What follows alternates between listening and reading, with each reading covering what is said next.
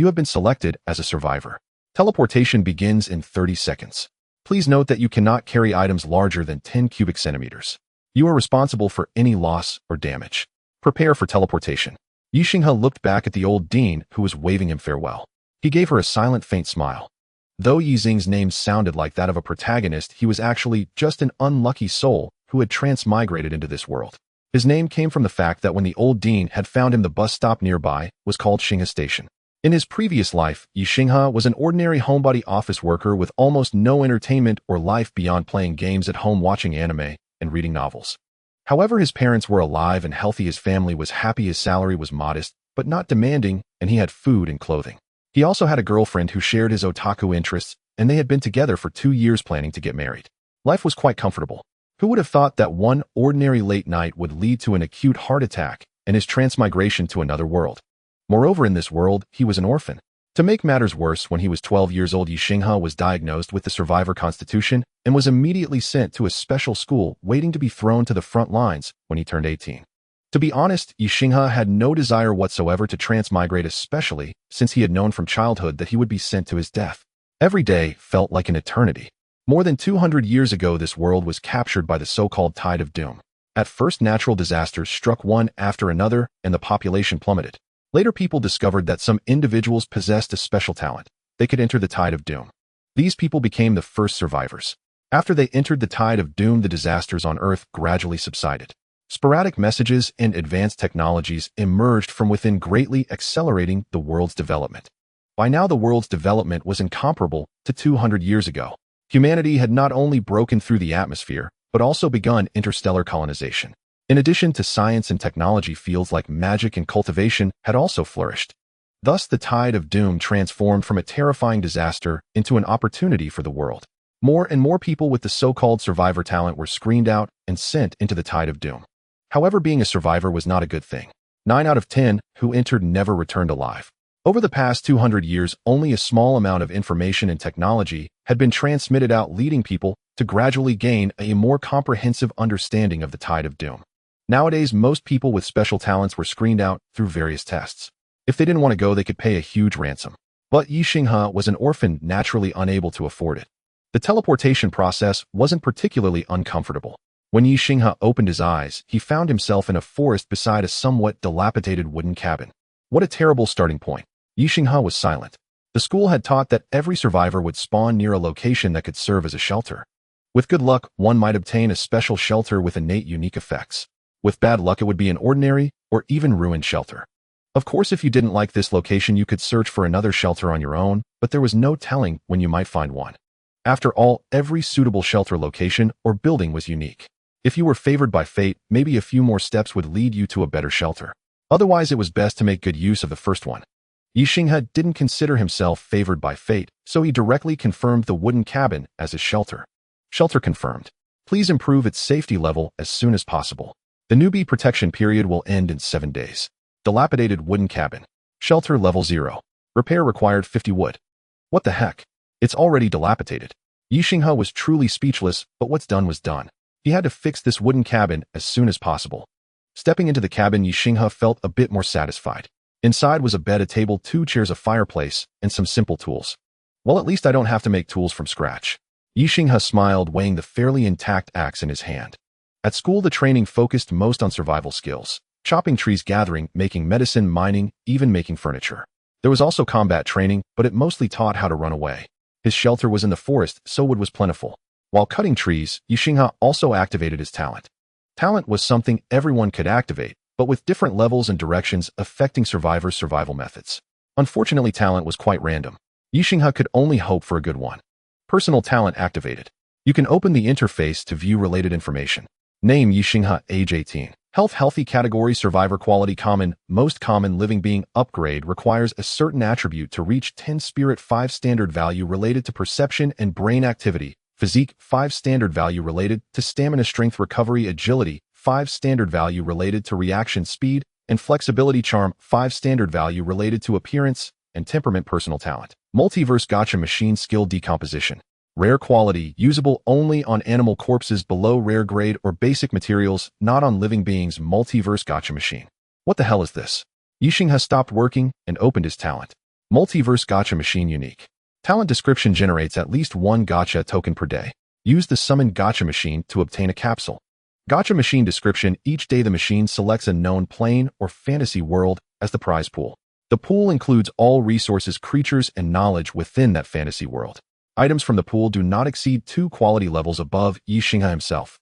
Each world will not repeat within 7 days. Gacha token. A coin composed of special energy. Apart from the gacha, it also holds some value in the eyes of certain entities. What is this thing? Ye Xinghe was a bit stunned, but a unique talent level was extremely rare. Without hesitation, he directly activated his talent. After using his talent, a coin engraved with special symbols appeared in his hand. Along with the coin, a gacha machine over 1 person tall materialized. The full-body photograph of the 4 members of the Onmyoji team on the gacha machine made Ye Xinghe's jaw drop. So the so-called fantasy world was the game he used to play. No, could it also include novels, anime, and so on? Would he possibly survive and have a better development now? But this game that had tormented him endlessly was his first prize pool. He wondered what he could possibly pull. Today's gacha machine prize pool world Onmyoji. Ye Xinghe sighed. At least it was something he was familiar with. That counted as a good thing. He inserted the coin into the slot. The gacha machine began flashing lights and a countdown. Ye Xinghe twisted the button with force and a white capsule rolled out with a clatter from the exit. End card, no doubt about it. Ye Xinghe, an old, unlucky veteran, judged his reward the moment he saw the capsule. Indeed, inside the translucent capsule, a small broom with a wooden stick on its head was wriggling around. After Ye Xinghe opened the capsule, the gacha machine disappeared. The broom spirit from the capsule jumped out and stood on the floor of the small cabin. Broom spirit. Category follower. Quality common. Spirit 2. Physique 1. Agility 1. Charm 1. Talent clean, cleaning speed increased. Skills charge, strike, big sweep. Description: one of the most ordinary Tsukumagami. Not very aggressive, but loves cleaning. The broom spirit looked up at Ye Xinghe, then wobbled over and started sweeping the floor. Can you understand me? Ye Xinghe asked, curiously looking at the little creature. The broom spirit turned its head and nodded, almost hitting Ye Xinghe with its broomstick. But unfortunately, the little guy didn't seem to speak. It just kept cleaning. It really had no combat strength. The talent clean allowed it to quickly sweep away dust and trash. One skill was using the broomstick to smash enemies, and big sweep was spinning the broomstick to hit surrounding foes. In other words, it was about as effective as Ye Xinghe sweeping with a broom. Well, at least there's a living creature to keep me company. Some comfort to the heart. Stop sweeping, broom spirit. Let's go chop trees. The process of chopping trees was rather tedious, and the trees here were much harder than those in the outside world. Fortunately, Ye Xinghe was somewhat of an old hand, and the trees weren't too thick. After 3 hours, he finally gathered enough wood for 50 pieces. Fortunately, he didn't need to split the trees into planks manually. With a simple click on the decomposition skill, the trees were quickly transformed into neat timber. After inputting the materials into the system, the entire wooden shelter was enveloped in a fluorescent glow with a countdown showing 10 minutes remaining. Not wasting time, Ye Xinghe began gathering food from the nearby forest. Having chopped wood for so long, he was already tired and his mouth was dry. But since he hadn't found a water source, he could only gather some juicy berries nearby to moisten his lips. As he walked, Ye Xinghe chatted idly with the broom spirit, telling the little creature what was edible and what wasn't. The broom spirit listened half-heartedly, constantly stopping to sweep the ground. Forget it, telling you this seems useless. Ye Xinghe stuck some berries with branches onto the broom spirit's head, treating the little fellow like a self-moving haystack. I feel like a hawker of sugar-coated hawthorns, Ye Xinghe said helplessly. Just then the wooden cabin finished repairs. He returned with the broom spirit to check its information. Ye Xinghe looked at the system notifications and complained, so that's why I didn't have trading or channels. It turns out a dilapidated shelter doesn't count. These messages didn't reach the outside world. After all, only a few people could go back and send news, so it was impossible to cover everything. Moreover, there probably weren't many people who needed to repair their shelter from the very beginning. Ye Xinghe pushed open the door and entered the shelter. The furniture inside hadn't changed much, but the walls and floor looked brand new. The door was a sturdy wooden one about a fist thick. He checked the upgrade requirements for the door. From sturdy wooden door to the next stage, heavy wooden door, needed 10 units of wood. Upgrading the walls from sturdy wooden wall to heavy wooden wall required a full 50 units of wood. In addition, upgrading the shelter required a workbench, which was the cheapest, needing 5 units of wood and 5 units of stone. Sitting on a chair, Ye Xinghe ate berries while opening the world channel.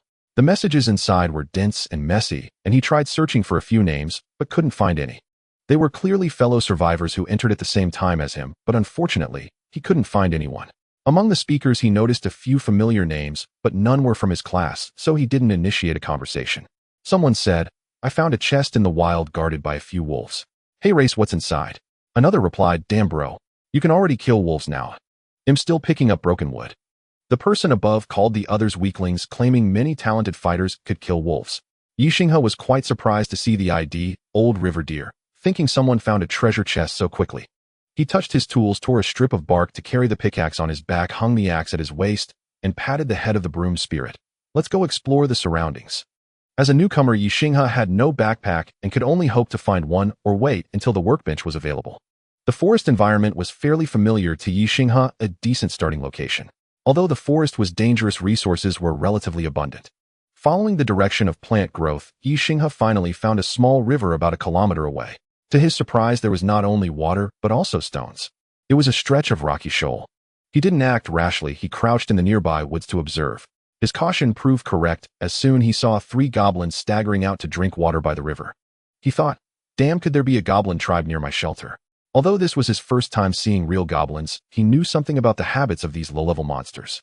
Goblins are social creatures, often forming small groups when going out. If you find a few goblins near your home, it means there are more hidden out of sight. Just as Ye Xinghe was about to retreat and wait until the goblins left to investigate the river, one goblin suddenly stood up and staggered toward him. It seemed to be going to the toilet holding its butt. Ye Xinghe had to slowly move and pull the broom spirit behind a big tree. Looking at the lone goblin, Ye Xinghe thought this was a good opportunity. A single goblin's combat ability was very poor. Even an ordinary person with an iron rod could kill it. Having undergone combat training, Ye Xinghe believed he could quickly take down this goblin. He gently set down his pickaxe, gripped his axe tightly, and when the goblin crouched down, he sprang out. Before the goblin could turn around, the axe sank deep into its neck. However, it was his first time killing a monster, so he didn't finish it off. The goblin's screech alerted the other two. Ye Xinghe ignored the half-dead goblin, pulled out his axe, and hit again. The 2 goblins rushed into the woods with their clubs. The sight of their companion's misery seemed to frighten them. They muttered something and began to retreat. Ye Xinghe didn't want to miss the chance to eliminate them. He charged out again, striking one goblin in the belly with his axe. The other let out an extremely piercing scream, dropped its weapon, and fled. As Ye Xinghe pulled out his axe and prepared to chase, the broom spirit that had been hiding suddenly dashed out. Its head glowed faintly, and it struck the goblin with its stick, sending it flying several meters away, unable to get up. Ye Xinghe was stunned. After dealing with the last goblin, Ye Xinghe tightly hugged the broom god, ruffling its bristles. He never expected that the seemingly useless charging attack skill could send a goblin nearly his height flying so far. Once the broom god wriggled free from Ye Xinghe's embrace, it immediately dashed to a nearby tree to rub against it, trying to straighten its bristles. Ye Xinghe did not disturb the little creature further. After stripping the 3 goblins of their belongings, he used the decomposition technique on them. The 3 goblins suddenly vanished, leaving behind only a few chunks of meat, 3 ears, and 2 sharp teeth. The chunks were named monster meat, which is best avoided by humans as it can easily cause poisoning. The goblins' ears and sharp teeth are special materials that require processing. However, the items obtained through the decomposition technique can be used directly without further processing. Logically, a single goblin should yield a lot of teeth and at least 2 ears, so with only these items remaining, Ye Xinghe suspected that the system took a tax. All 3 goblins were the lowest level of magical beasts. Besides the decomposed materials, each had a small wooden stick and a few scraps of cloth on them. Ye Xinghe didn't mind the dirt and took the scraps to the river to wash them, simply turning them into a small pouch to carry some stones back. Just as he finished handling these items and was about to leave, he noticed something in the distance shimmering under the sunlight. Ye Xinghe tightened his grip on the axe and cautiously approached, discovering that it was a wooden treasure chest with a copper lock. He suddenly realized that the 3 goblins must have been the guardians of this chest, which was why they appeared around here. Of course, it was also possible that the 3 goblins found this box and brought it here. Without hesitating, Ye Xinghe directly opened the treasure chest. You have obtained Fireball Staff 1, a linen backpack, 1 hemp rope 1. Fireball Staff category, consumable quality, common durability, 55 effect, consumes 1 durability to unleash a level 1 fireball. This item cannot be repaired. Usage: swing the staff vigorously. When the top crystal turns completely red, aim it at the direction you wish to cast the spell, and wait 2 seconds to release the spell. After use, it requires a 30-second cooldown. Description: a foolproof magical item that even the dullest goblin can use. Linen backpack category, equipment quality, common durability, 55 effect, contains 1 cubic space for storage, cannot be stacked with other spatial items. Description: a suddenly appeared spatial backpack that is cheap and practical, essential for beginners. Finally getting the backpack, Ye Xinghe joyfully slung it over his shoulder, disdainfully tossing aside the makeshift pouch he had just created, and then collected more stones to stuff into the backpack. As for the fireball staff, Ye Xinghe curiously examined it several times, but since it was a consumable that could only be used 5 times, he decided not to try it out. Instead, he hung it on his right side and shifted the axe to his left hand. The reason he didn't put everything in the backpack was mainly due to an issue with spatial backpacks. They cannot instantly retrieve items. One must put the bag down and open it to take out items, so he couldn't store his weapon in it, otherwise it would be his own demise. As for the already opened wooden treasure chest, Ye Xinghe tried to fill it with water and found it didn't leak. He then filled it with water and tied it up with hemp rope to carry it on his back. Fortunately, the linen backpack was nearly weightless, allowing Ye Xinghe to carry a box of water back. By the time he returned to the shelter, the sky was already darkening. Ye Xinghe unloaded the stones he had brought back and, not daring to venture out again, chopped down a tree in the nearby woods, collecting some dry branches and leaves before returning to the shelter. Upon returning, the first thing Ye Xinghe did was to set up a simple crafting table. While the crafting table was being built, he started a fire in the fireplace. As for the water in the chest, Ye Xinghe was hesitant to drink it raw, worried about contracting parasites during his novice phase. Therefore, he opened the trading system and searched for a pot. Indeed, someone was selling this item. Ye Xinghe glanced at the price. A stone pot required 1 unit of stone or 2 units of wood, while an iron pot needed 5 units of stone. Ye Xinghe frowned, feeling it was a bit too expensive. He could make these items himself, but it would be cumbersome without tools. Those who had pots likely started with tools or had them as part of their shelter's supplies. However, many people on the first day didn't even have weapons or collecting tools and had to improvise or scavenge scraps to use. Who had the money to trade for such items? After searching for a while, Ye Xinghe finally found a suitable item, a tin can which could be exchanged for 0.5 units of wood. This can had a capacity of 500 milliliters, sufficient for his temporary needs, and very cheap, being the lowest price on the trading system. Thus, he didn't hesitate to make the trade. Unfortunately, trades had to be conducted inside the shelter, preventing everyone from using the shelter as a backpack during exploration. Otherwise, Ye Xinghe could have brought back more materials today. After the trade was completed, Ye Xinghe filled the now tomato can with water, placed it over the fire to boil, and tossed in some berries to fill his stomach a bit. It seemed he would need to find something else to eat tomorrow. He wondered how easy it would be to catch fish in that river. Ye Xinghe rubbed his full belly, his thoughts already drifting to grilled fish. There was barely any food available in the current trading system, as everyone was on their first day and exploration was quite restrained. There wasn't enough food for themselves, let alone to sell. The broom god didn't need to eat, so once they returned, it continued to sweep around the house. Ye Xinghe felt that the entire place was being polished by its efforts, yet it just couldn't sit still. Moreover, the broom god didn't like fire, so it mainly walked around the fireplace, resulting in a chaotic scene beside it which made it anxious, yet unable to approach. Ye Xinghe smiled as he watched the little creature. In this environment devoid of communication, the broom god brought him great comfort. The gentle rustling sound of sweeping was not annoying, instead it inexplicably calmed his heart. Since he was low on wood, Ye Xinghe didn't upgrade the door. He opened the global channel to see what everyone was discussing. Everyone, please refrain from going out at night. Beasts are more active at night than during the day, and there will also be special magical beasts, especially in forest and desert areas, making it easy to get injured. Being injured now is almost equivalent to waiting for death. Why didn't you say this earlier? I've already been bitten by a wolf. You should take responsibility. The fool upstairs has been identified. The fool upstairs has been identified. The fool upstairs has been identified. As soon as Ye Xinghe opened the global channel, he was met with such wise remarks. He fell silent. The courage of those who explored at night was truly remarkable. How could they blame others for not warning them? Hadn't he gone to class for nothing? Oh, some people were just thrown in here without having attended class, so that's fine. Taking a glance at the time, it was already quite late. Since there was only one message each day, Ye Xinghe followed the trend and posted the fool upstairs has been identified. After skimming through some unnutritious chat records, Ye Xinghe looked at the number of people in the global channel. Originally, it was a channel for 100 people, but now it had changed to 9774910, a decrease of 2251 people. Although the outside world was making efforts to train survivors and find ways to increase their survival rates, simulation and practice were still two different matters. Ye Xinghe sighed and closed the global channel, feeling that looking at it affected his mood. At this point, the simple crafting table was also completed. He opened the crafting table interface, which only had 3 recipes: simple stone axe, simple stone pickaxe, and wooden barrel. Since Ye Xinghe had better iron tools, he naturally did not need to craft stone tools anymore. He chose to spend 2 units of wood to create 4 wooden barrels. These barrels could be used to hold water and store food, making them quite convenient. The crafting table operated automatically. After Ye Xinghe set it up, he lay down on the bed, while the broom god paused its sweeping duties nestled in the corner of the wall to rest.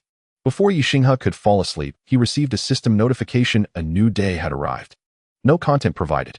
However, in order to avoid injury, Ye Xinghe thought of a rather unpleasant idea. He took out the monster meat he obtained yesterday from the box, cut a slit in it, and stuffed in some crushed zombie bones. These materials, acquired from disassembling zombies, could serve as components. While toxic, they were not fatal, but would leave one weakened. He then tossed the meat through the small window. The lone wolf was startled and eventually approached the meat, sniffing it for a while before finally tearing into it. But the lone wolf did not leave. It seemed quite interested in the place where it could get meat, continuing to linger around the shelter. Ye Xinghe patiently observed from the room. After about 10 minutes, he noticed that the wolf was beginning to lose its balance, shaking its head and wobbling as it walked. He refrained from acting impulsively, waiting until the wolf was completely still before carefully stepping out with a pickaxe. He chose not to use an axe as he felt it would be troublesome if he couldn't kill it in one blow. The pickaxe, while lacking a sharp edge, was heavy enough, and he intended to use it like a hammer. As Ye Xinghe approached the lone wolf, it glared at him fiercely, attempting to rise and attack, but ultimately fell over. Ye Xinghe felt a pang of sympathy, but after some thought he decided to end the wolf's life with the pickaxe. As for taming the wolf, Ye Xinghe had not considered it. After all, the process of turning a wolf into a dog took many years, and he needed to be clever about it. Keeping it at home would be no different from harboring a dangerous entity. For the lone wolf, Ye Xinghe directly utilized the disassembly technique. Lacking the tools to process such a large prey and unable to tan leather, he decided to keep it simple and pay the tax. After disassembly, Ye Xinghe obtained 2 pieces of wolf meat, a wolf pelt, and 4 wolf fangs. The wolf's organs, bones, and other meat had vanished, but fortunately the pelt was mostly intact, providing him with a mat to sleep on. Ye Xinghe weighed the wolf meat. Each piece was approximately 2 pounds, enough for him to eat for several days. After dealing with the uninvited guest, Ye Xinghe felt a wave of fatigue. He returned to the shelter, washed his face with clean water, spread the wolf pelt on the bed, and soon fell into a deep sleep. Early the next morning, the sound of a broom sweeping woke him up. He sat up, boiled some water for himself, and flipped through the world channel, which was filled with trivial chatter and boasting. Someone had completed the initial upgrade of their shelter and posted screenshots of the materials needed for the next phase. Ye Xinghe glanced at them and found little reference value. The person's shelter was located in a cave. It was then he remembered he hadn't used his talent for the day. Upon clicking to use it, a gumball machine adorned with line drawings appeared out of thin air. This time the broom-wielding spirit was not startled. It merely glanced up and continued sweeping. Today's gumball machine prize pool: don't starve. This game is survival-themed, so there's a high probability of receiving survival-related items. Ye Xinghe rubbed his hands together and flipped the switch, causing a green gumball to roll out. This was the first non-white gumball Ye Xinghe had received in 3 days. He opened it and couldn't help but smile. Cooking pot. Category: crafting station. Quality: rare. Level 1. Effect: recipe unlocks corresponding recipes after crafting special types of food. Skill: automatic cooking. Ingredients placed inside will automatically be processed into food. Description: a magical pot. May it feed you well. A stone cooking pot with a flame appeared before Ye Xinghe. This provided him with a place to cook, and it wasn't just any ordinary piece of furniture. It was a special crafting station, indicating that the pot could potentially be upgraded and have more convenient functions. Ye Xinghe quickly placed the pot in the center of the room, and a large pot supported by wooden struts appeared before him, with flames burning brightly underneath. Ye Xinghe strained to remember the recipes from his previous gaming experiences. Most had slipped his mind, but he retained a few of the simplest ones. He took out the wolf meat from his backpack, cut a piece, and tossed it in. The pot began to move on its own, and the flames beneath quickly diminished. Noticing this, Ye Xinghe tossed in a few more pieces of firewood. About 10 minutes later, the pot ceased its activity. Ye Xinghe lifted the lid to reveal 10 meatballs, each the size of a ping-pong ball. Wolf meatballs. Category: food. Quality: common. Shelf life: 3 days at room temperature. Special effect: recovery consuming can slightly accelerate stamina recovery. Ye Xinghe ate 2 meatballs, which had a slight fishy taste, but overall were quite good, with a rather mild seasoning, just a hint of saltiness. It seemed this item couldn't create something from nothing. Since there was only meat and no seasoning, the pot couldn't produce any high-end delicacies, but at least it was better than the taste of the fish Ye Xinghe had previously cooked, and it required no manual operation, making it entirely foolproof. After finishing this meal, the flames beneath the pot gradually extinguished. Ye Xinghe tossed in another small piece of wolf meat, but received nothing in return. After adding firewood to the pile, the pot resumed activity, yielding a few more meatballs. Ye Xinghe understood how to use this item. He then added more firewood and poured in a bucket of water. To his surprise, the pot began to move again, and after about 5 minutes he obtained a pot of boiling water. The days of boiling water in a tin can were finally over. As for the monster meat, Ye Xinghe didn't dare toss it in for fear of contaminating the pot. However, the tin can was not discarded. Ye Xinghe used it as his bowl, and found it could also hold meatballs for storage in his backpack, making it convenient to eat. Of course, Ye Xinghe did not venture too far today. He intended to collect the wood needed for upgrading the shelter. As for stone, he had more than enough, but he still needed 70 units of wood. He spent most of the day chopping trees, and by the afternoon as the sun began to set, Ye Xinghe finally gathered all the wood. However, before that he had already upgraded the walls while collecting wood, so now he only needed to upgrade the shelter itself. About half an hour later, the entire shelter looked renewed, and Ye Xinghe received a notification: "Congratulations, your shelter has completed its upgrade. You are the 1135th member in this area to reach level 2 of the shelter.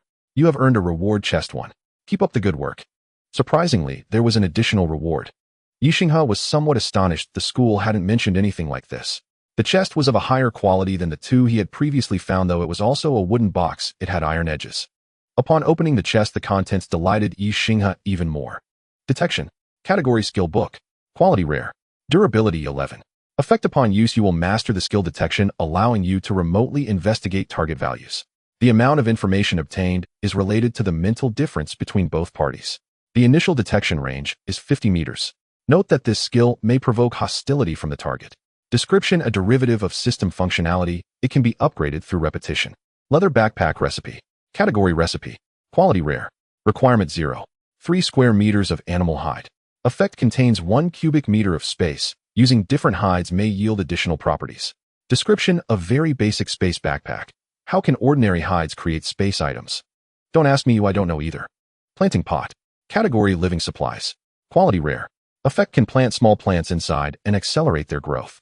Whether it's the skill book, backpack recipe, or planting pot, all are quite useful. Ye Xinghe quickly learned the skill and placed the recipe into the crafting station. Unfortunately, the rare level recipe required a level 2 crafting station, and the current simple crafting station was insufficient. However, it was no problem. The materials needed for the level 2 crafting station were not complex, just some stone and wood along with a basic tool set. Ye Xinghe furrowed his brows. During training, it was indeed mentioned that blueprints for shelters were essential, but it was never stated that they were mandatory for upgrading the shelter.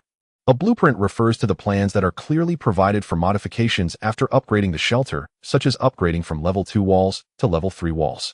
The system provided Ye Xinghe with a plan to build an outer wall with stone, the outside being stone and the inside being wood. However, if Ye Xinghe could obtain a blueprint, the upgrade from level 2 to level 3 would unlock new options. For instance, magical walls, mechanical walls, steel walls, and so on. However, Ye Xinghe was unclear on how to obtain these blueprints. Currently, none were available for sale on the trading platform. Indeed, those who could acquire special blueprints were considered elite or extremely lucky individuals, and they would not trade their blueprints for other items, as keeping them for personal use is the practical approach.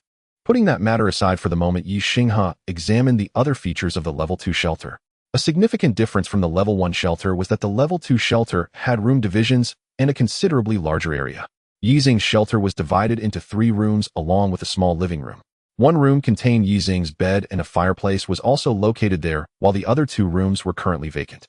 After some thought, Ye Xinghe converted one room into a workshop, placing the crafting table inside along with some excess materials. He intended to turn the other room into a bathroom, but he currently lacked the relevant recipes to create things like a toilet. For the past few days, he had been taking care of his needs outside. Now that he thought about it, creating a bathroom as soon as possible was indeed necessary. As for the large pot and the chairs, Ye Xinghe still kept them in the small living room outside for convenience. After finishing these tasks, Ye Xinghe sat on the edge of his bed and began to read. The suddenly expanded house left the broom's spirit a bit bewildered as it was exploring the rooms one by one. Through your tireless study day and night, you have learned the skill Lightning Spell. Lightning Spell. Category Skill Quality Ordinary. Effect: after use, a level 1 lightning attack will shoot from your fingertips with a chance to paralyze the enemy. Proficiency 0-100. Description: the Rose Witch often snaps her fingers to summon a lightning storm in front of her students, who all express a desire to learn, but she insists she was merely snapping her fingers and not casting magic. Seeing that pretentious description, Ye Xinghe was somewhat speechless. However, this skill was still a pleasant surprise for him, as it was clear from the name that this spell was the only one among the 3 that had offensive capabilities. After using the skill, a surge of purple lightning suddenly gathered at Ye Xinghe's fingertips. Then with a bang, the lightning shot out, striking the wall and leaving a dark scar. The attack power was quite impressive. Moreover, the way the spell was cast from his fingertips was also relatively discreet. After using it, Ye Xinghe felt no discomfort. He stepped out of the shelter and cast the lightning spell 5 times in the open space before feeling fatigued. This meant that with his current mental strength, he could use this spell 6 times without affecting his normal activities, making it a viable option for his daily offensive means. However, the range of the lightning spell was not very long. Shooting at distant targets would cause the lightning to disperse and ultimately dissipate in the air, so it couldn't really be relied upon for long-range attacks. Ye Xinghe was quite excited to have obtained an offensive means. He tossed and turned in bed, unable to sleep. Even when the system notification indicated it was already the next day, he still felt little inclination to sleep. Deciding to sit up, he used today's gacha. Today's gacha machine left Ye Xinghe slightly disappointed. The small figure drawn on it had a green gem pointer on its head, and he immediately recognized which game it was. Today's gacha prize pool world The Sims 4. The core of this game revolves around simulation and management. Although there are elements of magic, it mainly consists of life simulation or prank-related themes, and this time, he did not obtain any magic. Spring Seed Pack. Description: contains 6 seeds for crops that can be planted in spring. When Ye Xinghe opened the package, it contained 6 seeds, which didn't seem like the kind of crops that could be directly consumed like in a game. The 6 seeds included 3 carrots, 2 spinach, and 1 lemon. These crops were indeed very important for Ye Xinghe at the moment, but he only had 1 flower pot. After some thought, Ye Xinghe decided to plant the lemon in the pot, as this fruit could provide vitamin C and could also be used to make a small lemon battery, potentially bringing him some surprises. He stored the other seeds away, planning to plant them later when he had more pots or could secure a safer garden. Otherwise, if he planted them now and was away for a day, they might get eaten by animals. On the 4th day of Ye Xinghe's journey, the newbie protection period would end in 3 days. He knew that after the protection period ended, he would face the first disaster. Since he did not know the exact type, it was better to prepare supplies in advance. At present, his shelter could not be upgraded to level 3 in the short term. He could only try to upgrade the walls and doors as soon as possible and gather more food and water. Upgrading the walls would not only increase defense, but also enhance insulation. The same applied to the doors, so if the first disaster was cold weather, upgrading these features was very necessary. However, after checking the world chat, it was clear that although some people asked what the first disaster would be, no one seemed to know. However, a message from the world chat late last night caught Ye Xinghe's attention. To everyone in the forest, please do not light lamps at night. I almost got killed by a giant moth with photo. In the photo, several moths the size of human heads hovered around this person's shelter, looking quite terrifying. In the replies below, some asked about his situation, while others mocked him for being unable to handle moths. However, Ye Xinghe had already become alert. Such large moths could not possibly be ordinary creatures. Ye Xinghe closed the world chat and glanced at the completed level 2 crafting table. He could now craft a rare quality leather backpack, and after some thought, he tossed in the only piece of wolf skin he had. Moments later, he obtained a backpack that was about the same size as a linen backpack. Wolfskin backpack. Category: equipment quality, ordinary durability, 55. Effect: contains 1 cubic space for storage, cannot be stacked with other space items. Description: a sturdy leather backpack, inexpensive and practical, a must-have for beginners. The identical description left Ye Xinghe feeling somewhat helpless. He hadn't expected that the rare recipe would only allow him to make an ordinary level item, perhaps because backpacks are a rather unique item. But at least he had 1 more backpack now. Ye Xinghe strapped on both backpacks, filled them with a few new water buckets, and set off to the rocky beach with the broom spirit. Today at the rocky beach, Ye Xinghe still saw that large stone. With his newly acquired scanning skill, he cast a glance at it. Stone, armored, bug, juvenile. Category: monster. Quality: rare. Spirit: 3. Physique: 9. Agility: 2. Charm: 3. Talent: child of the earth. Skill: rock solid. Description: I am a stone. Unfortunately, he could only scan the information of the small bug. All he got for the large bug, except for its name, were question marks. He cautiously hid in another spot to start picking up stones. The large bug noticed him and glanced at Ye Xinghe with its row of blue eyes, but paid him no mind. The few small bugs, however, wobbled over, wanting to play with the broom spirit. The large bug called out, but the small bugs did not listen to their elder. Ye Xinghe raised his hands to indicate he meant no harm and led the broom spirit a little further away. After a moment, he noticed that 1 small bug had followed him, seemingly the same one that played with the broom spirit the previous day. The large bug did not call the little ones back, only watching from a distance. Ye Xinghe then let the broom spirit go, allowing them to play together. When he was almost done picking up stones, the large bug slowly approached Ye Xinghe and the small bug. Ye Xinghe felt a bit nervous, but the stone-armored bug did not make any sudden moves. It merely lifted one of its legs and pointed towards the small river. Ye Xinghe was unsure of what the large bug intended to do, but since it was related to water, he took out the water bucket from his backpack, which was full of water. The large bug tapped the small bug on the head, prompting it to try climbing up to drink the water. Ye Xinghe understood and helped the small bug up, placing it next to the bucket supporting it until it had drunk about half of the water. Afterward, Ye Xinghe helped one small bug after another to drink until they had all finished. The large bug then spat out 2 fist-sized stones from its mouth and wobbled away with the small bugs. Seeing the stone-armored bug leave, Ye Xinghe finally relaxed. It seemed the small bugs were too little to safely go into the water, and they had approached him upon sensing the water. These stones were likely a gift from the large bug. Ye Xinghe picked one up to take a look and found that it was not actually stone. Magic iron. Category material. Quality rare. Description: the special metal produced by the stone-armored bug after consuming iron ore. It has no attribute bias and can be used to craft equipment. Together, the 2 pieces of magic iron weighed about 3 Jin, enough to forge a weapon. However, Ye Xinghe thought of the gacha machine. Perhaps one day he would be able to draw a weapon. It was better to keep these materials for now in case any blueprints were needed later.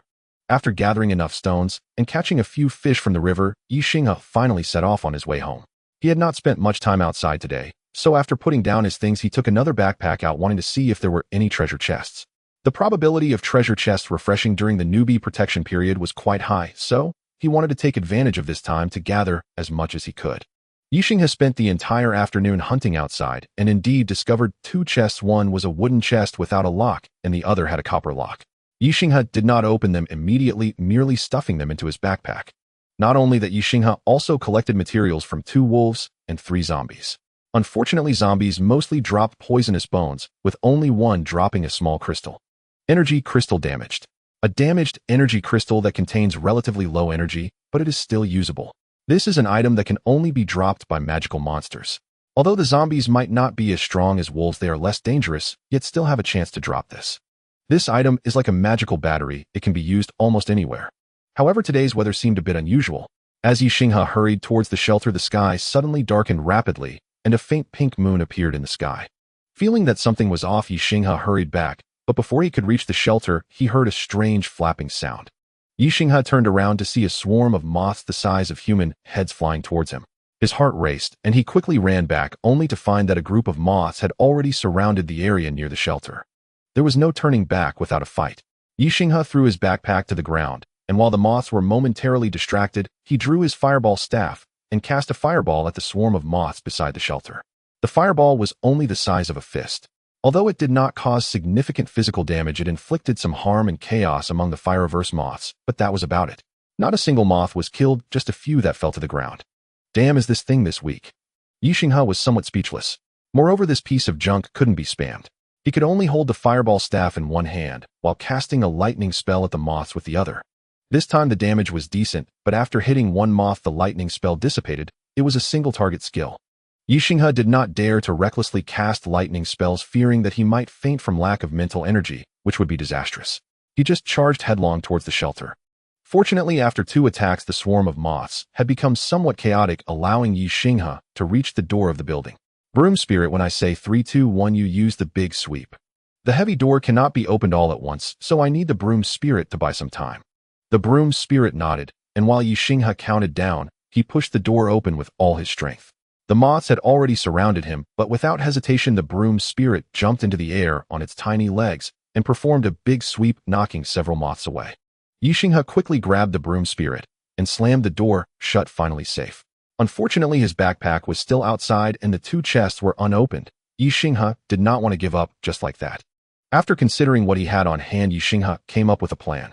He first threw a piece of monster meat out through the ventilation window, attracting the moths. Then he quickly cast a fireball at the group of moths, causing the clustered moths to buzz loudly, with many falling to the ground, while some wobbled in the air but could not fly high. As Ye Xinghe waited for the fireball staff to recharge, he took a moment to glance at the moths. Blood-sucking moth.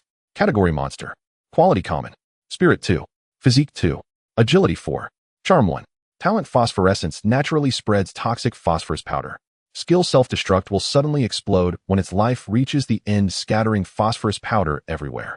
Description: one of the commonly seen low-level monsters, but being low-level does not mean they are not dangerous. Being surrounded by them can easily lead to disaster. Ye Xinghe counted and found at least 30 of them surrounding him. When the fireball spell was fully charged, he repeated the same tactic, throwing meat and fireballs back and forth until the system prompted fireball staff durability is at 0. It has been destroyed. Looking at the broken fireball staff in his hand and the numerous blood-sucking moths that were now struggling to fly or crawling on the ground, Ye Xinghe smiled. Now was the time to reap the rewards. Ye Xinghe carried a bucket of water to the door, and as soon as the healthy moths outside heard the noise, they immediately flew towards him. Ye Xinghe splashed the water, forcefully soaking the ground, and a few flying in the air also got drenched. Without hesitation, Ye Xinghe threw a lightning spell at the ground. In an instant, dazzling arcs of lightning illuminated the area, filling the air with a charred aroma. Although the lightning spell was a single target attack, combined with water, it became an area attack. The healthy moths in the air were also affected by the electric arcs, not to mention those that couldn't fly high, which fell directly to the ground. Ye Xinghe didn't expect the combination of the lightning spell and water to have such a great effect. Fortunately, he stood back feeling a slight tingling on his scalp, but suffered no damage. Ye Xinghe then cast 2 more lightning spells at the moths in the air, all of which struck after they landed, and then he unleashed another lightning spell. Now those moths were completely still. However, Ye Xinghe didn't rush forward to test them. Instead, he hid in the room for 20 minutes. Only when he saw that no moths were self-destructing and none were moving did he finally go outside. These moths had little meat, and Ye Xinghe wasn't interested in eating them, so he used a disintegration spell on all of them. After the disintegration, Ye Xinghe spat, thinking it was simply garbage. The moths could only yield one type of material, which was phosphorus powder. This material had a paralyzing effect, but was not very toxic, and from 30 moths, he only obtained 100 grams of phosphorus powder. Ye Xinghe packed it into an iron can, repurposing his lunchbox. After retrieving his backpack, Ye Xinghe felt something was off. Although he had seen the moth photos shared by others, they only showed about 10 moths, while he had a total of 30, which seemed a bit excessive. Though it was possible that others hadn't captured, all Ye Xinghe still felt uneasy. Thus he mustered his courage and, accompanied by the broom spirit, looked around, eventually discovering a special place, a copper treasure chest. Ye Xinghe's face broke into a wide smile as he hurriedly carried the treasure chest back home. Looking at the 3 chests before him, he felt excited, believing he had gained a lot today. He washed his hands and sat on the edge of the bed, silently praying. He didn't seek anything astonishing, just some special blueprints would suffice. The first chest opened was a common wooden box containing 3 ordinary items, a whetstone, a roll of burlap, and a soap recipe. All of them were quite useful. With the whetstone, he could properly maintain the axe he had been using for several days. The soap was also an item he needed. Although he knew how to make traditional soap, using the workbench would yield better results, and he might even sell some for a bit of money. The second chest with the copper lock gave Ye Xinghe a big surprise. Ventilation duct. Category blueprint. Quality common. Requirements: 5 units of iron or 10 meters of iron pipes, 10 screws, 1 small motor, 2 units of iron, or 1 exhaust fan. Effect: adds extra ventilation channels. Description: ventilation is crucial, otherwise be careful not to suffocate yourself. Although it was just a common quality blueprint, it was still a blueprint meeting some of his requirements. The other 2 items were also common: an iron dagger and a piece of leather armor. Iron dagger. Category: one-handed weapon. Quality common. Durability: 55. Equipment: feature sharp, can pierce armor of 1 point or less. Description: a sharp little dagger, but please remember to maintain it well. Coarse leather armor. Category: armor. Quality common. Durability: 77. Effect: sturdy, can provide 1 point of armor value to your body. Durability increased by 2 points. Description: a beginner's creation, though craftsmanship is average, it is made with great care. Although the dagger is a weapon, it is simply too short, measuring only 20 centimeters. Currently, Ye Xinghe prefers to use a longer weapon for protection. Of course, the dagger is not like that axe. It is effective equipment and will replace the fireball staff as a backup. Ye Xinghe tried on the leather armor on the spot. Although it was called coarse leather armor, it was actually just a leather vest, but it was made with great care, with thicker lining in areas like the armpits that tend to rub. Ye Xinghe was already very satisfied with the gains from the first 2 chests. As for this pure copper chest, he felt that even if it didn't yield anything too great, it was still worthwhile, as the chest itself could be melted down for materials. Upon opening the copper chest, he still found 3 items inside.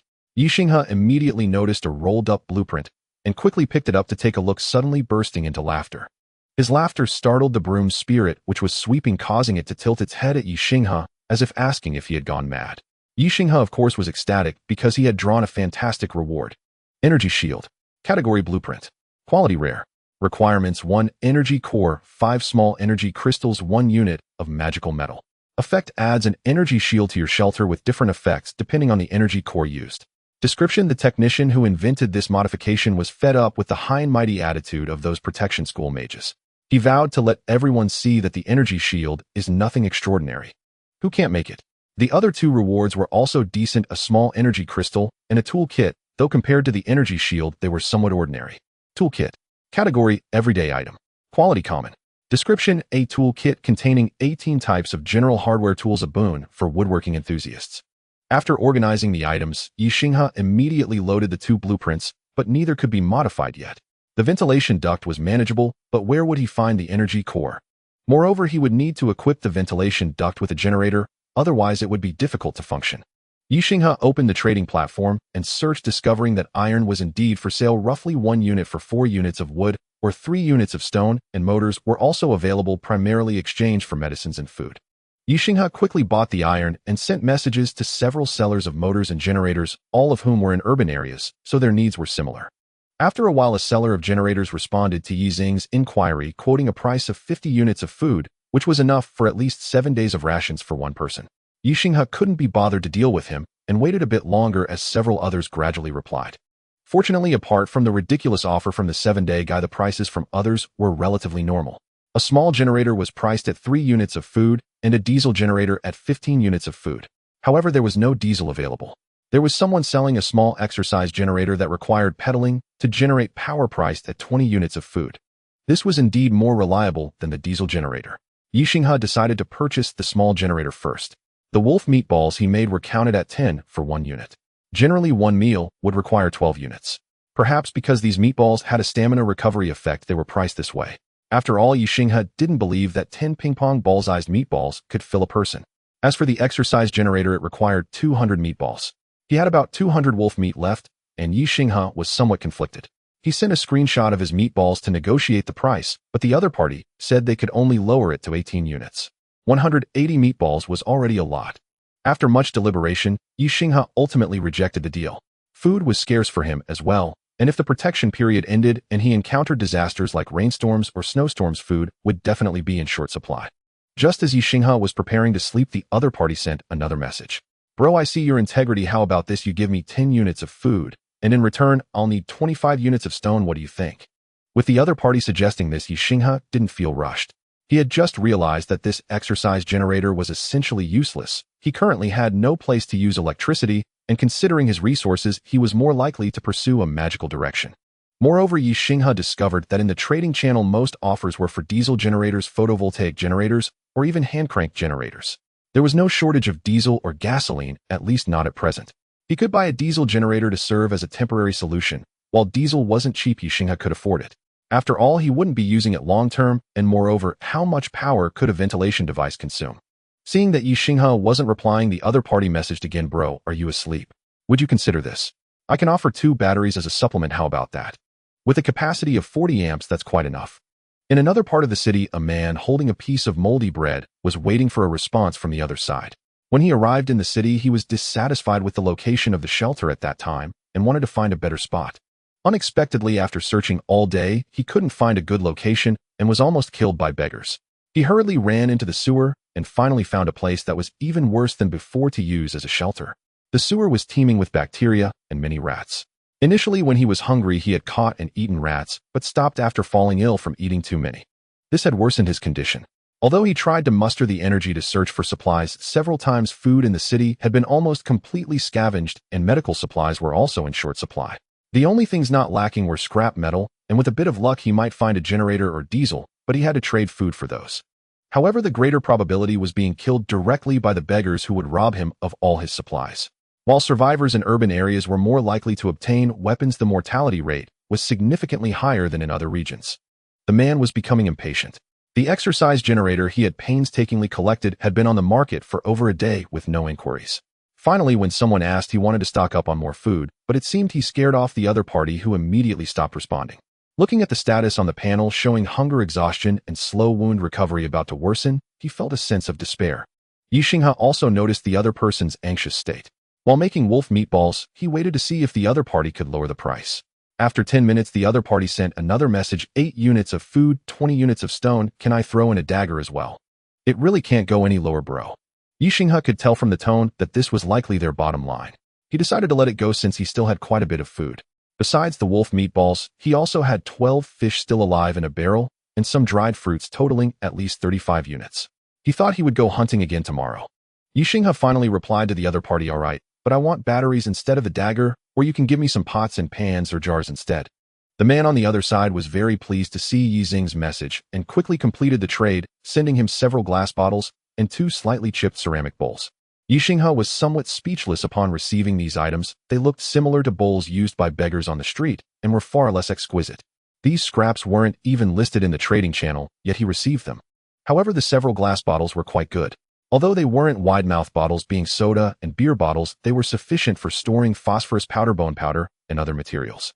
After receiving all the materials, Ye Xinghe immediately clicked to build a ventilation facility. The man on the other side devoured more than 10 wolf meatballs upon receiving them, then quickly realized he couldn't eat too many as it was too wasteful and stored the remaining meatballs in a small refrigerator. Of course, it wasn't a refrigerator, but a small cellar he had dug out using the cool environment of the basement. Ye Xinghe didn't trade him just wolf meatballs. He only gave him 3 units of meatballs while the rest were whole pieces of meat and fish, which were easier to store. "Bro, I see you're from the forest area, so you should have plenty of wood and food, right?" After the trade was completed, Ye Xinghe received another message from the other party. He frowned, not wanting to communicate with strangers.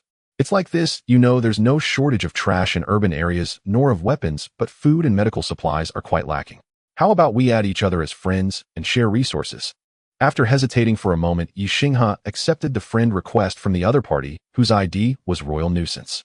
As soon as Ye Xinghe approved his friend request, he bombarded him with messages, almost all of them complaints. No wonder he was called a nuisance. Ye Xinghe replied with a few non-committal responses and then stated he needed to sleep. The man on the other side glanced at the reply from this Xinghe bro and felt as if he were recalling his own experiences of being a sycophant while chatting with a goddess. However, having someone to confide in did bring him quite a bit of joy. He looked at the disappearing statuses of hunger, exhaustion, and the accelerated healing of his wounds, feeling quite satisfied. After dealing with this overly talkative person, Ye Xinghe organized his supplies. Looking at the increasing number of items, he felt a sense of calm within. His wall had reached level 3, which not only increased its defense, but also enhanced insulation by 20. Upgrading the gate required 3 units of iron and a mechanical lock. Iron was easy to find, but mechanical locks were harder to come by. He would have to ask that nuisance for help. Currently in the conditions for upgrading his shelter to level 3, he had already completed a level 3 wall, a level 2 crafting table, and a level 1 bedroom. The bedroom was completed simply because it had a bed and a fireplace, which increased stamina recovery by 15 and mental recovery by 10. As for the level 1 bathroom, he still had no idea. Searching for bathrooms or toilets in the trading channel mostly yielded homemade items. He had placed wooden buckets acting as toilets and washing buckets in the bathroom, which were not recognized, so the probability of homemade furniture being accepted was very low. Perhaps he should ask that nuisance. The urban area truly had too many random items, giving it a distinct advantage in terms of blueprints compared to other regions. Checking the time, it was already past midnight. Ye Xinghe opened his talent and activated the 5th day's lottery. This world actually has divisions of 1, 2, and 3. Jiang Chen thought to himself, clearly this is a story set within the same worldview. Perhaps it is a way to segment the timelines. Lost in thought, he twisted the capsule machine, and out popped a green capsule. The green capsule indicated that it was a rare item. Jiang Chen eagerly opened it to find a ring inside, which he picked up to examine. Spark barrier. Category accessory. Quality rare. Effect electric spark barrier. The wearer is immune to electric shocks and gains resistance to lightning damage. Skill none, as the increase in lightning resistance does not exceed 8 levels. There are no additional skills. Description: this ring is one of the many scientific achievements of the gnome inventor Il and the priestess Mistra Liner. Perhaps it was simply a device invented out of their inability to tolerate their own electric shocks. This equipment was found in the originally dark regions of the game. While it does not increase damage, it allows one to attack others using electrical therapy without needing to keep a distance, which is quite good. Jiang Chen put the ring on his finger, feeling no special sensation. The next morning, after getting up, he read for a while and experienced a stroke of luck, gaining a new skill through your relentless study. Day and night, you have learned the skill Rain Summoning. Rain Summoning. Category skill. Quality ordinary. Effect: upon use, it summons dark clouds to rain, typically covering an area of 1 m by 1 m for about 2 minutes. The area and duration of the clouds depend closely on the ambient moisture. The more humid the environment, the larger the cloud area, and the longer the duration, and vice versa. You say this spell of mine is related to the idol Nun. Is it all just about water? Jiang Chen looked at the description in disbelief, This rain summoning skill was certainly not the same as Barbara's skills. It wouldn't heal, but it could be used in conjunction with his lightning skills, eliminating the need for manual watering. Today marks the 5th day, and Jiang Chen's main task remains gathering food. So far, food still holds significant value in the trading market, allowing for higher selling prices. On the other hand, materials like wood, stone, or miscellaneous items in the city have stabilized in price. Jiang Chen hadn't messaged the annoying one yet, but the other party had already messaged him early, showing great enthusiasm. I need blueprints. Do you have any? None. Do you have materials related to bathrooms? You need those. Wait for me to check today. Jiang Chen pondered for a moment and sent a screenshot of a wolfskin backpack to the other party. Do you need it? Big shot. I need it. What's the price? Jiang Chen searched for the related prices. Currently, the price of backpacks was quite high, but there were still some for sale. He hadn't paid close attention to this yesterday and only realized today that the system had not provided backpacks. Having a space backpack would significantly aid everyone in exploring, and those with money would naturally wish for more. Jiang Chen looked at the 2 wolf skins in his backpack. He tossed them into the crafting table to make 2 backpacks, listing one at the market price for exchanges of special blueprints, furniture, and recipes, while keeping the other one for himself. I'll keep it for you for 2 days. If you have the materials I need, send me a picture, and we can trade then. As for directly giving it to the annoying one, Jiang Chen wasn't a wealthy person, plus he wasn't familiar with them, so he certainly wouldn't do such a thing. Sigh, thank you, Star Brother. If you need anything in the future, just call me. You can call me Little Annoying. Not continuing the conversation with the annoying one, Jiang Chen shouldered 2 large bags and began today's exploration. Meanwhile, the annoying one, or rather Fan Jin, was wandering in the city sewer. After a night's rest and the recovery from wolf meat dumplings, he had basically returned to normal. He remembered there was an apartment nearby, so he followed the sewer to see if he could find some furniture and bathroom facilities there.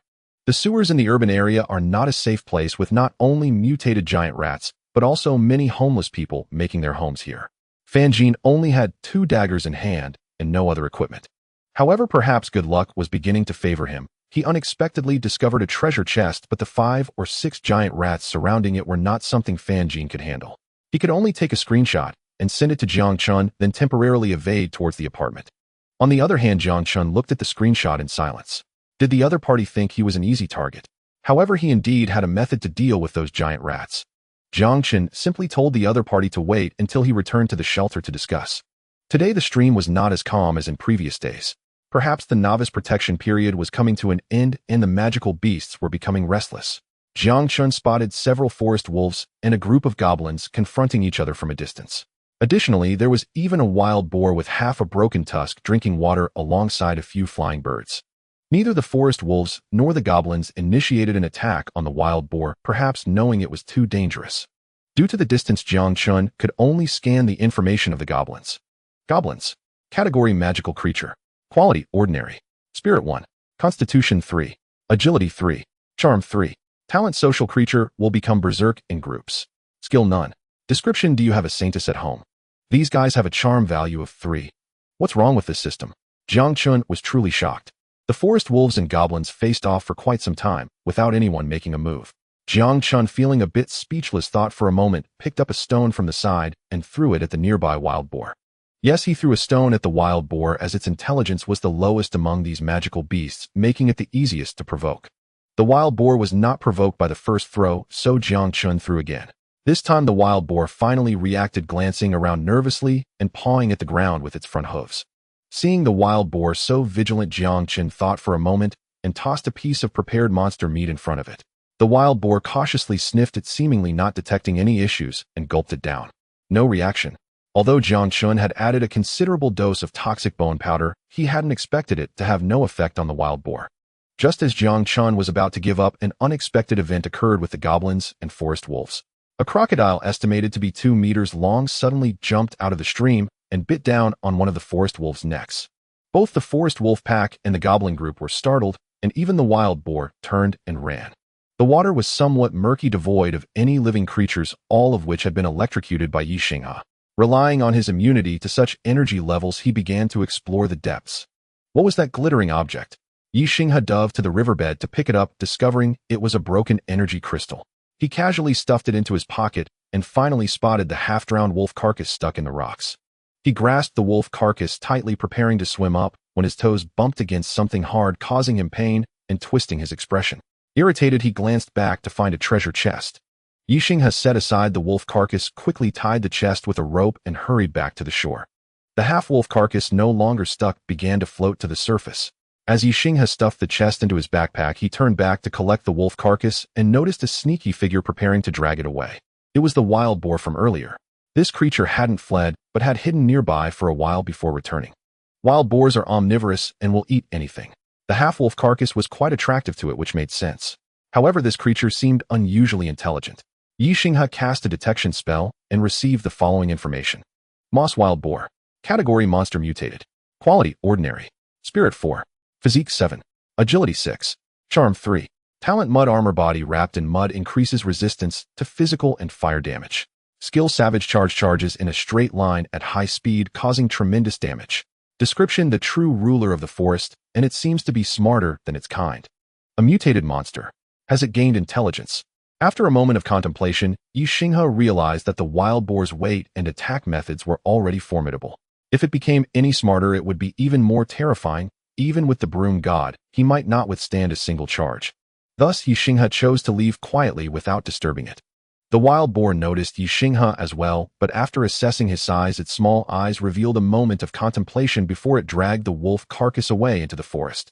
As it left, Ye Xinghe noticed the boar's gait was somewhat unsteady, indicating that the previous bone powder had some effect. However, the extent of its impact was uncertain, so it was better not to engage. He had already gathered enough for the day. On the way back, Ye Xinghe spotted a group of goblins. These creatures were huddled together, fighting over a piece of meat, the source of which was a mystery. Without hesitation, Ye Xinghe cast a rainfall spell followed by a lightning spell, taking down 5 goblins and collecting 3 short sticks, 2 worn-out daggers, and 5 goblin ears. It was a pity these goblins weren't guarding any treasure chests. They were merely passing through. Back at the shelter, he took off his soaked clothes and placed them by the fireplace to dry. Without any clothes to wear, he decided to check his chat records. Fanjin sent over some pictures. They were taken 20 minutes ago, showing some pipes, faucets, and surprisingly a blueprint for the sewer system. Boss, I can't use this blueprint. If you give me 30 units of food, you can take it, and I'll pack up the pipes and faucets for you.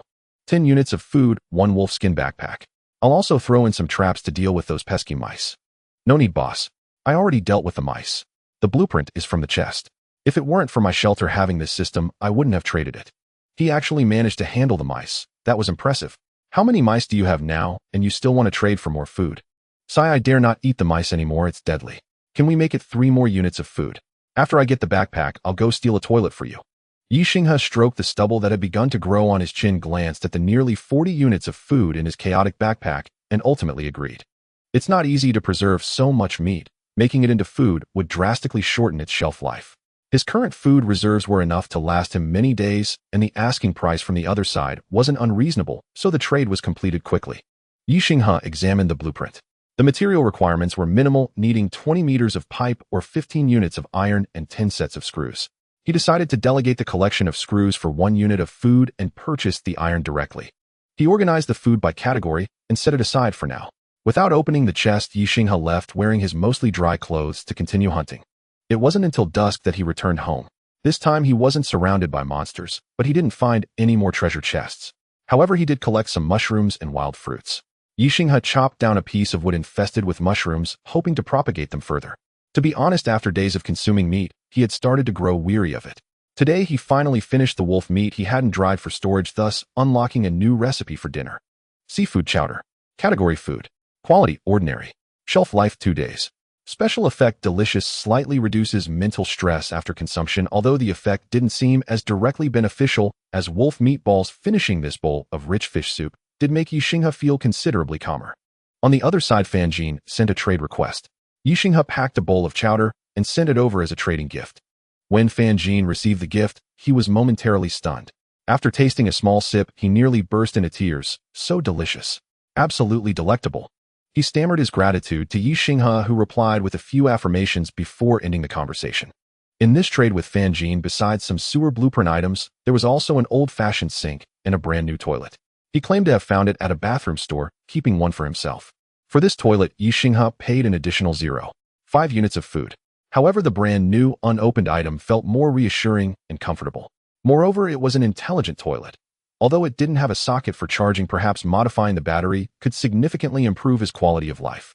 Additionally, the wolfskin backpack had drawn a lot of inquiries throughout the day. Ye Xinghe filtered through the offers and traded with the one who provided the most iron and copper. Currently everyone was at the starting stage. Finding someone like Fan Jin who picked up an unsuitable blueprint was rare, and those willing to trade were even fewer. Thus exchanging for the materials he needed wasn't a big problem. He could always make a bag with the skin he had. After tossing in one wolf skin and one crocodile skin into the workbench, Ye Xinghe opened the only chest he had received today. Arrow recipe. Category recipe. Quality ordinary. Requirements 1 unit of iron and 1 unit of wood to produce 5 arrows. Cannot include other materials to alter arrow properties. Description: standard arrows compatible with bows and crossbows, purely consumable. Leather blanket. Category: daily necessities. Quality: ordinary.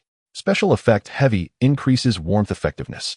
Description: a very heavy leather blanket, the material of which is unknown, feels soft and comfortable to touch.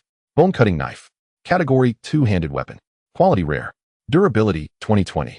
Equipment trait: heavy blade causes mixed damage of sharp and blunt types, making injuries harder to recover. Special effect: heavy strike. Using this skill will deal 1.5 times the damage, not exceeding 5 energy levels.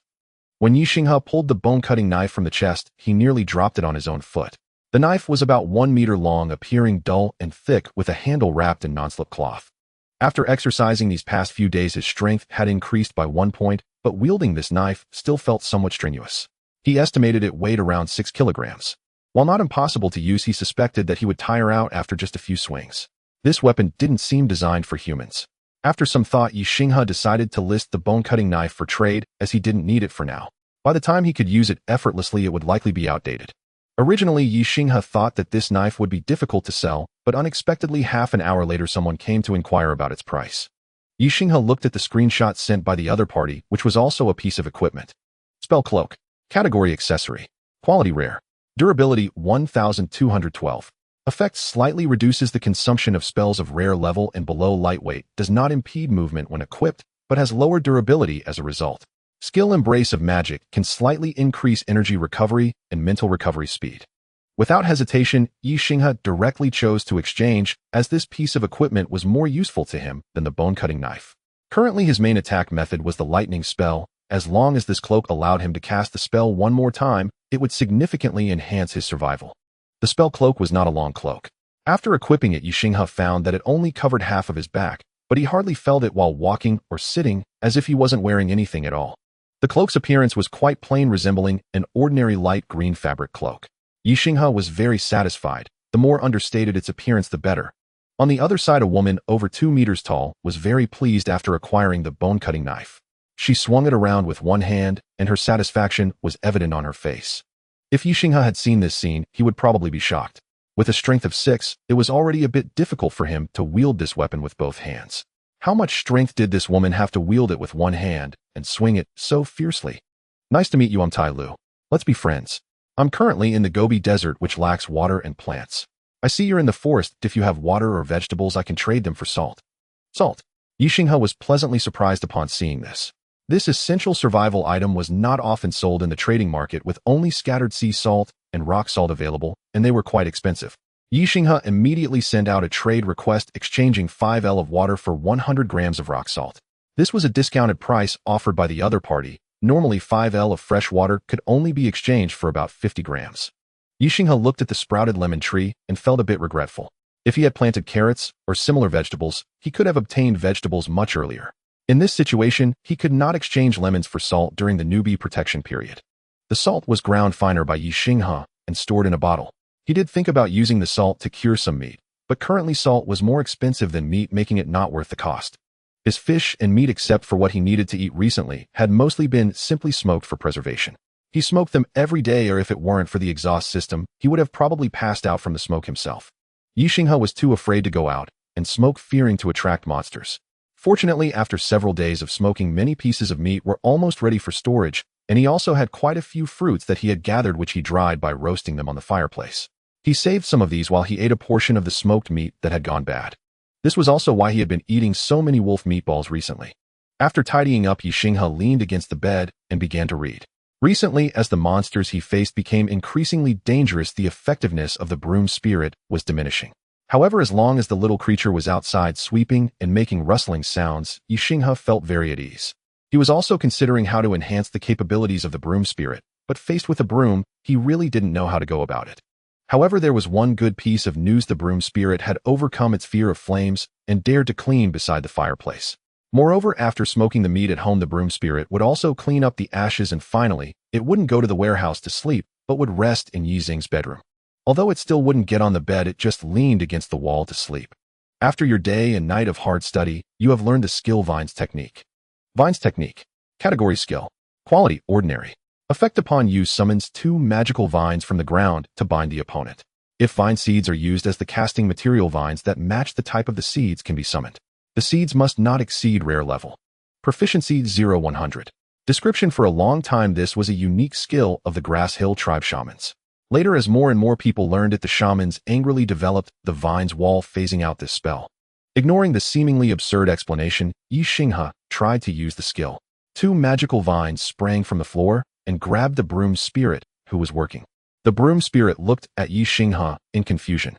Ye Xinghe, feeling embarrassed, dispelled the spell. The broom spirit tapped the foot of the bed with its stick, expressing its displeasure. Sorry, I didn't expect this thing to automatically seek out enemies. Apologizing while patting the broom spirit's head, it finally turned around and continued sweeping. The Vine's technique differs from the other 2 spells in that it can be directly enhanced using casting materials. The magical vines Ye Xinghe summoned left nothing behind after dissipating, but he was unsure of the effects of the vines summoned from seeds. Speaking of which, do vines really have seeds? Ye Xinghe expressed doubt. When he opened the apprentice notes again, he was prompted that he had learned all the knowledge and could no longer view it. This book still had 2 reading opportunities left. Ye Xinghe thought for a moment and sent a screenshot to his 2 only friends. Tai Lu quickly declined, stating that she had no talent for learning magic. On the other hand, Fan Jin hesitated a bit. The apprentice notes contained 3 spells, but could only be used twice, which involved a degree of randomness. Moreover, he glanced at the earth gun he had taken from the refugees today, feeling that this ordinary magic might not be very effective in urban areas. He asked Ye Xinghe about the specific range and casting distance of the 3 spells, and ultimately decided to give up. In urban combat, many distances were relatively far, and even the effective range of earth-based firearms was a bit further than the lightning spell. Furthermore, he had no particularly equivalent items to trade, so he ultimately decided against it. Seeing that his friends had no interest, Ye Xinghe immediately posted in the trading channel, this time requesting blueprints and skills. Nothing else was needed. Perhaps it was too late, as there weren't many people online, so nothing happened. Ye Xinghe didn't wait any longer and returned to bed to rest. Early the next morning, Ye Xinghe got out of bed feeling that he had slept very comfortably the night before. The cotton mattress was indeed far more comfortable than the hard wooden board. Glancing at the production station and the progress of the sewer renovation, he found that both had been completed. The production station had crafted 1 wolf skin backpack and 1 crocodile skin backpack. To his surprise, although the crocodile skin backpack was still of ordinary quality and its internal space was comparable, it had an added feature called waterproofing, allowing it to be used normally underwater. He placed the new wolf skin backpack and his previous one on the trading channel and then opened the sewer system's renovation panel. Sewer system 70. Category shelter renovation. Quality ordinary. Effect: increases shelter comfort, reduces the risk of illness and infection. Description: a decent facility, but have you ever thought about where your waste will be disposed of? Ye Xinghe looked curiously at the 70 suffix of this sewer system. The previous ventilation system did not have this label, and clearly his materials were sufficient. He clicked on his shelter panel where the upgrade button had already lit up, indicating that the renovation was indeed completed. Ye Xinghe clicked to start the upgrade, while sipping the leftover fish soup from last night, concluding that this incompleteness might be related to the disposal location of waste. After all, the sewer system only serves as a transport mechanism. The waste must have somewhere to go. It would be great if he could obtain a blueprint for a septic tank or something similar, as that might allow the sewer system to function at its full capacity. At least for now, Ye Xinghe could wash his hands and face at home and use the toilet, although he had to pour water into the tank himself. The wash basin provided to Ye Xinghe by Fan Jin was of the type used in old-fashioned barber shops, equipped with a tank that, once filled with water, would provide water when the faucet was turned on. Ye Xinghe did not connect this wash basin to the sewer system, but placed the pipe into a wooden bucket instead, allowing the water to be reused. The level 1 bathroom offered greater comfort, significantly reducing the risk of infection, and the system indicated that the bathroom was the starting point of the water circulation system, making it quite important. However, the bathroom was still a bit small, and once the shelter upgrade was completed, he might even be able to fit in a bathtub.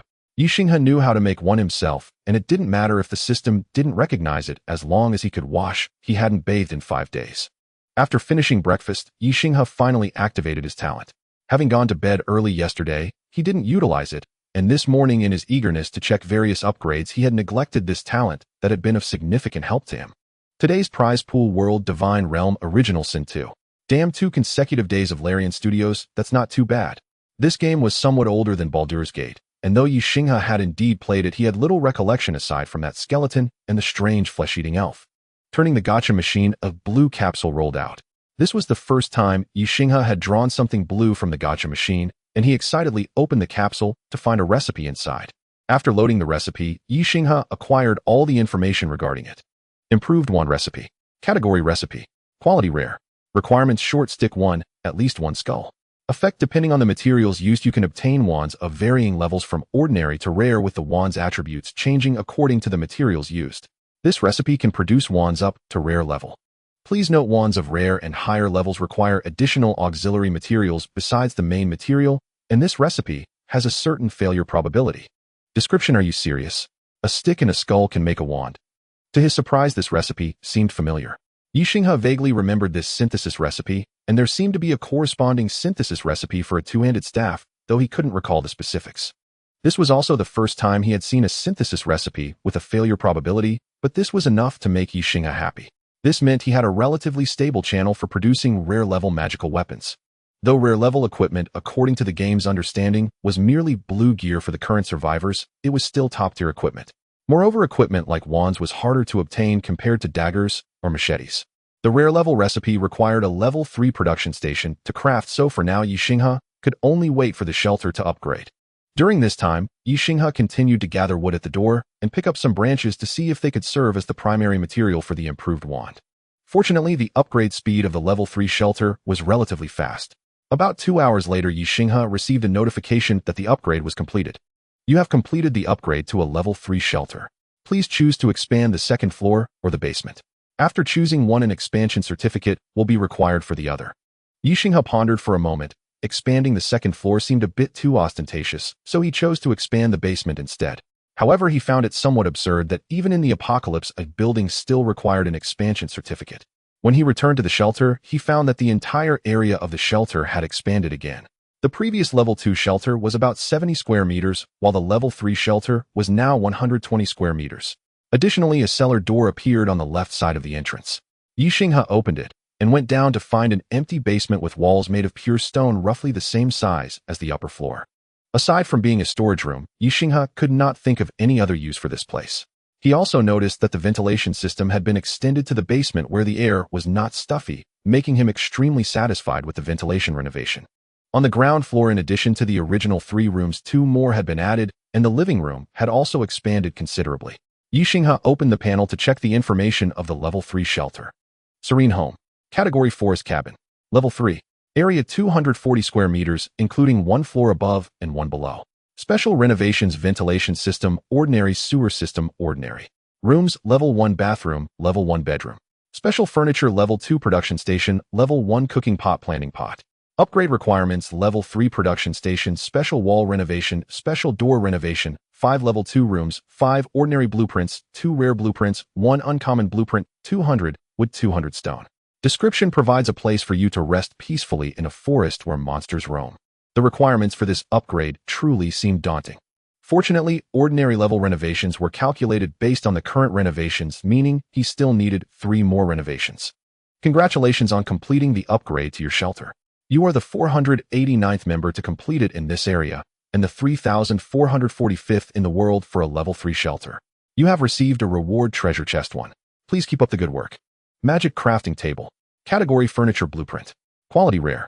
Effect: transforms your crafting table into a magic crafting table. Description: with this crafting table you can create magical items. Fertile Farmland. Category Recipe. Quality Common. Requirements: 1 unit of humus, 1 unit of fertilizer. Effect: slightly accelerates crop growth. Description: want a farm? You can't do without fertile land. Fire Arrow. Category Skill Book. Quality Rare. Effect: releases a fireball dealing 3 levels of damage which explodes upon hitting the target, causing an additional 2 levels of area damage. Proficiency 0-100. Description: a mage who can handle fire deserves to be called a mage. Among the 3 items there is nothing rare, but they are all very useful. He just glanced at his crafting table. If he simply upgraded it to a level 3 crafting table, he still wouldn't be able to create the improved wand. This magical creation requires a magic crafting table, which feels like a timely gift, making him wonder if someone had specifically given him this reward. The fertile farmland is a weakened version of the flower pot acceleration, but it's just a recipe that Ye Xinghe can create himself, giving it an advantage over the flower pot.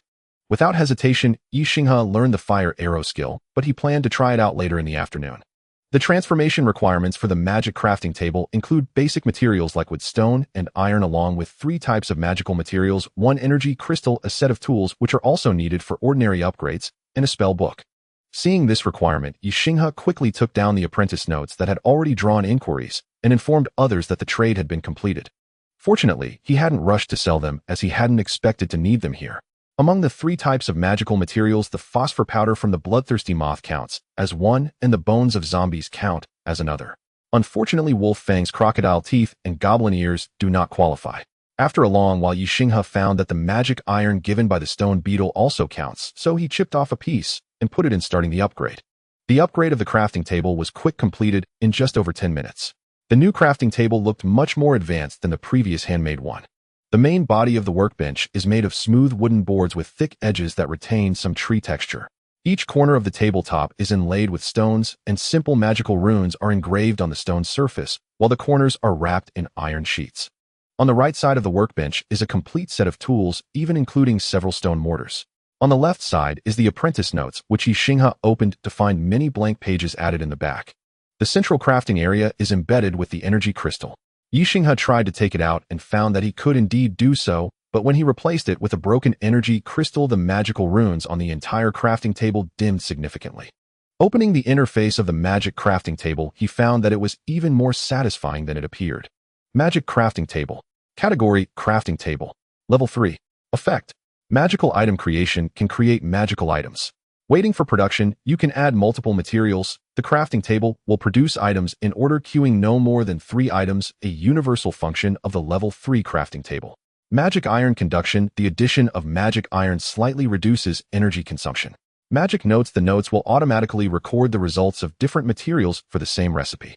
Breath of nature: the water and grass spells from the spell book are engraved on the crafting table, slightly increasing the probability of creating natural items. Ye Xinghe didn't expect that the magic iron and apprentice notes would provide extra benefits. Feeling a bit greedy, he wondered why the other 2 materials didn't have special effects, and he couldn't help but laugh at the thought. With the crafting table upgraded, he immediately began producing the improved wand. However, after trying several branches, he didn't meet the standards until he threw in a goblin's short staff, after which the crafting table indicated that the main material met the standards. It seems I need to kill a few more goblins. For the sake of his equipment production endeavor, these goblins would have to suffer. The skull is the same. Ye Xinghe tried and failed with a fish head. The waterbird head showed 23, meaning he needed to add 3 to meet the requirement. After adding the wolf head, the standard was met, and thus Ye Xinghe's first improved wand was freshly crafted. Improved wand. Category: one-handed weapon. Quality: common. Durability: 55. Effect: slightly increases casting speed, slightly reduces casting cost. Description: to be honest, this item is not even appreciated by goblin priests. Ignoring the system's harsh evaluation, Ye Xinghe picked up the wand and cast the rainfall spell to test it.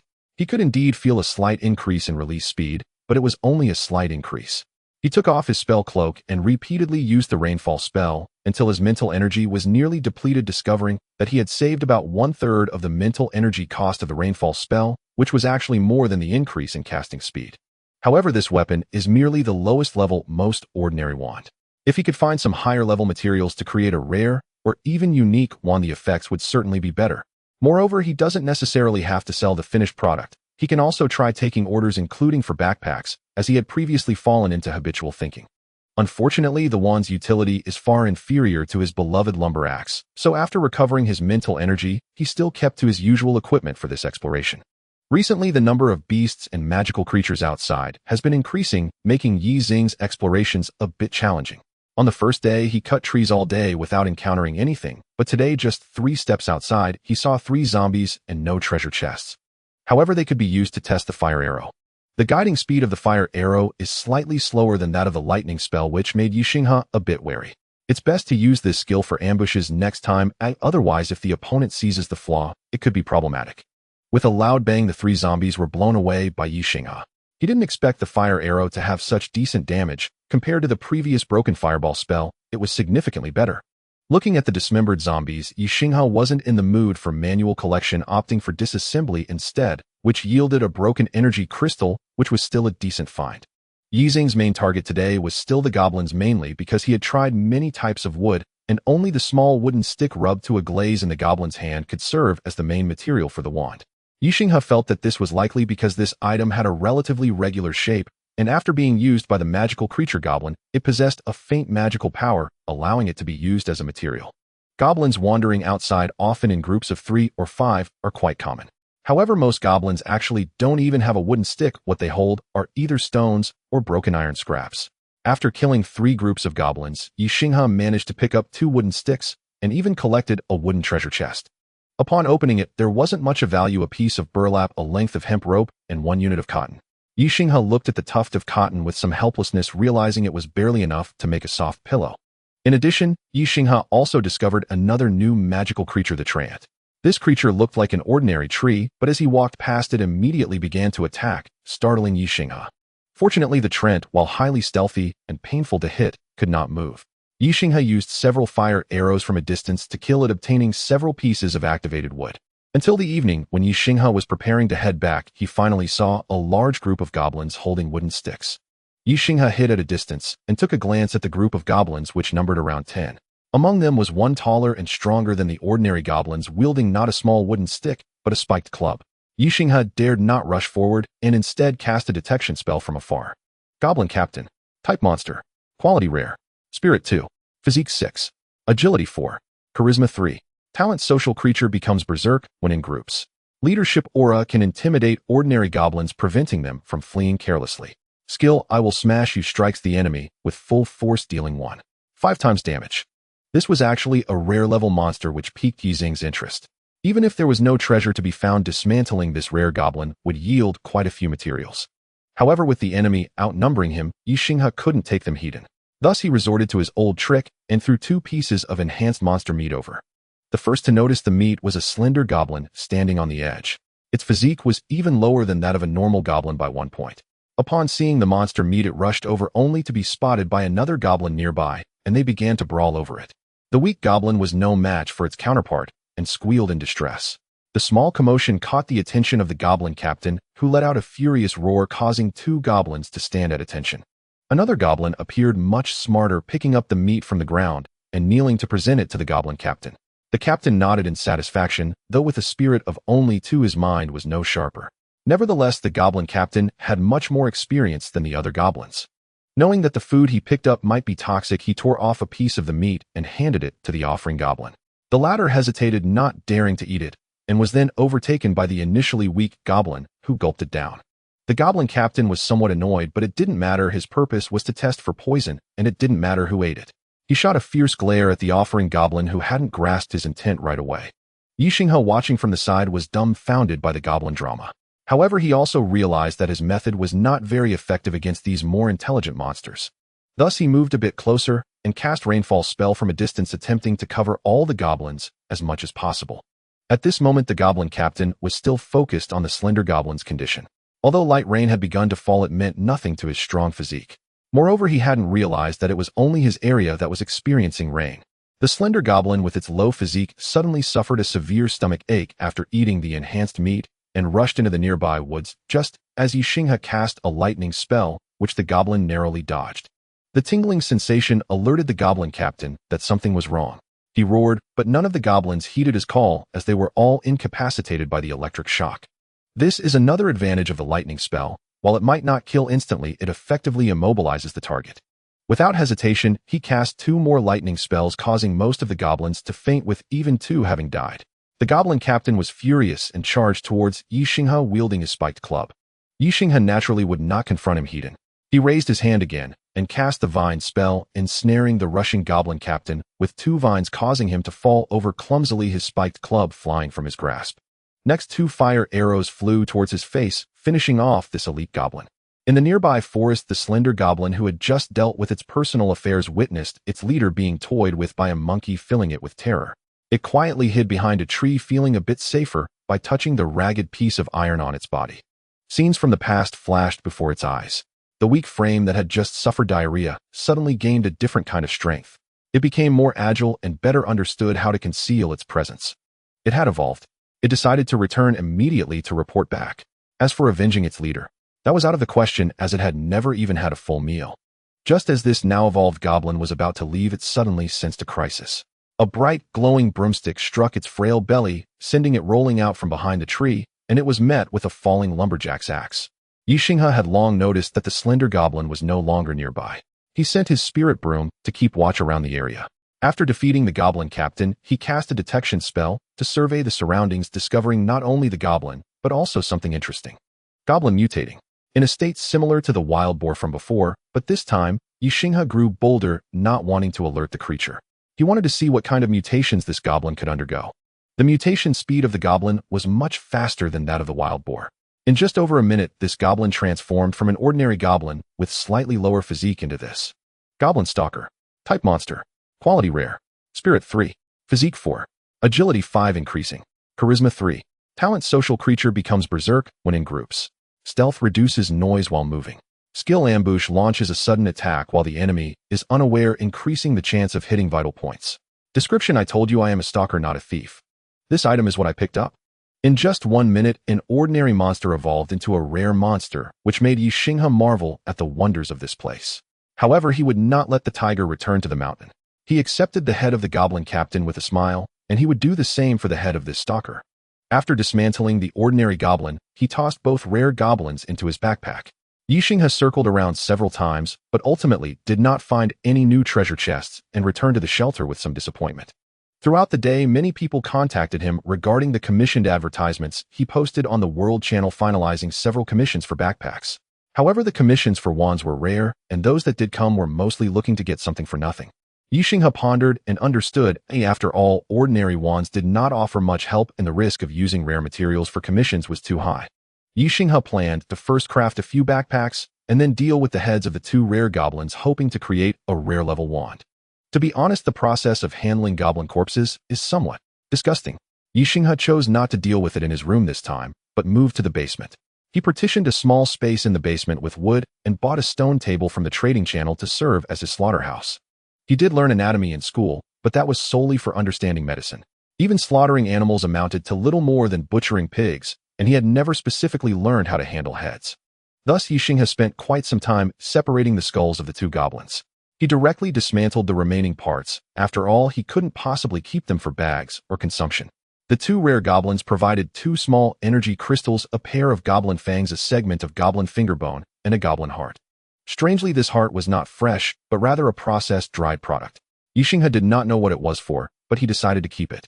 As the magical materials in his possession increased, the previous glass bottle gradually became insufficient. Ye Xinghe ordered several wide-mouth bottles from Fan Jin, hoping he could find them. With the skulls in hand, Ye Xinghe began searching through his collected wooden sticks to see if there was anything usable. Unfortunately, all the sticks were of ordinary grade materials, making it uncertain whether he could craft a rare grade wand with them.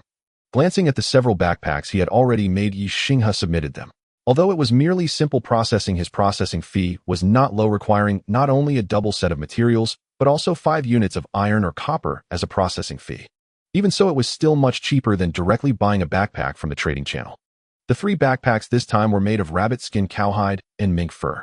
The rabbit skin had no special effects. The cowhide provided a sturdy effect, adding an extra 2 durability, while the mink fur had a waterproof effect similar to that of crocodile skin. Next came the crafting of the wand. Ye Xinghe's first attempt was with the skull of the goblin captain and the wolf tooth club he had in hand. The club was a crude weapon with the wolf teeth forcefully glued on. Many of the spikes had fallen off when it had flown away, and after removing the spikes, it was just a wooden stick. Moreover, even though the goblin captain was larger than an ordinary goblin, he was only about 1.6 meters tall. So for a human, this wooden stick was merely a slightly longer rod. Sure enough, this rare-grade wooden stick perfectly met the requirements for crafting a wand. Ye Xinghe additionally added the goblin heart, and after 30 minutes, a rare-grade wand appeared before him. Improved wand strength goblin. Type: one-handed weapon. Quality rare. Durability 1010. Effect: slightly increases attack power, mildly reduces stamina consumption. Skill: charge strike, accumulating magical energy within the wand, increases the damage of the next attack to 1.5 times. Description: is this really still a wand? Ye Xinghe was bewildered. Oh, what kind of damage would this weapon deal? Magic or physical, or a mix of both? Moreover, the wand's appearance was quite peculiar, featuring a sturdy wooden stick bound with the skull of a creature bearing fangs.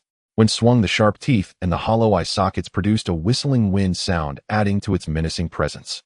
A strange wand that doesn't increase magical damage doesn't seem much use to Ye Xinghe. After some thought, he sent this weapon to Taigu. Is this really a wand? That's what the system says. Ha ha ha, this is too interesting. Just what I need for a secondary weapon. What do you want? Rare grade magical materials, blueprints, and the like. After quite a while without a response, just when Ye Xinghe thought the deal was falling through, the other party sent him something. Meditation technique. Type skill book. Quality ordinary. Effect grants the skill meditation technique upon use, increasing the maximum spiritual power limit and accelerating spiritual power growth. Ye Xinghe took a glance and was instantly tempted. This skill book was indeed quite useful for him. Although it was of ordinary grade, a skill that directly increases spiritual power was more valuable than his odd wand. Sure, what else do you want? I can cover the price difference. The other party did not hesitate and directly said, just give me 1 unit of wild fruit. I need this skill anyway. The trade was quickly concluded and Ye Xinghe immediately learned the skill. The effect was as he had just seen, but with a limit of 12 points, meaning this meditation technique could increase his spiritual attribute to a maximum of 12 points and could not be used anymore. He had been diligently using spells every day and his spiritual attribute remained at 5 points, indicating just how troublesome it was to raise spiritual power. After resolving the issue with the strange wand, Ye Xinghe spent quite a while selecting materials, ultimately finding a rather peculiar one to pair with the other goblin skull. It was the now-defunct fireball wand, which had a fireball spell that dealt less damage than his own flame arrow. After using it up, Ye Xinghe had not researched it further and simply discarded it. To his surprise, the materials used for this wand were actually of rare quality. Although a bit damaged, it was still the best material he could find at the moment. For the additional material, Ye Xinghe chose a segment of the goblin's finger bone, focusing on the principle of using original materials. Although the success rate was displayed as 95 rather than 100, Ye Xinghe felt he wasn't that unlucky. Half an hour later, his second rare grade wand was freshly crafted. Improved wand, Tranquil Goblin. Type, one-handed weapon. Quality rare. Durability, 1010. Effect slightly increases casting speed, mildly reduces energy consumption. Skill, Whispering. Your spell fluctuations will reduce by 20. Spell effects remain unchanged, limited to level 5 and below. Description: I can cast spells quietly and still blow your dog's head off. To be honest, Ye Xinghe was not very satisfied with this skill. After all, none of his spells had any special effects during casting. He urgently needed a weapon that could increase more spell damage. But then again, it was still better than that shabby blank slate. After that, Ye Xinghe took the skulls of 5 fish and a regular wooden stick to synthesize a rather bizarre, ordinary grade wand. The wand's tip featured the skulls of 4 fish in a blooming shape surrounding a larger fish skull in the center, which was quite eerie. However, its actual effect was somewhat better than the previous wolf-head wand. It only had the effect of enhancing water-type spellcasting. Ye Xinghe tried it out, and the area of the rainfall spell expanded by a third. Ye Xinghe did not sell the wolf-head wand, instead keeping it at home as a display piece. After all, it wouldn't sell anyway. This time he had Fanjin, who still hadn't used his speech times, help him post an advertisement for the processing of magic wands, showcasing the effects of the 2 new wands. Of course, he did not include the odd melee-type wand, not because it was out of place, but simply because it had already been sold. That was basic courtesy. Unfortunately, still no serious business inquiries came in. After producing 2 new backpack orders, Ye Xinghe prepared to lie down and rest. At that moment, someone suddenly sent several materials, and Ye Xinghe immediately sat up. Finally, after a whole day, he had a new order. Can these materials guarantee the creation of a rare quality wind attribute wand? Ye Xinghe glanced at the materials presented by the other party. Both primary materials were of rare quality and appeared to be related to the wind attribute. However, out of caution, Ye Xinghe replied, it would be best to add a rare level additional magical material to ensure success. The other party fell silent for a moment before sending another material, which was indeed of the wind attribute. Interestingly, whether it was the skull or the additional feather material, they seemed to come from a certain type of bird. No problem, I can ensure it will work. Technically, I should charge you for the additional material, but since this is your first order, I won't. Do you have any lightning attribute materials to trade with me as a processing fee? Ye Xinghe wanted to craft a lightning attribute wand for himself. Although currently the fire arrow was his highest damage skill, the area attack effect of the lightning technique, combined with the rainfall technique, along with the paralysis effect of the lightning technique, was still too important. Can you see if this one works? Thunderbird feather. Type material. Quality rare. Description: a common feather dropped from a powerful magical beast still tinged with a hint of lightning. How did this person collect so many bird feathers? Ye Xinghe agreed to this transaction. Please wait, sign this. Contract of commitment. Type: consumable. Quality: common. Effect: upon signing this contract, both parties will receive a certain degree of trading protection. Description: guarantees a certain level of trading fairness. Of course, it is also easy to break free. You just need to pray towards me. What is this thing? Ye Xinghe glanced at the strange description and immediately refused. I don't want to use this. I think you shouldn't use it in the future either. This description seems very... I can assure you that I won't breach the contract. If you can't accept it, then let's just forget it. The other party was silent for a long time. Just when Ye Xinghe thought they would give up, they finally replied. All right, let's proceed with the transaction. After receiving the materials, Ye Xinghe found their compatibility to be very high with a 95% success probability. After confirming with the other party, he proceeded with the synthesis. On the other side in a cave on a giant cliff, Qin Lu was praying that the other party would keep their word. She was at her wits' end. If she couldn't find a way to fly, soon these giant birds would eventually come after her. She was born on this cliff and had no choice. Fortunately, there was a set of climbing gear in the cave. Every day she struggled to climb the cliff to steal some wood, feathers, and even leftover food from the giant bird's nest to survive. After collecting some feathers, she traded them for food and water. Qin Lu hadn't even found a few treasure chests. Currently, her shelter level was only level 1, making her life extremely difficult. She had searched for flying abilities, but unfortunately everyone was just starting out, and no one would sell such an important ability. It was only today that Qin Lu saw Ye Xinghe's advertisement, which gave her the idea to customize a weapon, hoping to gain some wind magic to barely return to the ground. At that moment, Ye Xinghe was drawing his daily capsule. Today's capsule world was no longer a game world, but an animated one reminiscent of childhood memories. Today's capsule machine prize pool world: Tom and Jerry. This was a comedic animation where the cat and mouse seemed to have immortal bodies. The world also featured some high-tech or magical elements such as invisible ink. A green capsule rolled out, and when Ye Xinghe opened it, his face turned green. The wails of Tom seemed to echo in his ears. Modified flight wings. Type: additional equipment. Quality: rare.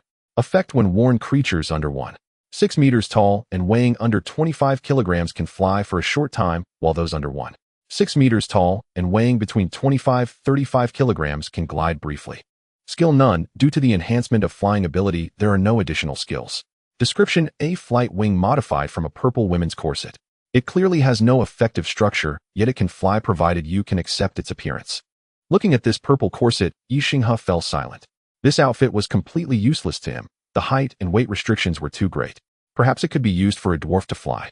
After a moment, the wand was completed, presenting a teal-colored improved wand before Ye Xinghe. Improved wand: bird of air. Type: one-handed weapon. Quality: rare. Durability: 1010. Effect: slightly enhances wind attribute damage and minimally reduces spell consumption. Skill: air current surround summons a current to support oneself, reducing part of the weight for 2 minutes. Description: about to fall. Don't worry, you'll catch you. Sorry, I'm a bit slow. Ye Xinghe looked at the properties of this wand, then at the strange equipment he had drawn, and thought they matched quite well. After a moment, he took screenshots of both items and sent them to the other party.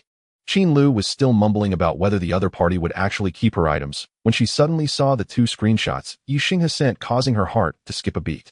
This seemingly bizarre equipment was indeed very suitable for her. On one hand, her height was just over 1.5 meters. She wasn't sure about her weight, but previously she weighed about 47 kilograms. After starving for many days, losing 10 pounds was quite reasonable. Coupled with the wand's skill, her safety would greatly increase. What's the price? 3 pieces of lightning attribute materials at the rare level and 1 piece at the uncommon level. This isn't Ye Xinghe trying to take advantage. Flying equipment is indeed rare. Moreover, this wand is quite compatible with the equipment. If it weren't for the fact that he couldn't wear this strange item, he might have seriously considered keeping this weapon for himself. However, since there are rare-level weapons that can achieve this, Ye Xinghe believes that future weapons or accessories will surely allow him to fly as well. There's no need to rush, and flying at this moment may not be a good thing. More than 10 minutes later, the other party sent a new material, and Ye Xinghe directly proceeded with the transaction after viewing the screenshot. Thunderstrike wood. Type: material. Quality: uncommon. Description: a small piece of wood that has concentrated powerful lightning attribute energy. Touching the electric arcs surrounding it will cause a tingling sensation. This is very suitable for making the wand's shaft. As long as he collects a wand tip, he can obtain a very powerful weapon. Unexpectedly, an unusable piece of equipment could be exchanged for such good materials. It can only be said that there is no such thing as truly worthless trash, only treasures in the wrong place. Crouching in the cave, Qin Lu was grinning widely. Since the bright purple flying wings were quite eye-catching, she traded a small can of gray spray paint in the trading channel to modify the flying wings. She then tried the combination of the wand and the flying wings in her shelter. With her weight reduced, she barely met the requirements. Because without additional equipment, she could fly while only wearing thin clothing. If she carried a heavy bag or wore leather armor, she would fall to the ground. Qin Lu felt somewhat helpless. It seemed she couldn't eat her fill lately and would have to starve herself a bit. As Qin Lu contemplated how to descend the mountain tomorrow, she no longer felt annoyed by the sounds of thunder and lightning outside. This terrifying thunderbird came here every night, causing havoc. Many giant birds were injured. Qin Lu had peeked outside once to observe their battle, but was so frightened that she quickly retreated. However, it was also because of this thunderbird that the patrols of the giant birds had aerial assaults, giving Qin Lu a chance to survive. The thunderstrike wood was actually collected from a nest of a giant bird that had been struck by lightning. She still had a few rare-level pieces in her possession, and she planned to see what was lacking to prioritize trading with Ye Xinghe. Both parties felt they had profited greatly from this transaction, marking it as a complete win-win situation. Truly a cause for celebration. Today marks the last day of the novice protection period, and Ye Xinghe has noticed that the beasts outside are becoming increasingly restless. In the world chat, some are predicting that the first disaster may be related to these beasts. Could it really be a beast tide? Ye Xinghe felt a pang of anxiety. Although he currently possesses some offensive power, he would be utterly defenseless against a beast tide. It can't be a beast tide. My shelter is only at level 1, it simply can't withstand a beast tide attack. I'm at level 3, and I doubt I can withstand it either. We are a brotherhood. Everyone can join us to share resources. Don't trust those fools, they will only exploit you. It's better to join our Salvation Church. We are all favored by the divine, and the divine will care for everyone equally. Get lost, you charlatan. The world chat is in chaos as the novice protection period is about to end. Although each person can only send one line of speech, the sheer number is enough to flood the chat. Ye Xinghe is still here posting an advertisement for commissioned work along with 2 successful transaction screenshots. He privately messaged Qin Lu and Tai Lu, and after getting their agreement, he only took screenshots of the wand name and quality. Damn, this person is really putting on a show. Who would fall for this? Everyone's materials are hard-earned. If they get scammed, that would be terrible. Exactly. Why not join our brotherhood? We have. This time the advertisement was effective. There were certainly more people making bags. In fact, by now everyone has obtained some form of backpack, and having more items at a low price is a good thing. Ye Xinghe also used the processing leather provided by others to make a few extra backpacks as backups, and gradually more people in the world chat began engaging in the processing business like Ye Xinghe. Some are making weapons, some daily necessities, and others furniture or decorations. However, some have indeed been scammed, and they are venting their frustrations in the world chat. Some have even directed their anger towards Ye Xinghe. Tai Lu and Qin Lu came out to defend him, while others claimed they were all in cahoots. Tai Lu was furious, cursing up a storm, and Ye Xinghe comforted her a bit. Yes, he now knew Tai Lu was female. She referred to herself as old lady during their chat in the morning. After queuing up a few backpacks for processing, Ye Xinghe shouldered his bag and continued to scavenge. As long as he could go out for a day, he would take action. The thrill of stockpiling brought him immense joy. However, just a few steps out today, Ye Xinghe received this message: friend, we are from the Human Alliance, and would like to order a batch of wands from you, both rare and ordinary. Are you available? The price is negotiable.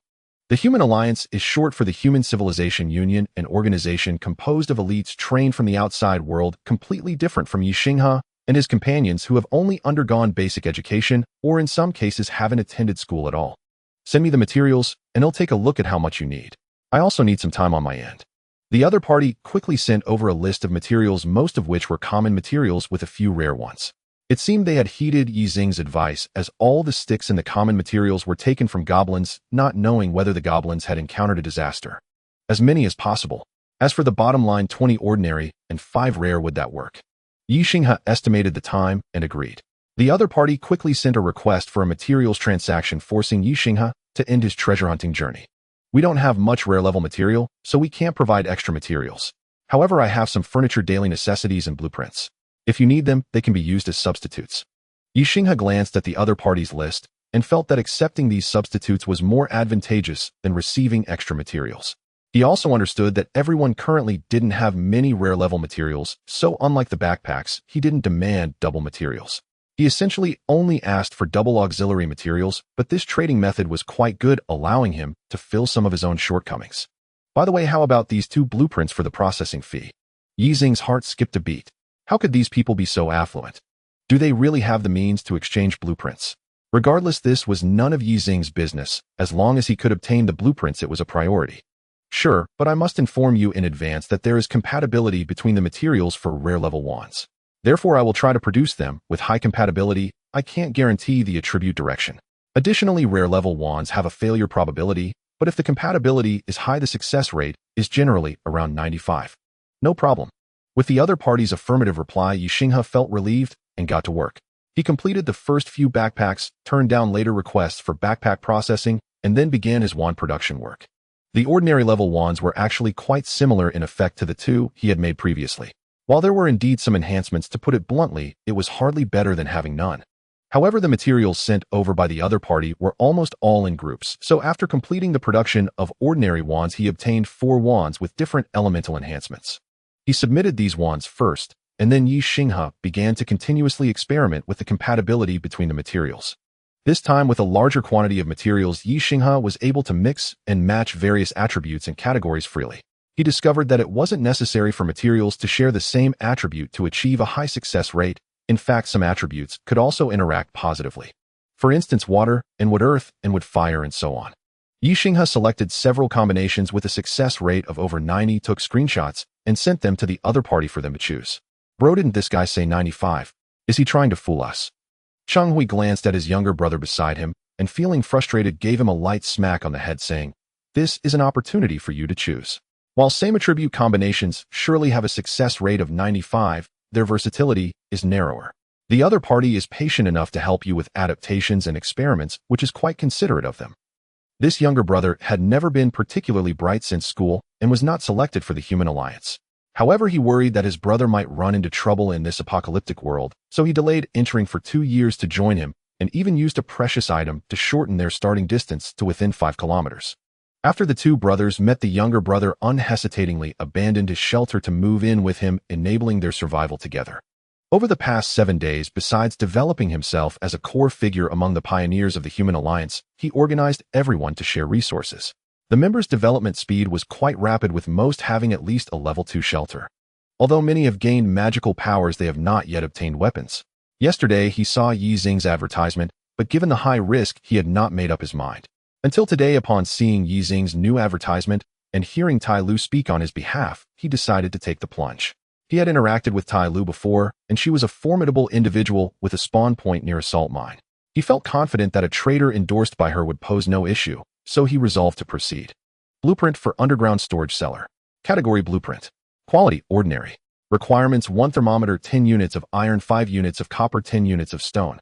Description: a cellar. It's simply a natural refrigerator for storing food.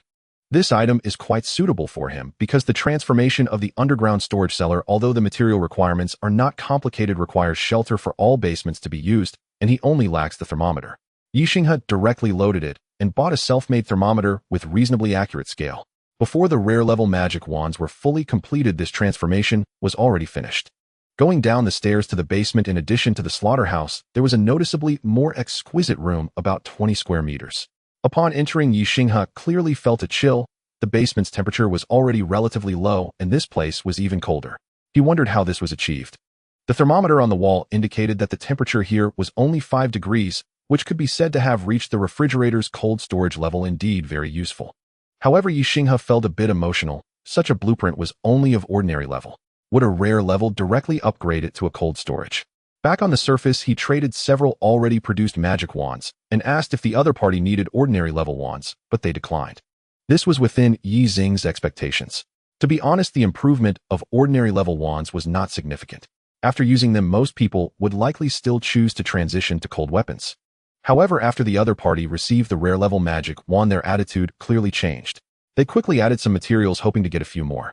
Of course, this time, there were no extra blueprints for Ye Xinghe, just an additional recipe. Biomass fuel rod. Category recipe. Quality ordinary. Production requirements: 250 grams of dried plant scraps, 10 grams of rosin or animal fat to produce 1 fuel rod.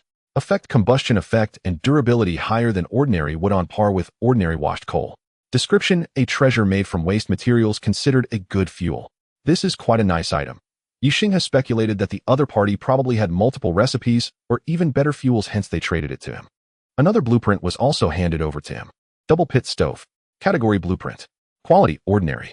Requirements 10 units of stone, 3 units of iron, 2 cooking pots, 1 simple blower, level 1 kitchen. Effect: a stove that can boil 2 pots simultaneously, greatly reducing heat loss. Description: the wisdom of the people. This blueprint is different from the previous one as it requires a kitchen to proceed with the transformation. Fortunately, Ye Xinghe had previously separated a kitchen, placing the cooking pot inside along with 2 water buckets and some ingredients, barely meeting the requirements for a level 1 kitchen. Simple blowers were also for sale as they were the old-fashioned, purely manual type. It's not too difficult to craft with materials. For the cooking pots, Ye Xinghe chose the cooking pot, which can count as one of them, and for the other, he found Fanjin, who was wandering in the city. This guy seemed to have his own bit of adventure after recovering, as he had obviously collected more and more items recently. A large iron pot was no problem at all. Thus, Ye Xinghe's kitchen soon had an old-fashioned double fire pit stove added. Transformation complete. The stove is linked with the ventilation system and the specially crafted cooking pot, significantly reducing pollution from the stove. The cooking pot has gained an upgrade path. Your kitchen has been upgraded to level 2. This was quite a pleasant surprise. Ye Xinghe opened the kitchen page. The current kitchen not only improved comfort, but also enhanced hygiene, reducing the risk of disease. The upgrade path for the cooking pot is quite special. It requires unlocking 10 types of recipes, with at least one being of rare level to complete the upgrade. Ye Xinghe had only unlocked 3 ordinary level recipes, namely wolf meatball, seafood chowder, and a mixed fruit jam used as a side dish. This jam had no additional effects and was purely a condiment. It seems he will have to come up with various dishes in the future to see what benefits the cooking pot upgrade can bring him. At this moment, the rare level magic wand had been fully crafted, and Ye Xinghe's spellbook had also gained 8 rare level magic wand recipes, feeling that if he continued this work for a while longer, he could compile a comprehensive guide to rare level magic wands. By then, he could even provide blueprints for anyone who needed them. Of course, besides the 2 blueprints and 1 recipe from this trade, he also acquired a blanket, 2 cushions, 3 relatively intact porcelain bowls, 2 wall-mounted oil lamps, a mirror, and a flashlight. These were all insignificant little items. The blanket and cushions were even old. The only useful ones were probably the mirror and flashlight, but the flashlight did not come with extra batteries. The mirror was hung above the sink in the bathroom, and this was the first time in the 7 days since entering the apocalyptic world that he saw how he looked now. Actually, there wasn't much change, he just had a lot of facial hair. Boss, I would like to customize a magic wand as well. Do you think these materials are okay? While Ye Xinghe was trying new food recipes, Fanjin suddenly sent this message, and he wondered what kind of power Fanjin had unexpectedly obtained that made him, who originally did not want a magic wand, come to customize one. Sure, send it over, and I'll give it a try. Soon Ye Xinghe received the materials traded by Fanjin. The wooden stick was a relatively normal rare material, while the skull was human. He didn't know where Fanjin had gotten it from, and it seemed to be somewhat aged. Could it be that this guy was grave robbing? The special material he provided was a rare level battery. Ye Xinghe filled in the materials with a mindset of giving it a try, and surprisingly the success rate was 85. That's fine, boss. 85 probability is not low. I still have 1 more battery for you, and I will use screws as your processing fee. After looking at Ye Xinghe's screenshot, Fanjin quickly confirmed the order without hesitation. He was a very sensible person. Although he had traded with Ye Xinghe many times, he basically followed Ye Xinghe's rules except for the first time. This marvelous magic wand was soon freshly minted. Ye Xinghe picked it up and took a look, surprisingly finding it quite decent. Improved magic wand, lightning energy storage. Category: one-handed weapon. Quality rare. Durability 1010. Effect: slightly increases lightning attribute damage, minimally reduces spell consumption. Skill: charging this magic wand can be charged using charging devices, and when consuming internal power, it will provide additional bonuses to lightning attribute spells. Description: the preliminary combination of technology and magic. After obtaining this magic wand, Fanjin did not use it directly, but instead attached it to a shotgun. In this way, he acquired a rather miraculous weapon. Hound 3 modified. Category: ranged weapon. Quality rare. Durability 810. Effect: within an effective range of 70 meters, each shot can inflict 3 energy levels of damage. Skill: extra loading. Attaching a weapon with special attributes to Hound 3 will provide additional attributes and attack effects of that weapon, along with a 50 related bonus and skill effect. Only rare or lower weapons can be attached. Description: who modified this thing? Simply a genius. Fanjin, holding this rough shotgun embedded with the magic wand, couldn't put it down. Although this weapon was only of rare quality with the magic wand's enhancement, it not only turned into a mix of physical and magical damage, but also had an additional electrical attribute bonus. It even inherited the charging skill, which could be said to be no worse than a rare-level weapon. It was worth the effort he put into secretly digging up this gun a few kilometers away. On the other side, Ye Xinghe was naturally unaware that Fan Jin had obtained the magic wand mainly for this purpose. He was still organizing his food, moving it bit by bit to the basement. The broom spirit was also busy following Ye Xinghe around, mainly just seeing some dust and quickly sweeping it away. Ye Xinghe today had an idea to strengthen the broom spirit, but he was unsure if it would agree. The broom spirit sensed something was off behind it and quickly turned around just in time to see Ye Xinghe grinning maliciously. However, it did not feel afraid, it simply regarded its eccentric master with accustomed indifference. Hee, broom spirit, I have an idea to enhance your abilities. Do you want to give it a try? The broom spirit looked at Ye Xinghe in confusion, satisfied with its own abilities and uninterested in enhancement. If it succeeds, you might even gain a mopping function as a bonus, making cleaning much more efficient. This statement piqued the broom spirit's interest. It raised its eyes to meet Ye Xinghe's earnest expression and nodded in agreement. With the broom spirit's consent, Ye Xinghe began to put his idea into practice. He first removed the broomstick from the broom spirit's head. To prevent the broom spirit from falling apart, he secured a slightly thinner goblin wooden stick with a rope. The broom spirit was a bit unaccustomed to the new broomstick. It kept tapping it around, unable to stop. Ye Xinghe placed the broom spirit's broomstick on the crafting table and added a rare-class fish monster skull, which he had just acquired from the trading channel. Originally, he intended to use it to attempt making rare-class dishes, but inspiration struck suddenly. As for additional materials, Ye Xinghe had none, so he tossed in the remaining bit of crocodile skin, as that little scrap was otherwise useless. Soon a new rare-class wand appeared on the crafting table. Improved wand water wave. Type, one-handed weapon. Quality rare. Durability, 1010. Effect, slightly increases water attribute spell effects, slightly reduces water attribute spell consumption. Skill, water wave, releases a gentle wave of water to push outward. Description, a wand that seems useful, yet not particularly so. Do you want to use water wave to tickle someone? As expected, it was quite ordinary. After all, although the fish was a rare-class monster, it was widely distributed and had low attack power. It was the most common rare-class monster material in the trading channel, akin to the king of carps in this apocalyptic world. Nevertheless, it was still a rare-class wand, and it had its own bonuses. Ye Xinghe weighed it in his hand and ultimately decided against using it himself. He only had the rainfall technique, a water-type skill, and this weapon was not suitable for him. Calling back the broom spirit, who was still adjusting to its new broomstick, Ye Xinghe replaced it with the wand.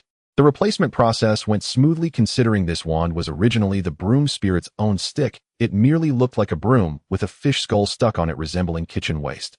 Ye Xinghe asked the broom spirit to try and activate the water wave skill.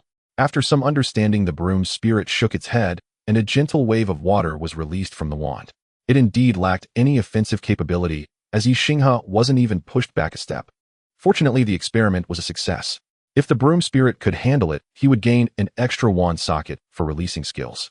Moreover, there was even better news. After Ye Xinghe picked up the broom spirit, he also received the wand's bonuses.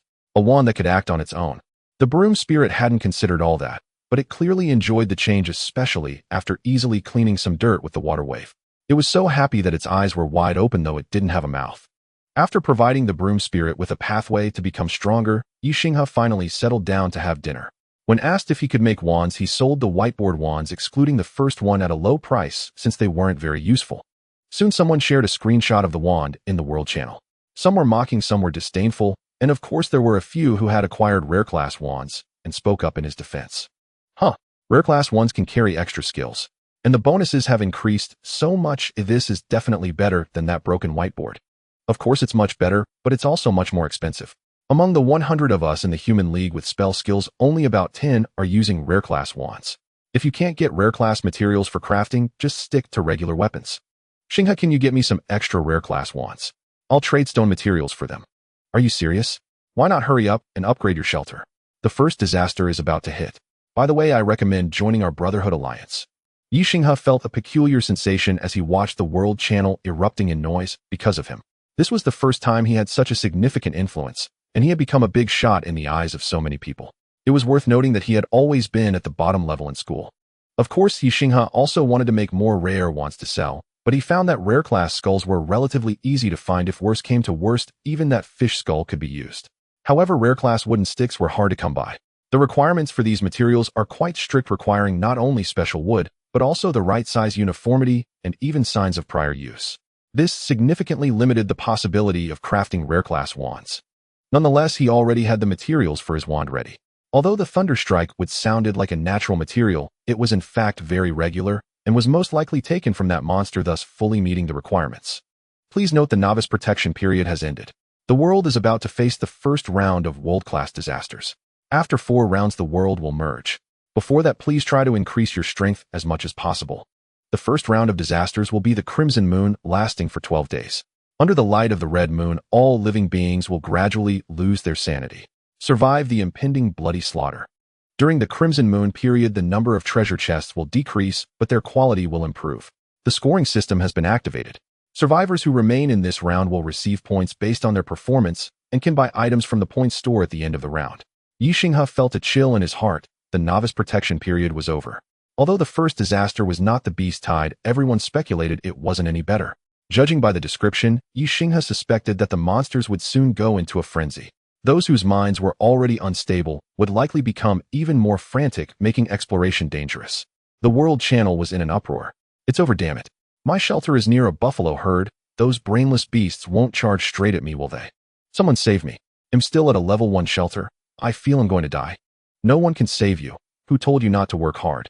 Most people are already at level 2, and leveling up to 2 isn't that hard. Come join the Salvation Church. Believe in the Almighty Lord. He will protect us all. You charlatan. Triple X, did you hear that? Ye Xinghe took a deep breath. Currently, his shelter was already at level 3, putting him in the lead. If he couldn't get through this crisis, those at level 2 and even level 1 shelters would have even less chance. It shouldn't start with the most terrifying natural disasters. Ye Xinghe remembered being taught in school that the apocalyptic world collapses gradually. Calming himself, Ye Xinghe used his first talent for the new week. Today's prize pool world Pokemon, is it really that? Ye Xinghe was somewhat pleased. Could it be that his second follower was about to arrive? The broom spirit had indeed helped him a lot, alleviating his loneliness, but the broom spirit had a major flaw. It couldn't speak, and couldn't even make any noise. Ye Xinghe wasn't asking for a powerful Pokemon, at least he wanted a living creature that could make sounds. After drawing a capsule toy, a blue capsule rolled out. This was the second consecutive day of blue capsules, and Ye Xinghe wondered if the probability for blue capsules had increased. However, when he opened the capsule, he was somewhat surprised to find that it was not a Pokemon, not even a king carp. Instead, it contained a fossil. Fossil bird. Type precious item. Quality rare. Description: a fossil discovered in the Galar region. If you master the fossil resurrection technique, you can bring it back to life. Ye Xinghe remembered this item. It was the most abstract among all fossil Pokemon, requiring different fossils to piece together for resurrection, resulting in a stitched creature seemingly mocking the act of fossil faking. However, Ye Xinghe currently had neither other fossils nor a way to resurrect fossils, making this item the only one he couldn't utilize. The world is now engulfed in disaster, and Ye Xinghe must enhance his power as much as possible. At present, a rare-grade magic wand seems to be the best choice. Thus, Ye Xinghe looked at the Pokemon fossil in his hand, which could not be revived for the time being, and made a decision that went against his ancestors. He would use this fossil to synthesize a magic wand. The fossilized bird resembles the front half of a bird, including the skull, and Ye Xinghe felt that with such a flexible formula, using it should pose no problem. Indeed, after placing it into the crafting table, the table recognized this fossil as a primary material. Then Ye Xinghe added Thunderwood along with Thunderbird feathers, a rare-grade battery, and a piece of magic iron. There was no time to gather more Thunder attribute materials, so a piece of magic iron, being a versatile material with no extra attributes, should also yield decent results. To Ye Xinghe's surprise, the compatibility of these materials reached 83, while not exceeding 90. It is still a rare-grade weapon. This success rate was worth Ye Xinghe's gamble. If he indeed encountered the 17 failure probability, he could only say it was bad luck and settle for using a rare-grade magic wand for a while. The synthesis began, taking a full 2.5 hours. By now it was quite late, and Ye Xinghe had tidied up, neglecting today's meditation, and hurried to rest, needing to conserve his energy to prevent mishaps on the first day of disaster. When Ye Xinghe woke up the next day, he found several goblins sleeping outside his house, and he casually shot 2 fire arrows to dispose of them. Although these goblins were not strong, it was evident that they had previously not dared to approach Ye Xinghe's shelter. Now they were brazenly sleeping outside his door, showcasing the effects of the blood moon. Approaching the crafting table, Ye Xinghe found that the magic wand from last night had been successfully crafted, and he sighed in relief. The wand making had not failed. Picking up the wand, which was clearly more exquisite than the rare grade, Ye Xinghe felt a surge of excitement. The wand was about 40 centimeters long, presenting a black-gray color with yellow lightning wrapping around it. The head of the wand, resembling a bird's head, matched Ye Xinghe's memory of the Pokemon head, albeit in a different color. The connection between the wand head and the body was not the rough link style, but rather seamless. Wielding it felt slightly heavy, perhaps it could double as a hammer for hitting. Improved Magic Wand, Ancient Thunderbird. Type, one-handed weapon. Quality rare. Durability, 2020. Effect moderately increases thunder attribute spell effects, slightly reduces thunder attribute spell consumption limited to below level 20, and slightly increases physical attack power. Skill Ancient Thunder summons an Ancient Thunderbird composed of lightning to attack enemies. The Thunderbird will actively attack all other living beings within a 10-meter range except the caster, with each individual attack at 6 energy levels capable of attacking 5 times or releasing a single area damage of 20 energy levels before disappearing. This skill requires mental energy guidance and has a charging time of 30 minutes. Charging uses lightning to charge the wand. When fully charged, it can simultaneously summon 2 Ancient Thunderbirds for attack or summon an Ancient Thunderbird overload, during which the Thunderbird's attack counts remain unchanged but single attacks increase to 9 energy levels. The 2 active skills also greatly enhanced his offensive capabilities. While a 6 energy level single attack seemed low, the fire arrow he currently mastered only dealt 3 energy levels of damage, meaning a 6 energy level attack could easily take down ordinary goblins. Moreover, the group attack was a substantial 20 energy levels, which was the kind of damage only a genuine rare-grade monster could inflict. However, the exact output of group damage on each enemy was uncertain. The other skill, charging, can be said to enhance the wand's potential. Ye Xinghe was quite satisfied, but the specific effects and costs would only be clear through practical combat. Upon opening the world channel, Ye Xinghe noticed that the number of people missing overnight was greater than in the previous 2 days. It seemed that some living near the magical beasts had already begun to suffer. The screen was filled with cries for help and recruitment messages, and several private messages requested Ye Xinghe's assistance. He could only say there was nothing he could do, for while one could help the world when prosperous, he was currently very poor. With the broom god gone, exploration is still essential, otherwise I will increasingly fall behind. Ye Xinghe tightened his grip on the Thunderbird wand. Although the broom god was not powerful, he was quite accustomed to the duties of guarding. The air outside was permeated with a faint smell of blood, causing Ye Xinghe to furrow his brows. The continuous beast roars in the forest made him a bit anxious. Although he was no longer the ordinary person who couldn't even hold a chicken, if he were to encounter a magical beast like a stone-armored beetle, he wouldn't have time to escape. Fortunately, although the magical beasts had begun to act violently, it was not yet total chaos. The area around him was still relatively safe, with only a few magical creatures wandering nearby, the most numerous being goblins. How could there be so many goblins? Did I disturb their nest? Ye Xinghe sighed as he beheaded a goblin with his axe, feeling somewhat helpless. Goblins are easy to kill, but they are not without danger. Primarily, when these creatures gather, they attack others like madmen, requiring at least a third of them to die before they would rout. Moreover, goblins are humanoid magical creatures with a certain level of intelligence, capable of using tools and even understanding cooperation, making them more dangerous than ordinary magical creatures. Ye Xinghe worried that one day this group might directly establish a camp near his home and assault his shelter. It seems they have already started to set up camp. Ye Xinghe squinted his eyes, observing a large group of green creatures in the distance. His heart raced at the sight, as their number was greater than that of the previous squad of goblin captains, and they were gathered together, shouting and watching 2 goblin captains fight each other. Is this wrestling? Ye Xinghe was puzzled, but looking at the way they were throwing punches with the intent to kill, it didn't seem like a friendly competition. After observing from behind a tree for a while, it became clear that one of the 2 captains had emerged victorious. The loser lay on the ground, bloodied and gasping for air. However, the winning captain did not spare the other, instead riding on top of it and continuing to rain blows down on its head. The surrounding goblins erupted in cheers, and a strange blood-red energy began to manifest around the victorious captain, as if it were evolving. Then a genuinely large goblin tore off the head of the defeated one and raised it to the sky. The goblins' cheers rose to a crescendo, seemingly celebrating this powerful member of their kind. Ye Xinghe was stunned. What was this? A blood sacrifice to a blood god, offering a head to the head seat. Is this still the same country?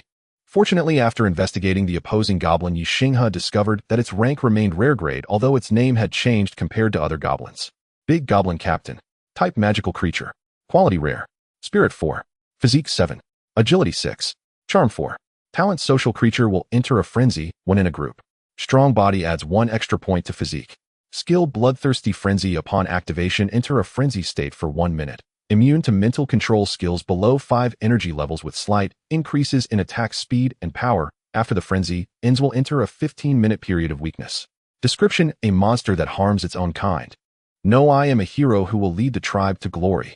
The race changed from goblin to big goblin, and it gained a rather bizarre immunity to control skill with a weakness period lasting only 15 minutes.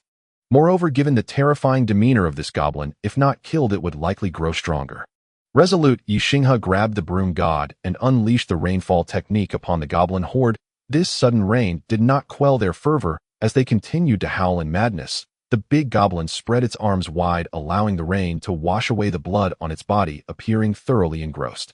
It seems that while its body has grown stronger, its mind has not. Not wanting to miss such a good opportunity, Ye Xinghe raised the Thunderbird wand in his right hand, and a Thunderbird made entirely of yellow lightning shot forth. Ye Xinghe opted for a group attack this time. With this group of creatures so tightly packed together, it would be a disservice to himself not to unleash a group attack. The Thunderbird did not appear beside Ye Xinghe like some summoned beings in games, but flew towards the location. He aimed at a rather than a summoning technique. It was more akin to a thunder attribute spell with multi-hit capabilities. The Thunderbird flew swiftly, although the buzzing sound from the air friction was quite pronounced. The big goblin quickly sensed something was amiss, but it was already too late.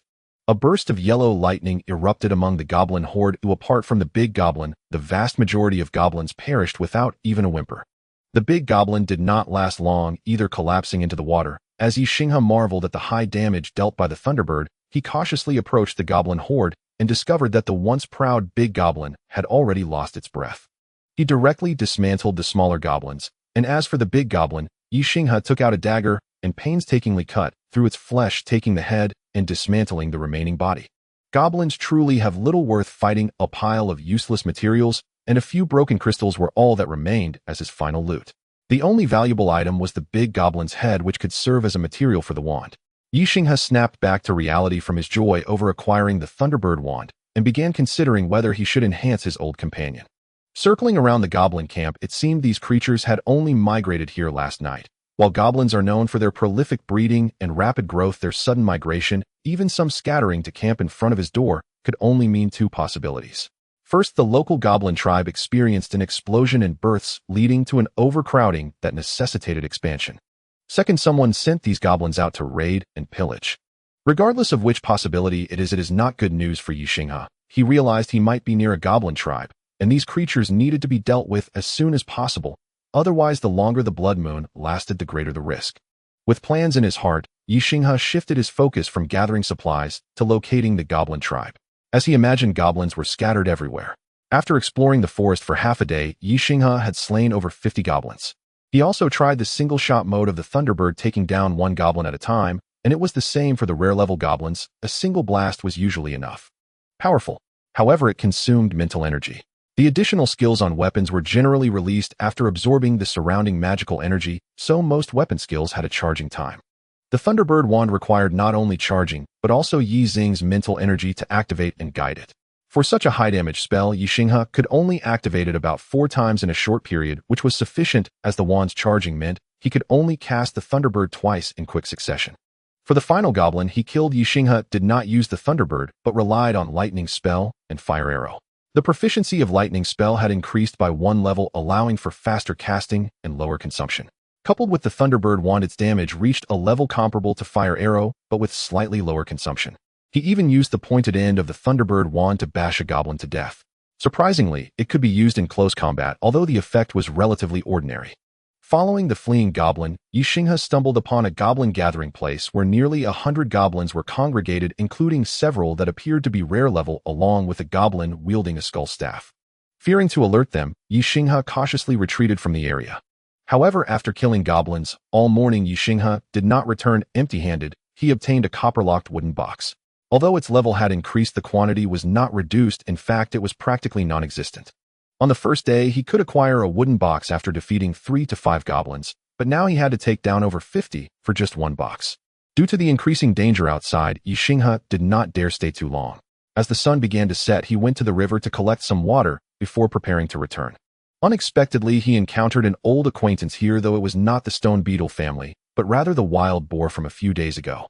This wild boar had inexplicably shrunk in size. Without the half-broken tusk, he would have nearly failed to recognize it. The detection spell revealed that this wild boar was now a rare-level magical creature and its stats had significantly improved, but its skills could not be detected, as Ye Xinghe's intelligence was insufficient to provide that information. What the hell? How could a wild boar become so much smarter? The wild boar seemed to have noticed Ye Xinghe, as well its little eyes staring at him several times before ultimately turning away and leaving. Feeling a bit uneasy, Ye Xinghe hurriedly finished filling his water and chose to leave quickly. The river felt increasingly dangerous, and he wondered if he would be able to fetch water here in a couple of days. Back at the shelter, Ye Xinghe unloaded his backpack, organized his materials, and then opened his only acquisition of the day. One was a common level item, and the other a rare level one. The common item was a single-tube telescope, while the rare item was a detection skill he had learned. This skill was special in that it could be learned repeatedly. After learning it again, Ye Xinghe's detection spell range increased by 50 meters, allowing him to cast it from a greater distance. Additionally, he received 100 disaster coins, a new feature after the novice protection period ended, which could be used to pay for extra fees incurred during transactions. Ye Xinghe currently did not know its other uses. While fiddling with the newly acquired telescope, Ye Xinghe engaged in brief exchanges with Fan Jin Tai Lu and a few others. Those who could customize rare-level wands with Ye Xinghe were doing relatively well, and the trades were quite pleasant, so Ye Xinghe was willing to learn about their situations. Those damn giant scorpions have been running rampant around my shelter all day. After killing one, there's still a bunch left. Here, have 2 pieces of meat to taste the flavor. Oh, come on, 1 disaster coin. Don't be so polite. Boss, the situation around the city is currently okay, but the sewer rats have been going crazy. My business has also been affected by the transaction system fees. That damned system charges me 1 disaster coin just to transfer a bottle. It's outrageous. Brother Xinghe, thank you for the wand you made. It works great. Have you considered joining us? Of course it's not mandatory, and if you don't want to, we can exchange some information instead. Qin Lu has not replied. Ye Xinghe had chatted with her a bit recently, and knew her shelter was in a rather tricky location, so she was likely still climbing the mountain. On the first day of the disaster, the impact on the few people Ye Xinghe knew was not significant, but the world channel was filled with even more complaints than in the morning. Especially now that there were 10 messages, nearly all of them cursed, mostly disputes and propaganda between the Salvation Sect and Brotherhood, with a few useful bits of information mixed in. I've noticed that the magical beasts are not just going berserk, they've also started mating. Indeed, there were already many rats here, and now they're breeding like crazy. I took out 3 rat nests today, and they were all filled with baby rats. Damn, I can't get back home, because bats have taken over my doorstep. Ye Xinghe glanced at the ID of the last person. This was someone who had contacted him a couple of days ago for a package. Their shelter was in a cave, no wonder they said they couldn't go back. With a chime indicating completion, Ye Xinghe retrieved the new wand he crafted from the crafting table, the one with the axe head. While traveling today, he suddenly recalled the strange melee wand he had sold to Tai Lu earlier. Since he could produce something like that, why couldn't he upgrade his own axe as well? Thus, Ye Xinghe combined the head of the Threes goblin he defeated today with the removed axe handle to synthesize a new melee wand, then reattach the original axe head. This peculiar item appeared to be an axe, but functioned as a wand while being used like an axe. Improved wand, bloodthirsty. Category, one-handed weapon. Quality, rare. Durability, 1010. Effect, slightly increases attack power, slightly reduces stamina consumption. Skill, blood drain. This wand absorbs the enemy's blood, slowly restoring its durability. Description, what exactly do you intend to do? Why use a wand to hit people? The only pity was that the axe part seemed to have missed the skill effect, but it was just an experiment, and it was still better than the previous axe. With this idea, Ye Xinghe wondered if he could modify all weapons with wooden handles into this form. However, upon serious consideration, the biggest issue was that it could not synergize with the original blade, making it transitional at best. Compared to true rare-level melee weapons, it was likely inferior. Ye Xinghe could now be considered a wand expert, and the World Channel directly referred to him as a wand merchant. Due to the need to pay for transactions, the processing industry had significantly plummeted, but Ye Xinghe did not mind. He had already made quite a bit in the past couple of days. Yuan Xia meat soup. Category, food. Quality, rare. Shelf life, 3 days. Special effect, immune to toxins for 30 minutes, will not be infected by rare level or lower toxins, excluding magical effects and curses. The effects of this food are more akin to that of a potion. Unfortunately, it cannot be stored for long. Previously, the rare-grade fish meat did not yield a rare-grade food, resulting in a dish called fried fish fillet, which slightly increases mental recovery. This meat soup was made by Ye Xinghe using rare-grade scorpion meat combined with fish meat. Food made solely from ordinary scorpion meat results in an ordinary-grade scorpion soup, which only provides a weak increase in toxin resistance far inferior to the meat soup. The peculiar aspect of the cooking pot lies here. Ye Xinghe did not add any extra ingredients, yet it managed to create a dish.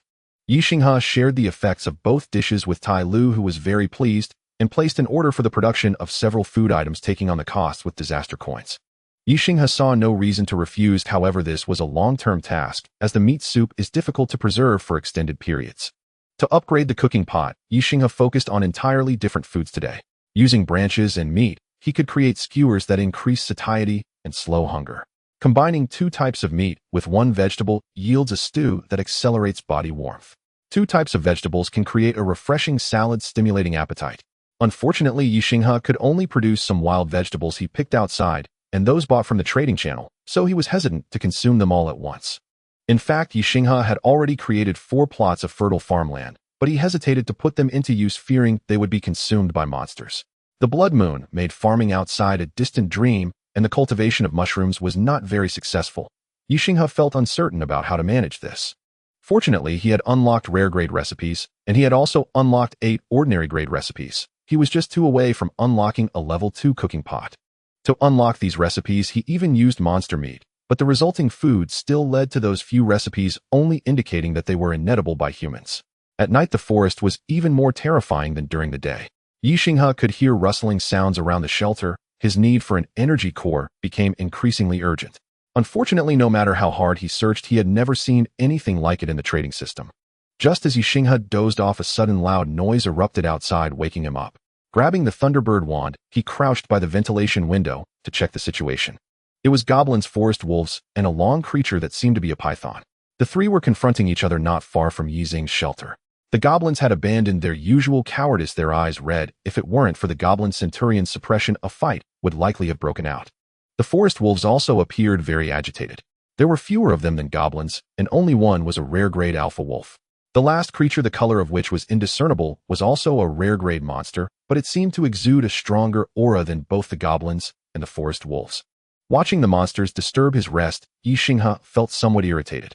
Looking at the wand that was fully charged, he decided to take care of them all. He began with the rainfall spell. As a thunderbird shot out, the gigantic python, with its keen senses, swiftly evaded as soon as the rainfall spell was cast. Ye Xinghe did not expect such a large beast to move so quickly, vanishing into the forest in an instant. Meanwhile, Ye Xinghe's thunderbird struck near the goblins and wolf pack. In that instant, most of the monsters fell to the ground. Ye Xinghe did not hesitate to follow up with another strike, cleaning up these monsters. He preserved the heads of the rare-grade monsters while directly disassembling the rest. He now had an increasing amount of forest wolf meat. He was starting to fall behind in making smoked meat. He considered whether he should trade with Tai Lu for more salt to make some salted meat. By now it was past midnight, and he could draw a new gacha. This year's prize pool world, the game of Sujin. This game can also enter the lottery pool. Ye Xinghe rubbed his hands together, feeling somewhat excited about what he might draw. It was a green gacha, a rare-grade item. However, what he drew left Ye Xinghe feeling puzzled and worried. Bronze Conquest card. Category Quest item. Quality Rare. Effect: complete the conquest or extermination of at least 100 ordinary grade and 10 rare grade organizations within 7 days to receive a bronze treasure chest containing 3 treasures. For every additional 10 ordinary grade enemies and 1 rare grade enemy, an extra item will be added to the chest with a maximum of 3 bonus items. If the task is not completed, a rare grade monster will hunt you for 3 days. Description: a mysterious card provided by a witch originating from the coercive love of Sujin. Ye Xinghe stared at the upside-down bronze card in his hand, falling silent. He did not wish to confront a rare-grade monster, or wouldn't that be risking his life? Fortunately, this card did not need to be used immediately. The 7-day deadline was still relatively long. Ye Xinghe pondered. The goblin tribe nearby was the most fitting target for the conquest card's requirements. He just wasn't sure if the goblins running around outside would count. After dealing with the unexpected monsters, Ye Xinghe prepared to rest. However, it was still not quiet outside. The common monster, the bloodthirsty moth, was flying around wildly. Ye Xinghe was too lazy to deal with these unprofitable monsters and simply covered his head and fell asleep. On the 2nd day of the bloody moon, approximately 300 people died in the world channel overnight, which was a terrifying statistic. This time, 100 people entered the world, and over 100 had already died during the novice phase.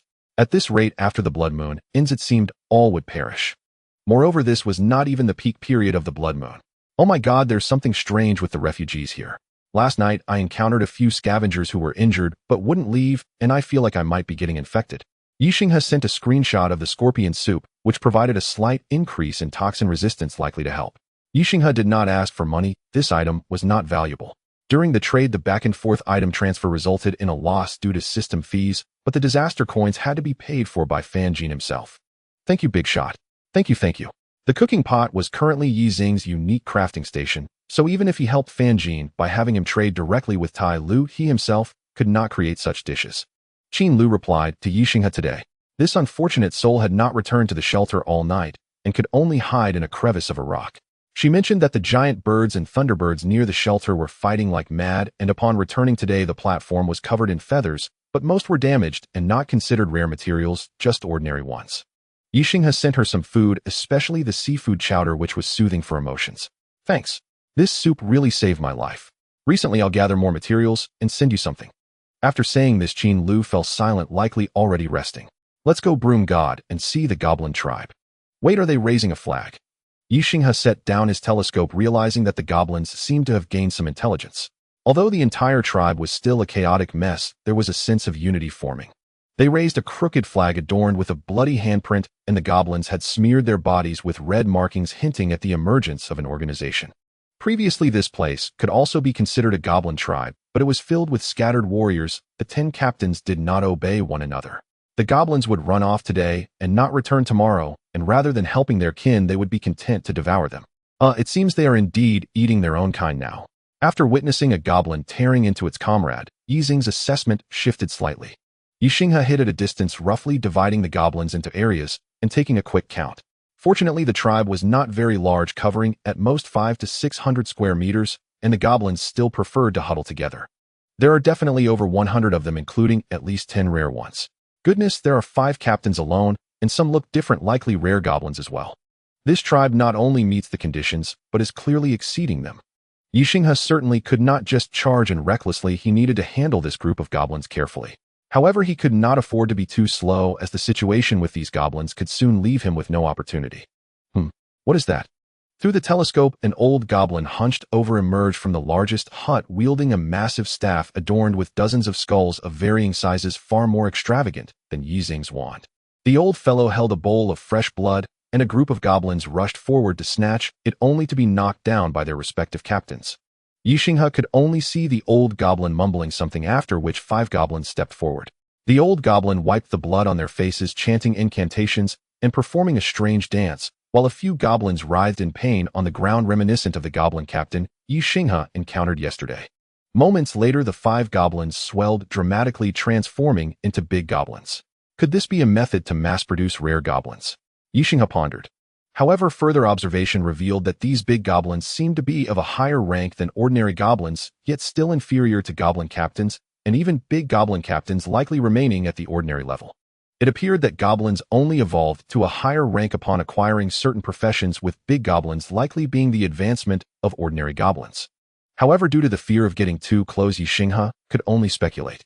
To eliminate so many goblins directly, even with the Thunderbird, the chance of success would be slim. A frontal assault was not feasible, so he would need to rely on wits. Having left the vicinity of the goblin tribe, Ye Xinghe first focused on clearing out the surrounding goblin squads. This time he encountered that wild boar again, which was covered in numerous scars, suggesting it had not been faring well. Ye Xinghe took out 2 pieces of monster meat from his bag and tossed them to the boar. The boar looked at the meat with a hint of suspicion, sniffing at it for a while before ultimately not eating it. Ye Xinghe raised an eyebrow, filled his water container, and turned to leave.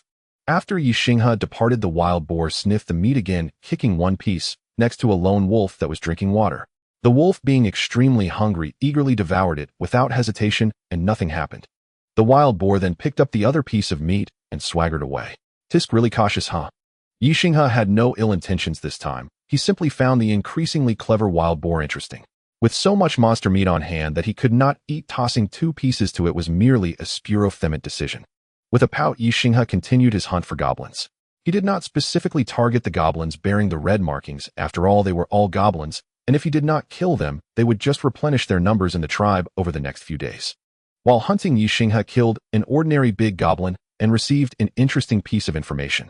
Big Goblin Bloodhand. This goblin captain had a suffix, meaning that if the goblins truly joined this tribe, there would be a suffix to signify it. This also confirmed Ye Xinghe's suspicion that big goblins were indeed ordinary monsters. These goblins seemed to be desperately collecting visible food. Seizing the opportunity before darkness fell, Ye Xinghe took a look at the Bloodhand tribe, which was in an uproar with goblins either eating meat or giving birth and little goblins crawling all over the ground. Today, Ye Xinghe had not found a single box. Upon returning to his shelter, he crafted several rare wands to put on display.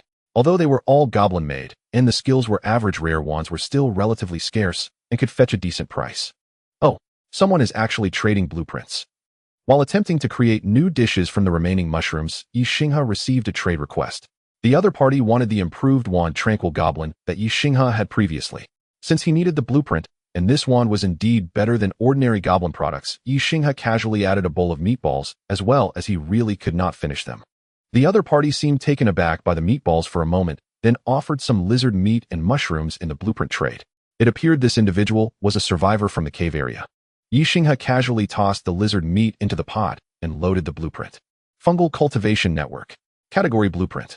Quality Ordinary. Requirements 2 units of iron, 10 units of wood, 10 units of sawdust, 5 units of humus and linen. Out requires a basement environment. Effect allows the cultivation of rare grade and lower fungi in the designated area. Only one type of fungus can be cultivated per growth cycle, and each new growth cycle requires the provision of new humus and wood as consumables. Note: be careful not to infect your lungs. A rare production blueprint. While ordinary blueprints cannot meet the upgrade requirements for the shelter, they are still quite valuable. Ye Xinghe found it hard to understand why someone would trade such a high-quality blueprint for a rare-grade wand. He casually asked the other party, who sent a photo in response. What the heck is this guy, a mushroom tycoon? In the photo, Ye Xinghe saw a space of about 100 square meters filled with shelves stacked high, growing several types of mushrooms. This shelter is self-sufficient. There's no need for that. What a rich fellow. Ye Xinghe fell silent, realizing that many of his blueprints had been given to him by others who no longer needed them, such as the sewer renovation from Fanjin last time, which was also self-sufficient. His own shelter had only been equipped with 2 tools and some furniture far inferior to the specialized shelters that these fellows had obtained. This thing grows relatively slowly and missed the right timing. Ye Xinghe understood. Oh, no wonder this person had not been selling food during the initial stage, as it seemed they had not yet grown. He proactively added the other party as a friend and promised that if they could obtain better materials, he would help craft a wand for free, only charging for shipping. With all the materials for this blueprint on hand, including the humus he had collected for making fertile farmland, Ye Xinghe selected a corner in the basement of his shelter for the renovation, which was completed in about 30 minutes. Ye Xinghe was pleased that this renovation included an independent room with an iron door, and the room was about 30 square meters in size, featuring 4 wooden pillars and a ventilation system connected to the room. Ye Xinghe attempted to sow the collected mushrooms and quickly received a prompt. You have sown ordinary grass mushrooms. The growth cycle is 5 days. In theory, different mushrooms have varying humidity and temperature requirements, but this cultivation network seemed to disregard those needs, though as long as there was nutrition they would grow. With this, Ye Xinghe finally had a stable food source and could use the remaining mushrooms to cook. Soon Ye Xinghe harvested 2 new ordinary foods: marinated mushrooms and mushroom tea. The former was delicious, akin to the entry for seafood chowder, while the latter offered a slight sedative effect and had a relatively long shelf life of 5 days. Had he ever heard that grass mushrooms could induce coma? Ye Xinghe scrutinized the mushrooms in the pot, realizing he seemed to have mixed in some unfamiliar fungi. Oh well, unlocking the recipe was a good thing. To upgrade the cooking pot, Ye Xinghe had all the necessary materials in hand. After the upgrade was complete, the information about the pot changed as follows. Cooking pot. Category: Crafting Station. Quality: Rare. Level 2. Effect: Recipe: Unstable creation. During food preparation, there is a certain probability of achieving a great success or a great failure. Skill: Automatic cooking. Additional ingredients. You can add extra magical materials to create variations in the food. For ordinary recipes, no more than 2 additional ingredients can be added, and for each higher level of the recipe, 2 more additional ingredients can be included. Description: This pot seems to be getting stranger and stranger. The effects of this upgrade are somewhat difficult to evaluate, but fortunately the previous characteristics still exist, ensuring that food can still be prepared. However, trying is definitely necessary. After a moment of contemplation, Ye Xinghe used a chunk of monster meat as the main ingredient, with zombie bone fragments and moth phosphor powder as supplementary materials for cooking, resulting in a peculiar creation. Fragrant meatball. Category: Food. Quality: Ordinary. Shelf life: 3 days. Effect: has a strong attraction for magical creatures. After consuming it, magical creatures may experience dizziness, vomiting, and weakness in their limbs after 40 minutes. This effect is ineffective on creatures with a constitution greater than 5. This item feels more suitable as a tool for dealing with the goblin tribe than the previous ideas of poisoning meat chunks and water sources. Tyloo, do you have any toxic sacks among your scorpion materials? Yes, how many do you need? I have both ordinary and rare ones. After receiving a positive response, Ye Xinghe quickly traded for a batch of toxic sacks with Tyloo. Looking at the 10 disaster coins that had decreased, Ye Xinghe frowned a little. He was unsure if there were any other ways to obtain these besides opening boxes. This time Ye Xinghe made food using monster meat moth phosphor powder and giant scorpion toxic sacks. The name changed to Spicy Meatball, with its attraction to magical creatures reduced from strong to slightly strong, and the symptoms changed from various to a single effect of body paralysis. While the additional functions of this pot are surprisingly powerful, he made several more meatballs, planning to catch a few goblins tomorrow to test them out. Hearing the bloodthirsty moths fluttering outside the house, Ye Xinghe's mouth curved into a subtle arc. Now these moths are worth fighting. Not bad, not bad, the effect is quite good. Sujin, are you really not interested in these meatballs? Ye Xinghe looked at the goblin lying on the ground, twitching uncontrollably, feeling very satisfied. He asked this because he considered Sujin to be a type of magical creature. Sujin expressed its discontent by hitting Ye Xinghe with its wand on its head, feeling that Ye Xinghe was trying to harm it. I was wrong, can I make it up? I will go back and make you a new cleaning wand as an apology. Sujin ignored Ye Xinghe, who seemed a bit neurotic, and turned its back to sweep the floor. This fellow's intelligence seems to be increasing as well. Ye Xinghe observed Sujin leave. Initially, the little creature's behavior was quite rigid, but now its emotions and understanding seemed to have greatly improved. After a morning of trials, Ye Xinghe finally confirmed the effects of these meatballs on the goblins. The ordinary little goblins were no surprise, and although the big goblins had a constitution of 5, the effect was slightly weakened, yet it was still sufficient to hinder their combat abilities. Moreover, what delighted Ye Xinghe even more was that the spicy meatballs seemed to possess additional attraction for the goblins of the Bloodhand tribe. They particularly enjoyed eating them. Of course, how to deliver these foods to the goblin tribe was another issue. While pondering, Ye Xinghe checked the progress of the blueprint modification. Today's lottery prize pool was from the radiation shelter world. Ye Xinghe had worried that he might draw a nail gun or something similar, but unexpectedly, he drew the blueprint for the main entrance. Double-layered buffer door. Category blueprint. Quality rare. Requirements: 20 units of iron, 1 L of disinfectant, 5 meters of piping, 10 meters of wiring, 1 fire-resistant coating, 10 nozzles, power facilities. Effect: can eliminate viruses and bacteria brought back from the outside world, providing a temperature transition and buffer area. Description: do you think this high-tech door is suitable for your wooden house? What's inappropriate about it? Having a blueprint is already great. Ye Xinghe found this explanation somewhat amusing. Fortunately, although this door blueprint was rare, the materials were relatively easy to find, so he quickly got to work on the modification. The new door resembled the level 1 door of the radiation shelter, featuring an outer door and an inner door with a transitional area of about 5 square meters in between. The disinfection effect would depend on the quality of the disinfectant used. Currently, Ye Xinghe had used a very ordinary disinfectant, which was unpleasant and had mediocre effectiveness. The disinfection effect needed to be activated manually, so there was no need to worry about being sprayed every time he returned. We need to use several different methods. Ye Xinghe disposed of the goblin that had collapsed on the ground. He had used many methods today to get the goblins of the Bloodhand tribe to transport the meat back. Of course, it wasn't just the meatballs. As long as the ingredients were similar, the roasted or stewed meat he made had comparable effects. Unfortunately, these creatures, if not under the suppression of the 10 captains, would immediately eat whatever they got their hands on. It was only when the 10 captains were present that they would gift it to them. The 10 captains were somewhat smarter. If there was little meat, they would eat it themselves, and if there was plenty, they would take it back with other goblins. Given that the 10 captains usually had a constitution greater than 5, they would not react negatively to the food, at most experiencing a bit of diarrhea afterward.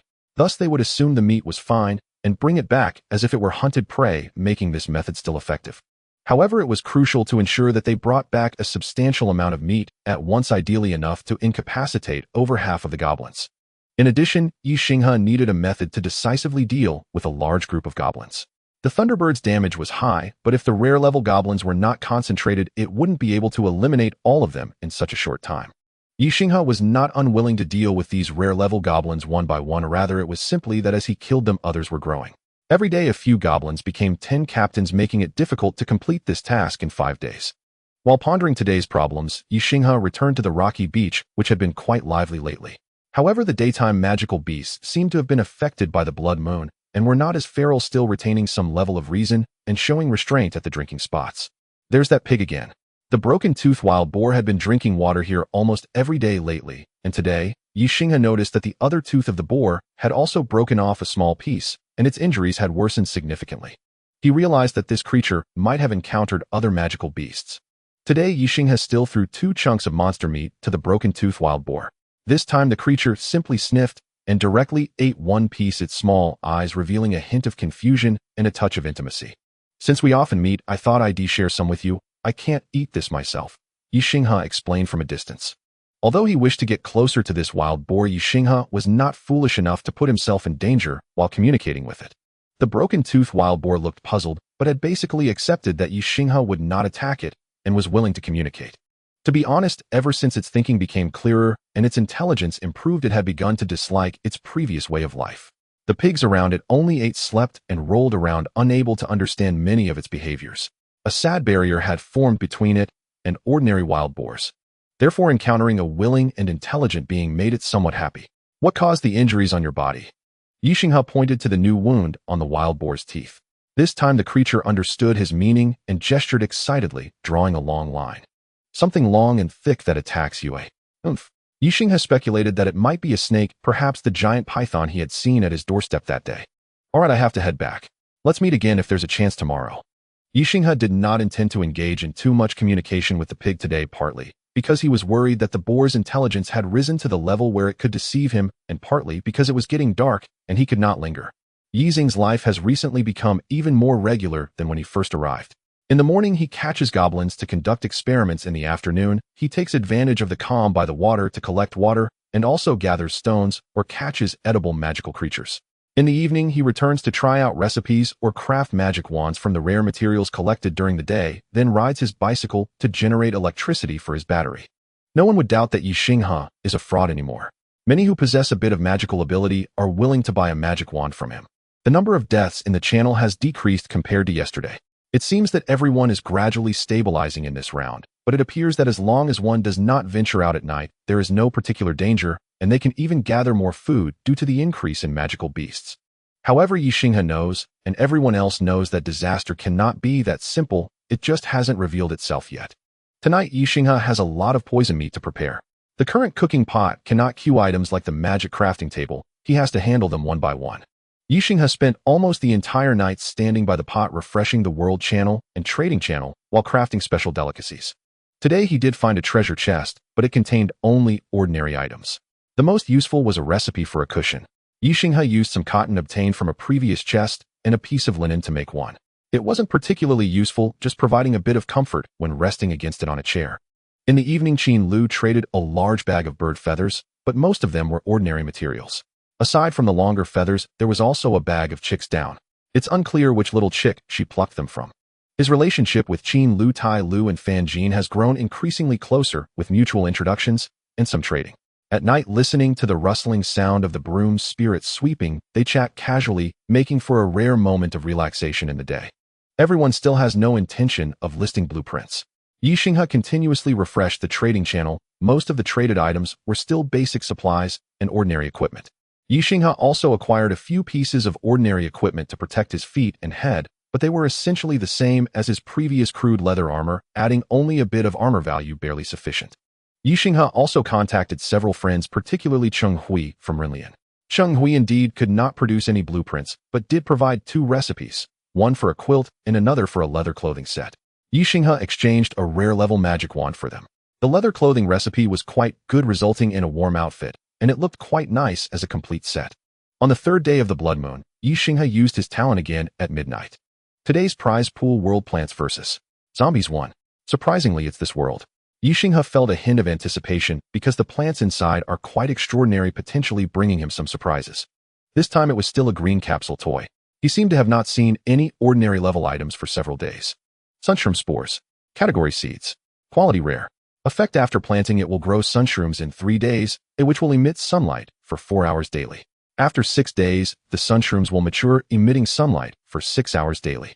Note that sunshrooms cannot be planted in direct sunlight. Description: a very peculiar plant. It naturally produces sunlight, but detests sunlight. When Ye Xinghe saw this item, his eyes lit up. This was the best plant for him, as he could not grow anything outside. He immediately went to the underground mushroom room, harvested all the newly sprouted grass mushrooms, and added new fertilizer to switch to growing sunshrooms. Sunshrooms can sprout in 3 days, and with the support of the fungal cultivation network, this time can be shortened to 2 days. Once these little guys can produce sunlight, he can aim to establish an ecological farm underground in his fields. Thanks to Plants vs. Zombies. That night, Ye Xinghe was so excited that he found it hard to sleep and only closed his eyes groggily late into the night. It was evident that Ye Xinghe did not manage to wake up early the next morning. He did not go hunting goblins, but instead headed to the riverside. Duanya was indeed here. Upon seeing Ye Xinghe arrive, Duanya excitedly began to dig at the ground. After grunting for a while and eating 2 pieces of meat from Ye Xinghe, it calmed down. Ye Xinghe noticed that the injuries on its body had increased. Unfortunately, without spells for animal communication, he could not directly converse with Duanya. However, Ye Xinghe still attempted to interact with this wild boar. Duanya seemed to welcome Ye Xinghe's scratching, even rubbing its head against him. As their relationship progressed, Ye Xinghe began to execute his plan. Duanya, I can help you deal with your enemies, but you must help me with something in return. Duanya was taken aback for a moment, then realized that Ye Xinghe was calling it, and it seemed quite pleased with having a unique name. Thus, without much thought, Duanya nodded in agreement to Ye Xinghe's proposal. The human and the pig quietly conspired in the woods. Ye Xinghe could not guarantee that Duanya fully understood his intentions, so he patiently explained the details of the plan. After several hours, Duanya roughly understood what Ye Xinghe wanted to do and how to do it. It nudged Ye Xinghe with its head, indicating that it agreed with the plan. Thus, Ye Xinghe followed Duanya to its current lair. The cave was quite large, dry, and comfortable. No wonder that giant python kept bothering Duanya trying to take over this place. Today, Ye Xinghe carried 4 backpacks filled with the toxic food he had prepared. He laid out the meat inside the cave and then left alone. If all goes well, he might complete the task for the Bronze Conquest card tomorrow. However, Ye Xinghe still hoped to acquire a high-damage item to ensure the success of this task. Fanjin, do you have any bombs or grenades? Boss, I have a few in stock, but they are quite pricey. If you want to disperse the beast horde, I think a Molotov cocktail would be more useful. Indeed, they were quite expensive. A wooden-handled grenade cost 35 units of wood, while the Molotov cocktails were cheaper at 10 units each. Ye Xinghe glanced at the screenshot sent from across the way, thought for a moment, and ultimately exchanged basic supplies and some special food for a wooden-handled grenade and 5 Molotov cocktails. However, there was a reason for the high price. The wooden-handled grenade Fanjin traded was not the type made from dirt by refugees, but genuine military supplies, powerful and reliable, not prone to misfire. If it weren't for Ye Xinghe proposing the trade, Fanjin would have been reluctant to part with it.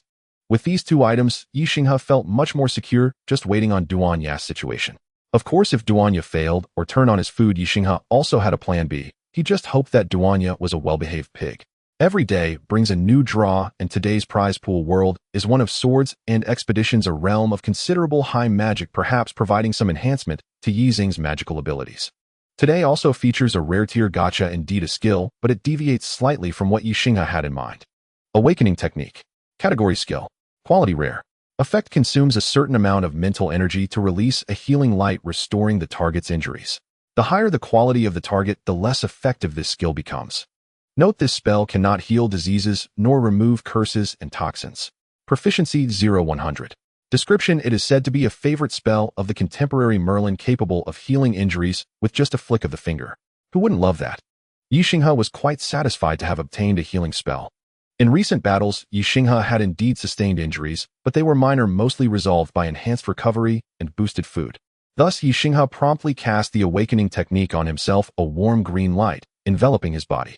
He glanced at the recent injuries, and the bruises had nearly faded, with even small cuts having shed their scabs. Perfect. Quite perfect. Although he had completed the daily draw, Ye Xinghe had yet to sleep, as he was expecting a guest tonight. Fortunately, this guest didn't keep him waiting too long. About 10 minutes later, he heard a series of grunts outside. Peering out, he saw the injured Broken Tooth arriving at Ye Xinghe's sanctuary. Ye Xinghe opened the door to let it in, gave it a quick wash in the buffer zone, disinfected it, and then allowed it into the room. Luckily, after its evolution, Broken Tooth had shrunk significantly, now about 1.5 meters long, so it didn't feel cramped in Ye Xinghe's sanctuary. After serving Broken Tooth some food, Ye Xinghe inquired about the situation. Broken Tooth grunted for a while, and Ye Xinghe roughly understood that it had accomplished its task and was just waiting for Ye Xinghe to proceed with the next step tomorrow. Seeing Broken Tooth's injuries, Ye Xinghe immediately used the newly acquired awakening technique. After 2 casts, Broken Tooth's injuries were significantly healed. Broken Tooth was astonished, repeatedly nudging Ye Xinghe to see what he had just done. Ye Xinghe patted its head and said, "This is magic." The interaction between the two stirred the resting broom god awake. The little one looked at the suddenly appeared wild boar, stared blankly for a moment, then quickly scurried away to tidy up in the buffer zone. Ye Xinghe had thought the little one might get jealous. It seemed he was being overly sentimental. Now everything was ready, it was just a matter of whether tomorrow's plan would go smoothly. "It's those fellows, they are particularly keen on the roasted meat. You lure them over while I set up another direction." "Oomph." After Ye Xinghe spoke, Broken Tooth wiggled its backside and charged towards the group of goblins. Ye Xinghe wasn't worried about Broken Tooth's safety, it was much faster than the goblins when it sprinted. Soon Broken Tooth was attracting a group of goblins back to its original lair. Ye Xinghe hurriedly carried several backpacks towards the Bloodhand tribe, as the beast occupying Broken Tooth's cave was a python. Ye Xinghe was unsure whether it would devour a large amount of meat all at once, so for the plan to succeed, he needed multiple strategies. He had prepared two methods. One was previously tested, where a large amount of meat would be discovered by the goblin captain, who would take a bite before bringing it back. To prevent the goblins from being overly cautious, Ye Xinghe would charge out and engage in battle with them, pretending to be exhausted and fleeing. This way the captain would pressure the goblins behind to bring the meat back to the tribe quickly. Although one or two goblins might steal a bite along the way, given their intelligence, they would likely think that one of their own had eaten something wrong, as such occurrences were common in the goblin world. Additionally, Ye Xinghe would scatter small items like meatballs from the forest near the Bloodhand tribe, disguising them as drop food, which would lead them to a large bundle of meatballs. This plan nearly exhausted Ye Xinghe's entire stock of monster meat. Fortunately, these items were mainly for Broken Tooth, so it wouldn't significantly affect him. Moreover, if today's plan succeeded, he would acquire another large batch of monster meat. This meat-sowing operation continued until the afternoon. The goblins began returning to the tribe one after another. Ye Xinghe watched from a distance and saw many goblins carrying their bags back, while a team brought back a large haul of meat with four captains carrying a massive python. Waga. The old goblin, looking like a priest, stepped out of the tent, and seeing such a significant harvest today, appeared very pleased. He babbled something excitedly, and the meat was delivered for today's revelry. Seeing these fellows consume the meat, Ye Xinghe finally breathed a sigh of relief. This plan had already succeeded halfway. As the sky darkened, the goblins began their doll-making activities one after another. The goblin priest returned to the tent, and the goblin captains began patrolling, appearing more organized than in previous days. However, as they walked, the captains realized something was amiss. Why were so many goblins starting to vomit? Due to the numbness, weakness, and dizziness, it was hard to distinguish the symptoms at once, so the captains merely began checking the condition of the vomiting goblins. Taking advantage of the captain's inspection, Ye Xinghe rushed near the Bloodhand tribe, tossing several incendiary bottles into the goblins' campfire. The loud explosions further plunged the Bloodhand tribe into chaos. The goblin priest, drawn out by the explosions, stepped out of the tent. Without hesitation, Ye Xinghe threw a grenade. Fortunately, his throwing skills were decent. Although the landing point was slightly off, the grenade's power compensated for that. Ye Xinghe saw a blood-colored shield forming around the goblin priest, but it shattered almost instantly, sending the old fellow flying several meters away. What the heck, it didn't die. Seeing the goblin priest struggling to rise, Ye Xinghe unhesitatingly fired a Thunderbird spell, directly crushing it. It wasn't that Ye Xinghe was overly cautious, rather the complexity of magic abilities combined with the abnormal resilience of these goblins warranted a quick resolution. At this moment, several rare-tier goblins found where Ye Xinghe was.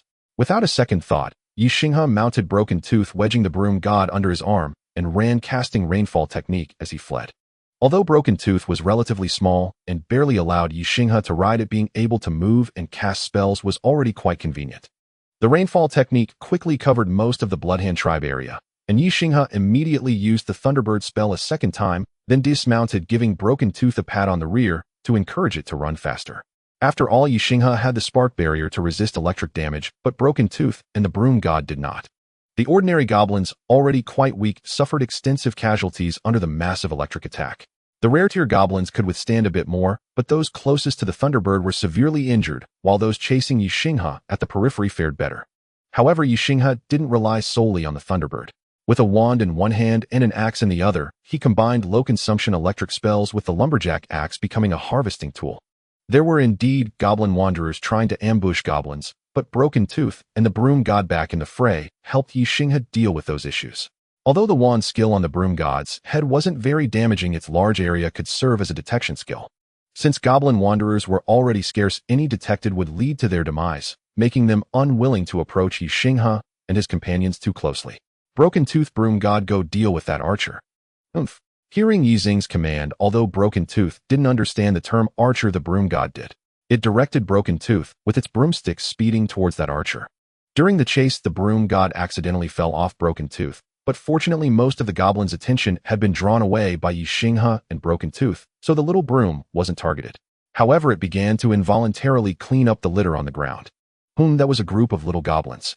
As the archer was injured and sent flying, Ye Xinghe no longer had to worry and quickly dealt with the stubborn captains using a combination of electric spells and his axe. Just when Ye Xinghe thought everything was settled, a brilliant red light shot out heading straight for him. Ye Xinghe was caught off guard by the red light. Just as it was about to strike him, a small figure rushed in front of him, leaping up to block the blow, and ended up losing its head. On the other side, Duanya sensed something was wrong and turned back, swiftly dispatching the weakened magic-type goblin hidden in the corner. This fellow, possibly due to being a magic type, had a weak constitution that left it poisoned. It had been lurking in the shadows waiting for an opportunity. Broom Spirit. Ye Xinghe scooped up the little creature and cast a waking spell at it, but the broom spirit merely stared blankly at Ye Xinghe. The spell had no effect on it. Ye Xinghe anxiously opened the broom spirit's panel only to discover that it showed no serious injuries, just indicating that its body was missing 30. Are you really okay? Ye Xinghe turned the broom spirit over several times and found that aside from a few missing bristles and its wand having been knocked away, it seemed to be fine. Only then did Ye Xinghe feel relieved. He held the broom spirit close, breathing heavily. He never expected to be caught up in such a dramatic plot. No matter how dramatic it was, it had truly thrown him into a panic. As long as you're fine, let's quickly deal with the aftermath and get some good sleep. Ye Xinghe set the broom spirit down and began to swiftly finish off the goblins that were still alive. In fact, he was already quite fatigued, having spent the whole day scattering meat casting spells like crazy and engaging in close combat with these goblin captains. If he weren't worried that the smell of blood would attract monsters, he would probably have collapsed on the ground by now. The first thing to take would definitely be the heads and weapons of the rare-level goblins. Fortunately, he was already quite skilled at handling heads. After about 20 minutes, he had basically finished. Since the goblins' bodies were too cumbersome to carry, he simply disassembled them. Including the priest that was blown up at the start, there were a total of 14 rare-level goblins, 7 captains, 2 archers, 3 wanderers, 1 mage, and 1 priest, among which 3 of the captains were big goblins. After dealing with these rare-level goblins, Ye Xinghe looked up at the blood moon that had risen in the sky and, accompanied by the broom spirit, and Duanya, entered the largest and most intact tent. These fellows are really worshipping an evil god. Upon seeing the scene before him, Ye Xinghe instantly understood the source of the goblins' power. Inside this tent, there was a massive magic circle drawn in blood, surrounded by the corpses of various monsters, including that old rival of Duanya. Most of the corpses were already desiccated, crumbling beneath his feet, while the giant python still barely maintained its form.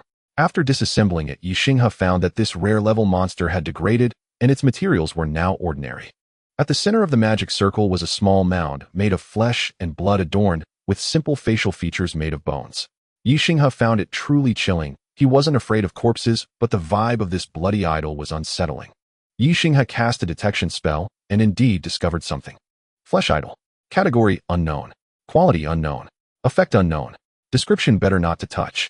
All unknown. Ye Xinghe used a bit of his mental energy to launch a fire arrow at it, shattering it. A stream of bright red blood energy burst forth, heading straight for Ye Xinghe, but it seemed to be attracted by something and flew out of the tent instead. I told you not to be so reckless. Ye Xinghe slapped himself twice. Just moments ago, he thought he was going to end his life. Not daring to move recklessly anymore, Ye Xinghe began to search through the tent, but unfortunately most of the items were the messy corpses of monsters along with some jumbled materials that he couldn't even identify. As he was about to leave in disappointment, he finally discovered a treasure chest beneath a pile of bones in the corner of the tent. This chest was made of copper but adorned with silver edges, clearly more precious than an ordinary copper chest. Fortunately, the tent wasn't filled only with danger. Ye Xinghe felt a bit relieved. He then braved the crimson moon and began to search through each tent, casually disassembling goblins along the way. Finally, Ye Xinghe found 2 more chests, but they were both ordinary copper lockboxes. Of course, this was still better than nothing. Hurry up, don't eat it. Ye Xinghe tugged at Duanya's ear. This fellow had been munching on all sorts of random things while Ye Xinghe was searching for treasure chests. Duanya turned its head, its eyes tinged with a hint of red, staring blankly at Ye Xinghe. It took over 10 seconds before it finally reacted to what it needed to do. Ye Xinghe sensed that something was amiss. He ignored the remaining goblins, threw out the last burning bottle, igniting the entire tent area. He paid no mind to the many pairs of crimson eyes that were now appearing in the forest or the buzzing sounds overhead dragging Duanya and the broom spirit as he fled back to the shelter. After a quick cleanup and changing clothes, Ye Xinghe got busy again. He categorized the goblin materials he had collected, hoping to create some new rare-level wands by tomorrow. The red light in Duanya's eyes had gradually faded, and its emotions had stabilized significantly. It wasn't seriously injured, and after Ye Xinghe regained a bit of mental energy, he healed it. Coupled with the ample food and the significant energy expenditure, Duanya was already sprawled on the living room floor, dozing off.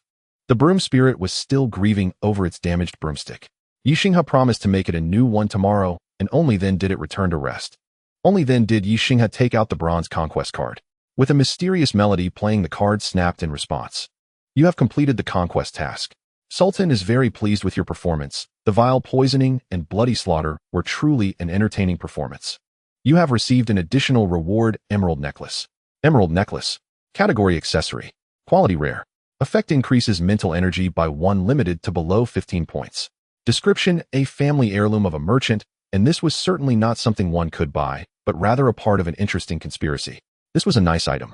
Ye Xinghe wore the necklace around his neck, and his mental energy increased from 6 to 7, making his brain, which had been drained by spells, feel much more comfortable.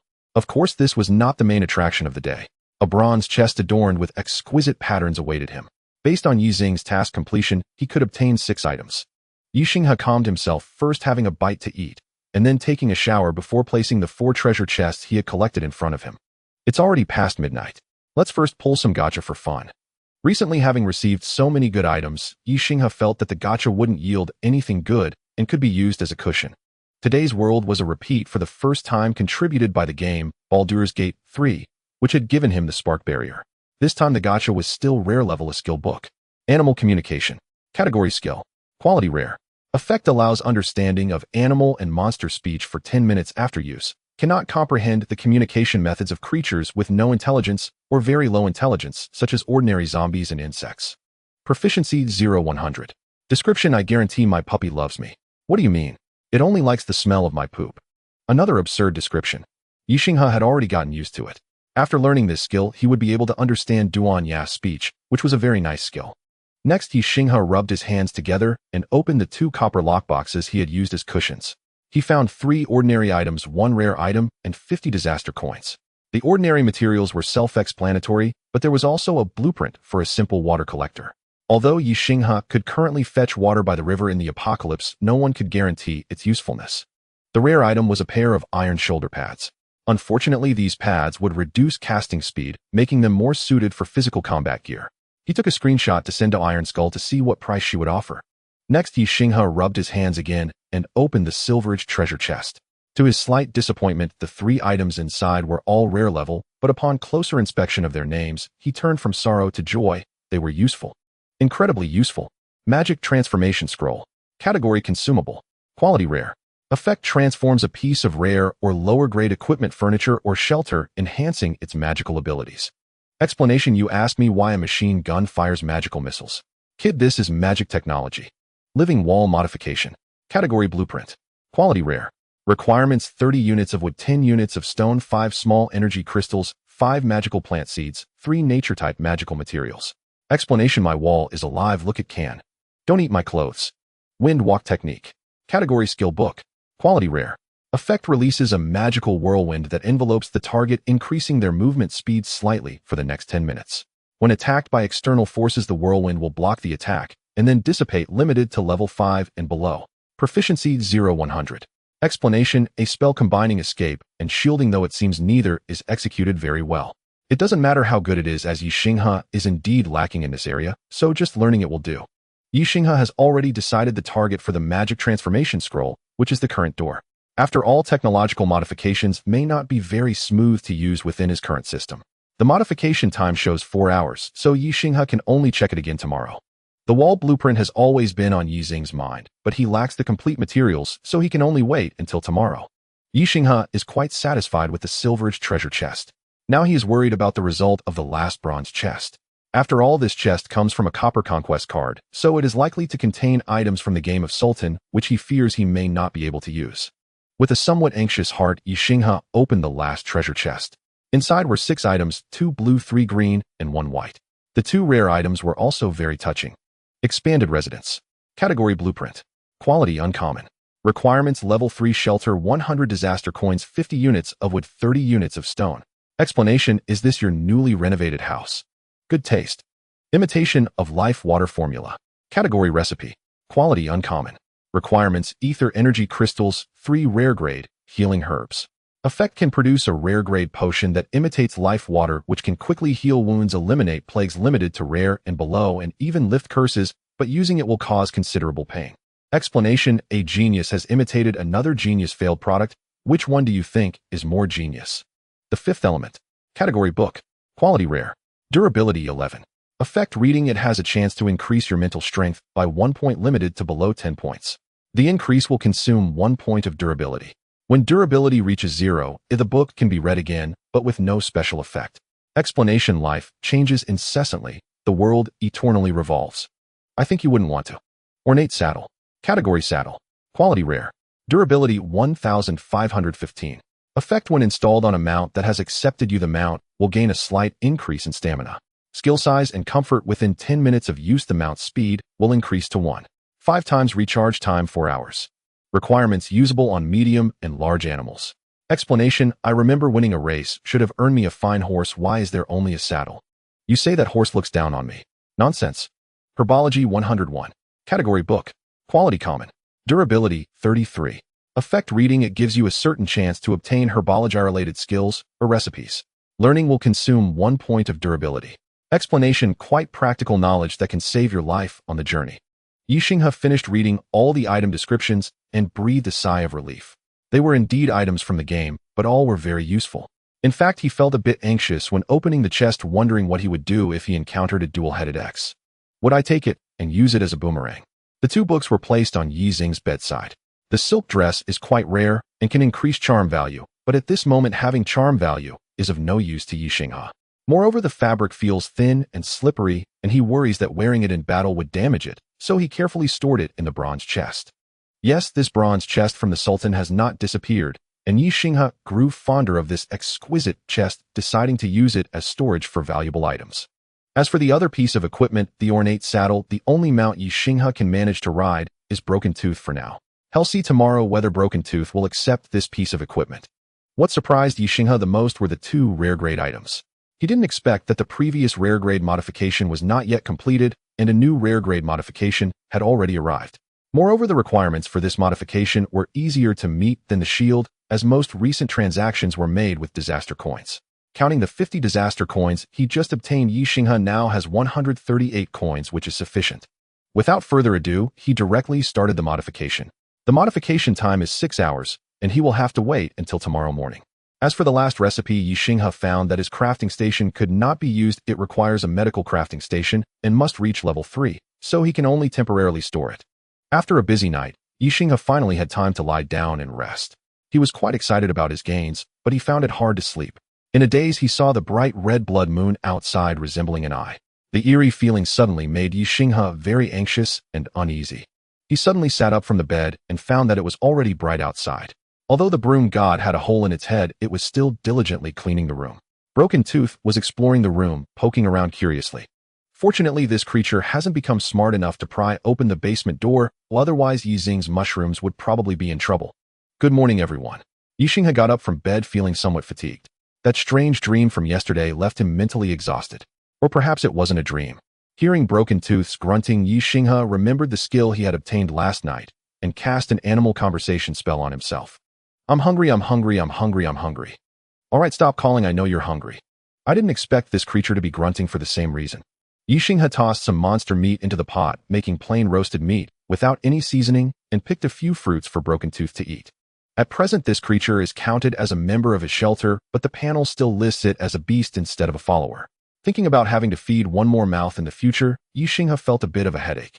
The 2 modifications that started last night have been completed. Ye Xinghe opened the panel to check and found it indeed quite surprising. Double-layered buffered door magic. Category door. Quality rare. Effect, it can eliminate viruses and bacteria brought from the outside world, providing a temperature transition and buffer zone. This door can be powered by magic or electricity. Skill magic filling slots using magic potions or treasures for filling will grant different enhancements and disinfection effects. Up to 3 items can be filled at once. His door transformed from a simplistic, technologically advanced style into one that emitted a faint glow with magical runes connecting the walls and the door. In fact, the effect is similar to the previous door with the addition of magical power and special slots. Ye Xinghe tried to fill the green gemstone necklace around his neck into the slots, which indicated that the door gained a reduction in energy consumption effect.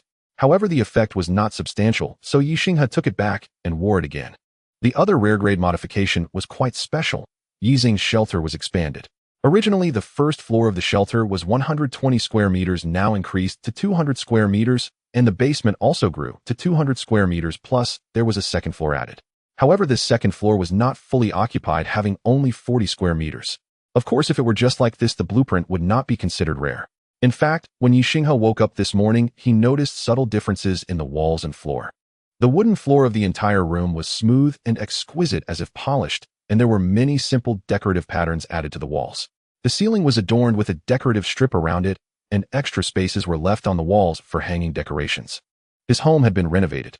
Moreover, it was decorated very delicately and comfortably. Even the kitchen stove had been refined with relief carvings. The several rooms in the basement were also renovated, except for the mushroom room. The other rooms were laid with exquisite, detailed, and anti-slip stone slabs, and the walls were entirely inlaid with stone slabs. The slaughterhouse that Ye Xinghe built himself was even adorned with torture instruments, with a relief on the wall depicting a small figure processing a skull, which Ye Xinghe felt resembled himself. This slaughterhouse was initially not recognized as a self-made house by the system, but now it was not only recognized, but upgraded to level 2, gaining additional slaughter bonuses and a deterrent effect on creatures. Well, this is a good thing. Currently, Ye Xinghe's level 2 rooms included only the bedroom, kitchen, and the workspace with a magic crafting table. Adding this. Wait a minute, how does the system show that there's already a level 3 room? Thinking about the second floor he hadn't explored, yet Ye Xinghe hurried up the stairs, and as soon as he arrived, he was astonished. Gorgeous. That was his only reaction. In contrast to the exquisite decoration downstairs, the entire second floor could be described as luxurious. The first thing Ye Xinghe noticed was a not very large bookshelf, refined and delicate. The material was walnut wood, and the bookshelf was simply adorned with silver trimming. Next to the bookshelf was a single chaise longue, also made of walnut wood, with a green velvet surface covered with a white cashmere throw blanket, feeling incredibly comfortable to the touch. There was a beautiful large vase beside it, but unfortunately it had no flowers, and underneath was a carpet that looked very much like a Middle Eastern style. On the other side of the room was a large dressing table with a mirror and a plush low stool. On either side of the mirror were exquisite brass lamps, and there was also a delicate jewelry box on the dressing table. Ye Xinghe opened the box and found no jewelry inside, feeling a bit disappointed. Then he patted his face, thinking that just having a box was already good enough. How could he still wish for jewelry to equip? The back half of the room was separated by a wooden screen which was black and painted with a beautiful bathing scene adorned with fine green gemstones. Behind the screen was a wooden double bed with a sheer canopy that shocked Ye Xinghe's heart. He reached out to touch the bedding, which was made of silk. One side of the bed was a walnut wardrobe, while the other side had a nightstand and 5 wooden mannequins. Ye Xinghe discovered that the mannequins could wear clothes and equipment, essentially serving as a display rack. Additionally, the second floor had access to the rooftop, where there was a small terrace that could be used for placing items and conducting reconnaissance. The room on the second floor was still categorized as a bedroom in the system, but compared to Ye Xinghe's somewhat shabby bedroom, this bedroom's effect was called Luxurious Dream, where resting could significantly accelerate energy recovery, reduce nightmare invasions, and lessen mental stress. Its comfort level was incomparable to Ye Xinghe's small bedroom. At this moment, only one thought occupied Ye Xinghe's mind: is this still the apocalypse? Glancing outside at the newly appearing goblins, he thought, well, it is still the apocalypse. Without any hesitation, Ye Xinghe designated this bedroom as his master bedroom, with the one downstairs being the guest room temporarily given to Duanya. In this way, his shelter could be upgraded to level 4 by just completing the wall modification. Damn, yesterday, I fought a group of frenzied petrified lizards. This shoulder armor is nice. I'll exchange 2 rare-grade petrified lizards for it. I'll cover the shipping. The trade was quickly completed. The petrified lizards were not large, about half the size of Duanya. After temporarily tossing the lizards on the ground, Ye Xinghe began searching for the items needed for the blueprint. Magic plant seeds are not easy to find. After searching for a long time, Ye Xinghe barely managed to buy 2 types of magic seeds: ordinary grade rock moss and acid thorn castor bean. Combined with the iron thorns and fresh climbing tiger he had previously collected to release the vine technique, he gathered 4 types. Don't ask why Ye Xinghe ultimately didn't use the vine seeds to release the vine technique. The seeds are expensive and scarce, and using them once means losing one, which is not worth it at all. As for nature-based magical materials, Ye Xinghe did have some on hand. The activated would drop from the treant he killed earlier, and he also found a piece of 10-year-old tree heart in a box. Although they were all ordinary materials, they would suffice. Due to lacking one type of magic plant seed, Ye Xinghe lay back down in bed flipping through the trading channel. An hour passed without finding anything, but instead he found a medicinal crafting table. Herbal cauldron. Category, crafting table. Quality, ordinary.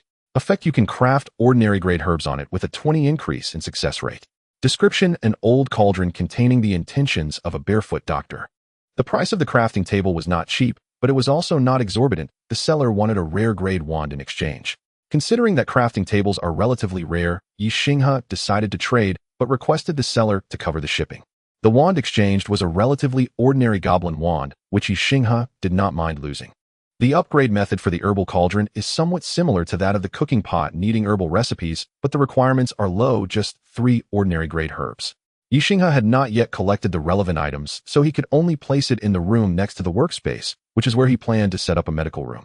Now his house had become quite large, allowing for simple zoning of different rooms without needing to crowd together, though this was also due to the cauldron not being large and mismatched with the stove. Troubled by the magic seeds, Ye Xinghe walked to the basement to observe the growth of sunlight mushrooms. As soon as he reached the door, he realized that the spores of the sunlight mushrooms were also a type of special magic seed. At this moment, the sunlight mushrooms had already started to sprout. Ye Xinghe carefully collected a little bit of spores, put them into the blueprint, and it succeeded indeed. Finally, Ye Xinghe could complete the wall modification. The modification time was 3 hours, and naturally, Ye Xinghe did not intend to stay home waiting. He needed to gather more materials. Today, Ye Xinghe discovered some unusual things as he noticed that many plants in the woods surrounding him had developed red veins. The bloody moon may not only contaminate animals, but also plants. What about microorganisms? Could they also be affected? All of this made Ye Xinghe feel a bit creeped out. He took a photo of the reddened plants and posted it on the World Channel to inform everyone of this speculation. Damn, if it weren't for the Wand Master posting, I wouldn't have realized many plants around me had already turned red. No way will microorganisms also change. I don't know about bacteria and viruses, but microorganisms might have already started changing. With picture. Ye Xinghe opened the image and saw a vast sea with a scarlet hue covering the surface. Isn't this red tide? Don't make such a fuss, alright. Can red tide consume a seal carcass in 5 minutes? Damn, I'm also by the sea, don't scare me. What if I get eaten one day? Ye Xinghe's speculation sent the entire World Channel into chaos. Aside from the tirelessly recruiting savior cult and brotherhood, others were sharing the strange phenomena they had recently observed. Brothers, I've encountered a particularly tall blood-sucking moth. I feel like it will come to attack me in a few days. With picture. In the photo, a blood-red moth taller than a person was flying in the air, and the patterns on its wings looked quite familiar to Ye Xinghe, resembling the magic circle from the goblin camp leader's area last night.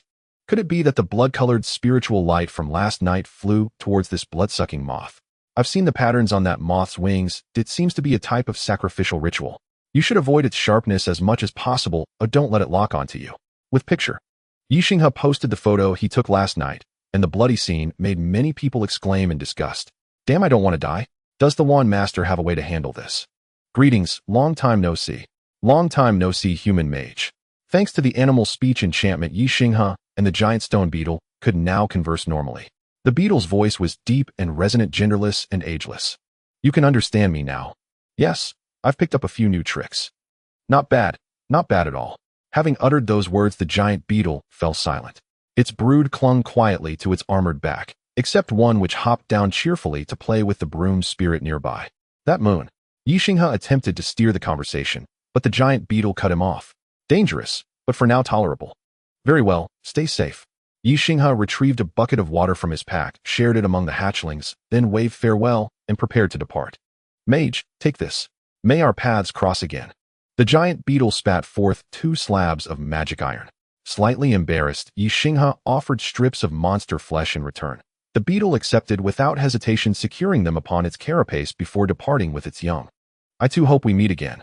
He wondered why the beetle recoiled so sharply at talk of the moon, yet its demeanor held no malice, only quiet reserve, leaving room for future dialogue and trust. Ye Xinghe had naturally hoped to invite the stone beetle family into his sanctuary, just as he had done with Duanya, but their affinity remained insufficient. Let's go Duanya, back home. Mounting the saber-toothed boar and cradling the broom spirit, Ye Xinghe sped back toward his sanctuary. After last night's unnerving episode, when Duanya had suddenly collapsed mid-journey, he refused to linger outdoors after dusk, not even for a single minute. Today Duanya embraced its role as mount with uncharacteristic delight, especially fond of the newly fitted saddle. According to Duanya, the gear imbued it with boundless vitality, filling it with quiet joy. When Ye Xinghe arrived at his sanctuary, he was startled by its transformed appearance. Once merely a large timber cabin, the sanctuary now wore a living cloak of vines, camouflaging iron thorn brambles and acid-spined castor plants beneath. A light touch sent jolts of static through the skin. Its defensive strength had surged dramatically. Even the transitional chamber between the double-layered doors bore creeping ivy, and inside the walls were draped luxuriantly in greenery. Remarkably, the vines enhanced rather than marred the renovated interiors, lending them an air of romantic serenity.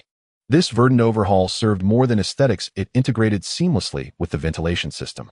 The ivy possessed mild toxin-absorbing and air-purifying properties, though potent poisons would kill it instantly. Thus, the ventilation system remained at its original commandeer rating, unupgraded to rare. His own chamber now hosted charming mushroom lamps. Faceless yet responsive, a gentle tap made them glow. Curious, Ye Xinghe plucked one to test whether it might function as a ready-made sunlight mushroom, only for it to wilt, instantly crumbling into ash. Clearly, these were magical constructs, not natural flora. With all upgrade prerequisites fulfilled, Ye Xinghe wasted no time. He activated the sanctuary's upgrade sequence. Though the process would take hours, he felt refreshingly unhurried, and turned instead to study. Both tomes triggered randomly, offering no guarantee of immediate utility, so even passive reading held merit. The fifth element proved dense and elusive, delving into the metaphysics of soul essence. Ye Xinghe read it cover to cover, yet emerged utterly bewildered. Heaven help him. He was but a mage thrust upward by the system, armed only with rudimentary notes from apprentice-level grimoires. He knew what, never why. To plunge him directly into such abstruse inquiry was sheer torment. In contrast, introduction to herbalism captivated him. Its lucid exposition covered common botanical taxa and their synergistic interactions. Through tireless study, you have mastered the formula's simple hemostatic elixir. A genuine formula, discovered at last. Ye Xinghe felt a surge of quiet triumph. The elixir required only two components, a hemostatic herb and an analgesic herb. No specific species mandated, so long as both functions were met. He possessed neither and needed neither. His awakened spell already performed such basic healing. Still, crafting the elixir would satisfy the upgrade condition for his herbal cauldron. Glancing at the hour, he saw midnight approached. Rather than rest, he browsed the trade platform for herbal formulas, a scarce commodity given the critical need for medical tinctures. In the early days, many had succumbed to infection or severe influenza. Fanjin stood as grim testament. Without Ye Xinghe's nourishing meatball soup, his convalescence might have dragged on for weeks. After extensive searching, he found no suitable formulas. Only ordinary herb seeds, which he purchased as reserves. Regrettably, none were magical flora. At the stroke of midnight, Ye Xinghe opened the gacha machine. Today's gacha pool: World Zenless, Zone 0. Another MI-based pool. Previous banners, like Genshin Impact, had carried him through the perilous early phase. Even now, Thunderbolt Magic remained one of his opening combat spells. He prayed this draw would yield something truly useful. Still green rare. Lately, his gacha luck had been middling. The last rare tier item had been the enhanced magic wand schematic. Upon opening, a violet spiky orb tumbled out, roughly 10 centimeters in diameter, surprisingly heavy in hand. Electromagnetic Storm, 3rd form. Category: Accessory, Energy Core. Rarity: Rare.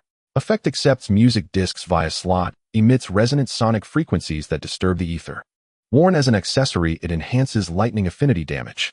Installed as an energy core, it transmutes output energy into lightning essence. Skill: Current Strike releases a paralyzing surge of high-voltage electricity. Power: Level 5, 3 uses per full charge, 30-minute recharge interval. Note: a common type of sound engine. But why is such a hazardous weapon sold in toy stores? At last, an energy core. Without hesitation, Ye Xinghe fed the sound engine into the system to begin upgrading his energy barrier. Fortune once kindled often cascades. Buoyed by optimism, Ye Xinghe sank into his newly enlarged bed. Its comfort was extraordinary, supple, yielding, and profoundly calming. For the first time in memory, he slept dreamlessly, and awoke the next morning radiant with clarity. By then, the sanctuary's upgrade had completed. Forest Spirit Dwelling. Category: Forest Cabin. Level 4. Area 940 square meters, 500 square meters can be adjusted by you. Special modifications: ventilation system, standard sewage system, standard double pond fire stove modification, standard underground storage cellar, standard fungal cultivation network, standard double layer buffer, gate magic, rare active wall modification, rare expanded dwelling, uncommon energy shield, uncommon. Rooms: master bedroom level 3, a secondary bedroom level 2, workshop level 2, kitchen level 2, slaughter room level 2, bathroom level 1, storage cellar, mycelium cultivation room. Special furniture level 3, magic crafting table level 2, cooking pot, planting pot, lemon level 1, herbal cauldron. Feature: plant fusion. Special plants can be fused within your shelter to exert additional effects capable of consuming energy to replicate plants of rare grade and below, but replicated plants cannot exist outside the shelter. Upgrade requirements: level 4, crafting table 3A, rare blueprints 10A, uncommon blueprints 5, exotic blueprints 1, level 3, houses 5, rare magical materials, lightning nature 10, or other attribute magical materials 30, exotic energy, core 1, energy crystals 10A, disaster coins 500.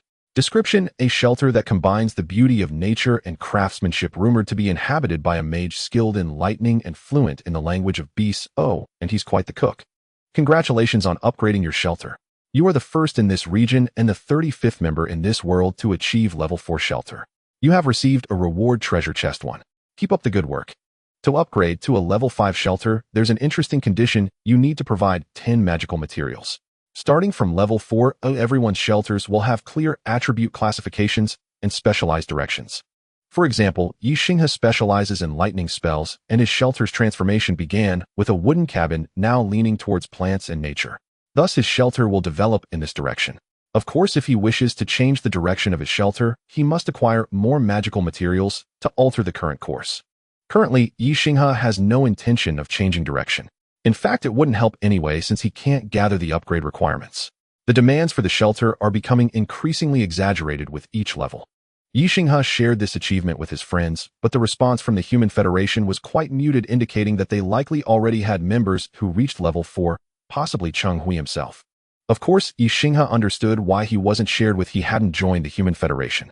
Only the members of the Federation conduct business more straightforwardly, with formulas and blueprints not tightly held, just a bit of relationship building. Others reacted even more intensely. Are you serious? Level 4 already? I just reached level 3 yesterday. You have no idea how troublesome that level 3 wall is.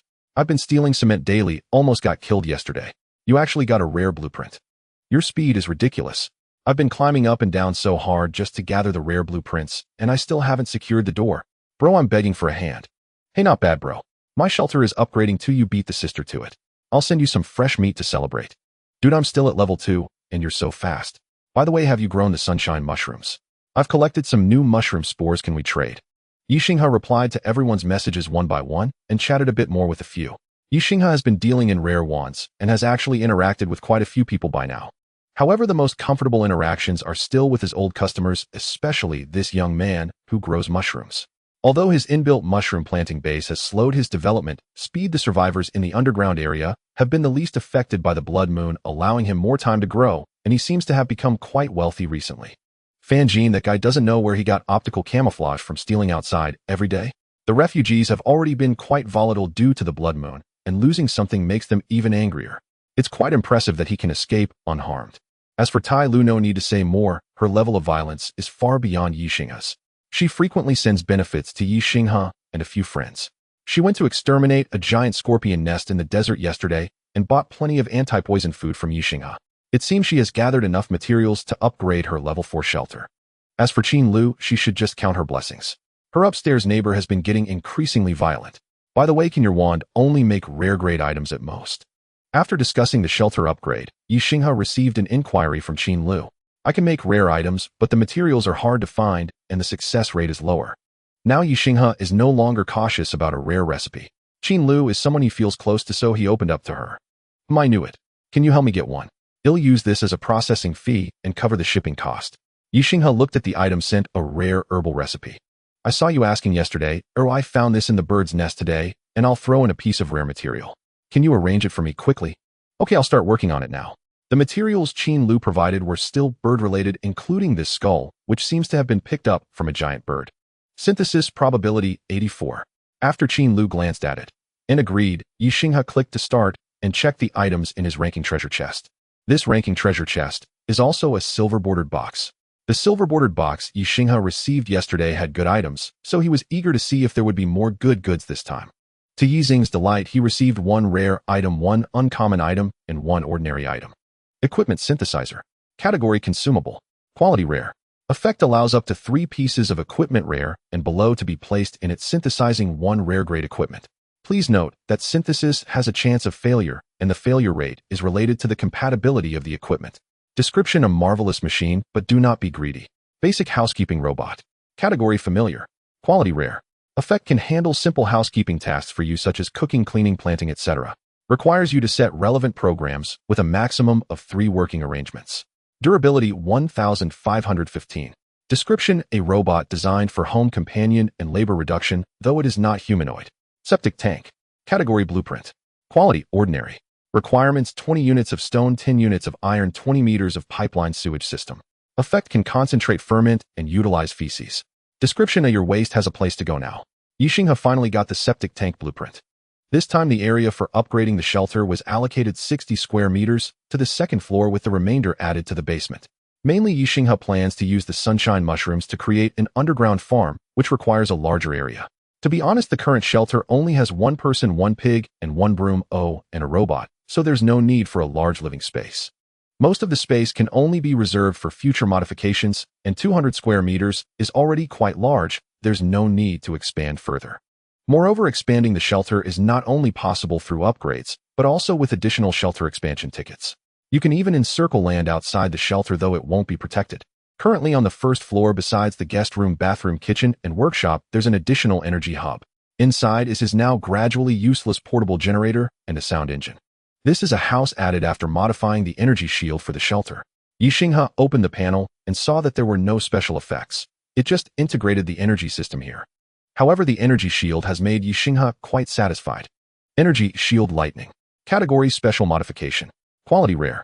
Effect: when deployed, it forms a spherical protective shield with a radius of 30 meters, encompassing the entire shelter and surrounding area, consuming 1 unit of energy every 10 minutes. 1 broken energy crystals. Energy capable of defending against damage of level 20 and below. The more damage it receives, the faster the energy consumption.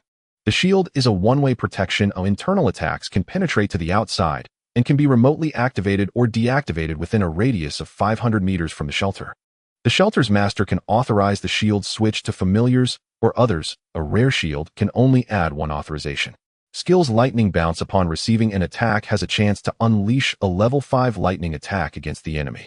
Sound wave disturbance releases sound waves of special frequencies to disrupt surrounding energy, driving away enemies. Energy return: when deployed, can actively absorb surrounding ether to restore its own energy. If not under attack, this effect can cover the energy shield's constant presence requirements. Description: quite an interesting design, isn't it? Who wouldn't want to live under a shield made of lightning? The presence of the sound engine gives the shield special attributes, and the skill direction is also related to the sound engine. However, it's uncertain whether changing to a different attribute energy core would alter the effects. The shield greatly enhances Ye Xinghe's sense of security. Level 20. He hasn't encountered anyone capable of dealing such high damage at this stage. Feeling somewhat excited, he deployed the shield since the passive skill allows it to exist in a constant state. A faint blue light screen rose around the shelter. Ye Xinghe stepped outside to see arcs of lightning entwined around the shield, and touching it felt tingly. The troublesome part is that this thing can let you go out directly, but you can't come back in directly. It's somewhat unintelligent. Moreover, it emits a certain brightness, making it obvious that one is present at night. Therefore, Ye Xinghe decided to turn it off temporarily. Now that it's past noon, Ye Xinghe plans to go out and collect more items. It's already the 6th day of the blood moon, and the magical beasts outside have not only become agitated, but also somewhat strange. Ye Xinghe saw in the World Channel that many animals and plants have turned completely red, especially in plains and grasslands, which are usually very unobstructed.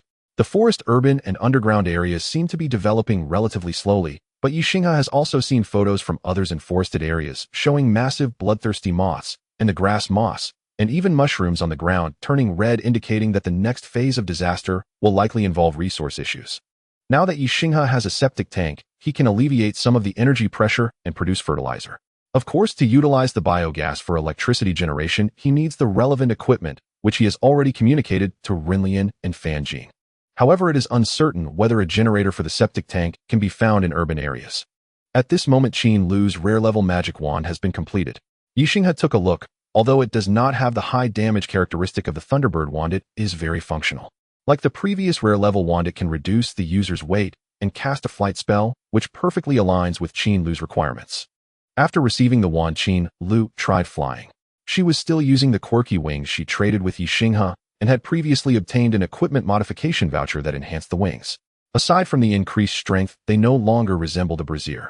Ye Xinghe felt a bit regretful when he learned that Qin Lu had changed the appearance of her wings. They were quite interesting. He also obtained his second rare-level herbal formula.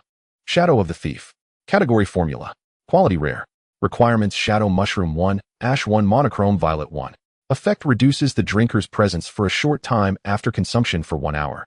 After fulfilling Qin Lu's order, Ye Xinghe used the head of the sacrificed goblin and his wand as materials to craft the next rare-level wand. While disassembling this sacrificial goblin, he discovered that it was actually a rare-level magical creature. He wondered how it had become a rare-level creature given that it was killed by a single grenade. Ye Xinghe suspected that this sacrificial goblin was forcibly raised by that evil god, as it appeared very frail and weak. Of course, this was just Ye Xinghe's speculation since he had not seen the specific data of the creature. This time, Ye Xinghe included the head of another magic-type goblin and other materials, achieving a compatibility of 93.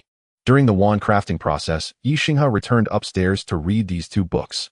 Although the 5th element did not immediately grant him an increase of 1 point in mental power, it gradually supplemented his magic foundation. On the other hand, he received a new reward from the other book during today's reading. Through your diligent study day and night, you have learned the skill Herbal Analysis. Herbal Analysis. Category Skill. Quality: Ordinary. Effect: you can quickly analyze the effects of unfamiliar herbs you encounter. Description: a qualified doctor can adapt quickly even when facing the unknown. Ye Xinghe was curious about this skill's effect, so he took out some wild fruits and plants he had previously gathered for analysis. Most of these plants had no special effects, but one plant called rustling grass had a certain analgesic effect. Ye Xinghe shook this herb, collecting a few seeds to prepare for planting. By now it was already late at night. Ye Xinghe went downstairs to put away the strikingly dangerous red wand, opened its page and frowned. Improved Wand Bloody Feast. Category: One-handed weapon. Quality Rare. Effect: moderately increases blood magic damage, slightly increases dark magic damage, limited to level 20 or below. Skill: Bloody Mark. After release, mark 10 or fewer targets. Triggered marked targets enter a special bloodthirsty state with slightly increased attack power and speed. Immunity to illusions of level 15 or below. Reduced pain feedback. Lasts for 5 minutes, after which the target enters a weakened state for 1 hour. Crimson Elegy. Sacrifice a marked target to unleash a blood blade attack of level 20 against enemies. This skill has no cooldown, but the sacrificed target must have no will to resist, otherwise the skill will fail and the caster will lose 100 cubic centimeters of blood. Description: an evil wand that seems to drain all your blood. You won't become handsome, but it will become more alluring. To be honest, Ye Xinghe felt that the effects of this wand were better than his Thunderbird wand, but he did not plan to keep it for himself. On one hand, he was not a summoner. The core buff skill of this wand was not something anyone here could utilize. Additionally, he still felt a sense of trepidation regarding that strange, evil god and decided to minimize any further associations. He listed the wand on the trading channel and chose to rest directly. Although this wand had some drawbacks, it was still very significant for someone preparing to establish an organization, so Ye Xinghe was not worried about it not selling. Sure enough, by the next morning, Ye Xinghe's private messages were flooded, including those from the Salvation sect. What the hell, can the wand master really make rare-level wands? What a real master. How much will this wand sell for? Give our brotherhood some face. Oh, we want this wand. What does your brotherhood count for? We want this wand. This kind of evil item must be suppressed by our Salvation sect. Ye Xinghe ignored their chatter and opened the private messages, skillfully filtering out the genuine target customers. As Ye Xinghe anticipated, most of those expressing interest in purchasing the rare-level wand were already part of established organizations. Besides the most lively Brotherhood and Salvation sect, there were also Renlian, the Vanguard think tank, the Holy Corpse Academy, the Iron Law Foundation, and other organizations. Of course, although their names sounded grand, except for Renlian, most were grassroots organizations, with some even formed by a group of delusional individuals like the Holy Corpse Academy, which was established by enthusiasts of death culture. Ye Xinghe compared the offers from several organizations and ultimately chose to sell the wand to the Salvation sect. Although the members of the Salvation sect immediately promoted in the World Channel that Ye Xinghe was a devotee of the only true God, and that they had obtained the evil wand and intended to suppress it, Ye Xinghe quickly refuted the rumors. They offered the highest price. I almost got fooled by those charlatans. Well, you are a bit easy to fool. Ye Xinghe picked up the blueprint sent over by the other party and chose to load it directly. Natural Magic Warehouse. Category Blueprint. Quality Rare. Requirements: Small Energy Crystal 3 Magic Vine Seeds 120 units of wood 10 units of stone. Description: Oh, is this what they call tentacle play? Though rare level blueprints are relatively valuable, they are still just rare level. Thus the other party also traded a rare level Magic Vine Seed and a rare level herbal formula. The Magic Vine Seed was naturally included in the warehouse renovation, which covered an area of 150 square meters and could incorporate the previous underground storage cellar totaling 190 square meters. The herbal formula was not for a potion, but for an incense. Calm Incense. Category Potion. Quality Rare. Requirements: Rare level Tranquil Herbs 1 10g Natural Plant Glue 30g Cedar Powder. Can additionally add 2 types of Tranquil Herbs, but not exceeding 15 of the total. Effect: can stabilize the mind, dispel frenzy effects, and improve meditation efficiency. Description: Don't use this to aid sleep. The more you burn, the more awake you'll become. Ye Xinghe searched the trading channel, but did not find any rare-level herbs, so he synthesized a few ordinary-level herbs instead. The success rate was only 40, but he managed to succeed by sheer luck with one attempt, although the effect was greatly reduced. After lighting the incense, Ye Xinghe found that his mind was much clearer while reading, and he understood much more about magic knowledge, though he still did not gain any bonuses. Taking advantage of the incense, Ye Xinghe read Introduction to Herbalism again and immediately obtained new information. Through your diligent study day and night, you have learned the formula Insect Repellent Powder. This powder is easy to make, and Ye Xinghe can gather all the materials, but its effect is only average, primarily dispersing some ordinary-level insects. However, Ye Xinghe made several batches, as the bloodthirsty moths had become one of the greatest dangers at night, most of which were ordinary level. Thus, the insect repellent powder still had some market. Of course, there were many similar items in the trading channel, so Ye Xinghe did not set a very high price. He mainly used them to trade for basic supplies. Master, urgent help needed. Why are you being chased by a monster? Yes, a giant rat. I sense its rare tier. Then why aren't you running? Are you planning to fight it? It's blocking my front door. Did you take something from it? How did you know, Master? Ye Xinghe stared at Fan Jin's message, momentarily speechless. This fellow had always loved sneaking onto others' territory to pilfer items, and in this apocalyptic world such behavior hardly qualified as crime. Still, Ye Xinghe silently resolved, just don't steal from my place. Oh, never mind that. Master, could you lend me a hand? A moment later, Fan Jin sent an image of a consumable item. Emergency Convening Edict. Type Consumable. Rarity Rare. Effect: Select 2 rare tier targets and instantly teleport them to your location. After 2 hours, both summoned and summoner will be forcibly returned to their original positions. Neither party may attack the other during this period. Note: urgent assistance required. I'll pay. Who else are you inviting? Tai Lu. Exactly. Master Tai Lu has already agreed.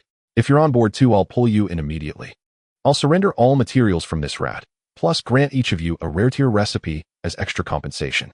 Ye Xinghe pondered briefly and saw opportunity. First, he'd glimpse conditions across different regions. Second, confronting a rare tier monstrous entity he'd would be invaluable cultivation experience. With the artifact's safeguards in place, betrayal was unlikely. Agreed, I'll prepare. May I bring a follower? Only common tier one's master. That ruled out Duanya. Zhu Xin's combat utility would be negligible here, so Ye Xinghe left him behind.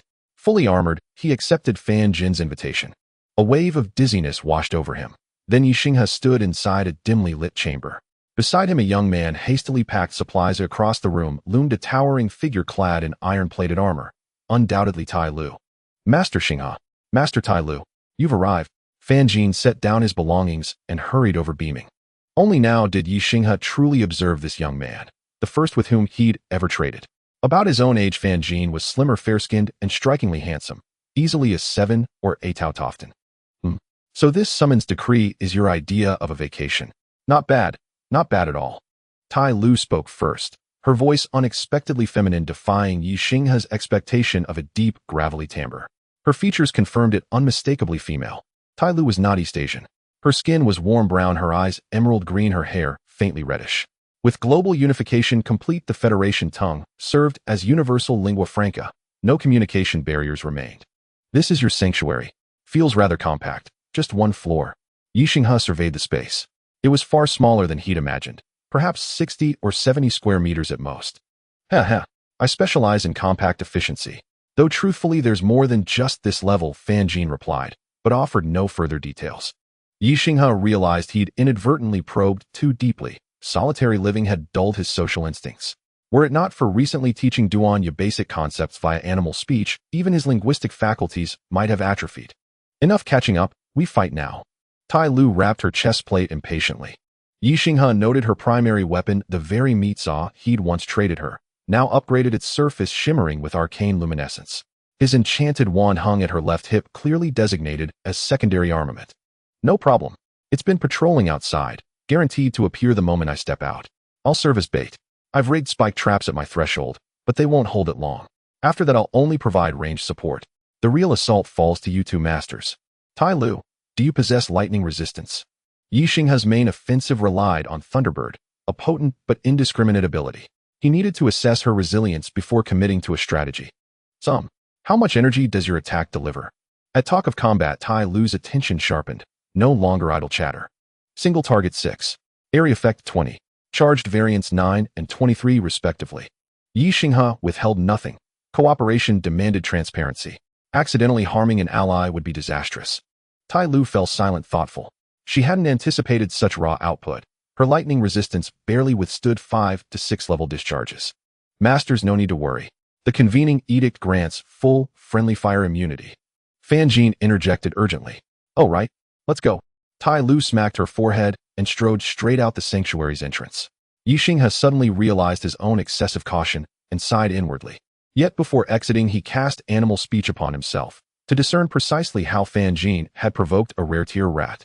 As the trio emerged, shrill grating squeals pierced the air. A colossal rat barreled toward them, its massive form nearly filling the sewer tunnel. Damn, it's fast. Fan Jin hurled a grenade without hesitation, then bolted backward. On detonation, the device released a medicinal vapor. The Rat King shrieked, its charge visibly slowing. But the beast pressed onward. Tai Lu lunged forward, her right arm whipping the serrated blade into position, while her left forearm unfolded a circular shield glowing with soft azure light. Still rare-tier equipment. This woman has true power. With a thunderous impact, the Rat King slammed into Tai Lu's shield. Even her formidable strength couldn't withstand the force. She skidded backward 5 meters, the shield's glow dimming noticeably. The Rat King now entered the spike trap zone. Fan Jin triggered it instantly. The creature impaled itself on countless iron spikes, momentarily immobilized. Ye Xinghe heard the Rat King's anguished shriek and understood its demand, return my treasure. So Fan Jin had stolen something. Though what exactly remained unclear, the Rat King merely repeated the phrase, gibbering incoherently. Ye Xinghe observed the rodent's crimson feverish eyes, clear signs of crimson moon corruption, likely the catalyst behind its ascension to rare tier. Unfortunately, his scrying art revealed little beyond its title, Rat King. Though distracted by analysis, Ye Xinghe's assault never ceased. He unleashed a standard area effect Thunderbird, technically Witterange, yet with only one target trapped amid iron spikes, it struck with full 20 level force. That magnitude of damage belonged to rare-tier combatants. The Rat King convulsed violently, its thrashing weakened dramatically. Wild slash. Tai Lu roared, charging forward with the meat saw. Though massive, the blade resembled little more than a dagger against the Rat King's bulk. She didn't strike its body, instead seizing the opening to gouge out one of its eyes. Just as Ye Xinghe prepared a flame arrow for the remaining eye, a deafening crack erupted behind him, a lightning-charged bullet piercing the Rat King's other orb. Both eyes now blinded, the Rat King writhed in agony, its tail lashing wildly, shattering sewer walls with each swing. By the heavens, this brute possesses terrifying strength. Tai Lu absorbed that impact bare-chested. Ye Xinghe now grasped the sheer physical might of this woman. He suspected her constitution exceeded 10, possibly reaching rare-tier thresholds. Still, the blow had taken its toll. Ye Xinghe abandoned further Thunderbird casts, instead channeling Awakening Art toward Tai Lu, followed swiftly by Windwalking Art. Feeling vitality surge and movement quicken, Tai Lu raised a thumb in appreciation, then gripped her meat saw and charged anew. She showed no intention of waiting for low health. Battle with such a formidable entity ignited her blood. Ye Xinghe tested Lightning Art next. Its damage barely breached the Rat King's defenses. Though amplified by his Thunderbird wand, the spell lagged behind rare-tier efficacy, growing increasingly inadequate. He pivoted tactics, using Lightning Art to harass, while vigilantly monitoring Tai Lu's health, transitioning seamlessly into healer support role. Meanwhile, Fan Jin continued firing precise low-damage shots from afar. effectively diverting part of the Rat King's focus. Just as the trio believed victory imminent, the Rat King erupted in crimson aura, wounds sealing rapidly its shrieks, so piercing all three clutched their ears. Damn, it has a second phase. Xinghe Tai Lu, this burst skill won't last long. Let's stall and watch the situation, Fan Jin warned. Ye Xinghe and Tai Lu exchanged a glance and nodded. Ye Xinghe cast Wind Stride once more, quickly opening distance from the Rat King, while Fan Jin had already used a special ability to sprint away without needing Ye's help. The Rat King had gone completely mad, lashing out indiscriminately. Ow, with its eyes and nose ruined, its assaults were wildly erratic. The three of them hugged the shadows, dodging as best they could until a dense tide of little rats swarmed from around them and gave them all a start. He even has a summoning skill. He's alarmingly versatile. Fortunately, the sewer's dampness compensated for Ye Xinghe not laying a water field. He unleashed a barrage of lightning spells, and the rats fell like mown grass. Damn, mages are something else. When I once cut little scorpions, I nearly collapsed from the effort. Tai Lu boasted as she swept many tiny rats aside with her meat cleaver. They died on contact, but there were simply too many. Fan Jin dug a few earthen grenades from his pack and hurled them out with loud clatters. He would have used Molotovs, but in this wet environment his crude, clay-made incendiaries would be more reliable than anything not designed for combat. For the first half of the skirmish, Ye Xinghe carried the burden. Lightning cost him little, and the Thunderbird he had summoned was an effective as wand, so he still retained half his spiritual energy, enough for perhaps 20 more lightning spells. The little rats were not infinite. After roughly 10 minutes, their numbers visibly thinned. The floor was carpeted with carcasses, a grim sight that would be a nuisance to dispose of. The blood-red spiritual energy around the Rat King had dissipated. It lay on the ground gasping. Perfect opening. Watch my 1,000-pound drop. This 1,000-pound drop was no idle boast. A white aura surged around Tai Lu, aided by Wind Stride. She vaulted forward and slammed her cleaver into the Rat King's belly. Ye Xinghe heard a slash through the air. The Rat King spat a mouthful of blood, as if its entrails had been twisted by that blow. Seeing Tai Lu panting, Ye Xinghe realized the strike had cost her. He resolved to land the finishing blow himself. A second Thunderbird hummed and plunged into the sanguine wound. A blood served as the perfect conductor. The Rat King emitted one last wail and went utterly still. Only 40 minutes or so had passed since Ye Xinghe and Tai Lu had entered the sewers.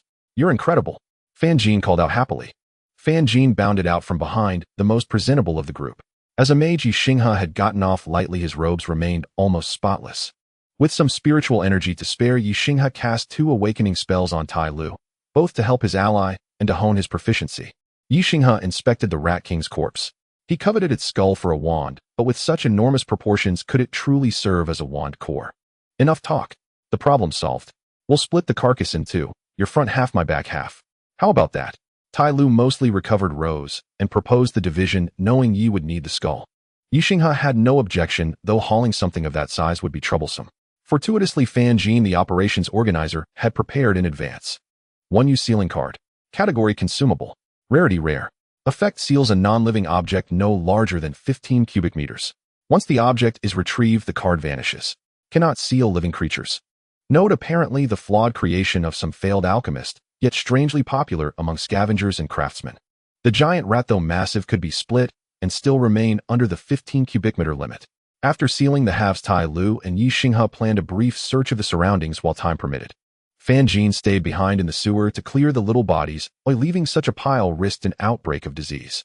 By the way, boss, I found the generator set you were after.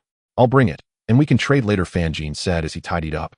Ye Xinghe had not expected Fan Jin to be so quick. He considered what he might offer in exchange. Let's go up together. I haven't been this way before, Tai Lu said, patting Ye Xinghe on the shoulder hard enough to sting. The battle had drawn them closer. Tai Lu admired a man who could heal in combat, truly a vital support, a healer. What an indispensable role. Fan Jin's shelter was not far from the sewer exit. 10 minutes of walking brought them there. They did not intend to scavenge much. The area had likely been swept over by Fan Jin several times, but they wanted to see something different. Damn, this city looks less alive than my Gobi, Tai Lu scoffed. Ye Xinghe felt the same. Though plants grew here, the hollow desolation of human structures eroded by nature imparted a different, more unsettling emptiness than raw wilderness or pure desert. For the first time, Ye truly sensed an apocalypse rather than mere wilderness survival. They walked and talked, and no foolhardy attacker rushed the armored figure. Time slipped by. As they parted, Tai Lu hugged Ye Xinghe, nearly crushing him. See you next time? Yes, until next time. They dispersed, and Ye Xinghe idly plucked a handful of wild grass as a mere absent-minded gesture. After the teleport ended, Ye Xinghe used herb identification on the plant. To his surprise, it was Daji, a thistle known to staunch bleeding and disperse bruises. Bloody hell. After searching so many plants, a casual grab yields a real herb. He stored the Daji and resolved to get the underground farm running. The sunlight mushrooms were nearly grown. They had been out all day, now night had fallen, and Ye Xinghe had no intention of going out again. Meanwhile, Fan Jin had already traded the promised reward, a recipe called Magic Scroll. Magic Scroll. Category consumable. Rarity rare. Requirements parchment 1, small, energy, crystal 1. Effect stores a spell of up to level 10. To use, simply tear the scroll. Note: be careful not to harm yourself. This thing does not distinguish friend from foe. A fine formula. If he could craft it later, he might seal spells for sale, but after thought, he found no suitable spells on hand and shelved the idea for now. To thank He for his help, Fan Jin also gifted a common herb recipe, saying he already owned a copy and insisted Ye keep it. Ye suspected Fan Jin had likewise given something to Tai Lu, but it was personal, so he did not pry. The herb formula was called San Jin Tang 3-root decoction, a brew of 3 anti-inflammatory herbs that reduces fever and inflammation, a practical, usable recipe. At last he had met the upgrade requirements for the herb crucible, bringing him one step closer to replicating the life water. Unfortunately, after upgrading the herbal cauldron, it did not have the interesting effects of the cooking pot. It merely added a slight enhancement to the efficacy of medicinal herbs. The next stage requires 5 ordinary level formulas and 3 rare level formulas, and Ye Xinghe only needs to complete 2 ordinary and 1 rare. Another late night. Noticing that it was past midnight, Ye Xinghe used the gacha machine and obtained today's item. Today's prize pool: World Battle of the Golden Shovel. Today's gacha item is blue, a rare level item, which made Ye Xinghe quite happy.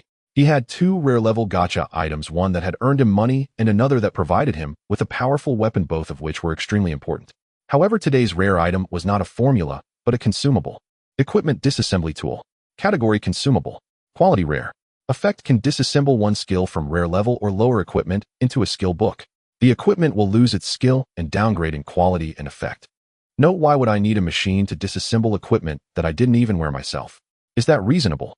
Seeing this consumable, Ye Xinghe felt somewhat bewildered. The only rare level equipment he currently possessed was the Thunderbird wand, and to be honest, the skill to summon the Thunderbird was quite beneficial for him. However, if this skill were disassembled, the wand would be rendered useless, as another charging skill was also tied to summoning the Thunderbird. While Ye Xinghe indeed wanted to master the powerful skill of summoning the Thunderbird, he was uncertain whether he could deal enough damage without the wand's enhancement. After hesitating for a while, he decided to put the equipment disassembly tool into the bronze box. The box currently had very few items. A silk dress was taken out by Ye Xinghe and hung on a display stand to avoid wrinkling. Tomorrow, Ye Xinghe planned to go out and gather some ordinary level herbs from the surrounding area. Now that he had learned herbal identification, he could see the specific effects of plants, unlike before when he could only see their names. These plants are being affected more severely, Ye Xinghe said with concern while searching for herbs. A couple of days ago, the impact on the plants seemed minimal, with only some leaves turning red and the trees showing hardly any changes. But today, Ye Xinghe noticed that many weeds and moss had completely turned red, and even the trees exhibited signs of reddening. Ye Xinghe tried to identify the condition of these plants and received feedback of crimson decay. After hesitating for a moment, he ultimately decided not to take these plants home for study, fearing that it might affect his own survival. After all, the world would merge after 4 rounds of apocalyptic disasters, and he might not even remain here. Ye Xinghe regretted that he should have collected seeds from various plants from the beginning. It wouldn't be so laborious now. With herbal identification, Ye Xinghe indeed found many plants of medicinal value, most of which looked similar to ordinary weeds and were hard to distinguish without careful examination. In just one morning, Ye Xinghe collected 3 different types of herbs with varying effects. He dug up some to take back, hoping to achieve self-sufficiency later. Hello again, human. It was still that little river where the family of stone beetles came to fetch water. Ye Xinghe noticed that a few of the young beetles seemed a bit off, their small blue eyes appearing somewhat red. Yes, hello again. I see your children seem. Yes, I was too optimistic. The crimson moon has had quite a significant impact on us. The voice of the large beetle sounded somewhat weary. Have you considered moving to another place to live? Do you want me to become your follower? The large beetle immediately understood Ye Xinghe's thoughts. But I must tell you, if we cannot eliminate the influence on my children, it won't matter where we go, we cannot escape the light of the crimson moon. Ye Xinghe hesitated about whether to tell the large beetle about the merging of worlds, but he felt that it was still uncertain. Whether he could survive until the end of the 4 rounds of disasters was also an unknown. The large beetle saw Ye Xinghe's hesitation and continued. If you can remove the influence from my children, I can become your follower. Alright, it's a deal. Since the large beetle had already made a condition, Ye Xinghe naturally wouldn't miss the opportunity. After all, this was a rare-level monster, and he didn't even have rare-level combat power yet.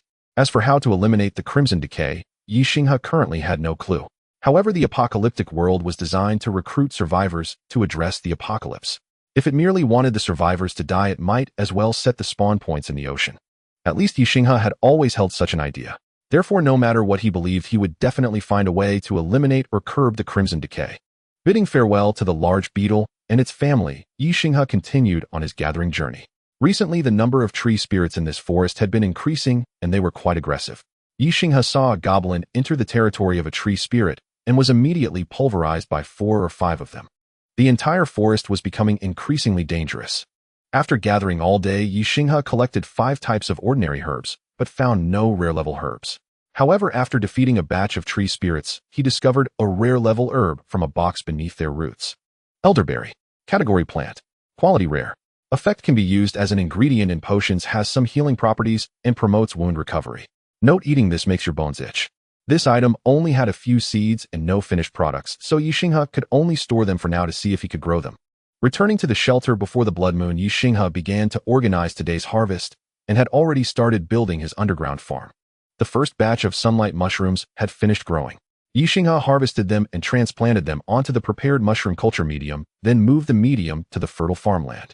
Fortunately, the mushroom culture medium is considered a consumable in the mycelial network and can be generated, so Ye Xinghe does not need to search for recipes again. The fertile farmland covers an area of about 4 square meters, capable of planting 15 small plants, 9 medium plants, and 4 large plants. Ye Xinghe's basement has already used up 270 square meters, leaving 370 square meters available. Currently, he has only designated 100 square meters as underground farmland, mainly due to a lack of sunlight mushrooms. Out of the 25 plots of farmland, 8 are planted with vegetables and fruits, and the lemon trees have also been transplanted. 10 plots are used for the root plants collected, some of which were traded for, and others Ye Xinghe gathered himself. These plants are similar to sweet potatoes or potatoes and have a high starch content. The remaining plots are planted with herbs, and rare-level plants are planted separately. Currently, there are only elderberries and sunlight mushrooms, and the sunlight mushrooms do not need to be planted here. After some simple planning and planting, Ye Xinghe finally had his own production base. He also allocated 50 square meters as a breeding ground and surrounded it with the first fence recipe he obtained, mainly raising over 10 wild chickens. There is also a small pond built with stones containing the fish he caught. Unfortunately, this small breeding farm is not considered a special building, but the underground farm has been successfully recognized as a level 1 special building, including the mycelial cultivation network. As for water collection, Ye Xinghe made 10 simple water collectors, which can collect about 1 L of water per day, totaling 10 L a day. Coupled with the water stored in his warehouse and the effects of the rainfall technique, he could basically be self-sufficient. Naturally, Ye Xinghe didn't need to worry about the planting, as he had arranged for that robot to do the work.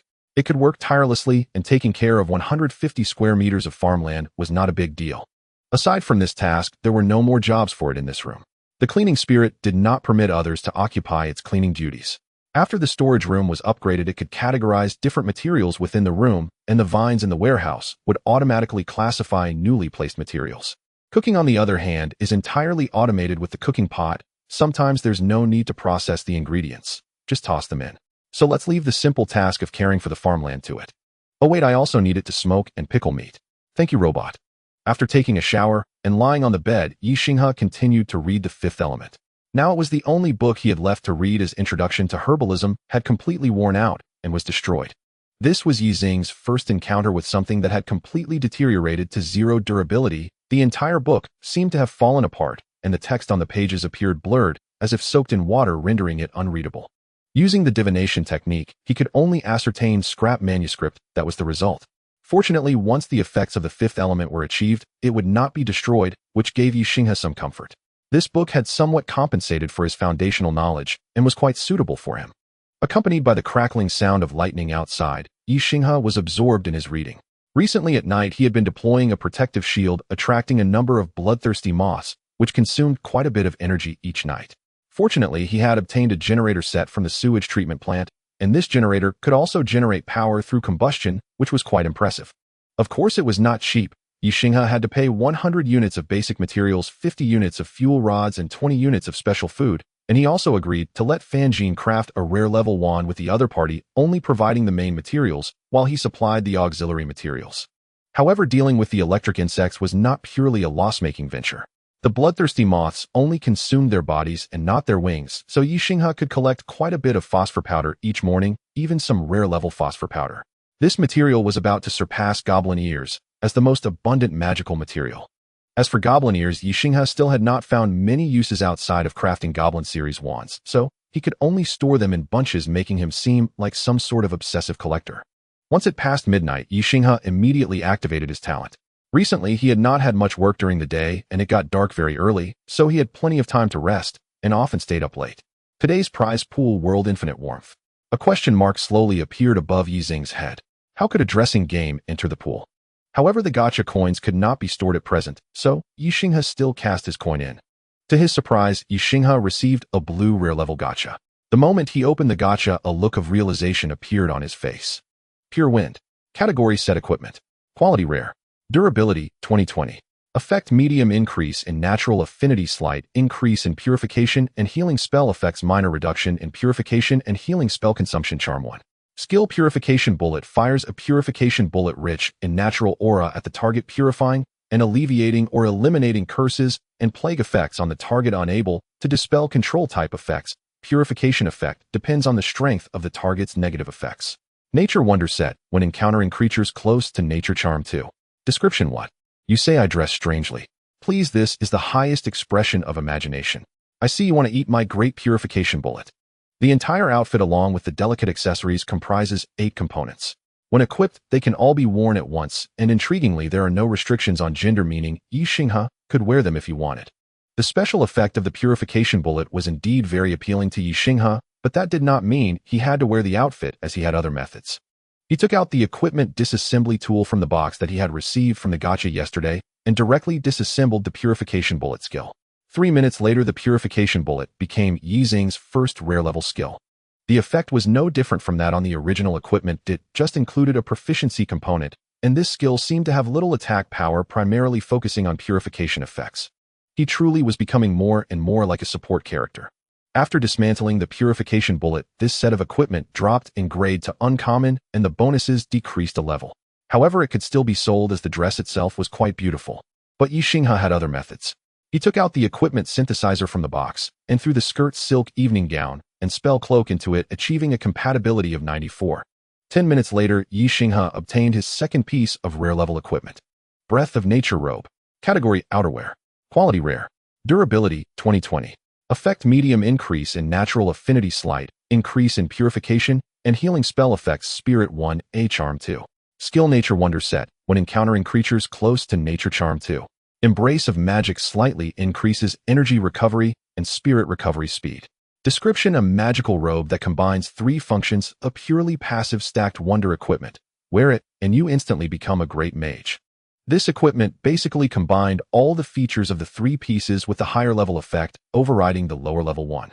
For instance, the Silk Evening Gown's Charm 2 is greater than the Pure Wind's Charm 1, so only the 2 effect remained.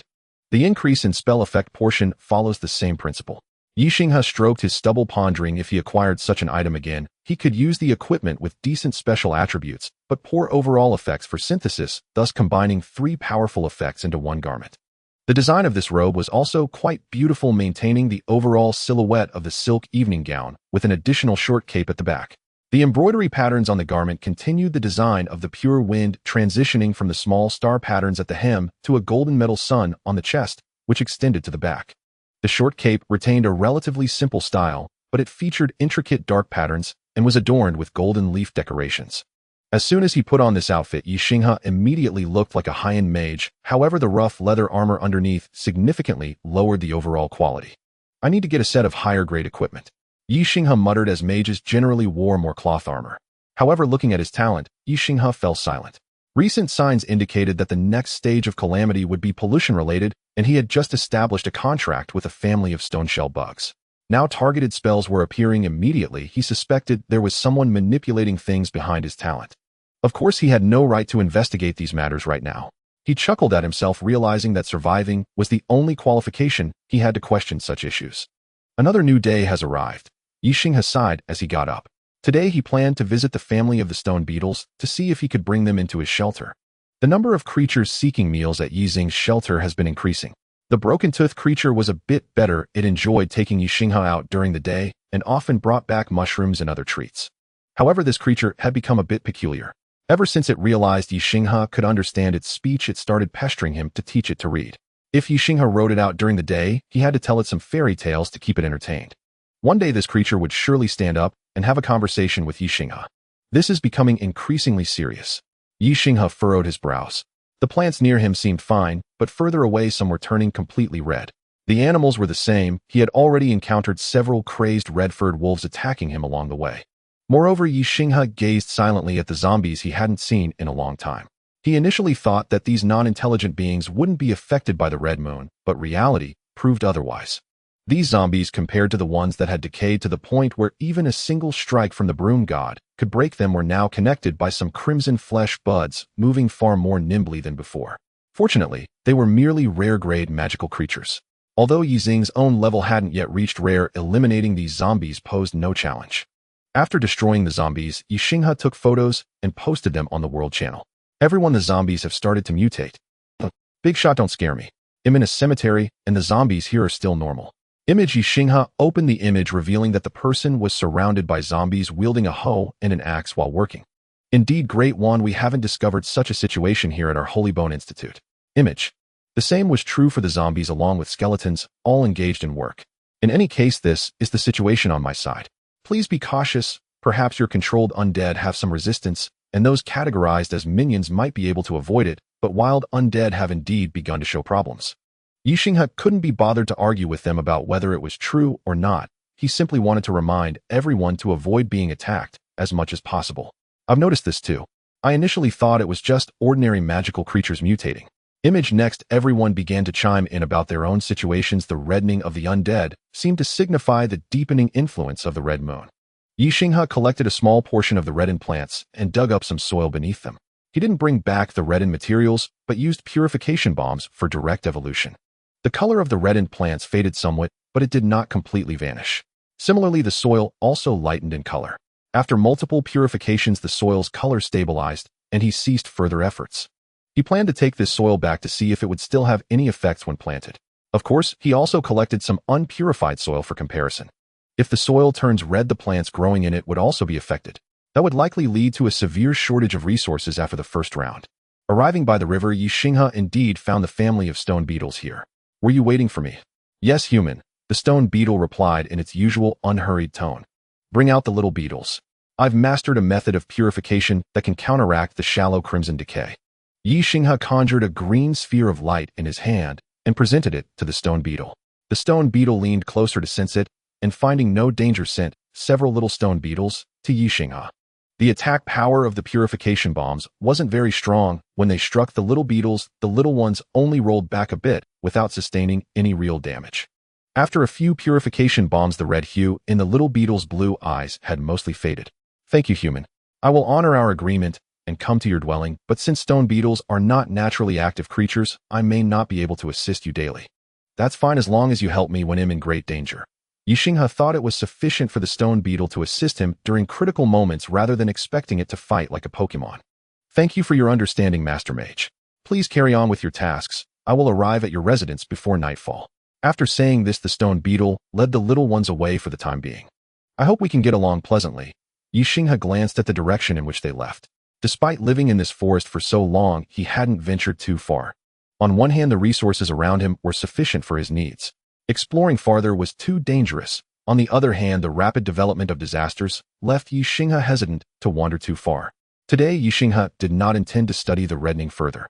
He took advantage of the large trees not having turned too red yet, and cut down a significant amount of wood. Although his growth in physique was slower than in spirit, he had at least reached 8 points, which was much better than before, and he chopped wood at an impressive speed. If the growth rate of usable timber weren't so slow, even with fertile soil, it would be difficult to acquire it quickly. Ye Xinghe might have even planted some. This time he didn't directly decompose the wood, so he had to drag it back himself. By the time Ye Xinghe managed to transport 10 large trees back, he felt utterly exhausted. The broken-toothed creature was also panting heavily. It didn't know why Ye Xinghe was collecting so much wood, but Ye Xinghe told it to help, otherwise he wouldn't tell it any more stories.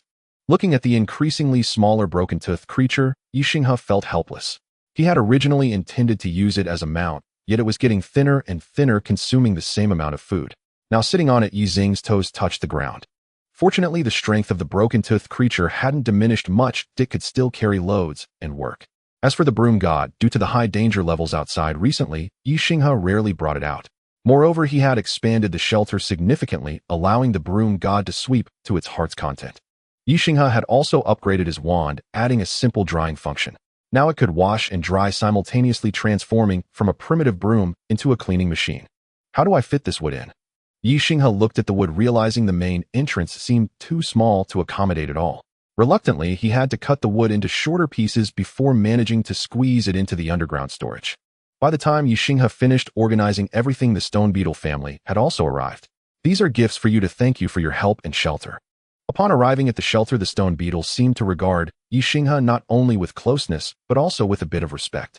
The stone beetle brought 2 copper boxes and some ores. Naturally, Ye Xinghe happily accepted the gifts, but when they reached the basement, he encountered a problem. The large entrance was fine for the little beetles, but the enormous stone beetle had some difficulties. No worries, I can manage, said the stone beetle, softening its form and squeezing through the basement entrance. This was possible. Ye Xinghe was astounded, not expecting such a large creature to possess such a magical ability. The stone beetle family temporarily settled in the farm, mischievous little beetles chasing the chickens around, while the large beetle quietly curled up nearby. What do you eat? What do you need me to provide? We can survive on soil and stones, though we can also eat other food. We can endure for quite a while even without eating, so it's fine, Master Mage. The large beetle's response eased Ye Xing's mind. Soil and stones weren't difficult for him to provide. Even if the soil turned entirely red, he could still handle it with purification bombs. Having settled the stone beetle family, Ye Xinghe returned upstairs to read. A little beetle followed him when it saw him leave. Recognizing it as a friend of the broom god, he brought it along to keep the broom god company. The chest brought by the stone-armored insect was of decent quality, so it was not surprising to find several rare items. What pleasantly surprised Ye Xinghe was the acquisition of a new lightning attribute skill. Thunderbolt Shot. Category Skill. Quality Rare. Effect: fires a lightning projectile dealing 3 energy levels of damage with a rapid speed and the ability to fire in quick succession for a short time. Proficiency 0-100. Description: while the damage may seem average, who could resist the thrill of a barrage of lightning projectiles? This spell's attack power is slightly lower than that of the fire arrow, but the fire arrow cannot be fired rapidly. Ye Xinghe tried the skill, opening his hand and firing in quick succession, almost 1 shot per second. If proficiency increases, the casting interval may further decrease. Besides that, Ye Xinghe also acquired a pair of rare gloves.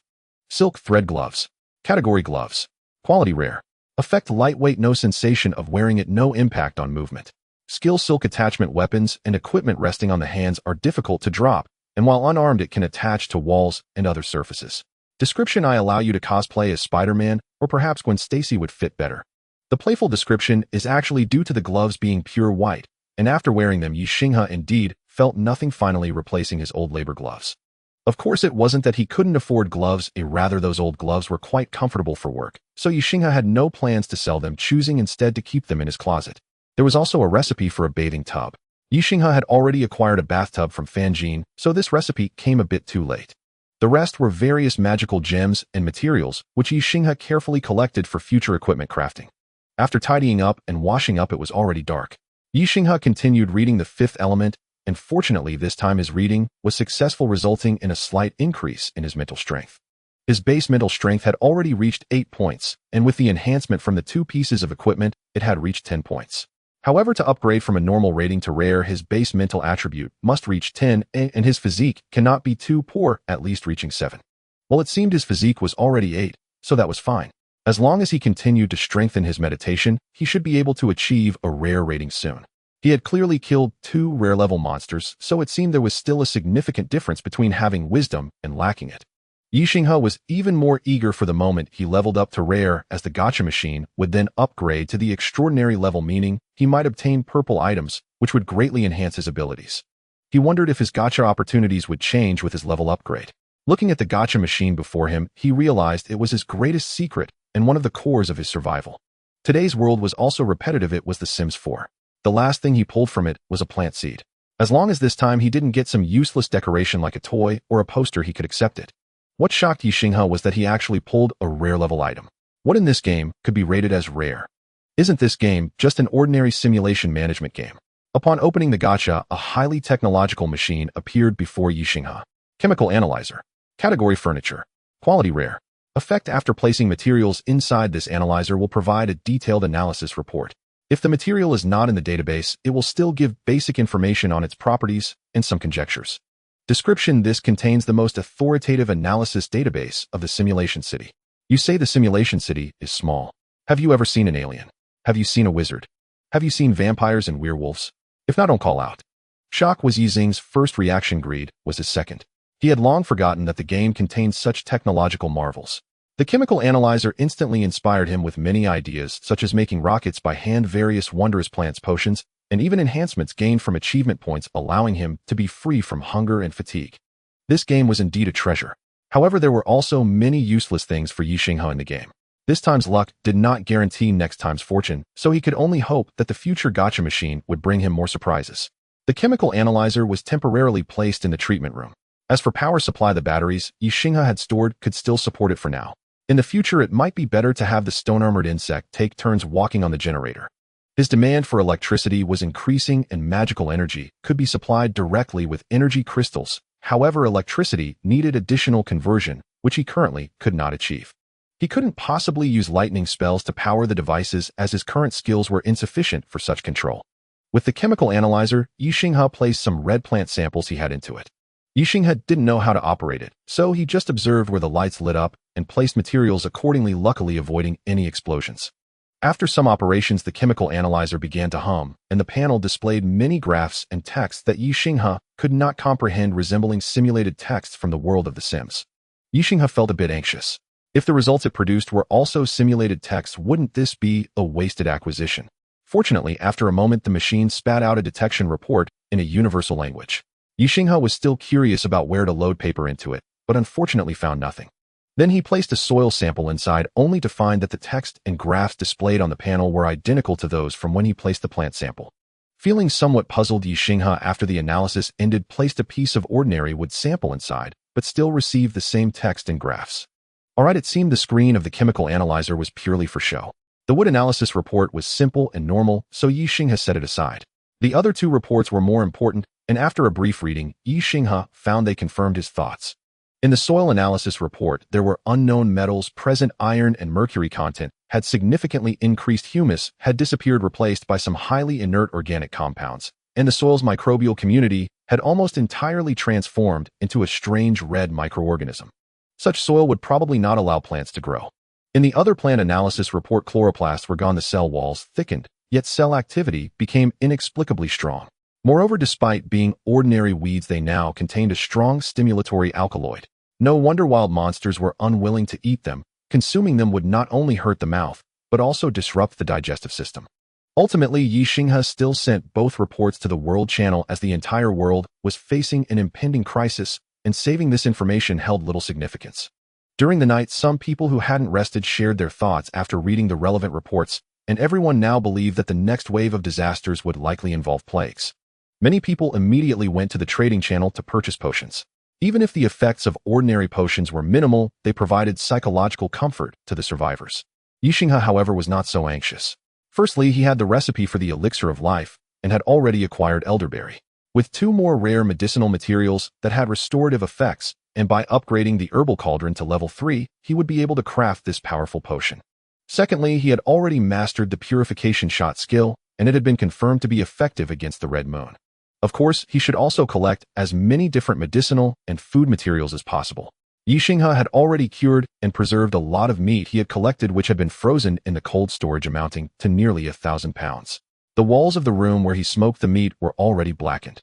This sense of accumulating a large stockpile of food and materials gave Ye Xinghe a feeling of satisfaction. He hoped that the next wave of disasters in 3 days would allow him to get through safely. The next morning, when he woke up, the World Channel was already filled with a lot of chaotic discussions, most sharing their discoveries about the Red Moon, while a few were cursing Ye Xinghe and others who shared.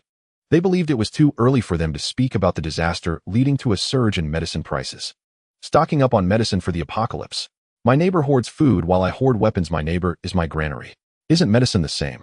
Go ask the goblins and zombies for medicine then.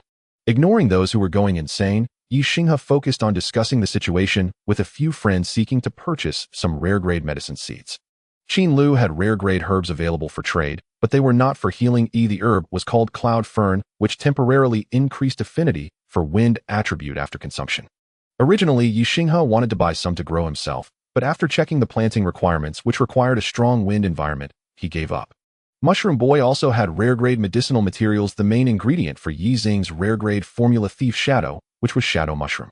Ye Xinghe immediately proceeded with the trade, but Mushroom Boy kept making excuses saying he wanted to give it to Ye Xinghe, who refused. Even between brothers, clear accounts must be kept. What should be taken must be taken. I still have a lot of magical materials, no worries. Mushroom Boy needed goblin ears, teeth, and wood. In the underground world, there were mostly cave-dwelling monsters with very few goblins, and wood was also scarce, relying solely on trade. Throughout the entire day, Ye Xinghe was almost entirely focused on acquiring various medicinal materials, vegetable seeds, and fruit seeds, trading some with basic materials and others with wands. As for Broken Tooth, feeling anxious at home, he was let out to gather and frolic. Broken Tooth had lived in this forest longer than Ye Xinghe and wouldn't get into trouble, and even if he encountered something he couldn't handle, he could still escape. By evening, Broken Tooth returned to the shelter, but he didn't come back alone. He brought back a wolf. This wolf looked like an ordinary forest wolf, but there seemed to be many wolf packs in this forest. Ye Xinghe hoped it wasn't one of the packs he had fought multiple times. Speak, what's the matter? Since animals could communicate, Ye Xinghe didn't have to guess the forest wolf's issues. Need. Help. Dying. Leader. Red. The intelligence of the forest wolf was still somewhat lacking compared to Broken Tooth, making it a bit difficult to speak, but Ye Xinghe understood the general idea. The Wolf King had been tainted by the Red Moon and needed rescue. Why should I help you? I have no benefits in it. The forest wolf had some difficulty understanding Ye Xinghe's question. Broken Tooth translated it for him, and the forest wolf stammered, "There's meat. A lot. Help for you." Meat. Ye Xinghe didn't think the wolf pack could provide him with much edible meat. It would be easier to just hunt the wolves. Seeing Ye Xinghe shake his head, the forest wolf grew anxious, digging a hole with its paws. Broken Tooth stood by thinking for a while before giving the forest wolf some suggestions. Box. Have. Grass too. Can stop bleeding. The forest wolf barked happily, and Ye Xinghe glanced at Broken Tooth, who explained, "Gray is my friend. The only friend I had before, helped me several times." "All right, since Broken Tooth said so. I can help you, but I won't go directly to your tribe's territory. Call your Wolf King here. Just come here tomorrow morning." The forest wolf named Gray nodded and turned to leave. Ye Xinghe stroked Broken Tooth's head. "I didn't expect you to be so loyal. By the way, how did you end up with a wolf?" Broken Tooth grunted and rubbed against Ye Xinghe's head, recounting the story of himself and Gray. When Broken Tooth was still a cub, he was surrounded by goblins, and it was Gray who helped him escape. From then on, the two little creatures became friends across species and continued to communicate privately, supporting each other. Although Broken Tooth had gained intelligence and become a rare-grade magical creature, he never abandoned this friend. Even after becoming Ye Xinghe's mount, he still secretly aided Gray. Until today, when Ye Xinghe let him out to play, he learned from Gray that the wolf pack leader was affected by the Red Moon and was not in good shape, so Broken Tooth brought his friend to the shelter. Ye Xinghe didn't blame Broken Tooth for bringing Gray without telling him. After all, even though Broken Tooth's intelligence had increased significantly, he didn't understand human sentiments and complexities. He simply trusted Ye Xinghe, which led to today's situation. Ye Xinghe didn't mind helping Gray. After all, if the Wolf King's influence wasn't too strong, the purification bullet could resolve it. If it was too strong, he had no choice but to kill the Wolf King. Ye Xinghe didn't stay up late the previous day, so he woke up early today. Gray and the others hadn't arrived yet, so Ye Xinghe twisted an egg first. Today's prize pool world Pokemon. This time, it was a marvelous gacha that emitted a green glow shaped like an ordinary redand white Pokeball. This time it's a Pokemon. I hope it's a kind one that can help me. Ye Xinghe was a bit worried it would be a fiery monkey or a rock snake. He really couldn't handle those. Similar doll. Type follower. Quality rare. Gender. Spirit 10. Physique 9. Agility 5. Charm 7. Talent healing heart increases healing speed, able to cure various abnormal states through strength. Skills life water drop million-ton heavy punch wish help. Description Miss Joy's great helper in the Unova region. Her large ears can sense the health of others upon contact, and this similar doll seems to be quite capable in a fight. With a full 4 skills, and as a rare grade follower, her spirit power had already reached 10 points, similar to Ye Xinghe with his gear boosts. Even more astonishingly, she had 9 points in physique. The similar doll looked around somewhat bewildered, then gently coiled her tentacle around Ye Xinghe's arm and smiled. Doll. Similar doll, welcome to my side. Even without using animal communication, the tentacles of the similar doll, which had certain psychic effects, allowed Ye Xinghe to understand her words. The similar doll expressed that she liked him very much and also liked this room.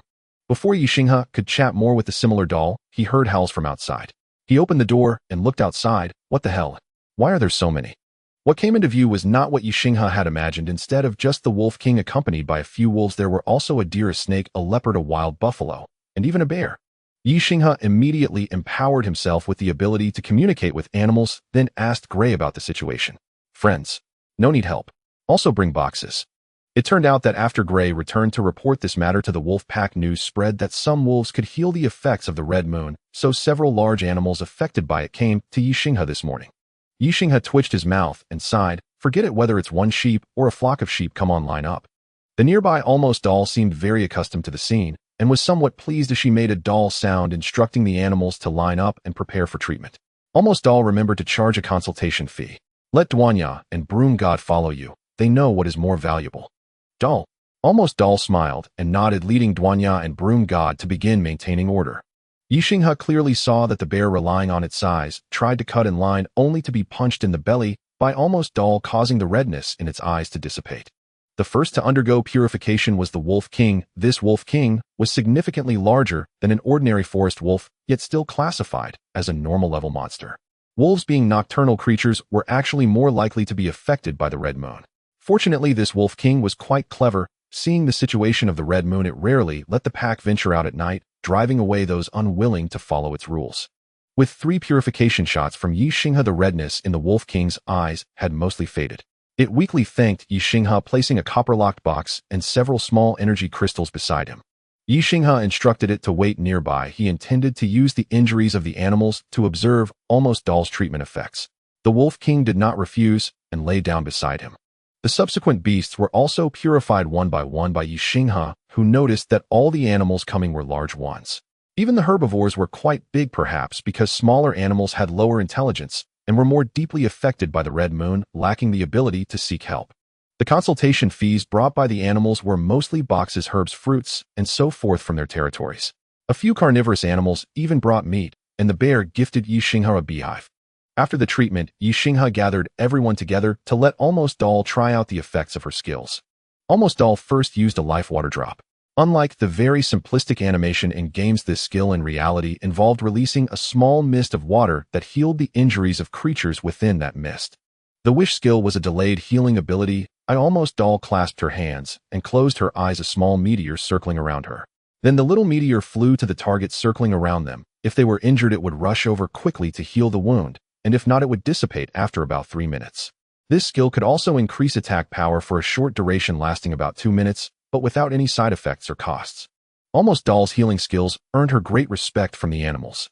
However, due to the excessive praise, she blushed a little and involuntarily used her last skill, the million-ton heavy fist, striking the wall beside her, causing a dent in the wall of Ye Xinghe's shelter. Doll! Almost Doll exclaimed, realizing she had caused trouble, and began to frantically apologize to Ye Xinghe, awkwardly touching the dent, trying to fix it. Fortunately, Ye Xinghe's shelter was not an ordinary house. The active walls had an automatic recovery effect, so the dent was restored after a few minutes. Ye Xinghe kept comforting Almost Doll that it was fine, but he also gained an understanding of her strength. After all, a fire arrow from him hitting the outer wall would only result in a charred spot. After the treatment, the animals gradually dispersed, leaving only the Wolf King, who discussed with Ye Xinghe, hoping to let Gray take a few cubs to stay under Ye Xinghe's protection. In return, it was willing to give Ye Xinghe some of its stored food and another box. Ye Xinghe pondered for a moment, recalling that forest wolves could eat monster meat, so he agreed, but he required that apart from Gray, only 4 little wolves could be taken at most. The Wolf King agreed. After sending off the Wolf King, Ye Xinghe began to open the boxes. The animals had brought him 2 copper-locked boxes, 1 iron-locked box, and 1 ordinary wooden box. Most of the contents were equipment and materials that Ye Xinghe no longer needed. The only 2 things of help were 2 recipes, 1 for a tourniquet.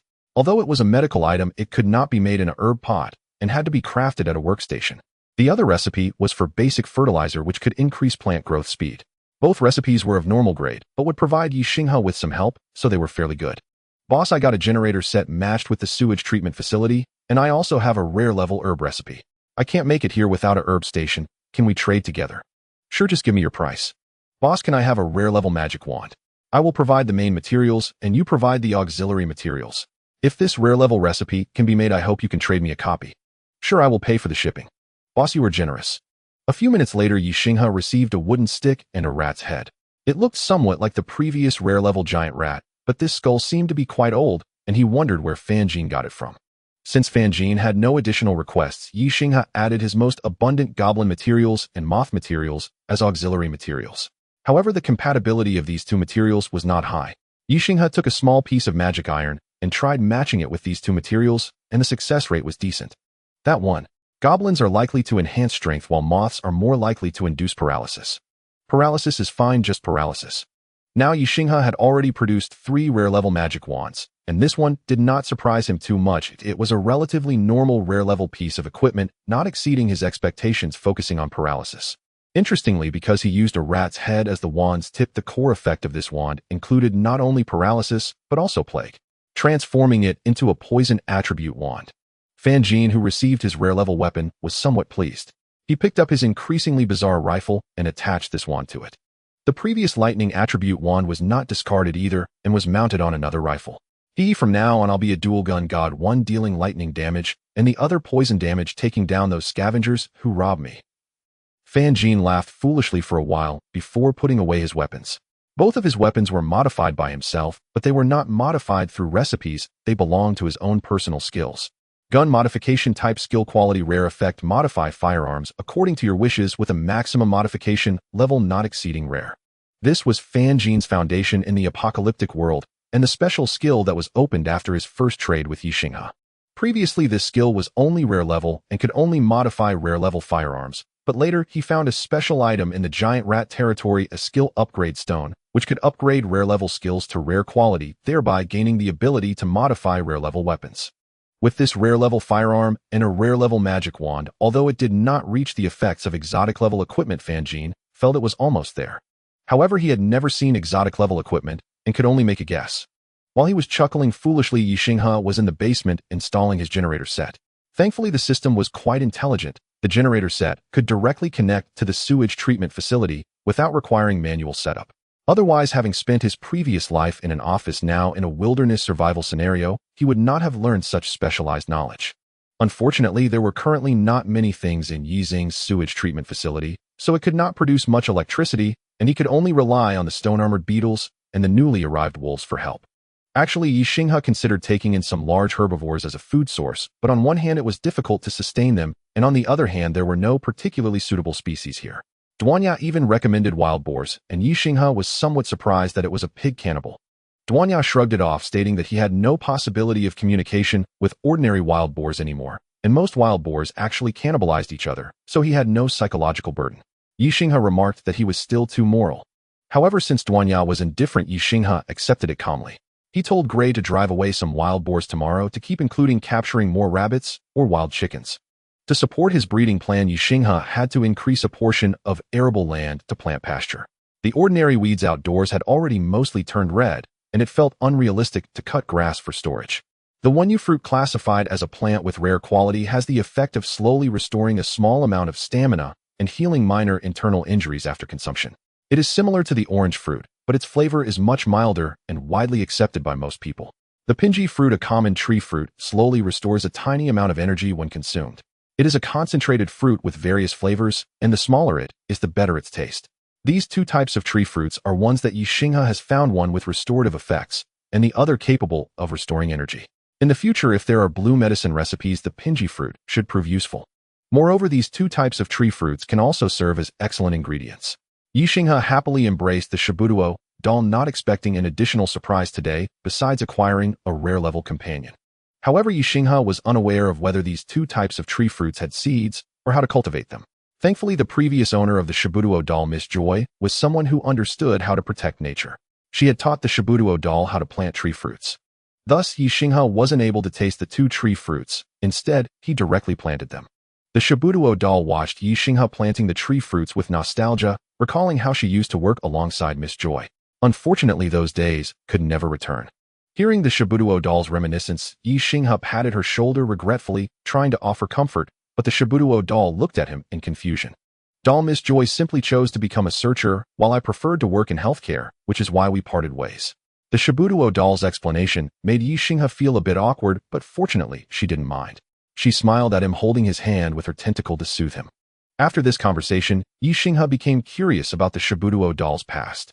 After all, she was the first visitor from another world he encountered who had memories of her past. In contrast, the broom god had been discarded here almost immediately after becoming a Shikigami, so it had no recollection of its past. Ye Xinghe brought a cup of tea to the Shibudo doll, made from a calming herb he prepared in a cooking pot. They sat together on the sofa chatting leisurely. According to the Shibudo doll's recollection, she had encountered an attack by the plasma team while on vacation. After desperately saving some Pokemon and humans, she was struck by modern weaponry and lost consciousness. Doll, with that kind of power, I should have died. Perhaps it was Arceus' blessing that brought me here to help you. I'm sorry to bring up your sorrowful past, but I'm glad you can think this way. Ye Xinghe wasn't very good at comforting others, speaking somewhat awkwardly. However, the Shibudo doll didn't mind she liked this person who allowed her to help others, and he had an interesting analyzer and a place to make herbs. In the subsequent casual conversation, the Shibudo doll recounted how she graduated from nursing school and met Joy. Later, when Joy chose to take a different path, the Shibudo doll had tried to help her and learn many combat skills. Unfortunately, it was a bit forced as she didn't like fighting and preferred to be a nurse. So all Pokemon can only learn 4 skills. This was a question Ye Xinghe had been curious about for a long time. Doll, not exactly, most Pokemon are just skilled at using those few skills. Skills that haven't been used for a long time won't perform well. In the same way, Ye Xinghe nodded in understanding. Doll, I have a small request. You say it, and I will try my best to fulfill it for you. Doll, I hope to work in your medical room. It would be even better if I could have an operating table and a set of surgical tools. The Shibudo doll set down her cup of tea, speaking earnestly. Of course, that's what I hope for too. But you're actually capable of performing surgery.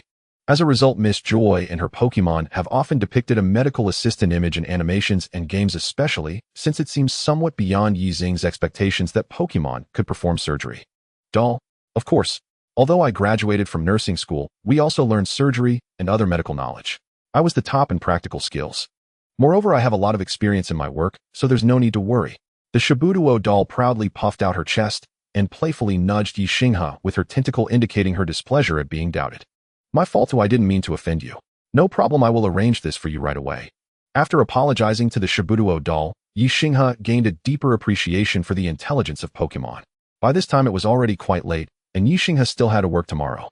Thus their late-night conversation came to an end. The Shibudo doll stayed in the small bedroom downstairs, which she loved for its coziness, preferring it over Ye Xinghe's luxurious bedroom upstairs, which felt overly complicated to her. That night, Ye Xinghe lay in bed feeling somewhat excited.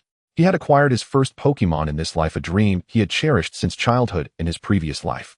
He never expected to achieve it in a world unrelated to Pokemon.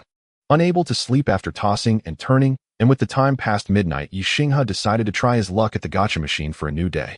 Today's gacha machine prize pool world: Harry Potter. Oh, a magical world. Ye Xinghe rubbed his hands together with anticipation, hoping to pull out some magical items or spells like an invisibility cloak, a wand, or something like a heart-piercing curse. After all, this was an apocalyptic world, not the magical world of Harry Potter. Curses could be quite meaningful. Today's prize turned out to be another rare-level gacha. After unwrapping it, Ye Xinghe's hopes were dashed as he received a packet of seeds instead. White fresh seeds, classified as herbs with rare quality, have good healing effects, especially effective for external injuries.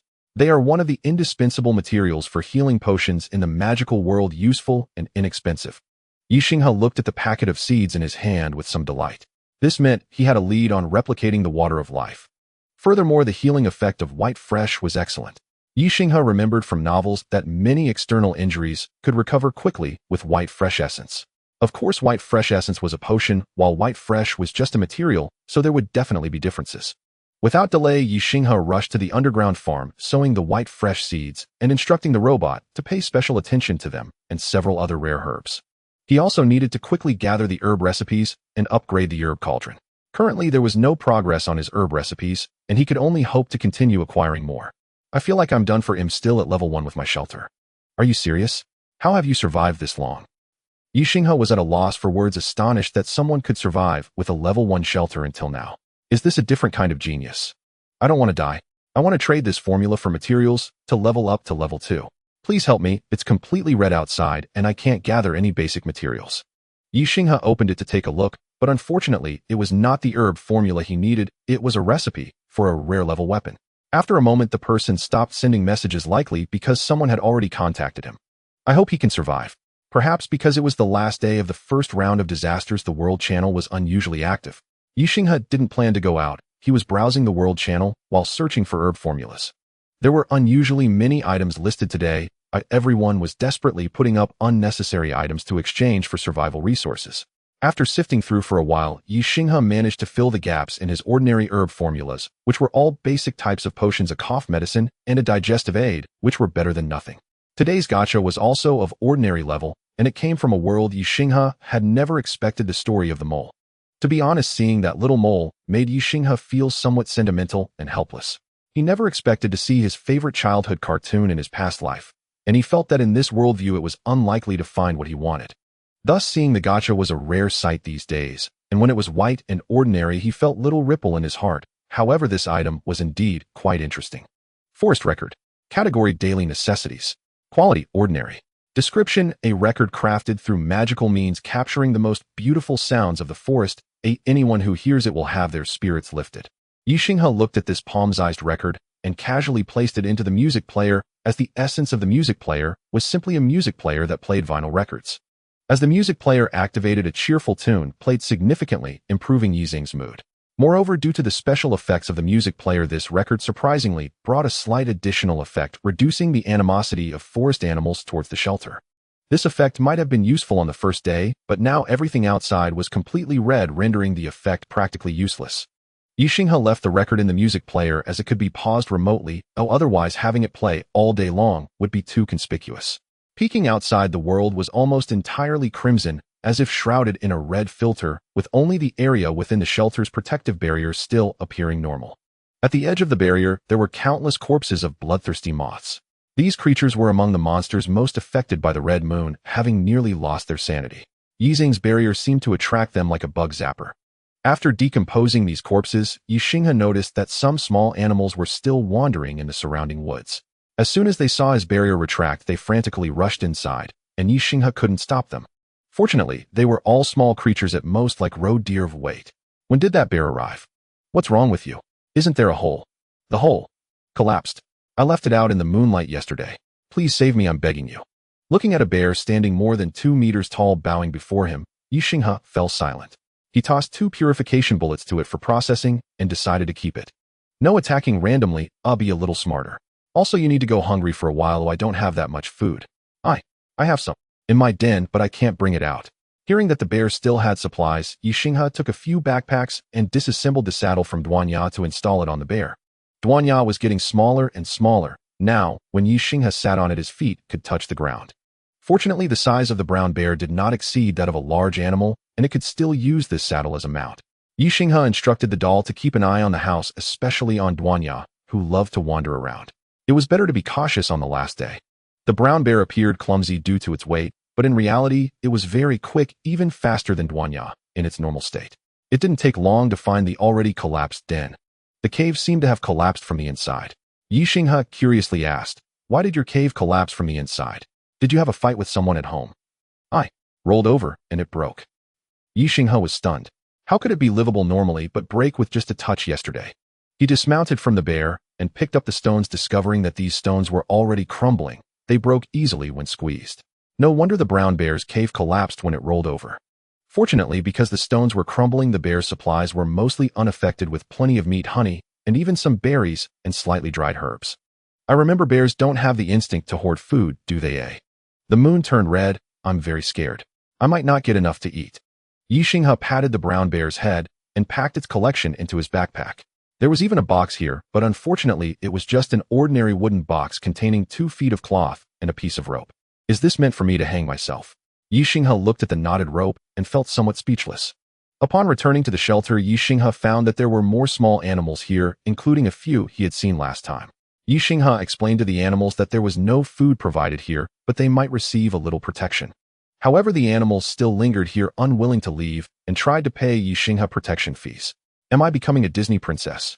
Ye Xinghe said with self-deprecating humor, looking at the large group of various animals outside. In the World Channel, many people were posting similar pictures, especially in forest areas where rational animals wandered around the shelter zone. These guys seem rather foolish. I collected nearly 10 units of meat today. The shelter seems to have a certain suppressive effect against the red moon, so animals instinctively seek refuge in the shelter. Why don't I have this? Are you at the beach? Do you expect the fish to come ashore to seek refuge with you? In private messages, Fanjine's side was almost submerged by mice, but fortunately his shelter was relatively concealed, so fewer crazed refugees found it. There was a shelter in a supermarket in the World Channel where the outside was filled with refugees resembling scenes from a zombie movie. I'm about to break down. My neighbor has started digging holes lately, and I feel like the walls of my shelter are about to cave in. Qin Lu was the closest to the monsters among Ye Xinghe's friends, and the giant birds were almost adult rare levels. Though they weren't as powerful as normal creatures due to the red moon's influence, they had no roofs. They couldn't sleep at night because of the illumination, and some chicks had already turned red. The giant birds were forced to build shelters to shield against the moonlight, and began digging holes in the cliffs to move most of the chicks and eggs inside. The lightning birds hadn't appeared recently. Ye Xinghe wondered where they were seeking refuge. Qin Lu's shelter was level 3 now, and the protection effect was quite apparent, so the giant birds were willing to dig holes right next to her entrance, effectively becoming neighbors. Tai Lu was similar to Ye Xinghe. He had cleared the surrounding area, and there weren't many creatures in the salt mine, only a few migrating lizard men who had gone completely insane. As for the mushroom boy still underground, he seemed to have obtained some items and gathered a batch of troglodytes as his followers to grow mushrooms, making him the one living the best life. At midnight, everyone was awake waiting for the system to end the first round of disasters. Although the impact of the red moon was significant, the casualty rate was not very high. After stabilizing for a few days, most capable individuals managed to survive. Moreover, due to the monster outbreaks, they had harvested more food. In the latter half of the first round of disasters, meat had become difficult to store and prices dropped significantly, with nearly everyone hoarding a large amount of meat.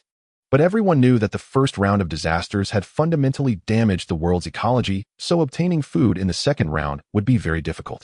Congratulations, you have successfully survived the first round of disasters. This world is about to enter the second round of world-level disasters. After 4 rounds, world fusion will begin. Before this, please try to enhance your strength. The second round of disasters is Crimson Corruption, lasting for 10 days. The entire world has been infected by Crimson. The land, plants, and animals have become Crimson slaves. Please strive to survive, and do not let the Crimson corrupt you. During the Crimson Corruption period, the frequency of monster attacks will increase, and external material gains will be virtually zero. Survivors who survive in this round will receive points based on their performance after the round ends. The points shop is now open and will close in 6 hours. Points not used after the shop closes will be converted into disaster coins. Survivor ranking for the first round has ended. Each survivor will receive a base score of 200 points. Those ranked 110 will receive an additional 2,000 points, 10100 will receive an additional 1,000 points, and 100 will receive an additional 300 points. No additional points will be given beyond rank 1,000. Star River, your rank is 9A, base points 200, additional points 2,000, total 2,344 points. The top 1,000 ranking is visible to everyone, with Cheng Hui from Renlian at first place, scoring 3,123 points. Among Ye Xinghe's friends, only he and Tai Lu were in the top 10. Tai Lu was 8th, having more than 50 points than Ye Xinghe, while Fanjine and Qin Lu made it into the top 100 and Mushroom Boy was not within the top 1,000. Ye Xinghe didn't have time to chat with his friends and immediately opened the points shop to quickly make purchases. In the points shop, the highest level items are rare, and even the rare items are limited in quantity, many of which only exist as a single piece. Ye Xinghe swiftly grabbed the 2 unique rare items, and then selected 3 more rare items that were more plentiful, spending a total of 3,000 points. With the remaining points, he chose some materials based on the rare formulas and blueprints he had obtained, as well as some tools. Fortunately, this portion of the items was abundant and did not require competition. While Ye Xinghe was selecting his purchases, Cheng Hui from the Human Alliance was bringing over his teammates. Among the rare items was one that, although not unique, was extremely important for the teams: the Team Assembly Order. Team Assembly Order. Category: Consumable. Quality: Rare. Effect: teleports a shelter with no more than 15 people within 1 kilometer of the user of the Assembly Order, with special shelters being transferred in a reasonable manner. Note: Unity is strength. Every organization that formed a team scrambled for this item, but thankfully Cheng Hui acted quickly and secured one. This way he could bring over those from the Human Alliance with whom he had a good relationship. He didn't care about everyone's talent, just whether they would cause conflicts and hinder each other. This item cost 1,500 points, but Chung Hui felt it was worth it. His first place ranking in points was also due to everyone's help, which meant several people didn't even make it into the top 1,000. Other team organizations also scrambled for this item, but unfortunately some were unable to secure one. Damn it, our brotherhood didn't get a single one. What were you all doing? A slender man with long hair cursed in a very coarse voice. Unfortunately, he was the only one around, and no one heard him. As the brotherhood that jumped the highest in the channel, Xiao Tongtian also relied on everyone's support to reach 4th place. Of course, there weren't many who genuinely followed him in the brotherhood, and he wasn't foolish enough to bring everyone over. He just didn't expect to miss out on a single assembly order.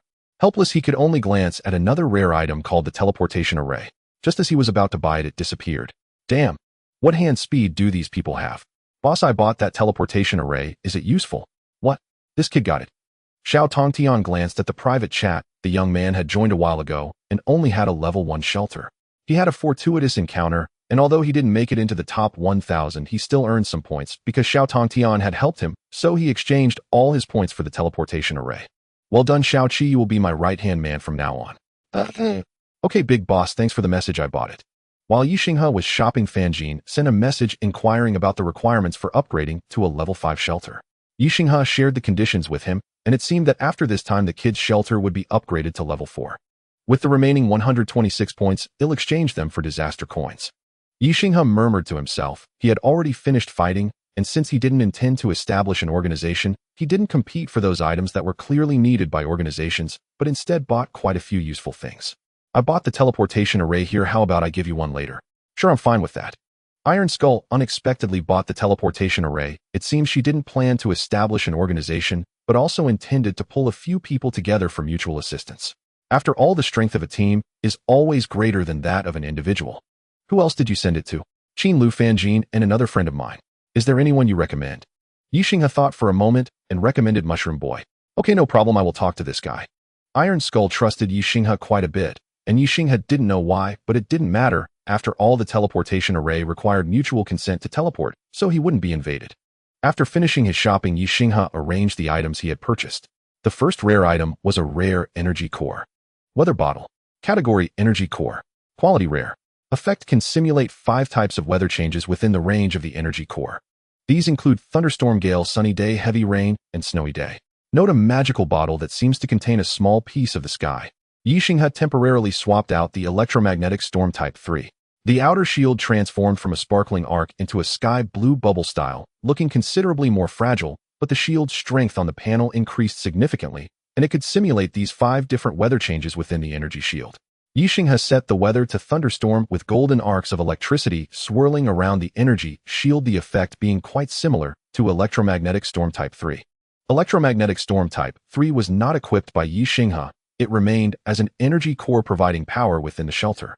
The other unique rare items included a blueprint and a special piece of equipment. Constant temperature protection.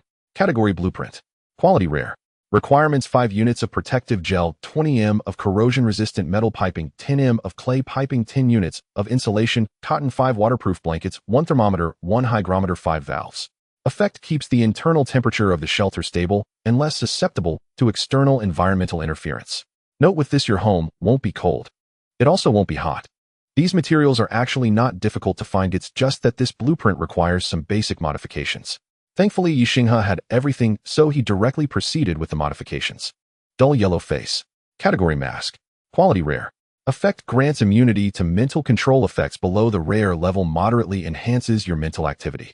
Skill thought acceleration. Within 30 seconds after using the skill, your mind will become extremely active, briefly entering bullet time. Note, don't overuse it, be careful your brain gets cooked. This mask has a relatively simple style, an oval full-face mask in white, but with no eye holes or mouth, emitting a faint rainbow glow. Ye Xinghe tried it on and found that although there were no eye holes, he could still see the surroundings. He didn't know what kind of technology it was. Ye Xinghe valued this mask not only for the so-called bullet time, but also for the effect of enhanced mental activity. After putting on the mask, he suddenly understood a lot of magical knowledge. However, he felt a bit dizzy after not long, so he took off the mask. He decided to wear it during future studies and experiments. The other 3 non-unique rare items also included a blueprint. Spell monitoring system. Category blueprint. Quality rare. Requirements: 4 resonance crystals, 1 unit of spell ashes, 10 energizing threads, 1 control crystal ball, 4 wizard's eyes. Effect establishes a 24-hour uninterrupted monitoring feedback system with an automatic alert function. Note with this you can monitor the surrounding situation, but don't be a peeping Tom. This modification is a bit difficult. Ye Xinghe only managed to buy the resonance crystals and energizing threads. The crystal balls, wizard's eyes, and spell ashes were not available in the point shop. This blueprint could only be set aside for now to see if it could be established later. The other two rare items included a skill synthesis stone, which like the equipment synthesis stone, could combine 3 rare skills into 1 rare skill. Skills like detection and decomposition cannot be used, thus there are no suitable skills among Ye Xinghe's current skills. The other was a magic modification stone, which could transform a non-magic-related modification equipment or item into a magical item, but the item level would not change with a maximum modification level of rare. Ye Xinghe originally planned to reserve this opportunity for a blueprint, but currently all the modification projects he had were magic-related rare items, which were not very cost-effective, so he decided to hold on to it for the time being. There were also 2 rare-level blueprints. Air and Water Circulation System. Category Blueprint. Quality Rare. Requirements: 50 m of piping, 1 DC fan, 5 batteries, 5 water tanks, 10 small energy crystals. Effect establishes a complete air and water circulation system capable of completing water recycling. Note with this your shelter will no longer have to worry about poisoning. Underground Farm. Category Blueprint. Quality Rare. Requirements: 5 planting lights, 10 fields, 10 hydroponic tanks, 10 L of nutrient solution, air and water circulation system. Effect: extra increase in plant growth speed. Note I'm playing Stardew Valley at home. These 2 modifications are quite simple. The first is actually an enhanced version of the ventilation system. Ye Xinghe didn't even need so many materials, he just needed to modify it based on the existing ventilation system. The underground farm is similar. The planting lights were replaced by sun mushrooms. Hydroponic tanks could be bought from regular level items, and Ye Xinghe had the recipe for the nutrient solution, which was not too difficult to prepare. This underground farm modification compared to the farm Ye Xinghe made himself became more stable in internal circulation and plant growth accelerated, including rare-level plants also experienced growth acceleration. Additionally, Ye Xinghe bought himself a set of not-so-cheap technological protective clothing that could reduce blunt impact, prevent cuts, provide warmth, and was comfortable to wear. There was also a rare-level gas mask which also had underwater breathing capabilities. It completed the recipe for upgrading the herbal cauldron called the memory potion, which could temporarily enhance memory when consumed. Finally, among the common level items in addition to materials, supplementary fruits and vegetables and livestock, there was also a new crafting table. Material Refinement Table. Category Crafting Table. Quality Common. Effect on this crafting table: you can refine and purify your materials limited to common level. Note your goods are not pure enough. The result of the first gacha in the second round left Ye Xinghe somewhat silent. Blood Therapy Set. Category Consumable. Quality Rare. Effect collects the blood of special creatures which can be purified and then injected for healing purposes, though it may affect your mental state. Note I guess you wouldn't want to know the effects of overuse of this item. He did not intend to engage in blood therapy, as he clearly understood that the so-called special creatures were actually ancient gods.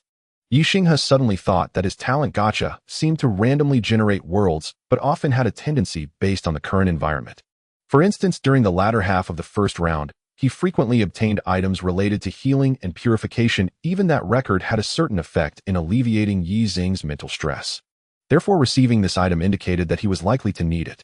He looked up at the increasingly crimson moon outside, recalling the nightmare he had that night, and let out a long sigh.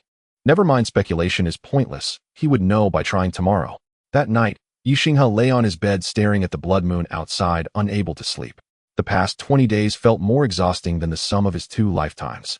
He was either collecting resources or desperately leveling up, battling monsters, and being driven mad by the crimson moon. He felt anxious. If his inner speculation really came true, could he endure the second round of disaster? He had always comforted himself that the apocalyptic world wouldn't allow disasters to escalate to the point where everyone couldn't survive. But upon reflection, the system had made no promises to anyone who perhaps many previous survivors had faced total annihilation and never entered the next stage.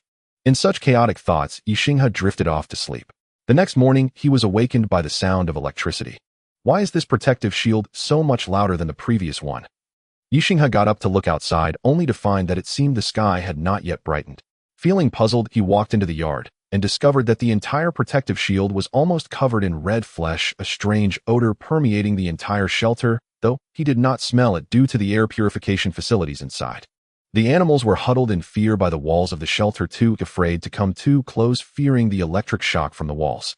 Ye Xinghe adjusted the protective shield from thunder to heavy rain, causing the entire shield to transform into a soft flowing liquid-like state, continuously moving, as if it were raining within a glass dome. Once the washing was nearly complete, Ye Xinghe temporarily shut down the shield and went outside with a bottle to collect some red flesh. The system's description of these items was simple scarlet corruption. It seemed that regardless of the type of creature, once it reached this point, they all unified into the same thing. Ye Xinghe stood still, hesitating whether to explore the forest to collect some scarlet corruption for testing. At that moment, a strange howling sound echoed from the forest. Ye Xinghe looked up and threw out a probe into the distance. Scarlet corruption wolf. Category monster. Quality rare. Spirit 0. Physique. Charm 1. Talent flesh, chunk, no fatal weakness. Skills bite bloody invasion. He didn't need to consider whether to go out. This barely wolf-shaped scarlet corruption had a charm value of 1, which was puzzling. He tossed out a thunderbolt to test the waters. With a loud bang, the wolf-like creature's head exploded, yet it did not lose its combat capability and shook for a moment before charging forward again. Fortunately, contrary to Ye Xinghe's expectations, this bizarre wolf did not rapidly regenerate its head. Like flowing liquid, it simply remained alive. After 2 more thunderbolts, the wolf was eventually blown to pieces, though the severed parts writhed in an effort to move. The danger had significantly diminished. Ye Xinghe collected some of the tissues and gathered samples from the surrounding plants and stones before reopening the protective shield and returning to the shelter. Inside the shelter, the doll-like assistant was studying how to use the analyzer. Ye Xinghe handed over the 3 samples. These 3 samples are from an animal, a plant, and an inorganic substance. Let's see if there are any differences when they are analyzed. Upon seeing the samples, the doll-like assistant frowned tightly. She was inherently sensitive to energies and sounds, and these samples made her uncomfortable.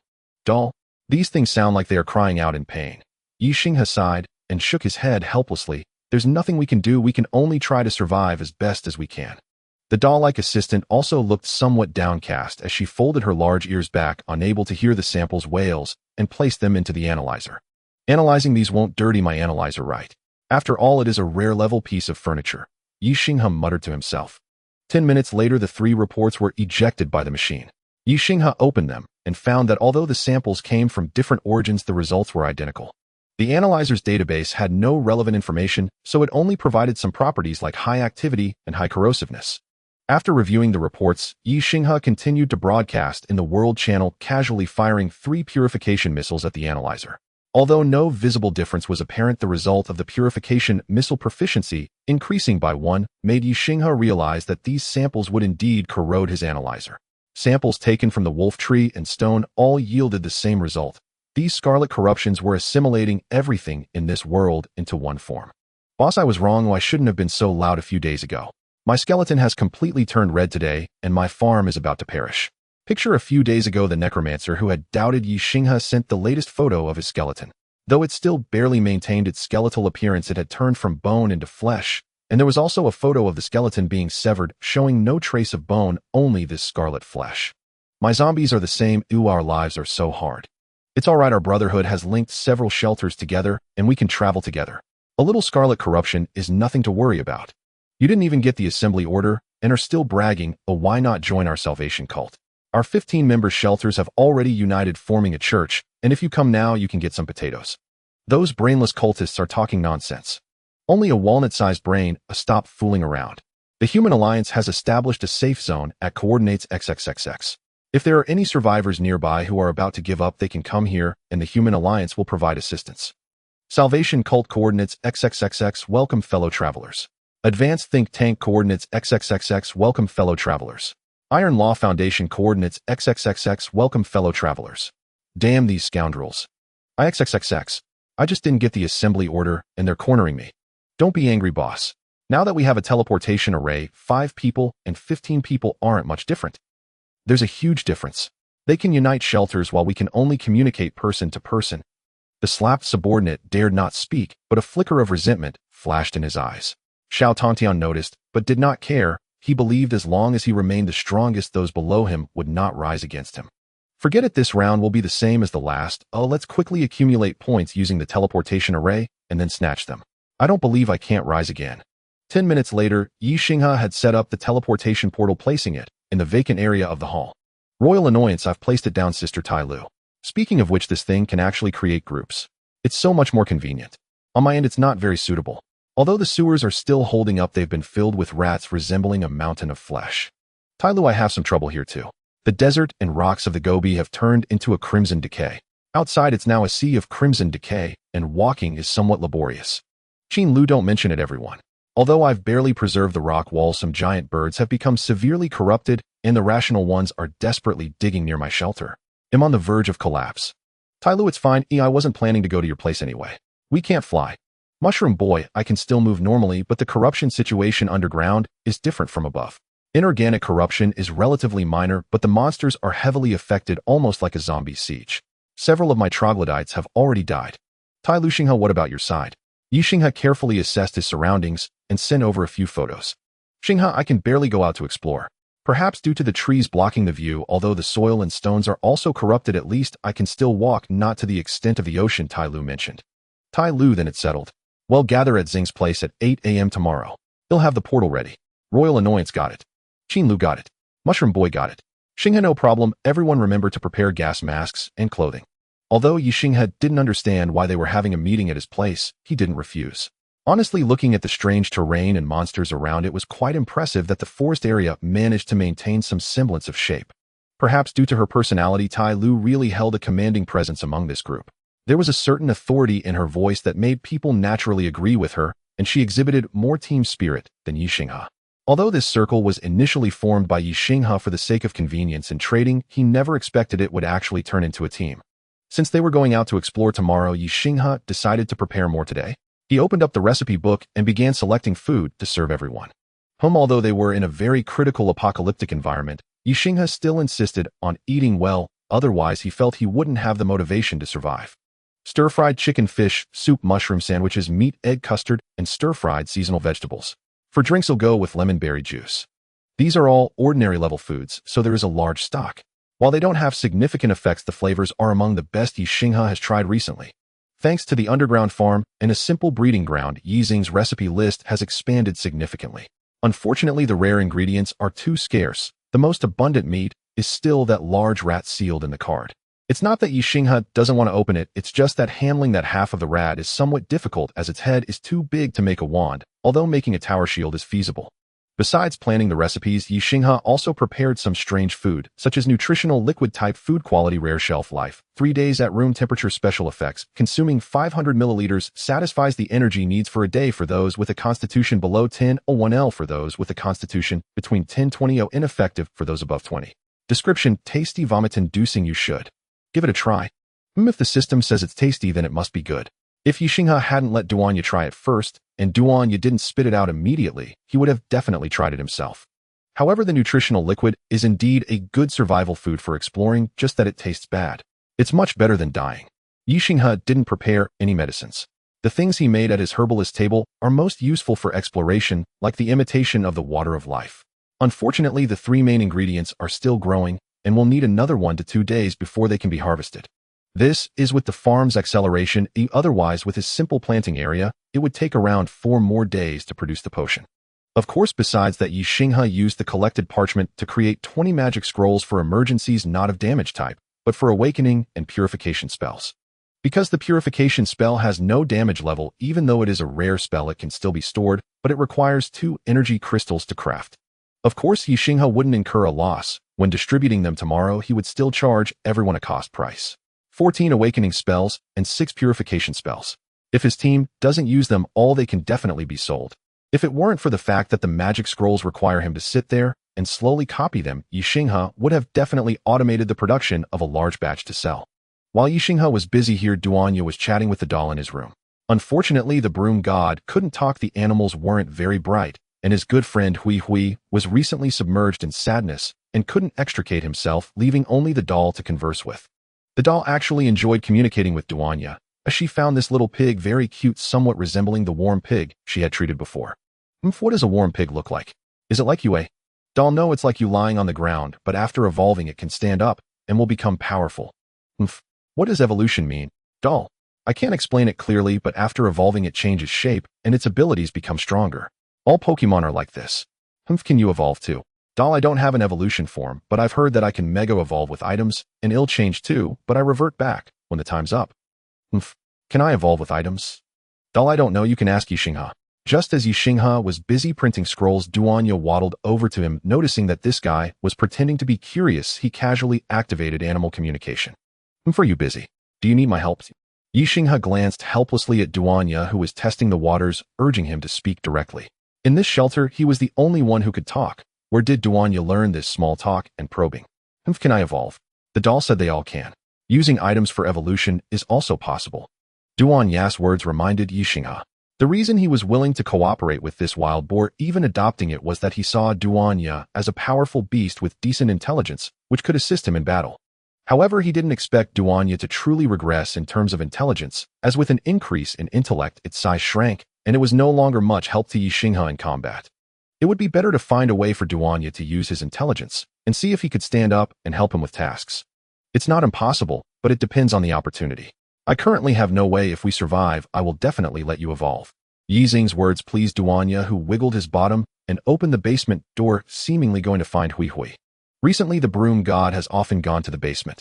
Besides the need to clean up the basement, it's also to keep each other company with the little beetle, which is the most active one in the entire stone beetle family.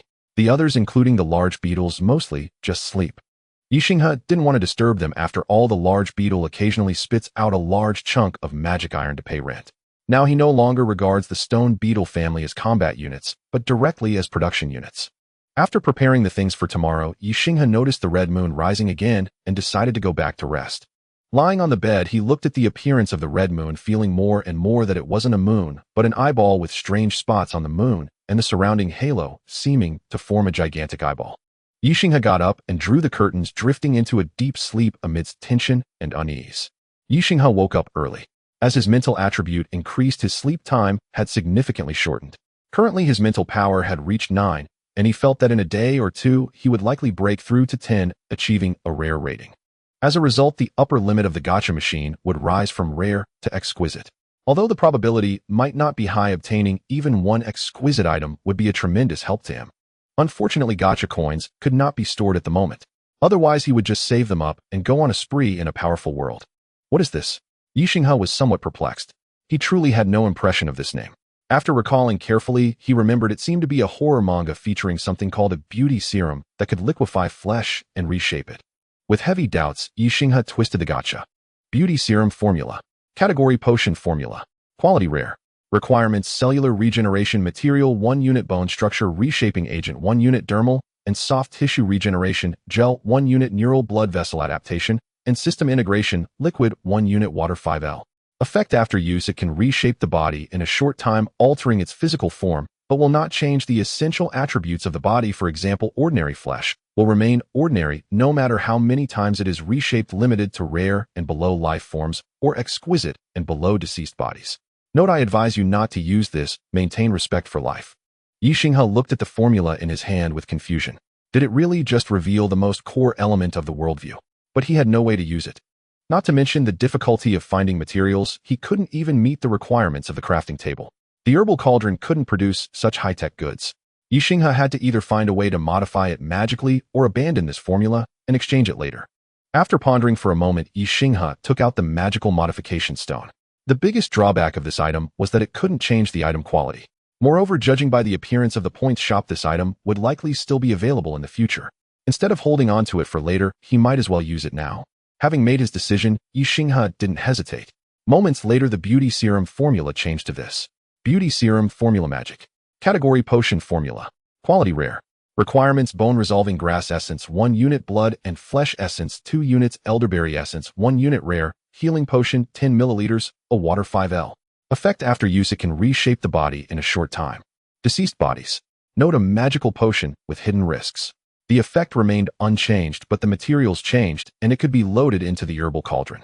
Even if it couldn't be used now, it could at least serve as an upgrade material for the herbal cauldron. Unfortunately, upgrading the herbal cauldron required not only the formula, but also various magical materials, which was not as simple and convenient as upgrading a cooking pot with a recipe. Before Ye Xinghe could search the trading channel to see if he could find the materials, the portal in the corner had already started buzzing. Ye Xinghe approached and operated it. After agreeing one by one, everyone arrived at his shelter. Wow, big shot, your place is nice. The shelter is huge. Indeed, Xinghe, your stairs and walls even have decorative reliefs. This is like a vacation for you while we are just surviving. Brother Xinghe, can I see your farm? All right, you all stand still and wait for Brother Xinghe to arrange things. Don't chatter too much, but your place is indeed well kept, much more comfortable than mine. Several people spoke one after another, leaving Ye Xinghe somewhat dizzy. He recognized Tai Lu and Fan Jin from their last meeting at a glance. Qin Lu was a somewhat exaggeratedly skinny girl, not tall, with neatly cut short hair, even shorter than Tai Lu's. Mushroom Boy, on the other hand, was unexpectedly surprising to Ye Xinghe. He wasn't the weak type. Rather, he was tall and strong with skin that was indeed pale, but not delicate. It was quite rough with large knuckles. All right, everyone, let's eat something first. We'll talk about the tour later. Come on, little doll, help with the dishes. Ye Xinghe invited everyone to sit down in the dining area. He had combined 2 square tables into a large one, and the stools were hastily made yesterday. The ordinary level furniture formula had been somewhat influenced by the modifications, resulting in a design that was no longer perfectly straight, but adorned with some exotic decorative elements. The appearance of Little Doll also surprised everyone. Although there were many survivors with followers in the World Channel, and Mushroom Boy himself had raised a dozen or so cavemen to work for him, such a cute and pretty little creature was indeed rare. Big Shot, your follower is so beautiful. Does she have any special abilities? Little Doll can heal and assist in combat, and she is very intelligent. Currently, my medical room is managed by her. You have a medical room? I'm so jealous. My cave is overrun by bird nests. I can barely manage to expand it. Doesn't upgrading the shelter increase its area? Don't you have that? Ye Xinghe asked curiously. There is an increase, but due to regional limitations, my area increase is quite small. However, there are extra compensations. My shelter is more concealed and sturdier, naturally having rare level walls without needing me to modify them. Wow, Qin Lu, your modifications sound amazing. I want that too. My walls are still rare. Fan Jin and Qin Lu's attention was almost entirely on Little Doll and Ye Xinghe's shelter, while Tai Lu and Mushroom Boy focused entirely on the food. Tai Lu said nothing, burying his head and eating, seemingly not having much good food on his side. Mushroom Boy was similar, but he seemed to be analyzing the ingredients while eating. Brother Xinghe, I've had enough mushrooms, but how come yours tastes so good? How did you make it? Ye Xinghe pointed to the pot in the kitchen helplessly, saying, It's the crafting table effect. I don't know how to make it. Mushroom Boy lowered his head in regret and began to eat faster. Thank you, Little Doll. You should sit down and eat together. Doll. Recently, when eating, Ye Xinghe was always with Little Doll. She quickly learned how to use chopsticks and was currently very proficient. Naturally, the dining table was not just for eating. Everyone also shared some of their abilities with each other. Fan Jin was still pursuing a combination of technology and magic with strong reconnaissance abilities and decent range support capabilities. He also revealed that his talent was stealth-related. When he was stationary or walking slowly, he was hard to notice. It's a pity, though, there are so many mice outside now that it's like a tide, and I can't hide anymore. They can find me no matter what. Fan Jin said with some resignation while tearing into a chicken leg. Seeing Fan Jin reveal his talent, everyone also shared a little about themselves. Since the annoying little guy has spoken, he'll say mine too. My talent is avian affinity, allowing me to maintain a friendly relationship with birds, but I haven't seen those giant birds like me much. They still peck at me. Although everyone already knew Fan Jin's real name, they still tended to call him the annoying little guy, perhaps out of habit, or because he really talked a lot. Hearing Qin Lu sigh, Ye Xinghe suddenly understood that Qin Lu could live beneath the giant bird's nest and collect so many materials thanks to this talent. My talent is production-related, which can accelerate mushroom growth, but it's not very helpful in combat. Mushroom Boy said weakly. However, given his large stature, such a statement felt somewhat contrasting. As for me, I have a combat talent that enhances physique and defense. My strength is significantly greater than others. Tai Lu said with a smile, though everyone had some guesses about her talent since few could wield a two-handed sword like a one-handed weapon. When it was Ye Xinghe's turn, he thought for a moment and simply said, My talent allows me to obtain an extra item each day, but the quality is relatively low and the category is random. There are many useless items. Everyone nodded thoughtfully, and no one pressed Ye Xinghe about which items he had obtained this way. After all, they were just huddling together for warmth and were all somewhat reserved. Asking such questions would be too impolite. Once everyone had finished sharing and the meal was nearly over, a few people tidied up and opened the doors to Ye Xinghe's shelter. Boss, you actually keep so many animals. Seeing the groups of animals in the yard and the large brown bear leaning close to Ye Xinghe like a devoted follower, Fan Jin said with some surprise. I provide simple shelter, but no food. Ye Xinghe adjusted his gas mask as he spoke. You even have protective devices at home, Brother Xinghe. You are truly impressive. Mushroom Boy reached out to touch the protective shield, while Ye Xinghe was cleaning the blood and flesh off it. Otherwise, when it was cancelled, these things would be scattered everywhere. All right, get ready. We need to complete the exploration quickly today and return to the shelter before nightfall. Iron Skull has already put on her gas mask. This thing isn't expensive, and theoretically everyone who survived should have one, even those like Ye Xinghe with more points might buy several. The gas mask resembled those from Avatar with a transparent visor that could transmit sound, albeit somewhat muffled. This time, although Ye Xinghe was also wearing a mage robe, he secured it tightly with a belt and ropes to prevent it from falling off, giving him a rather odd appearance. The other few wore ranger outfits that looked much more harmonious than Ye Xinghe's. After walking about 100 meters from Ye Xinghe's shelter, the solid ground beneath them changed to a sticky texture. Like mud, like a swamp, like stepping on dog poop. Everyone turned to look at Mushroom Boy, who had given the dog poop remark. He chuckled awkwardly and murmured, "That's exactly how it feels when I till the soil for compost." That description is a bit too disgusting. Qin Lu sighed. She rubbed her foot against the ground, trying to get rid of the nauseating sensation, but ended up feeling even worse. Fortunately, Qin Lu was relatively light, and her footsteps felt bearable, while the heaviest iron skull left deep impressions with each step, making everyone worry she might get sucked into the ground. As they ventured deeper into the forest, the surroundings became increasingly strange. The trees had completely turned a deep crimson, and the sticky paste-like substance seemed alive, subtly breathing and flowing. These trees have completely turned to crimson decay, but why do they still resemble trees and leaves? Ye Xinghe observed curiously. Although the forest had changed beyond recognition, it still maintained its previous form, with leaves, trunks, stones, and weeds striving to preserve their original shapes, even as they dripped thick red liquid. I don't know, maybe it's some sort of inertia of life. Mushroom Boy chimed in, also curious and wanting to collect some samples, but was stopped by Ye Xinghe. If there's no purification method, I wouldn't recommend you collect this stuff, or your mushroom garden might get ruined. Mushroom Boy gazed obsessively at the sticky crimson decay in his hand, but eventually discarded it. The discarded clump quickly wriggled and merged with other substances, gradually disappearing from sight. Ye Xinghe looked at Mushroom Boy, who wore a face of obsession, wondering why he hadn't noticed this guy was a bit crazy before. He was actually obsessed with the crimson decay. Thankfully, this fellow seemed to listen to advice, or perhaps it was because the conditions underground could barely hold, and he hadn't seen such a form of reddening. The group ventured further in reaching the small river that Ye Xinghe had relied on for survival. He silently watched as the river had been completely replaced by a thick crimson substance resembling meat sauce flowing in the water, with bubbles occasionally surfacing and fish struggling to poke their heads out of the river. It was utterly absurd. This crimson decay seems to be playing the role of a world. Fan Jin's candid remark made everyone nod in agreement. Wait, let's not move yet. Iron Skull raised her hand, signaling everyone to halt. She had been leading the way as the vanguard. It seems there's a humanoid form of crimson decay over there. Iron Skull's voice carried an unusual hesitation as she struggled to discern the mass not far away. Unfortunately, her detection skill had completely failed at that moment, and all she got was the result of crimson decay. I see it too, Boss Xinghe. Are there any local residents nearby? Intelligent beings, that is. No, the only ones with any intelligence are goblins, but I don't rule out the possibility of people who have moved here from other places and are hiding, or it could just be a zombified version of crimson decay.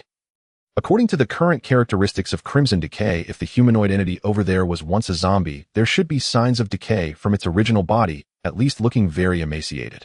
But that person appears intact, even showing a blurry outline of clothing and a tuft of hair. Qin Lu was a bit startled by this sudden strange entity.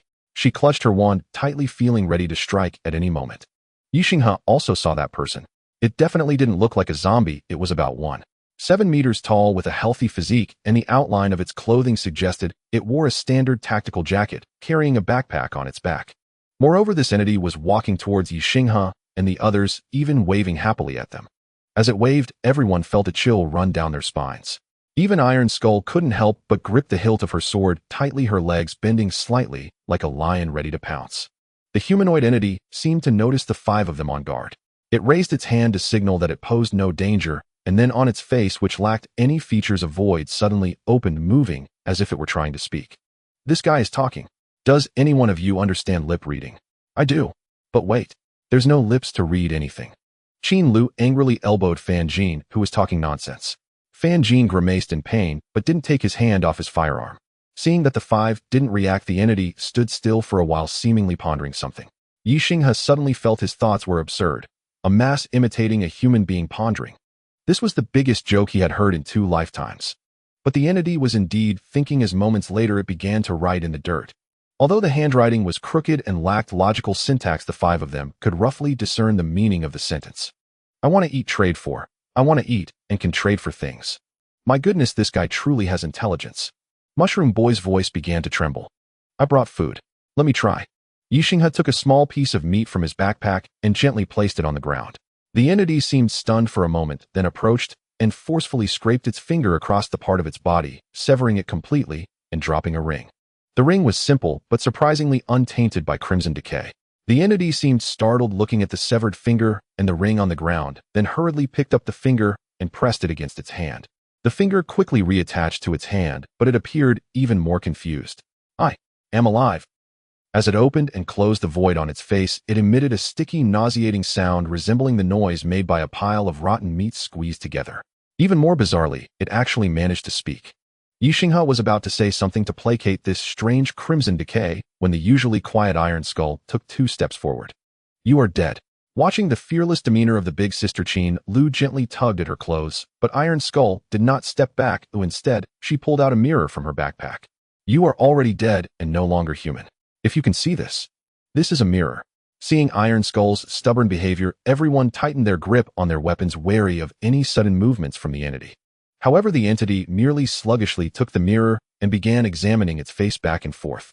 Dead. Disgusting. Kill. Me. It calmly returned the mirror to Iron Skull, but Ye Xinghe suddenly noticed that what was once just a void on its face had 2 meandering trails. Tears. Although the tears were also composed of crimson decay, Iron Skull did not hesitate, raising her large sword and striking down.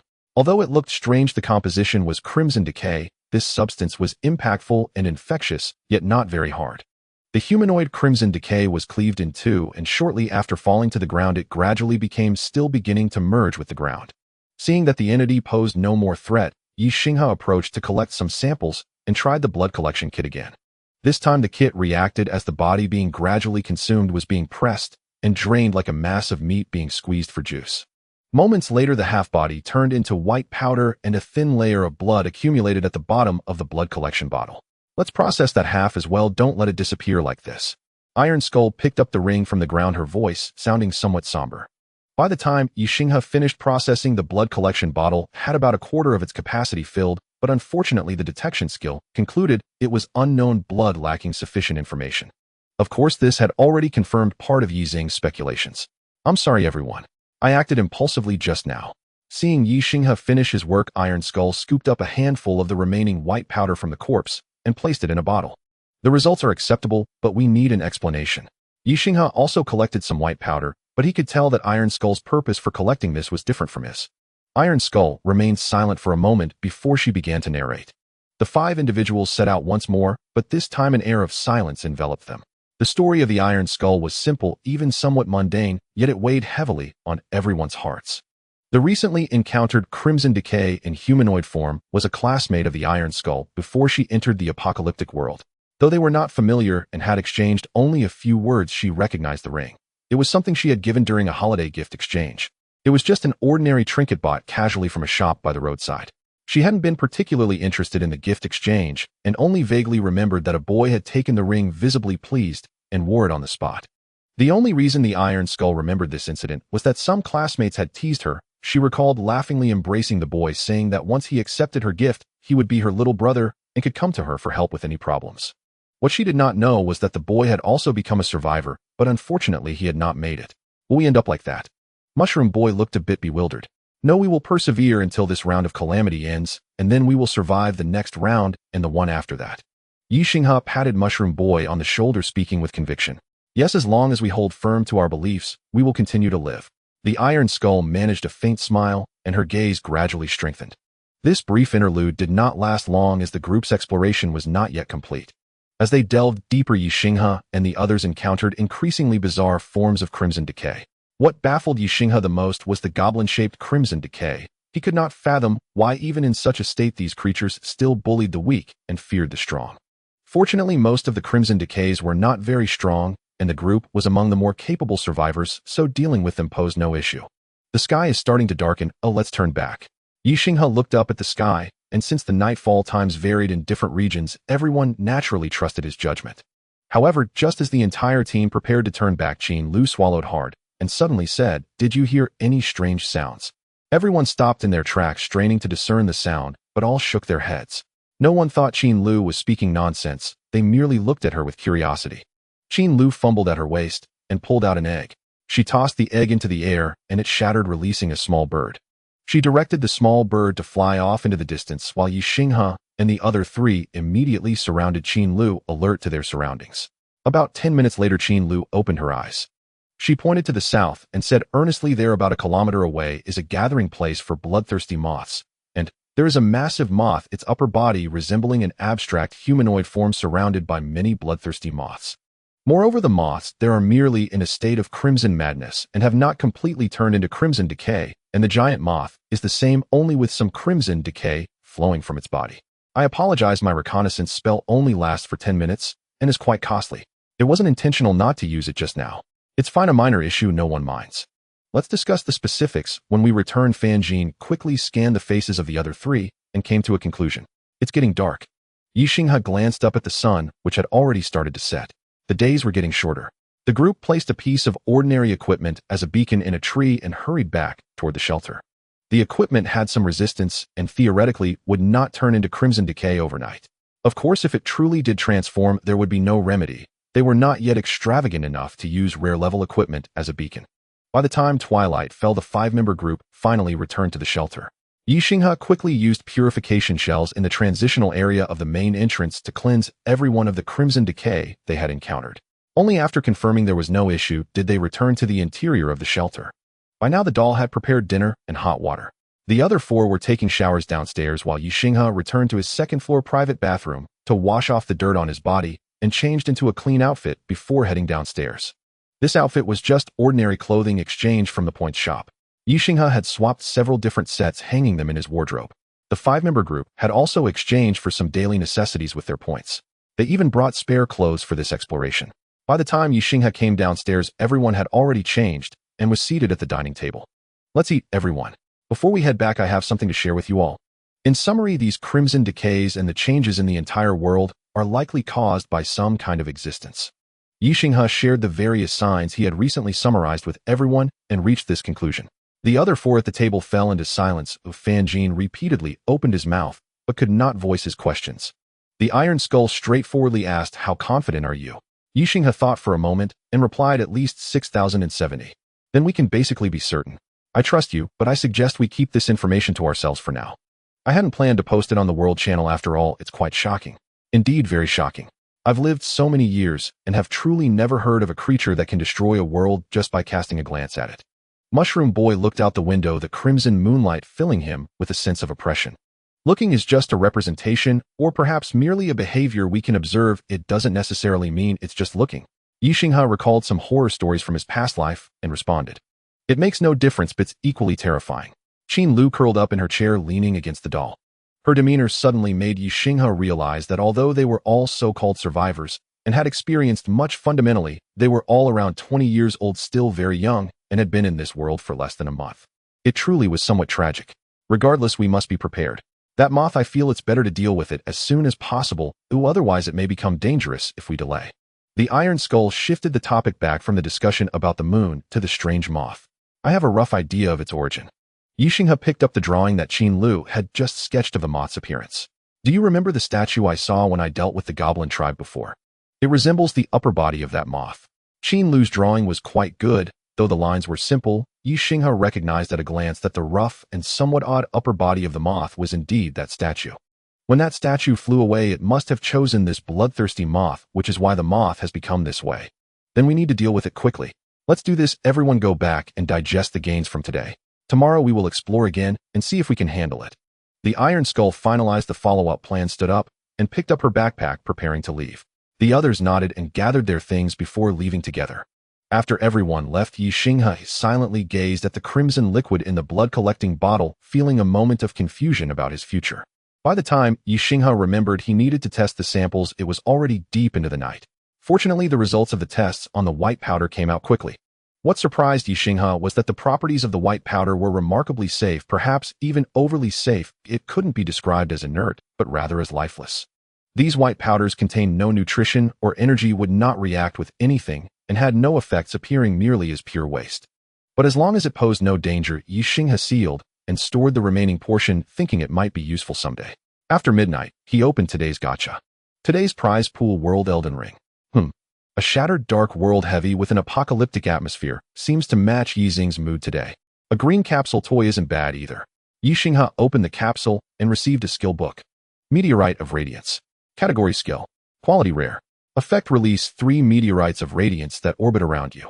After a brief pause, the meteorites will shoot out in the direction you indicate, each dealing 4 levels of spell damage and 1 level of erosion damage. If charged, the spell damage will increase to 6 levels, but erosion damage remains unchanged. Requirements: must possess Radiance spell qualification or wield a Radiance weapon. Proficiency 0-100. Description: the representative magic of the Olivini's classroom. Its strength seems low, but it requires strong operational skills that most people cannot master.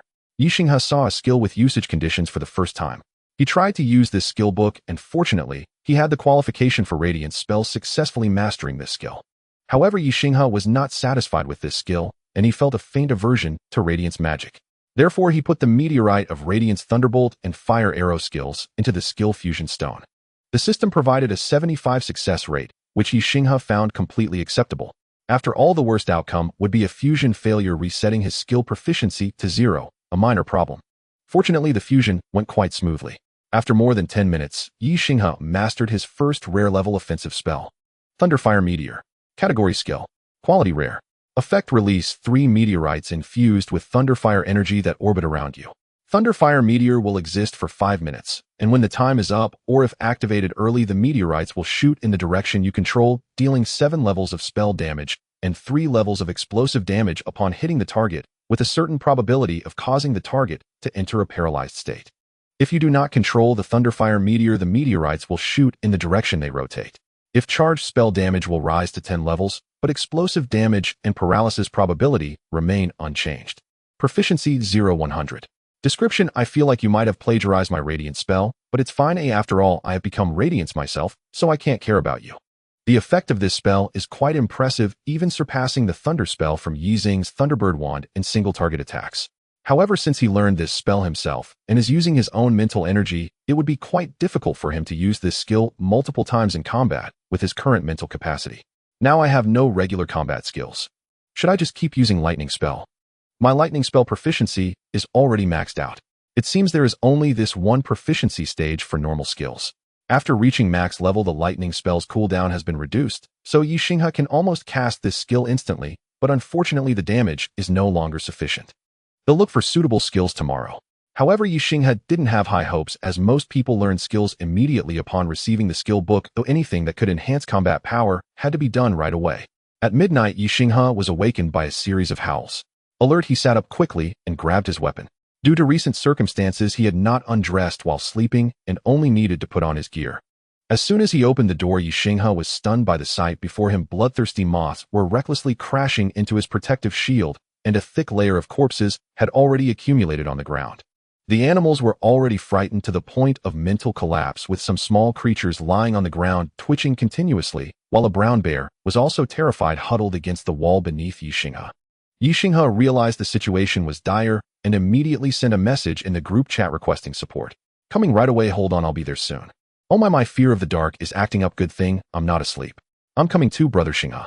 Ye Xinghe didn't expect that everyone was actually awake. He began to reflect on whether he was too relaxed, as he had already slept for a while at this hour. Quickly replacing the energy crystal in the protective shield, Ye Xinghe accepted his companion's teleport requests. He went upstairs and used binoculars to survey the situation in the distance. All he could see were swarms of moths with nothing visible beyond them. Without hesitation, Ye Xinghe threw out the first Thunderbird. Using an area attack, thankfully most of the attacking moths were of low level, primarily ordinary magical beasts. One Thunderbird took down a large portion of the moths. But soon more moths filled in the gaps. Damn, this situation is way worse than you described. The first to arrive was Fanjin. Seeing the sky filled with moths, he instinctively threw a grenade. Its effect was slightly worse than Ye Xinghe's Thunderbird, but many of the injured moths were quickly shoved down to the ground by their companions and never got up again. Annoying spirit, you go behind Xinghe's shelter, I'll take the front. Qin Lu, stay with Xinghe on the second floor, scout, while using spells for ranged attacks. Mushroom Kid, fill in the gaps. By the way, Xinghe, where's your follower? As Taigu stepped out of the shelter, Ye Xinghe was startled. This towering iron canister was indeed intimidating. Qin Lu and the Mushroom Kid were dressed the same as during the day. After hearing Taigu's arrangements, Qin Lu lightly leaped and flew directly onto the terrace standing next to Ye Xinghe. The doll currently has poor range combat power. She will participate in the battle as a healer and support. No problem, everyone be careful. If anything happens, shout it out immediately. During combat, we won't have time to check the group chat. Taigu was unusually serious today, drawing out a large, double-barreled shotgun from her back and bombarding the outside. This guy actually has such a weapon. However, it was normal that Taigu hadn't brought it out during the day, as she seemed more adept at close combat. This gun seemed oddly large. Rather than a gun, it resembled a cannon. Xinghe, can you clear out some of these moths in front? I'll use spells to check the surrounding situation. Ye Xinghe nodded, picked up his wand, and began to charge. 3 crimson orbs entwined with white lightning appeared under his guidance, growing larger during the charging process until they reached the size of a fist. Go! With a soft command from Ye Xinghe, the 3 thunderfire meteors shot out, smashing into the area Qin Lu pointed out beyond the protective shield. With a loud explosion, a large swath of moths was blown to pieces. Ye Xinghe estimated that at least 100 had been destroyed. The damage of this spell was comparable to that of the Thunderbird. Qin Lu was quick to react. As soon as Ye Xinghe opened a path, the flying birds quickly followed, passing through the swarm of moths. Ye Xinghe charged again, preparing for a second bombardment. Fortunately, although it was a rare-level spell, charging consumed only about 1/8 of Yi Xing's mental energy. To maintain combat power, he planned to bombard 4 times before taking a short rest, then repeating this cycle. During this time, he used lightning spell to control the battlefield. This ordinary-level skill was indeed effective against a small number of ordinary-level enemies, but with so many moths currently, the power of lightning spell was too easily dispersed. Purification Bullet had basically no offensive power. Even without the scarlet corruption attached, these bloodthirsty moths would crazily attack Yi Xing's shelter. Just as everyone was desperately attacking, Qin Lu suddenly cried out in pain and collapsed to the ground. Ye Xinghe sensed something was wrong and immediately summoned 2 purification bullets to her. After a wisp of red mist dispersed, she returned to normal. In the distance, a giant moth is coming. Qin Lu's investigation results left everyone breathless, but before anyone could come up with a countermeasure, the giant moth had already flown nearby. My God, you didn't mention it was such a huge creature. Fan Jin was completely stunned, and not just him, everyone else was in a daze as well. Is that Mosura coming? Ye Xinghe murmured to himself. Qin Lu beside him was puzzled about what Mosura was, but this wasn't the time to discuss it. As the giant moth appeared, everyone felt a peculiar pressure.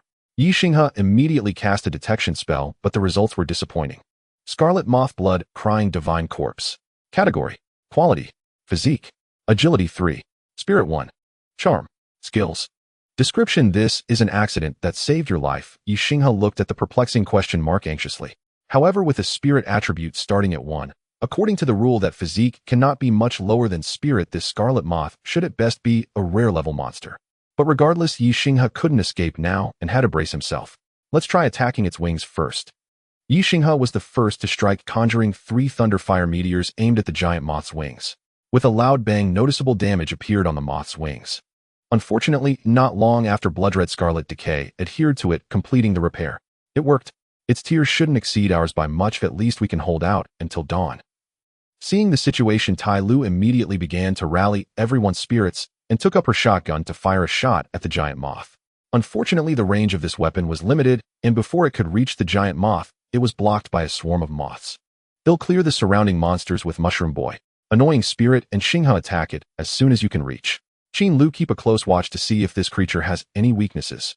Sister Tai Lu, my reconnaissance methods aren't that intelligent, but they're still better than ours. Qin Lu reluctantly took out a bird egg, which looked smaller and more exquisite than the previous one. This is the most expensive bird egg I have. Xinghe remembered to compensate me. After saying that, she threw the bird egg, and a tiny bird no larger than a thumb shot out like a bullet, disappearing through the layers of moths in the blink of an eye. Qin Lu was almost entirely focused on controlling the bird and couldn't fight. Ye Xinghe had to bombard while observing Qin Lu's condition, ready to summon a purification shot at the first sign of red light from her. After more than 10 minutes, Qin Lu finally opened her eyes again and said, that giant moth seems to not be an evolution or fusion, but rather a parasite of that statue. After a moment of silence for thought, she continued, the strange statue has a clear connection with the lower half of the moth bound by scarlet decay, and it looks rather unstable, swaying a bit. If we can separate the statue and the moth, perhaps there's a way. But I don't know if our strength can separate the two. Wait, if that's the case, my purification shot should be effective. Ye Xinghe didn't use the purification shot on the moth because these creatures were equally insane whether they had scarlet decay or not. But this large moth was different. If it was merely the steed of the statue, purifying the connection would provide an opportunity, right? Then we'll create an opportunity for you. How far is your purification shot? Tai Lu had overheard the conversation between the two, but this question threw Ye Xinghe into thought again, as the range of the purification shot was indeed not far, and it was well protected by the moth swarm, making it difficult to attack. Everyone was still holding on because the protective shield could withstand attacks from ordinary and rare-level monsters as long as there were enough energy crystals. If it broke down, they would probably die soon. Big Brother Xinghe, does your purification shot have an enchanting effect? I have a sniper. It should be able to hit. Fan Jin had almost exhausted his grenades and was now firing with a strange rifle equipped with a wand. Can your bullets be enchanted with potions? Yes, Big Brother Xinghe, they can. Ye Xinghe handed the Thunderbird staff to Qin Lu, saying, You hold on to this for now. Help me hold on while I prepare. Without a second thought, Ye Xinghe dashed into the basement. The elderberry white ginseng and Wenyao fruit should all be ripe by now. Although not fully matured, they should still be usable if they could be detected as rare level. Fortunately, though they aren't fully matured, adding more should yield a decent effect. Whatever, let's try it first. Fortunately, the core for mimicking the water of life consisted of 3 rare-level healing herbs. Ye Xinghe had the energy crystals. Ether was essentially magic, so as long as he stood by and added it during the potion crafting, it would be fine. 10 minutes later, Ye Xinghe obtained his first bottle of imitation water of life. Annoying spirit. Use this. Ye Xinghe held up the imitation water of life and rushed out of the shelter. After handing the potion over, Qin Lu called out to Ye Xinghe and tossed the Thunderbird wand back to him. Ye Xinghe immediately took Fan Jin's place by sending him to enchant the bullets. At this moment, Ye Xinghe noticed Mushroom Boy's fighting style, which involved tossing jars filled with mushroom spores, causing the moths to kill each other and sprout mushrooms, looking incredibly ruthless. He had underestimated this mushroom planting guy. I've finished enchanting. I enchanted 3 bullets and 1 grenade. This is my only grenade, so let's not use it unless necessary. Everyone create an opportunity for the annoying spirit. Tai Lu shouted loudly, and then swung her great sword, charging out of the shelter. Ye Xinghe was startled, but he immediately received a request from Tai Lu to link with the protective shield. After clicking agree, an energy shield unfolded in her hands, as if a part of the protective shield had pushed out to cover her. Tai Lu's sudden actions attracted a large number of moths. She unleashed her strength, wielding the great sword and slashing wildly. Ordinary-level moths died almost upon contact. The moths focused their fire on Tai Lu, and the moths in the sky became significantly sparser. Ye Xinghe and Qin Lu simultaneously unleashed their full power to bombard the moth swarm. Qin Lu alternated between her 2 wands and threw out what looked like a consumable item, concentrating her strength to blast a large hole in the sky filled with moths. Fan Jin unhesitatingly fired a bullet that accurately struck the connection point of the statue. The giant moth let out a huge wail, and the moth swarm was thrown into chaos in an instant. Effective. Keep going. Fan Jin immediately fired another shot at the same spot. His bullets were remarkably precise, with minimal deviation between shots. The scarlet decay in that area rapidly disappeared, and the remaining decay seemed unable to support the heavy lower half of the moth, tearing a large piece away. Before Ye Xinghe could shout to use a grenade, Fan Jin fired a grenade that exploded into the giant moth's torn wound, nearly ripping the upper and lower halves apart. Fan Jin seemed to have a strong grasp of the battle situation, unleashing his firepower without hesitation. He even fired his last bullet, but unfortunately, though it hit, it did not completely separate the upper and lower halves of the moth. Meanwhile, the giant moth's upper and lower halves were desperately trying to reattach themselves with scarlet decay. Ye Xinghe no longer hesitated. Qin Lu, give me a lift. Qin Lu looked at Ye Xinghe in disbelief, hesitated for a moment, but then cast a spell for Ye Xinghe and tossed him a flying piece of equipment. Ye Xinghe quickly put on the equipment and cast a wind walk spell on himself, leaping onto the trembling brown bear beside him. During his first flight, Ye Xinghe struggled to control himself, wobbling unsteadily. Fortunately, Qin Lu helped him fend off the moths in the sky, while also using spells to lift him higher, allowing Ye Xinghe to awkwardly reach the sky. At this moment, the giant moth was tilted not very high and close to Ye Xinghe's shelter, which gave him the chance to reach its back with such an awkward flying method. As soon as he stepped onto the giant moth's torn wound, an indescribable feeling of nausea and unease spread over Ye Xinghe. He dared not hesitate and desperately threw purification shots at the broken wound. Even though he felt uncomfortable and dizzy, he continued to increase his attack intensity, finally catching up to the creature's repair speed, gradually cutting through the connection point. With a loud bang, the giant moth's upper and lower halves completely separated, and scarlet blood and flesh splattered everywhere. Ye Xinghe couldn't dodge in time and got drenched, but he had already escaped and fainted. When Ye Xinghe awoke, once more he found himself lying in his own bed. Beside him sat the nearly dull broom god, and Duanya the latter bearing the tiny stone-armored beetle clinging to his back. How long was I unconscious? Is everyone still here? What happened to that moth? Ye Xinghe struggled to sit up, but a dull, persistent ache throbbed behind his temples, leaving him deeply unsettled. Seeing his discomfort, the nearly dull immediately cast life droplet upon him. A cool, soothing touch that eased Ye Xinghe's distress considerably. Dull, don't worry. The outside is safe now. Oh, everyone has already returned. You've been asleep for nearly half a day. It's already afternoon. Though Duanya grumbled nearby, Ye Xinghe could only grasp the nearly dull's meaning vaguely. Without animal tongue enchantment, he remained unable to comprehend Duanya's words. Yet he clearly sensed Duanya's anxious concern, and gently stroked the creature's head. Duanya responded with quiet delight, nuzzling affectionately against his hand. Thank you all. I'll rest a little longer, then join you downstairs.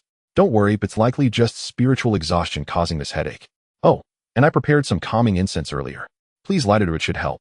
The nearly dull nodded and departed with Duanya and the others. Ye Xinghe then opened the group chat to report his safety. I'm fine. Thank you all. I'll ensure fair compensation for your efforts. Yay, Brother Xinghe, you're awake. No worries, Senior Xinghe. We're in this together. Favors and fairness are separate matters. I'll honor what's due. By the way, how did it end? The nearly dull couldn't quite explain. After you severed the giant moth, the statue suddenly exploded, spilling thick, crimson corruption across the floor. Then Qin Lu spotted a tiny figurine fleeing. That may have been the true core of the statue. Did it resemble the upper half of the giant moth? Exactly. It was virtually identical. I nearly died of fright seeing it. Never mind. Even though we didn't fully eradicate it, I'm profoundly grateful, and truly fortunate, that you all came to my aid under such perilous circumstances and successfully subdued that colossal moth. Ye Xinghe felt a quiet wave of emotion. These companions had first gathered merely through transaction, but now they stood by each other with genuine loyalty and mutual support. Oh no, if you died, where would we get those delicious meals? It's nothing really, right? Senior Xinghe, you helped me countless times before. Oh, and the giant moth dropped a treasure chest. We retrieved it and placed it inside your sanctuary. Let's open it together later. Ye Xinghe hadn't expected additional spoils, so he replied at once, good. I'll assess its utility and mail relevant items to each of you. This time no one declined. After all, it belonged to them all equally. Where's Tai Lu? She rushed out past the barrier. How is she faring? I'm fine, just need repairs on my gear. I'm running low on iron. Trivial. I'll send you 5 units of arcane iron shortly. I have a steady supply. Okay, no problem. Rest well. We're relieved just knowing you're safe. Moved by their heartfelt concern, Ye Xinghe finally relaxed, inhaling the calming fragrance of the incense which soothed his mind significantly. So he rose to survey the outside world. Just as he reached the first floor, he saw the nearly dull already ascending the stairs with a steaming bowl. Her ears instantly pricked upright upon spotting him, her tone edged with gentle reproach. Dull, how dare you rise from bed so soon? It's all right, nearly dull. I feel much better now. I simply wanted to check on the outside. Also, nearly dull, please bring me 5 units of arcane iron. Though irritated, she made no attempt to restrain him, merely set the meat porridge on the table with firm instructions to eat it, then headed straight for the warehouse. It wasn't stinginess that limited him to 5 units, he possessed only 7 units total. And arcane iron was extraordinarily dense. 5 units weighed 10 kilograms, more than sufficient for practical use. Pushing open the outer door of the sanctuary, Ye Xinghe found the animals huddled together in quiet repose. Several had perished, not from direct assault, but from sheer terror. He gathered the fallen without hesitation, intending to preserve them as provisions. The sanctuary's energy barrier had been meticulously cleansed by the nearly dull. Outside, the colossal moth's carcass loomed ominously, making Ye Xinghe's pulse quicken, while the smaller moths left behind no trace, likely having been fully disintegrated by decomposition art. Ye Xinghe refrained from immediate experimentation on the giant moth's remains. Instead, he returned indoors, ate heartily, and then knelt beside the silver-edged chest resting on the floor. Inside lay 3 items, 1 rare, 1 common, 1 legendary. The common item was cotton seeds, a crop only Ye Xinghe could cultivate, so he retained it. The rare item, named Banishment Ward, served to repel nearby creatures, though it risked alerting them instead. Its function overlapped with Ye Xinghe's own barrier, so he posted it in the group chat, inviting anyone who needed it. The legendary item was an impossibly thin gossamer-like fabric called wind-resilient membrane. According to its description, it excelled in crafting flight-related gear and possessed innate affinity with wind essence. Qin Lu, you'll be soaring again. Image, send it over. I'll cover postage. No need, I'll pay. By the way, who wants the banishment ward? Not me. I've too many birds. Not me. I've too many rats. Not me. I already own something similar. Then, I'll take it. Ye Xinghe promptly dispatched the wind-resilient membrane and the arcane iron to Mushroom Boy and others via courier. Sorry, annoying one. Nothing suitable for you yet, but I'll send something the moment I find it. No worries, senior. What's our bond if not kinship? A modest reward means nothing to me. Seeing his companion relax, and even tease lightly, Ye Xinghe felt reassured. By the way, senior, can you reproduce that enchanted elixir you gave me earlier? I desperately need more. Yes, I'll begin production once the herbs mature en masse and distribute portions to everyone. Thank you, senior. Having slept deeply through much of the day, Ye Xinghe remained wide awake at night. Yet his world-spanning gacha machine remained unavailable. His talent had just leveled up. Your spiritual attribute has surpassed 10. World-spanning gacha machine unlocks new functionality. Countdown 8 hours. With that, Ye Xinghe settled back into bed, gazing upward, his heart quietly alight with anticipation for tomorrow's upgrade. Almost there, don't worry about it. It's a robot that doesn't need rest or food. As Ye Xinghe ate breakfast, she watched the almost there doll gently patting the robot's head. She felt that the robot worked tirelessly day and night, and it seemed rather exhausting. Upon hearing Ye Xinghe's words, the almost there doll cautiously tidied up the robot before allowing it to continue working. After finishing her simple breakfast, Ye Xinghe opened the new interface of her gacha machine. There weren't many changes, just 3 new pieces of information. Common items 30, rare items 40, uncommon items 28, unique items 2. Daily gacha coins acquired increased to 2. Gacha coins can accumulate, but each gacha pool can use a maximum of 5 coins per draw. Multiple coins can be used to increase the probability of obtaining higher tier items. Each coin increases the probability of obtaining the highest tier items by 1, but cannot enhance the probabilities of other tiers. You can draw 2 gachas in a day. This is a significant enhancement. Now he could see the probabilities of the gacha machine's output. Indeed, it was possible to draw unique items, albeit with a rather low chance. Even using 5 gacha coins together only resulted in a maximum of 6 probability, and the first coin did not increase the probability. Today's prize pool World of Warcraft, it's a vast world, so Ye Xinghe decided not to save the gacha coins and planned to draw once, not intending to use both coins together. After all, what's the difference between a maximum of 3 probability and none? The first gacha was green, and Ye Xinghe was not disappointed. After all, the probability of obtaining rare items was the highest, so getting a rare item was normal. Blueprint Sniper Scope. Category Recipe. Quality Rare. Requirements Metal Pipe, Gem, Lens, 2 silver ingots. Effect slightly increases weapon accuracy, minimally increases damage for firearms and bows. Description: a basic engineering creation. It's unclear why bows can also be equipped with scopes. This blueprint is nice, but it's not suitable for Ye Xinghe. He took a photo and planned to send it to Fan Jin. With 1 gacha coin left, Ye Xinghe hesitated, but still tossed it in and received another green gacha. Decompose Equipment. Category Skill. Quality Rare. Effect can decompose rare and lower tier equipment to obtain special magical materials. Description: equipment destruction tool, or a garbage processor. Without a second thought, Ye Xinghe learned this skill. It merged with his original decomposition skill, raising its level to rare, and the item level that could be decomposed also increased to rare. Of course, Ye Xinghe currently had no rare equipment to decompose, not even rare level items. He tried to decompose a few ordinary wands that no one had bought, earning 2 minor magical essences and 1 strange dust. To be honest, since he hadn't played this game much, Ye Xinghe wasn't sure what these materials were for, but they were all magical materials that would come in handy when crafting wands later. The synthesis of ordinary wands was too simple. If he could convert these useless materials into more general ones, it would be a good thing. After dealing with the gacha machine, Ye Xinghe armed himself fully and went outside, collecting from the massive moth's lower half. About 10 minutes later, the giant moth's body had deflated significantly, and Ye Xinghe obtained a whole bottle of fresh blood, while the blood therapy suit could no longer be used. Crimson Blood. Category Divine Blood. Material Bloodline Potion. Quality Rare.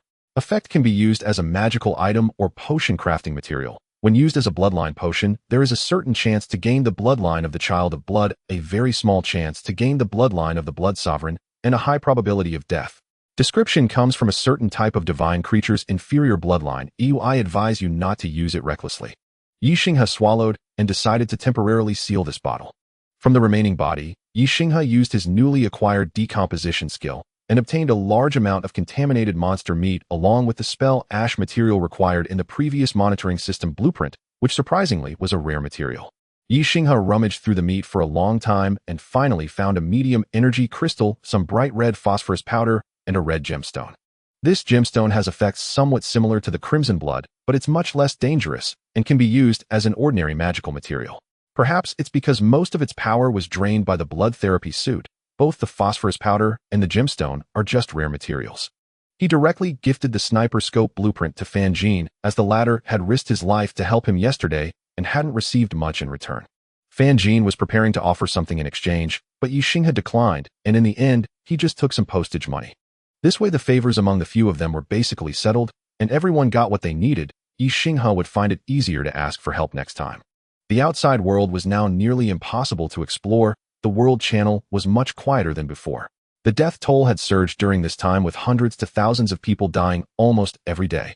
At this point, the number of people in the world channel was 43775 out of 1000, with more than half dead. However, because the world is quite large and everyone's positions are relatively dispersed, Ye Xinghe hadn't encountered many real people. The one closest to him was probably that boy who had completely turned into crimson rot, but he likely died shortly after starting. Thus, Ye Xinghe had not felt much about the decreasing number of people.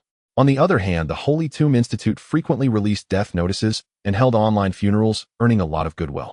Unfortunately, most of the people in the Holy Tomb Institute were fond of raising zombies and skeletons, and their recruitment criteria were quite high. As for the Brotherhood, the Human Alliance, and the Salvation Church, the three largest organizations, the Brotherhood had not obtained the Assembly Order, which had already been mocked by the Salvation Church several times, so the number of deaths was unclear. Ye Xinghe had chatted with Cheng Hui a few times, many of their outer members had died. He had also organized an expedition team to scout the surrounding situation, so people were dying, and a few had contracted crimson rot. Ye Xinghe sold some purification bomb scrolls to him, but now he could also manufacture imitation waters of life, and he could consider selling those. The Crimson Plague had lasted for 10 days, and it was currently only the 4th day. He just hoped no similar giant moths would appear. Help, brother, do you still have purification bomb scrolls? I have a brother who is in serious condition. We've already used 3 purification bomb scrolls, but still can't handle it. As Ye Xinghe was making potions, Cheng Hui sent him a message. Ye Xinghe did not reply immediately. He couldn't interrupt his potion making, and it was already good enough to glance at the message when he had time. On the other side, Cheng Hui was anxiously pacing back and forth. He was worried because it was his younger brother who was injured. They had also encountered a similar giant crimson rot like Ye Xinghe's. It looked like a giant and had no particularly obvious weakness. This being their first time facing such an exaggerated crimson rot, it took them a considerable amount of time to find the giant's weaknesses. Although they eventually cleaned it up, 3 people died and 5 were infected, with his younger brother being the most severely affected. They didn't completely lack skills or items similar to purification bombs, but like the purification bomb scrolls, they were all rare level, capable of handling some lighter crimson rot, but for this severe infection, they could only barely delay the time. Brother, I feel like I'm going to die. If I die, you must deal with me immediately. I don't want to turn into a talking pile of flesh. Cheng Guang lay on his brother's leg and spoke with some difficulty. After Ye Xinghe finished making the potion, he immediately sent the information about the imitation life water. Cheng Hui did not hesitate and sent back 3 items. Although they were all rare grade, they were indeed quite valuable, and Ye Xinghe made the trade. The 3 items were a magical modification scroll, a manufacturing station upgrade scroll, and a bottle of rare grade potion that increased physical constitution slightly. Ye Xinghe inquired about the origin of the potion and whether he could trade for more. After a while, Cheng Hui replied that it was obtained from opening a chest. There was nothing more to be done. Ye Xinghe consumed the potion in one gulp. Although he was still primarily focused on spirit and magic, his physical constitution had reached 9 after drinking the potion, making him over twice as strong as before. This time, Ye Xinghe used the magical modification scroll on his herbal cauldron. He chose not to use it on the modification project for the shelter because all his rare grade modifications were related to magic, while the ordinary grade modifications did not warrant using this scroll. After the herbal cauldron was modified, in addition to its original effects, it also gained enhancements for an increased success rate when crafting magical potions and a slight boost in potion effects. Although the automatic configuration effect still did not appear, Ye Xinghe was quite satisfied. Moreover, while he continued to make the imitation life water, the process had become significantly easier. The new herbal cauldron seemed to absorb the surrounding ethereal energy to stabilize the magical potion, thus requiring less ethereal energy from Ye Xinghe. Originally, with Ye Xinghe's current spiritual power, crafting 1 imitation life water required about 1/5 of his spiritual energy. Now it only took 1/6. This was a substantial improvement. Thus, Ye Xinghe sat at the table, exhausted all his materials, and crafted 3 bottles of imitation life water. The reason he didn't continue was that he had already exhausted his spiritual power yesterday, and coming back to it today would only hinder his recovery. Ye Xinghe took one of the 3 potions and conducted a simple test. He fished a fish out of the water, took it outside, dipped it in a bit of scarlet rot, and performed several tests. A mild infection of scarlet rot required about 10 milliliters to clear, while a moderate infection needed 30 milliliters. As for severe cases, there was no phase for that, as severe scarlet rot infection meant that about 80% of the body was afflicted, which was as good as being dead. Ye Xinghe has speculated that the sudden increase in dosage for moderate infections was likely due to the need not only to eliminate the infection, but also to heal internal injuries.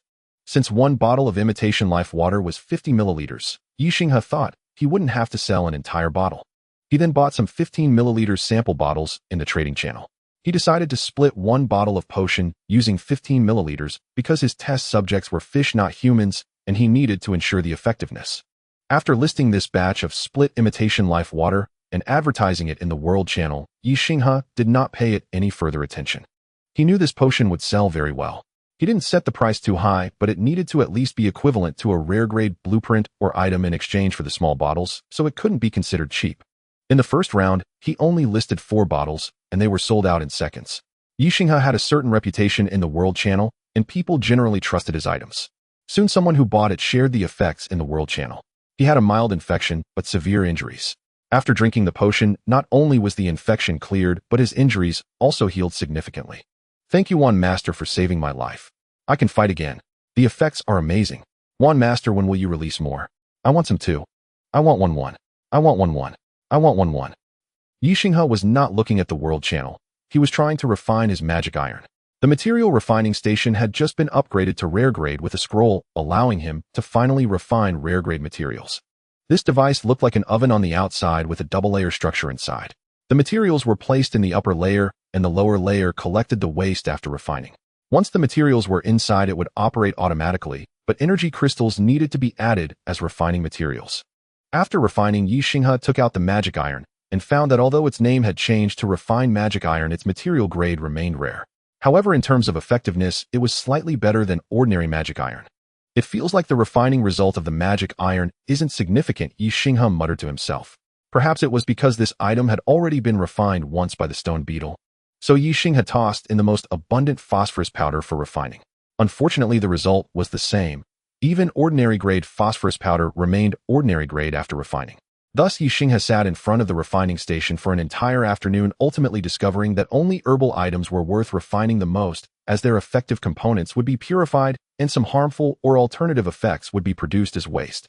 For instance, after refining the white fresh, besides obtaining a powder that could be used directly for healing, he also received some powder with a spicy scent.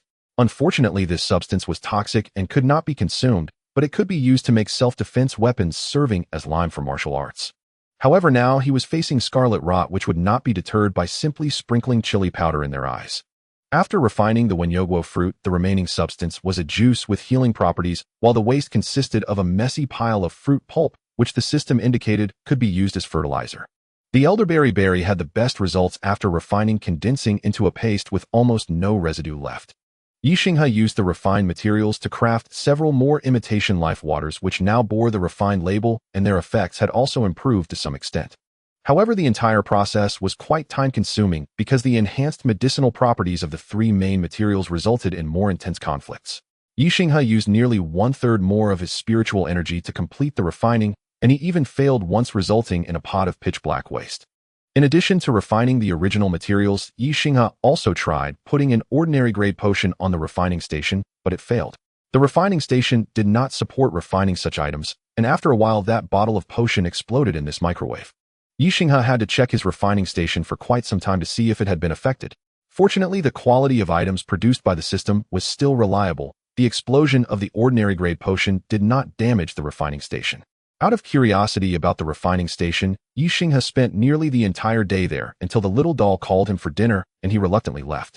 However, Ye Xinghe also thought that he would need to find an assistant to help with refining materials. The little doll could do it, but she still had to make potions, manage animals, and cook, so she couldn't sit there all day. Ye Xinghe could only hope to get another robot to handle the work. On the 24th day of the apocalypse, Ye Xinghe began to feel somewhat aimless. Most of the work in the shelter was handled by the doll, the robotic nanny, and the broom god, so he couldn't go out to explore. Therefore, aside from making the imitation life water, he was refining materials. The imitation life water was indeed selling very well. Ye Xinghe was now making a fortune from it. In just 2 days, he had received 3 rare blueprints. One was for a chainsaw, another for an arrow tower, and the last was a blueprint for a gate, which was the most valuable among the three. Most of the other imitation life water was traded for disaster coins and materials, while basic supplies were rarely traded recently. The situation outside was grim, and people were reluctant to part with their basic supplies. Fortunately, Ye Xinghe's warehouse could automatically categorize items, so he didn't need to worry about it being a mess. Everything would be classified by rarity and material type once placed inside. This time, Ye Xinghe also received a rare material, the bone-melting grass.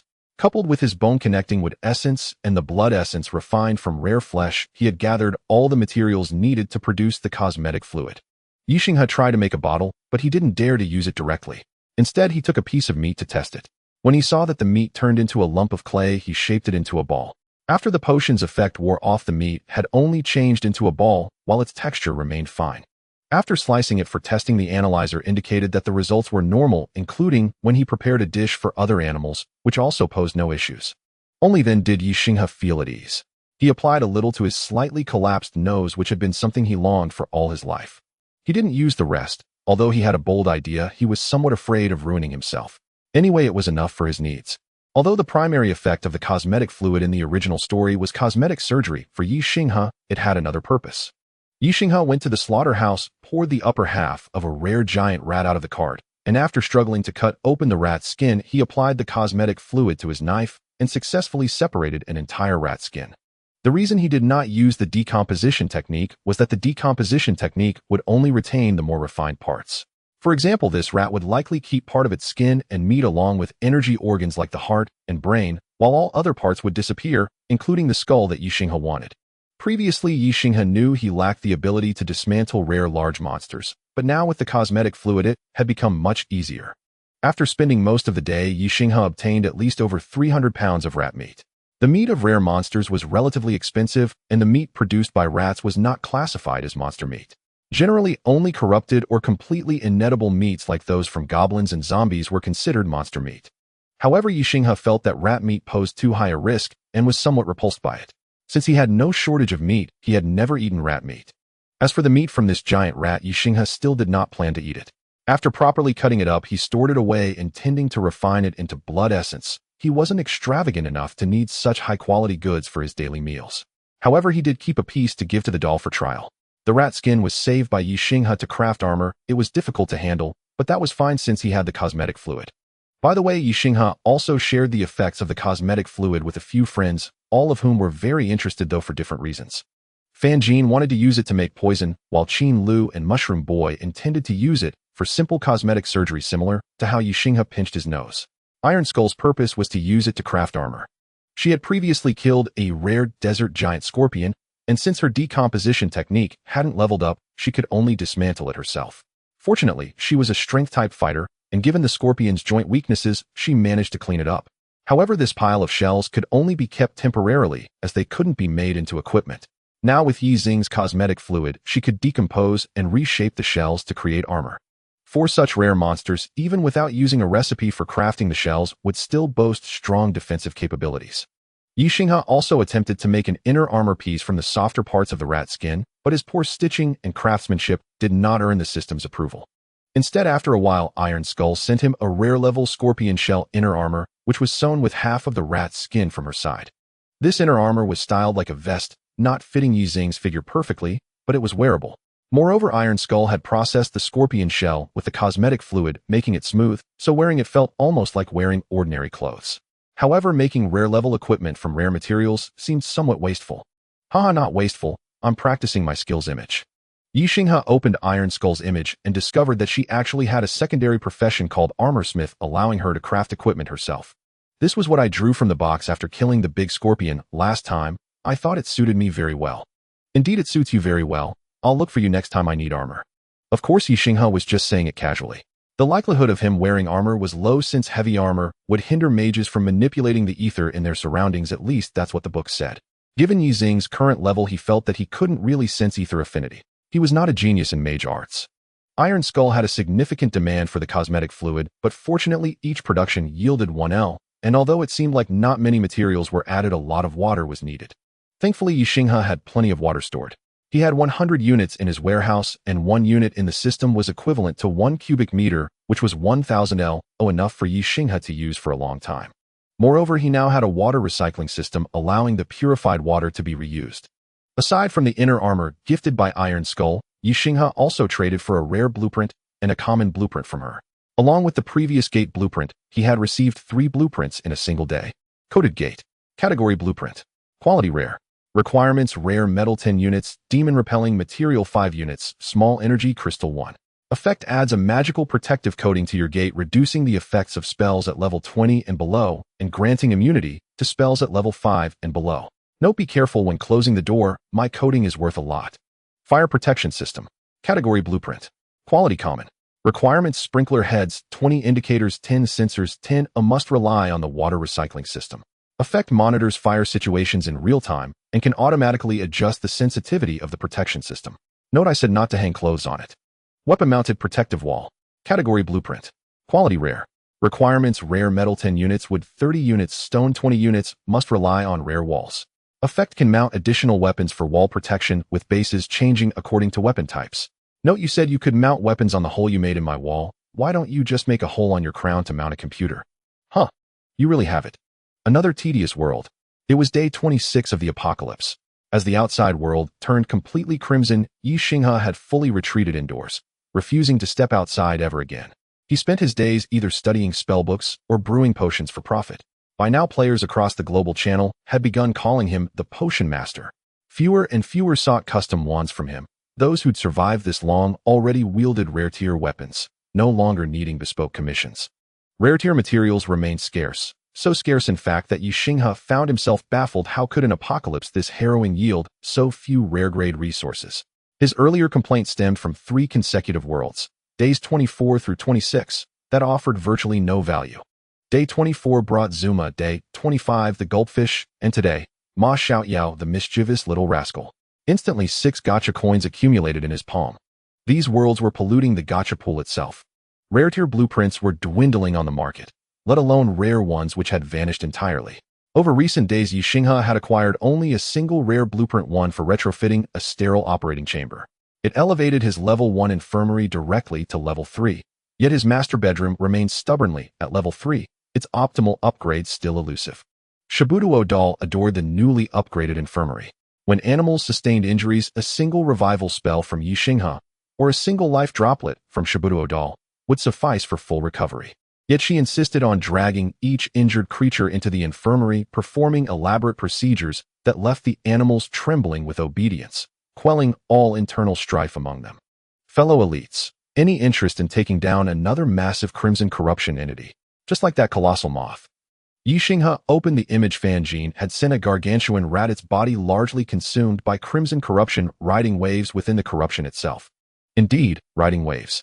Ye Xinghe recognized the smaller rats beneath its feet formed entirely from crimson corruption, lifting and propelling the great beast forward in rhythmic surges. Perhaps desensitized by prolonged exposure, Ye Xinghe accepted crimson corruption with remarkable equanimity, even recalling the Krabby Patty from SpongeBob SquarePants. But this thing shows no apparent weakness, and with so many lesser rats beneath it, can we even handle it? And Lulu's sister is absolutely right. I find it genuinely unsettling. I've got this. Ye Xinghe opened the attached image once more, a detailed item description. Holy Light, incendiary flaskin type, consumable in rarity, rare in effect, extremely effective against curses, dark incantations, plagues, and necrotic energy. Inflicts 15-25 energy level damage upon such entities, or purifies special zones up to rare tier rarity. Description: how did you wholly sanctify gasoline? Blinding my eyes. What bizarre artifact was this? Ye Xinghe stared, utterly bewildered. Such an item defied all logic. How many do you have? Can you mass-produce them? And the photo showed Fan Jin grinning with unsettling smugness. Behind him, shelves groaned under the weight of Holy Light incendiary flasks. Ye Xinghe counted 24. What's the production cost? How fast can you make them? And is the effect confirmed against rare-tier targets? Cost is steep, Senior Brother Xinghe. I spent nearly all my catastrophe coins crafting these. Effectiveness against rare-tier targets is verified. But since it deals sustained damage, it won't deliver a decisive blow, and frankly I lack enough hands to hurl them all myself. I'll need your help. Then your cost is prohibitively high. Ye Xinghe frowned. If they assisted using Fan Jin's consumables, the loot distribution would differ fundamentally from his previous solo venture. How then would spoils be fairly divided? No worries. I know this creature carries a chest. We'll divide the contents by need. Mostly I just require its heart. So it was the same as before. Fan Jin had identified another unique item. Ye Xinghe mused approvingly. Fan Jin's approach was refreshingly pragmatic. He claimed only what mattered most, never coveting excess.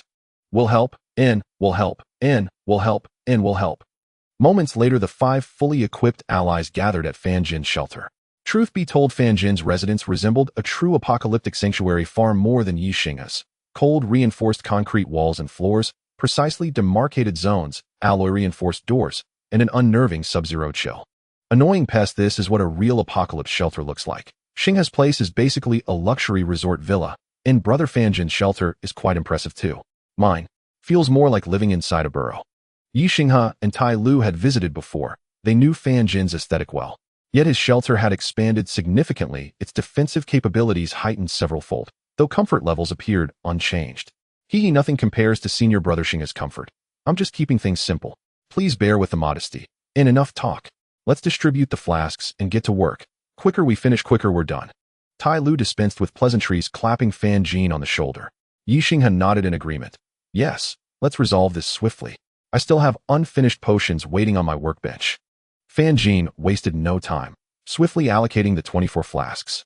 Qin Lu and Mushroom Boy assigned to support roles each received 6. Ye Xinghe and Tai Lu, the primary assault team, took 3 apiece. Then Fan Jin pushed open his heavy iron gate. His shelter featured a double-layered entrance with a transitional monitoring zone whose grainy feed nonetheless revealed the exterior clearly. All clear. The beast is still amusing itself nearby. Let's execute our plan. Confirming the giant rat's proximity, Fan Jin swung the gate wide. Tai Lu surged ahead. Qin Lu and Mushroom Boy followed midline, while Ye Xinghe and Fan Jin brought up the rear. Fortunately, the smaller rats had been commandeered by the behemoth for its own amusement, leaving the surrounding crimson corruption eerily inert, posing no threat as it mimicked lifeless matter. Nonetheless, the quintet's movement drew attention instantly. Before they could close in, the colossal rat, half again larger than the one Ye Xinghe and Tai Lu had previously slain, detected their presence. Squeak!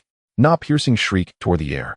Instantly, the rat swarm beneath its feet froze, then surged forward as a single fleshy tidal wave. Tai Lu raised the massive shield mounted on his arm, forming an impenetrable bulwark. Without hesitation, Ye Xinghe and the others hurled their first volley of holy light incendiary flasks. Milky white flames erupted and spread. Contacting the rat swarm, they reduced crimson corruption to ash. A blazing barrier of fire halted the tide dead in its tracks. Ye Xinghe raised his wand and launched 2 thunderbirds without pause. Blazing swift, they struck the giant rat before it could react. This creature, partially parasitized but not wholly transformed by crimson corruption, possessed more vulnerabilities than pure manifestations. Had a true crimson corruption entity taken 2 thunderbird strikes, it might merely suffer localized charring, only for fresh corruption to flow in and mend the wound. But this rat reacted like ordinary flesh, paralyzed, convulsing violently where it stood, its shrieks sharp with electric agony. Tai Lu smashed 2 flasks against his shield and cleaver, igniting both weapons with holy flame, then charged headlong at the immobilized beast. Exploiting the paralysis, he delivered a thunderous shield bash to the rat's skull, then swung his cleaver downward, aiming to sever its head outright. The cleaver lacked sufficient edge, it lodged deep in the rat's neck. Enraged, the beast hurled Tai Lu aside with brutal force. Qin Lu flicked her wand, casting a cushioning charm to catch him midair. Ye Xinghe responded instantly. 3 lightning fire meteors streaked forth to finish the strike. The milky flame clinging to the cleaver seared the rat's flesh, forcing it to writhe uncontrollably on the ground, driving the blade deeper with every roll. It shrieked, summoning lesser rats back to dislodge the weapon, but upon contact, the ordinary crimson corruption dissolved into ash. By now all recognized the flask's extraordinary efficacy. They took turns lobbing them into the wound, until the rat burned like a living torch. The louder it screamed, the more rats returned, and the more perished in white ash. After the 15th flask ignited within its wound, the giant rat fell motionless. Its crimson corruption flesh charred away, revealing a treasure chest and a crystalline shard tumbling from its ruptured abdomen. Just dead like that. Feels less formidable than Xinghe's giant moth, Qin Lu murmured, eyeing the blackened corpse with quiet disbelief. Indeed, it's weaker, Tai Lu replied, shaking his head. Its offensive power falls short of the giant moth's. and its attendant rats are fully crimson corrupted, unlike the moth's brood, most of which retained their natural state. Fanjin scampered forward, gathering the chest and crystal. They retreated swiftly to his shelter. Though the external threat was eliminated, prolonged exposure to the crimson environment remained perilous. Problem solved. Let's open the chest and divide the spoils. The box that fell from the big mouse is similar to that of the moth. When opened, it contains one ordinary item, one rare item, and one uncommon item. The ordinary arrow blueprint, the rare blueprint for the double-layered door modification, and the uncommon material, the venomous snake pouch, are all of no use to Ye Xinghe. The blueprint was taken by Tai Lu, the arrow blueprint was given to Qin Lu, and the venomous snake pouch was left for Fanjin. Fanjin compensated Mushroom Boy with some materials and disaster coins. As for Ye Xinghe, he had a rare blueprint for a sofa which he traded to Ye Xinghe. Ye Xinghe tried to extract from the body of the big mouse using the blood therapy kit, but he hardly got anything. Surprisingly, the remaining parts were all ordinary materials untainted by crimson decay. Of course, this big fellow left hardly any body parts, just some skin and bones. Even the skull was incomplete. Therefore, they divided the remains casually, and Ye Xinghe took back some bones to refine as materials. The battle was swift, and the vanquished monsters hardly dropped anything, yet obtaining a rare blueprint was still a small reward. Upon returning home, Ye Xinghe used the materials to craft the two-person leather sofa, even using the rare skin from the previous big mouse. Although it was somewhat unsettling, the processed leather looked entirely unrecognizable, as big mouse skin devoid of any fur, and the light gray material surprisingly appeared quite high-end. Moreover, the rare sofa was highly comfortable, and Ye Xinghe soon felt drowsy after sitting on it for a while. He shared the sofa in the group, making one for Qin Lu, Mushroom Boy, and Tai Lu. As for Fanjin, he probably had better options, which is why he traded the blueprint to Ye Xinghe. In the following days, Ye Xinghe and the others went to Tai Lu and Mushroom Boy to deal with the nearby special monsters. Tai Lu's side involved a gigantic sandworm, easily one of the largest creatures they had ever seen. However, this creature had a habit of swallowing sand. Ye Xinghe placed 4 bottles of simulated life water in the sand, which directly resulted in its demise. The special monster at Mushroom Boy's place was a giant 2-headed lizard. One head could spray poison, while the other was useless, turning into crimson decay, and always pretended to spit something out, but what came out was all crimson decay. This creature's combat power was even less than that of the giant mouse, contributing nothing of value. This underground journey allowed Ye Xinghe and the others to see a different type of shelter. Mushroom Boy was right. His place was truly a complete underground cave, not very large in area. However, right outside was his mushroom field with more than 10 cave dwellers assisting with the work. Among the 5, Ye Xinghe shelter was currently developing towards an ecological cycle. Fanjin's was the purest form of shelter. Tai Lu's was quite fascinating, resembling a temple built in the desert with the largest interior space among them, while Mushroom Boy's was like a cave dweller village. As for Qin Lu, since there were no special monsters around her, they did not visit her house. Ye Xinghe did go to help her treat the giant birds and their chicks infected by crimson decay nearby. These giant birds, which had originally rejected and attacked Qin Lu, now had an excellent attitude towards her, obediently following her orders. However, since Qin Lu did not have the transformation items for followers, these local giant birds could not become her followers. Qin Lu's house was also an eye-opener for Ye Xinghe. Her shelter was in a cave within a rock wall, expanding not merely by enlarging, but by constructing additional caves along the rock wall for different areas. In some places, one even had to climb or fly to get around. The 5 shelters developed in different ways, making Ye Xinghe realize that perhaps as they progressed further, the directions of the survivors would completely diverge. Some might establish their villages, or even kingdoms. Some could become walking deities, while others might choose to walk alone. What Ye Xinghe's future holds, he himself is not entirely sure. At the very least, he must survive the first apocalyptic world. The gacha in the past few days has yielded little of interest. However, he encountered the world of Dungeon Fighter, which is a decent world. This time, Ye Xinghe added 3 gacha coins, drawing a total of 5 times, resulting in 1 ordinary item, 3 rare items, and 1 uncommon item, without seeing any extraordinary treasures. The ordinary item was a pair of leather pants, which for the current survivors was already outdated equipment, so Ye Xinghe simply tossed it into the wardrobe. The rare items included a beginner-level MP potion formula, a silver bullet crafting formula, and a cleric skill falling phoenix hammer, while the uncommon item was a new magic elemental surround. Beginner-level MP potion formula. Category formula. Quality rare. Requirements: 10 milliliters of tree spirit juice, 5g of firefly powder, 1 colorless crystal broken energy crystal, 100 milliliters of water. Effect: instantly restores a small amount of magical power upon consumption. Description: a common magical power recovery potion. It has a subtle taste. Elemental surround. Category skill. Quality uncommon. Effect summons surrounding magical elements to encircle you, providing moderate magical defense and slight physical defense. Different elements offer different bonuses.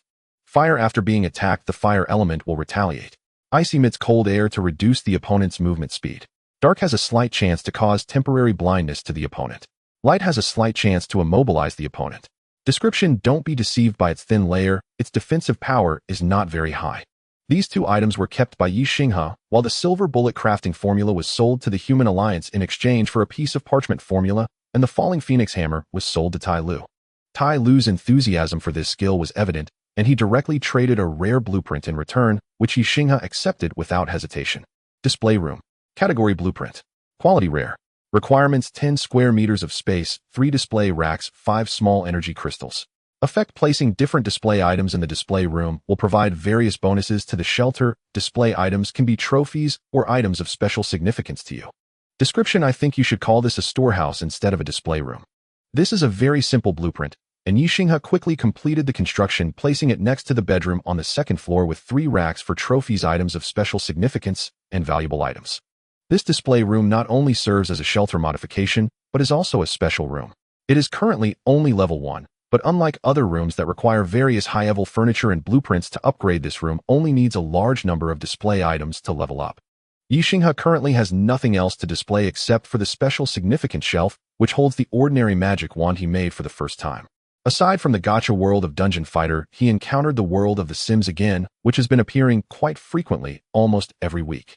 However, this time, Ye Xinghe did not draw 5 times. He only drew 3 times, mainly because he had just finished drawing from the dungeon gacha, and his gacha coins were not very abundant. He needed to save some for the upcoming gacha worlds. From the 3 gacha draws, he got 1 ordinary, 1 rare, and 1 uncommon item.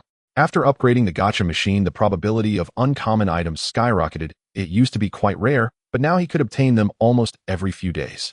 The ordinary gacha contained a computer, the rare gacha had a double bed, and the uncommon gacha still contained this world's magical furniture. Multifunctional surgical bed. Category: furniture. Quality: uncommon. Effect: can perform surgery on humanoid creatures up to 2.5 m tall and weighing no more than 200 pounds. It can additionally accommodate 3 types of potions. Description: I don't know how to take your heart out. Don't ask me, I'm just an intern. Ye Xinghe considers this surgical bed to be one of the most magical pieces of furniture in the game, and he was surprised to draw it. Naturally, the surgical bed was handed over to the doll. After placing this furniture in the treatment room, its level increased from 3 to 4. The rare double bed was not as comfortable as the one in Ye Xinghe's master bedroom, so it was placed in the guest room, which also successfully upgraded to level 3. On the 30th day of the apocalypse, the second round of calamity has ended. The number of people in the world channel has sharply reduced from 1000 to 29876, with 70 dead. The number of active participants has also decreased significantly, with only a few organizations dominating the discussions, particularly the Brotherhood and the Salvation Church. In Ye Xinghe's friend list, more than half of the names are grayed out, each representing a survivor who has perished in the struggle for survival. Ye Xinghe only hopes they did not suffer too much pain at the time of their death. Congratulations to everyone for successfully surviving the second round of disaster. The world is about to face the third round of global calamity. After the 4th round concludes, the world will merge. Until then, please do your best to enhance your strength. The third round of disaster is the pale winter, lasting for 12 days. The bloody contamination has ended. The Son of God hanging high in the sky has taken the entire world, leaving behind only a desolate white wasteland. Please strive to survive in this cold and sorrowful land. During the pale winter, the temperature will drop rapidly, so please take care to keep warm. After the third round of disaster, survivors who last through this round will receive additional rewards based on their performance. The ranking of the second round survivors has concluded. Survivors will each receive a base score of 500. Those ranked 110 will receive an additional 500 points, 10100 will receive an additional 30 points, 100, 1000 will receive an additional 100 points, and no additional points will be awarded beyond the 1000th rank. The points shop is now open and will close in 6 hours. Points not used by the time the shop closes will be converted into disaster coins at a proportional rate. Xinghe, your rank is 6 base points, 500 bonus points, 500 personal points, 6458, totaling 11958 points. This time the points awarded are significantly more than before. Ye Xinghe estimates that even if he comes last with all the efforts put into surviving during the disaster, this time the first place is not Cheng Hui from the Human Alliance, but rather the bishop of the Salvation Church, known by the ID arc. Xinghe has been pushed down to 5th place, while Tai Lu is in 7th. Fan Jin and Qin Lu have also made significant progress in their rankings, both within the top 100, while only Mo Guzi remains in over 700th place. Ye Xinghe believes that the reason their small team has generally ranked higher this time is that they have dealt with the nearby special magical creatures. Ye Xinghe has also discussed this with several organizations, including the Human Alliance and the Think Tank, and indeed peculiar magical creatures have appeared in the vicinity. However, most of them are of a strength comparable to the two-headed lizard. Only the Brotherhood encountered a massive thunderbird, which was not only overpowered but also exceptionally fast. The Brotherhood not only suffered significant losses but was unable to deal with it. This situation has nearly caused Xiao Tongtian from the Brotherhood to fall out of the top 100. One wonders how furious he must be. Although the points awarded this round are substantial, the items are also expensive, with the rare items being at the forefront of the points shop. Ye Xinghe clicked furiously with the speed of someone snatching train tickets during the Spring Festival and managed to grab 2 items. One is a rare level blueprint, and the other is a rare level item synthesizer. I can't believe I got it. I grabbed a rare level energy core. Go to hell. Your leader is about to drop out of the top 100. Oh, and you still talk so big. Who do you think you are? It's not even yours. There are only about 20 rare level items in total. Although 2,000 people is significantly less than the previous 1,000, the opportunities to snatch rare items are still scarce. In their small team, only Ye Xinghe and Tai Lu managed to snag them. Even Fan Jin, known for his speed in snatching items, couldn't keep up this time. The 2 rare level items consumed 5,000 of Ye Xinghe's points. There are quite a few uncommon level items available this time, but blueprints are still scarce. Ye Xinghe managed to buy only 1 uncommon level blueprint after going for the rare level blueprints. Ye Xinghe also grabbed 1 uncommon level energy core, 1 proof of secondary profession, 2 blueprints, and 1 crafting table upgrade voucher, consuming a total of 4,000 points. With the remaining points, Ye Xinghe prioritized acquiring rare level blueprints, purchased several magical item modification vouchers, and after depleting his points in the common level item section, completed this shopping trip. It's a pity that he did not manage to grab a rare level energy core. Ye Xinghe considers how to obtain another uncommon level energy core to synthesize with the rare level item synthesizer. The other rare level blueprint is quite special. Universal aggregation. Category blueprint. Quality rare. Requirement unknown. Effect unknown. Description: this magical blueprint can autonomously generate and modify according to the development direction of your shelter. You say your place is a mess. No problem, it can solve that. The subsequent uncommon level blueprints are also quite intriguing. Weather control system. Category blueprint. Requirements: weather type energy core 1, small energy crystal 5, climate type blueprint modification 2, control crystal ball 1. Effect: can manipulate weather changes within the shelter's range with options for sunny, rainy, snowy, overcast, and windy weather. Description: with this I can grow crops in my room. What, you say it's not that powerful? Then why are you selling it to me for such a high price? This item is actually quite decent, but Ye Xinghe only managed to buy 1 control crystal ball, as he still needs another for his spell monitoring system. However, Ye Xinghe already has a solution, though he is unsure if it will work. The rare level blueprints are comparatively ordinary. One is for an underground ranch and the other for a fish pond. The requirements are quite minimal, but after constructing these 2 blueprints, there is no space left in Ye Xinghe's underground floor. The underground ranch occupies 150 square meters, while the fish pond is only 60 square meters. I don't know why they dare to call it a fish pond, it's just a water pool. Ye Xinghe also purchased an interesting common level blueprint integrated slaughtering modification paired with a common level slaughter bed and a set of common level slaughter tools, directly upgrading the slaughter room to level 3. Now he only needs 1 level 3 room to complete his housing requirements.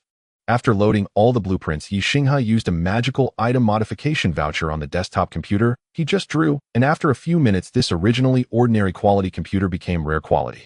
Magical desktop computer. Category furniture. Quality rare. Effect: a desktop computer that can be charged with magical energy and can also serve as an operational platform and hub for certain magical systems.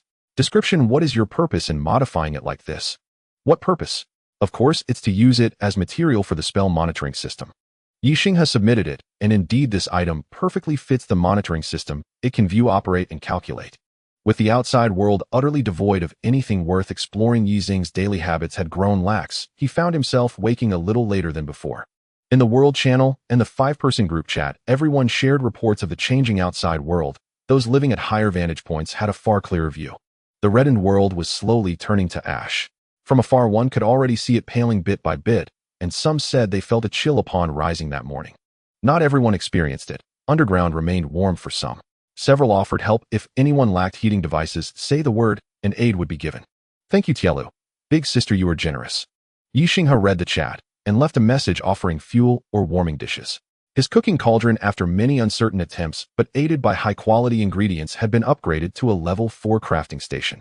However, most of his dishes produced only mediocre effects. They tasted decent but could not command high prices, so Ye Xinghe grew indifferent to producing them. Yet with everyone lately holed up in shelters, there might be a small market for meals. As long as it did not consume too much time, it was worth a try. Perhaps the weak and those unsuited to survival had already perished. The world channel was far more peaceful now than it had been. Even the Brotherhood was less boisterous, perhaps, because their leader had nearly lost his standing in the top ranks. Everyone, in back, came a sudden message. You're still alive. Ye Xinghe glanced at the poster. The ID read Lao Paozi. He remembered. This was the person who on the first day of survival had been the earliest to find a treasure chest. Ye Xinghe was struck with astonishment and replied in disbelief. You're still alive. After all, aside from boasting about that first chest, the man had posted a few simple survival tips. Among 100,000 people, most had training, so his guide had not drawn much attention. He had vanished thereafter, silent and unseen, until his sudden reappearance today. Lao Paozi waxed lyrical in the World Channel about strange subterranean experiences. When underground survivors challenged his claims, he promptly produced a photograph. Apparently, though he had been unable to use the channel for a while, his system functions still worked. But the poor man no longer had a shelter. After recounting his past glories, he begged for refuge and displayed an item, a rare fixed-point teleportation scroll. Boss, are we really going to take in this so-called Lao Paozi? It's questionable whether he's even truly alive. Idiot. If he weren't alive, could he speak through the system? I'm only expressing reasonable doubt. Our Brotherhood does not lack people like that. Call you foolish, and you do not see it. This person clearly has a great opportunity. Recruit him, control him. Would the opportunity not become ours? But opportunity brings danger as well. We've worked so hard. Enough, shut up. Xiao Tongtian rubbed his aching head from the din, anger rising. The two before him, one his longest-serving underling, the other Xiao Qi, who had produced the teleportation array last time, were both his trusted aides.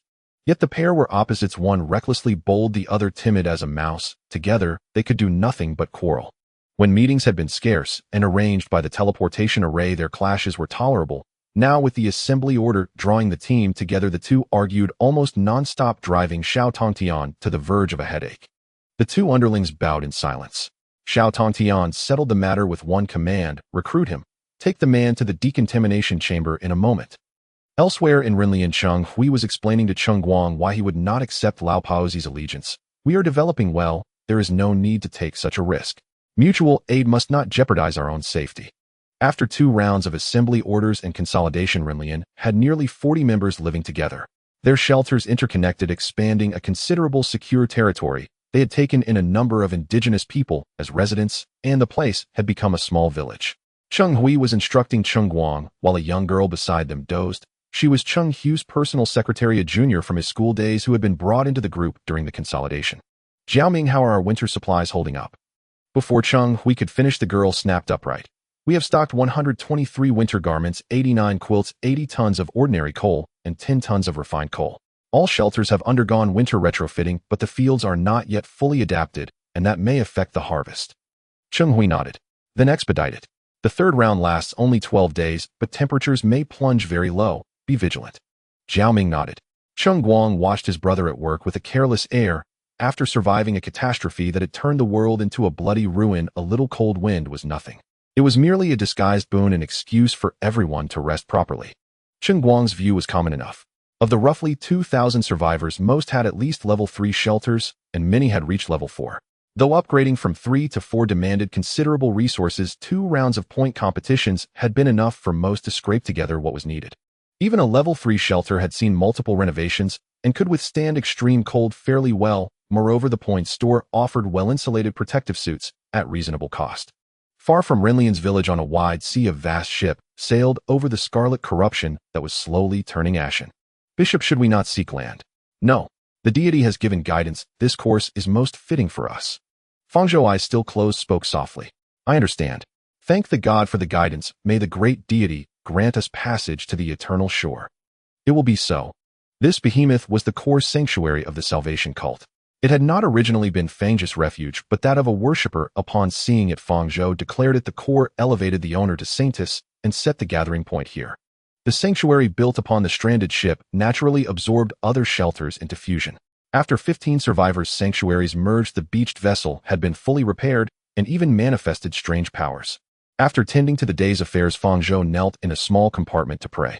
He opened eyes that had become utterly white and sightless before a statue whose face was indistinct and whose gender could not be determined. His expression was one of devout reverence. The external chaos did not alter Ye Xinghe's life. He noticed that the Brotherhood had accepted the old badger who withdrew from the world channel after ceasing his storytelling. At this moment, he was staring blankly at the 5 items in his hand. As it was a new week, the same gacha pool appeared today, which was from the World of Warcraft. Naturally, Ye Xinghe invested 5 gacha coins into this deep worldview gacha pool, but unfortunately, he still did not see any traces of rare treasures. He did obtain a rare item, but it wasn't suitable for him. He looked at the charred stick on the ground with a sense of helplessness. Who would have thought that this stick as thick as his waist was actually a staff? Old two-headed ogre staff.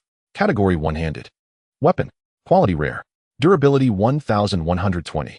Effect medium, increase in fire attribute magic power, reduced consumption, slight increase in physical attack power. Skill charged bombardment, swing the staff with all your strength to deal 20 levels of physical damage and 15 levels of explosive damage. Hardwood passive skill, this weapon has a small chance to inflict a shockwave effect on the target with its physical damage. Description: can this thing really be called a staff? Ye Xinghe struggled to lift this staff, which was as thick as his waist. Although it seemed barely usable, he wasn't trained for melee combat. Setting this aside, Ye Xinghe organized the other 4 items. Among them, one ordinary item was a simple recipe called linen cloth, which was of little help to him. The 3 rare items included a ghoul companion, a tailor's profession certification, and the skill Frost Nova. Ye Xinghe learned the skill directly. Its damage wasn't high, only around 10 levels, but it was an AoE damage skill with control effects. As for the ghoul Ye Xinghe saw, it was an undead from the semi-transparent gacha, and contacted the people at the Holy Remains Institute selling it for basic resources, as he wasn't fond of undead. The tailor's profession certification was sold to Qin Lu, who exchanged it for 2 rare giant bird eggs. Ye Xinghe planned to use them to enrich his shelter's zoo, as he also needed some aerial power. The reason he chose not to learn the tailor's profession was that Ye Xinghe had already learned the rare-level profession enchanter. The primary focus of this profession is to inscribe runes on weapons and equipment, enhancing their magical effects, which can also be applied to furniture. These enhancement effects are divided into permanent and temporary types. Permanent enhancements require more materials, but can be retained indefinitely, while temporary enhancements require fewer materials, but often last only about 5 minutes. At least at Ye Xinghe's current level, he could only manage 5 minutes. However, by casually obtaining some paralysis phosphorus powder, he could enchant a weapon with a slight paralysis effect lasting 3 to 5 minutes, which was quite appealing. After managing all the items in his hands, Ye Xinghe suddenly found himself idle. Due to the gradually disappearing external crimson corruption, the business for purification scrolls and imitation life water had dropped significantly. As for warm clothing and similar items, Ye Xinghe had some, and so did others. He had no significant advantage. Only the rare-level food mix stew, which had extra effects and tasted quite good, was favored by many. However, this task was assigned to the similarly idle doll. He urged her to get busy and not disturb those animals. Of course, Ye Xinghe also had a rather important task today, creating a brand new wand. When he just obtained the two-headed ogre's staff, Ye Xinghe felt a bit lost. However, he suddenly remembered he still had a huge rare-level rat's head that was unused, which was a perfect match for this large wooden stick. In addition to these 2 main materials, Ye Xinghe added 3 types of auxiliary materials, all of which were also rare-level large rat bones sourced from rats, a red gem left behind by a large moth, and a small piece of rare magic iron. Of course, the only material Ye Xinghe felt reluctant to use was the rare magic iron, as the others were not compatible with him. The magic crafting table had been upgraded to level for using upgrade vouchers. Its functionality remained unchanged, but the effectiveness improved significantly. This crafting process was extremely lengthy. Ye Xinghe did not automatically craft it, but participated personally, even enchanting the weapon with the moth's phosphorus powder based on its original form. The crafting process was very exhausting. Ye Xinghe even activated the thinking acceleration skill from the dull yellow face, and the bullet time allowed his mind to operate rapidly, ultimately completing the weapon's creation. Although he spent a great deal of rare materials and nearly burned out his brain, the results were very gratifying. Blood Flame Gnawing Stick. Category: two-handed weapon. Quality: exotic. Durability: 4040. Effect: massive physical damage bonus, medium fire damage bonus. Skill Blood Flame Entanglement Passive Skill. Any fire attribute skill used with this large stick will be transformed into a special flame Blood Flame. Blood Flame has an adhesion effect causing continuous damage while absorbing the target's body temperature and blood to strengthen itself, and cannot be removed by means below rare level. Ember Parasite Passive Skill. Enemies killed by this weapon will have their corpses explode after a brief delay, inflicting a blood flame attachment effect within a 10-meter radius. Gnawing Heavy Strike. Swing the large stick with all your strength to deal 40 levels of physical damage and inflict blood flame splash effect covering an area of approximately 5 square meters. Extra Enchantment Phosphorus Powder Bombardment. When swinging the large stick, it will emit some crimson phosphorus powder. When used in conjunction with blood flame, the phosphorus powder will explode, causing additional explosive damage and blood flame splash. Requirements: Constitution 20, Spirit 15. Description: Congratulations. Your wand-making career has reached a new height. Ye Xinghe gazed at this enormous crimson object before him, unable to believe that it was a weapon he had crafted. The blood flame gnawing stick reached a total length of 170 centimeters, its entire body blackened with the giant rat's skull at the tip appearing dark red, and the gem embedded at the center of the skull. Ye Xinghe actually used a bit of cosmetic liquid to adjust the skull at the stick's head to make it more impactful and suitable for swinging. The magic iron's role was mainly in connecting the stick body and the stick head, however the connection was not through adhesion, but through stitching. This was not a choice made by Ye Xinghe, but rather a style formed automatically during the wand-making process, adding a strong sense of evil to this large stick. At this time, a new recipe also appeared on the crafting table. Unlike the improved wand, it was called the crafting of stick-type magical weapons. This recipe does not have fixed material requirements like the improved wand, and cannot be processed automatically. Ye Xinghe had to do it himself. Regardless, he had indeed crafted an exotic level weapon. Of course, he was completely unable to use it. Though he wanted to keep this weapon for himself, after some hesitation, Ye Xinghe decided to sell it. On one hand, it wasn't suitable for him. On the other hand, he believed that if he could make the first one, he could make a second. Of course, the first people to see this weapon were the members of the small team. My goodness, Xinghe, where did you get that extraordinary weapon? I made it myself. Xing's words left everyone dumbfounded. Even Tai Lu shared a string of question marks. It was an unexpected creation. The compatibility among these items was simply too high. I used a mountain of rare materials to make just 2 pieces of rare-grade armor, and you've already crafted an extraordinary weapon. I genuinely admire your skills. Am still producing linen. Brother Xinghe, don't tease us with that weapon. I want one too. Am planning to sell this weapon. Do you have any demand? If not, I'll put it on the trading market. Brother Xinghe is quite generous. Anyway, I can't use it. Let's chat privately. I want it.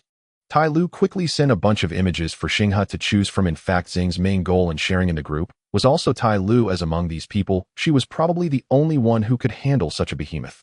I've only managed to get one extraordinary item, which I haven't even had the chance to use. Take a look at the other rare items.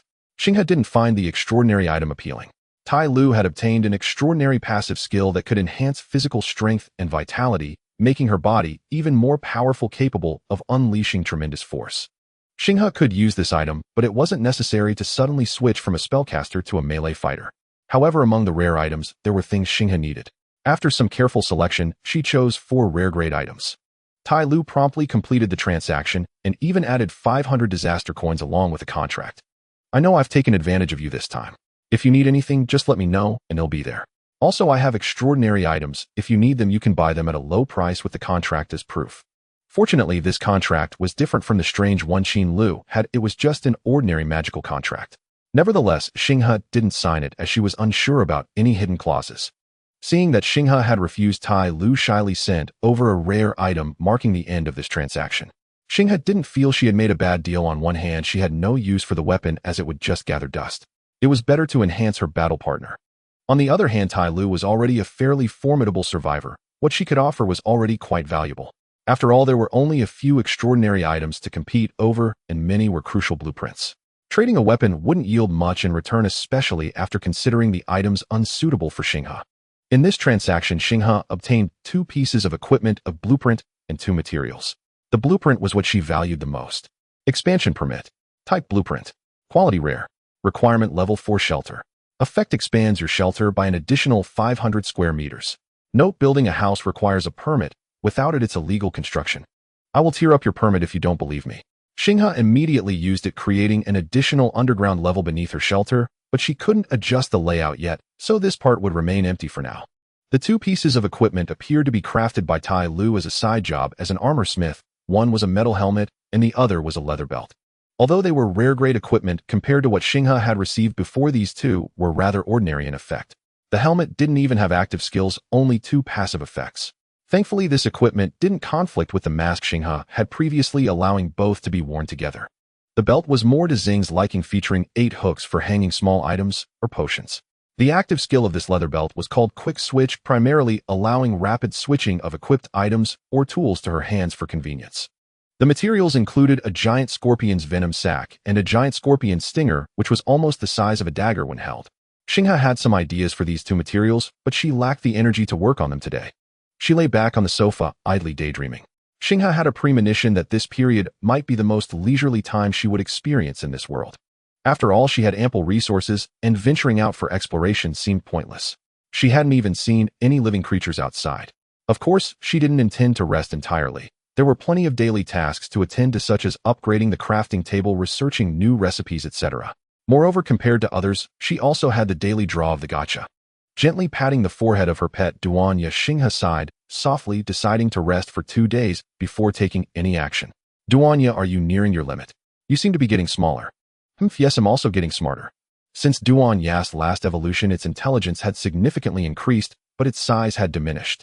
Initially, it could barely carry a person, but now its size was roughly that of a medium-sized dog. Xinghe could discern its general meaning through its grunts, eliminating the need for animal communication. In fact, this little one had recently learned to write with its hooves. I've even raised a little monster. Just remember to manage your little friends well. Xinghe patted Duan Ye's forehead. The hair on its forehead was gradually thinning. Duan Ye was now the overseer of the underground animals. Although the animals were more afraid of the doll-like creature, the doll had many tasks and couldn't always stay in the basement, so the actual management of the animals fell to Duan Ye. Additionally, Duan Ye had an important job preventing the animals from disturbing the working robots. Xing's robots were completely defenseless and of mediocre quality. Once damaged, they would suffer significant deformities. Xinghe was also considering reinforcing or replacing them. As for the cleaning spirit, the shelter was becoming larger, and it spent nearly all day sweeping. Xinghe had upgraded its water magic wand to a more effective one, transforming it into a combination mop and vacuum cleaner. After dinner, Xinghe tested several of her new modifications. The monitoring system performed remarkably well. It wasn't fixed surveillance, but instead could move and operate, resembling a magical version of a drone system. Moreover, additional mage's eyes could be added later to create more cameras with a maximum limit of 15. What pleased Xinghe was that these mage's eyes had a certain degree of anti-invisibility and magic wave detection effects, far exceeding her expectations of mere surveillance capabilities. As for the weather control system, it wasn't ineffective, but it consumed too much energy. A complete energy crystal could only sustain the use of one weather effect for about 15 minutes. Therefore, the lighting in the underground farm still needed to rely on sunlight mushrooms, though otherwise imitating lighting with this faulty system would be more trouble than it's worth. For several days thereafter, Ye Xinghe experimented with crafting weapons and honing his enchantment skills. Using the 2 components harvested from the giant scorpion, along with the venom sac he had acquired earlier, he forged a rare-tier venom-infused magic wand, though regrettably falling short of the treasured tier. Ye Xinghe sold the wand, acquiring a special furnishing, a workbench upgrade voucher, and several nature-line materials. Incubator. Type special furnishing. Rarity uncommon. Effect capable of hatching most eggs or embryos without special requirements. Description: you've become a chicken mother. Though named an incubator, the device was remarkably large. Ye Xinghe placed it directly within his pasture and promptly inserted the giant bird's egg for hatching. The workbench upgrade voucher was an uncommon ear item. When combined with additional materials, it enabled partial customization of the workbench, reminiscent in function to the magical item modification voucher Ye Xinghe had obtained previously. Ye Xinghe applied it to his herbal cauldron, using synthetic water of life as the supplementary material. Indeed, this substance proved not only viable, but surprisingly effective. The herbal cauldron ascended to level 4, granting a new trait, the ability to brew treasure tier and lower-grade healing and purification elixirs, with their efficacy enhanced by 20%, modest yet highly practical. Over these 3 days, none of the gacha worlds stirred Ye Xinghe's desire to spend gacha coins. Not even Juan the Grudge, which he refused to touch entirely. A single lucky draw yielding Kayako would have rendered survival questionable. Conversely, worlds akin to Mr. Vampire did pique his interest. After inserting 2 coins, he obtained an uncommon ear coffin and an uncommon tier zombie. He sold the latter, Shui Lingling, to agents of the Holy Remains Academy, acquiring further nature-aligned materials in exchange, and began preparations for upgrading his sanctuary to level 5. He had now fulfilled nearly all prerequisites. The magical workbench had reached level 4, and the requirement of 5 level 3 structures was likewise satisfied. Only 2 elements remained missing: raw materials and a treasure tier energy core. The treasure tier specialized modification blueprint was still generating, requiring 3 full days to complete. Its advantage lay in requiring no additional components beyond energy crystals for infusion. Gacha Machine, today's pool world. Zenless Zone 0. Zenless Zone 0 again. Ye Xinghe studied the Gacha Machine. Having accumulated a substantial reserve of coins, he hesitated, contemplating whether to invest 5 at once given Mi Corporation's consistent generosity toward him. After brief deliberation, he decided to begin with 2 coins. 2 green gacha orbs tumbled forth. Upon opening them, Ye Xinghe found a bamboo algorithm module and a drive disk titled Still Listening to Jiayin. Inserting it into his previously acquired sound engine, he discovered it played a record by Yao Jiayin. Pleasing to the ear, yet offering negligible stat bonuses, scarcely surpassing the mole-themed vinyl he'd acquired earlier, likely equivalent to an in-game A-rank disc. Finding little value in the first 2 draws, Ye Xinghe ultimately succumbed to temptation and inserted 3 more coins. This time the gacha yielded 2 blue orbs and 1 white. No purple tire items, yet he felt content. He opened the white orb first, a beverage recipe titled Fruit Foam Nati, requiring coffee beans and citrus fruits. Its effect diverged from in-game drop rate enhancements. It simply provided mental alertness. The 2 rare tier orbs delivered genuine astonishment. Springtime Radiance. Type accessory energy core. Rarity rare. Effect equipped with a slot for music discs, emits specific frequency sonic waves that disturb the ether. When worn as an accessory, it confers moderate protective effects against energy-based assaults. When installed as an energy core, it transmutes output energy into natural attributes. Skills. Hot spring bath releases intense heat during use. The thermal spring on the sound engine's surface will boil after a short duration, transforming into a minor energy restorative elixir. Thermal regulator passive prevents overheating damage. The sound engine operates flawlessly across external temperatures ranging from 120°C to 80°C. Description: who wouldn't want a hot meal and warm water while exploring the hollows? Wait, what do you mean you just washed your hands in it after urinating? Ye Xinghe examined the sound engine, larger and heavier than the electromagnetic Storm 3, and felt genuine delight. At last his treasure tier energy core had been secured. Without delay, he fed the weather vial Springtime Radiance and the previously seized ancient tree heart energy core into the synthesizer. Compatibility registered at 76, and without hesitation, he initiated synthesis. The synthesis process required 4 hours, during which the electromagnetic Storm 3 would temporarily shoulder operational duties. Poor thing truly bore the burden. He then opened the 2nd rare tier gacha orb. Primal Bamboo. Type Companion. Rarity rare. Effect: a rabbit-shaped miniature robot with delightfully springy tactile feedback, deceptively robust. It handles numerous tasks, though occasionally fumbles. Each bamboo possesses an independent core and distinct personality, fully customizable per user needs. Skills. Modification slot allows installation of modules granting auxiliary functions, e.g., healing, combat, domestic assistance, or linguistic enhancement, up to 4 slots. Data computation capable of interfacing with electronic systems as relay node or storage unit, possesses autonomous computational capacity upgradable via processing modules. This one was black with a small aperture at its rear, a compact toy-sized robot. Upon activation, its facial display whirred for several seconds before resolving into 2 cheerful eyes. MMHMMHMM. Ye Xinghe could not comprehend the bamboo's speech, even with animal tongue attuned. Clearly bambus were not classified as animals. I'm afraid I can't quite understand you, little one, but from now on this is your home. Let me show you around shortly. The bamboo gazed about bewildered. Then its tiny eyes crinkled into a smile, and it chirped gleefully several times. Ye Xinghe guided the little companion through the sanctuary and entrusted it with managing the surveillance system's terminal. Yes, everyone who entered Ye Xinghe's sanctuary contributed labor. The data module previously acquired from the gacha was also handed over. The bamboo appeared overjoyed. After a moment's thought, Ye Xinghe bestowed upon it the name Little Moss, a whimsical nod to his own quiet sense of humor. Lacking an extra language module, Little Moss remained mute. Ye Xinghe interpreted its intentions through guesswork and gesture, yet the bamboo proved remarkably astute, enabling surprisingly fluid communication. Little Moss integrated into the sanctuary far more swiftly than Ye Xinghe anticipated. It reorganized the surveillance network, compiled a comprehensive roster of sanctuary members into a structured table, and after a few cheerful moves, Ye Xinghe inferred its intent to create a similar inventory for resources. Ye Xinghe regarded it with newfound admiration.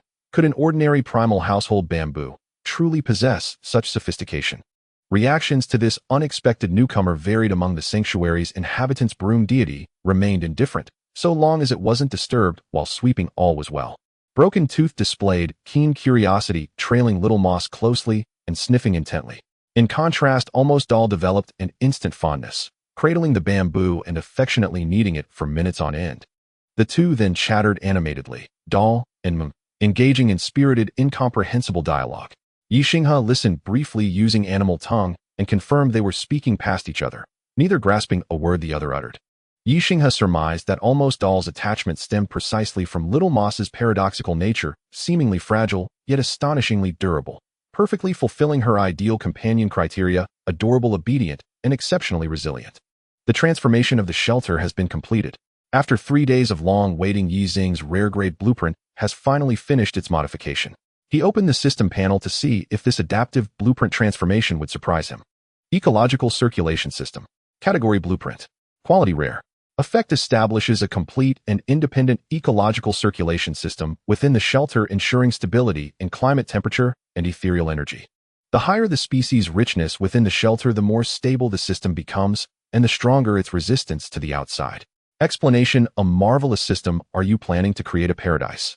The effect of the ecological circulation system is simple, yet it greatly amazed Ye Xinghe. He felt as if his shelter had transformed into a complete little world.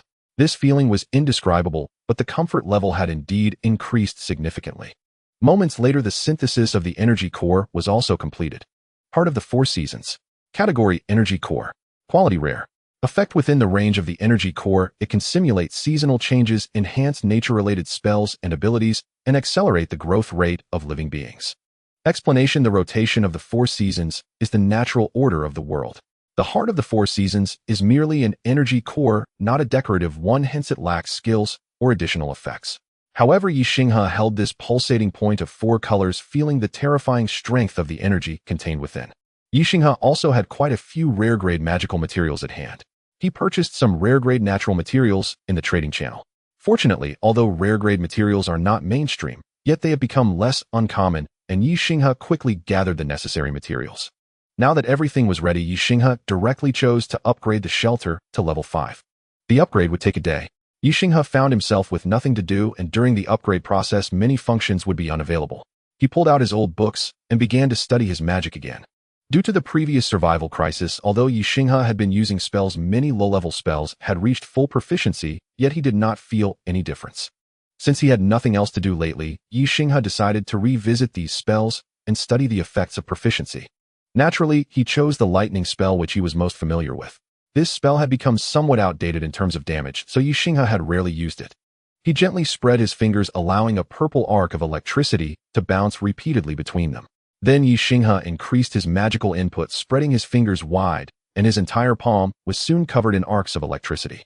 With a firm squeeze, the arcs suddenly dissipated, and a surge of power erupted from Ye Xinghe's hand. However, due to the obscuring effect of the electric sparks, this lightning effect had no impact on him. Ye Xinghe opened his spellbook and recorded the effects. Although the proficiency now displayed as full, he still sensed a difference between the current lightning spell and the one he had just reached full proficiency with. Previously, it merely increased attack effects and reduced casting time, but now, when Ye Xinghe used this spell, he could clearly feel the flow of energy within the spell. He recorded this observation and realized it seemed to be a spell model. You have recorded the spell model lightning spell. It appears that he has broken through a certain boundary, as the lightning spell no longer shows up individually in Ye Xinghe's skill list, but is categorized into a new submenu called tricks, and the proficiency term is no longer present. Ye Xinghe also tried his previously commonly used rainfall spell, which was similarly placed into the tricks submenu. This greatly excited Ye Xinghe. He went to the basement and repeatedly used the vine spell, practicing it until it reached full proficiency, and also categorized it into the submenu. Moreover, after successfully categorizing these 3 spells into the submenu, the structure of the spells gradually appeared in his mind. He recorded the spell structures in his book and sent the recorded spell structures to the group. What is this? Can everyone see if they can learn these few little spells? Is this your research achievement, Ye Xinghe? Brother Xinghe, let me give it a try. Half an hour later, Mushroom Boy sent a photo showing a faint arc of electricity between his 2 fingers. Although it looked unimpressive, it indeed proved that the lightning spell could be learned. I learned it. Brother Xinghe, where did you get this spell? I learned it, and it hasn't disappeared, and this skill has no proficiency. Ye Xinghe shared everything he had just studied, and the group fell silent for a moment before quickly buzzing with activity. It's not that we don't want to say anything, Ye Xinghe, but everyone has been tight-lipped. However, we are preparing to announce it soon. Cheng Hui from the Human Alliance, upon reading Yi Xing's words, immediately instructed his secretary Jiao Ming to announce this matter in the World Channel. He had a premonition that if he didn't act now, in a few days Yi Xing's small group would likely reveal this matter. His intuition was indeed correct. Ye Xinghe was indeed planning to do just that, and intended to publicly share his 3 tricks models. After all, these things held almost no meaning for him anymore. Knowing them wouldn't impact him, so Ye Xinghe directly edited the content and sent the 3 spell model photos to the World Channel. What? It can work this way, but I don't have any skills at full proficiency. Can someone verify this? Is it usable? Yes. I learned that lightning spell, not bad, thank you, big shot. Thanks for what? He probably knew about it long ago and is only revealing it now. How can there still be such fools at this point? It's true, Brother Xinghe, this is indeed real. This is the spell model and technique that we, the Human Alliance, have decided to open source. This is the open source spell model from our Holy Remains Institute. As Ye Xinghe shared, various organizations quickly began sharing their techniques, and the group started to fervently praise him. Yi Xing's corners of his mouth lifted in delight. Who doesn't enjoy being complimented?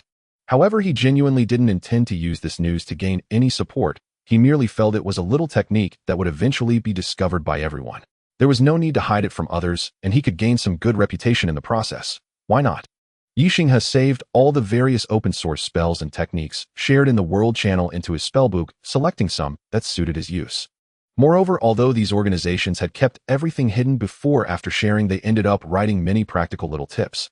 For instance, these self-taught spells cannot be synthesized with synthesis vouchers, which saved Ye Xinghe a lot of detours. The next morning, Ye Xinghe found that his shelter had been upgraded to level 5, and he eagerly opened the interface. Tree Nest of Spirits. Category Natural Dwelling. Level 5. Area 1940 square meters with 500 square meters available for personal adjustment.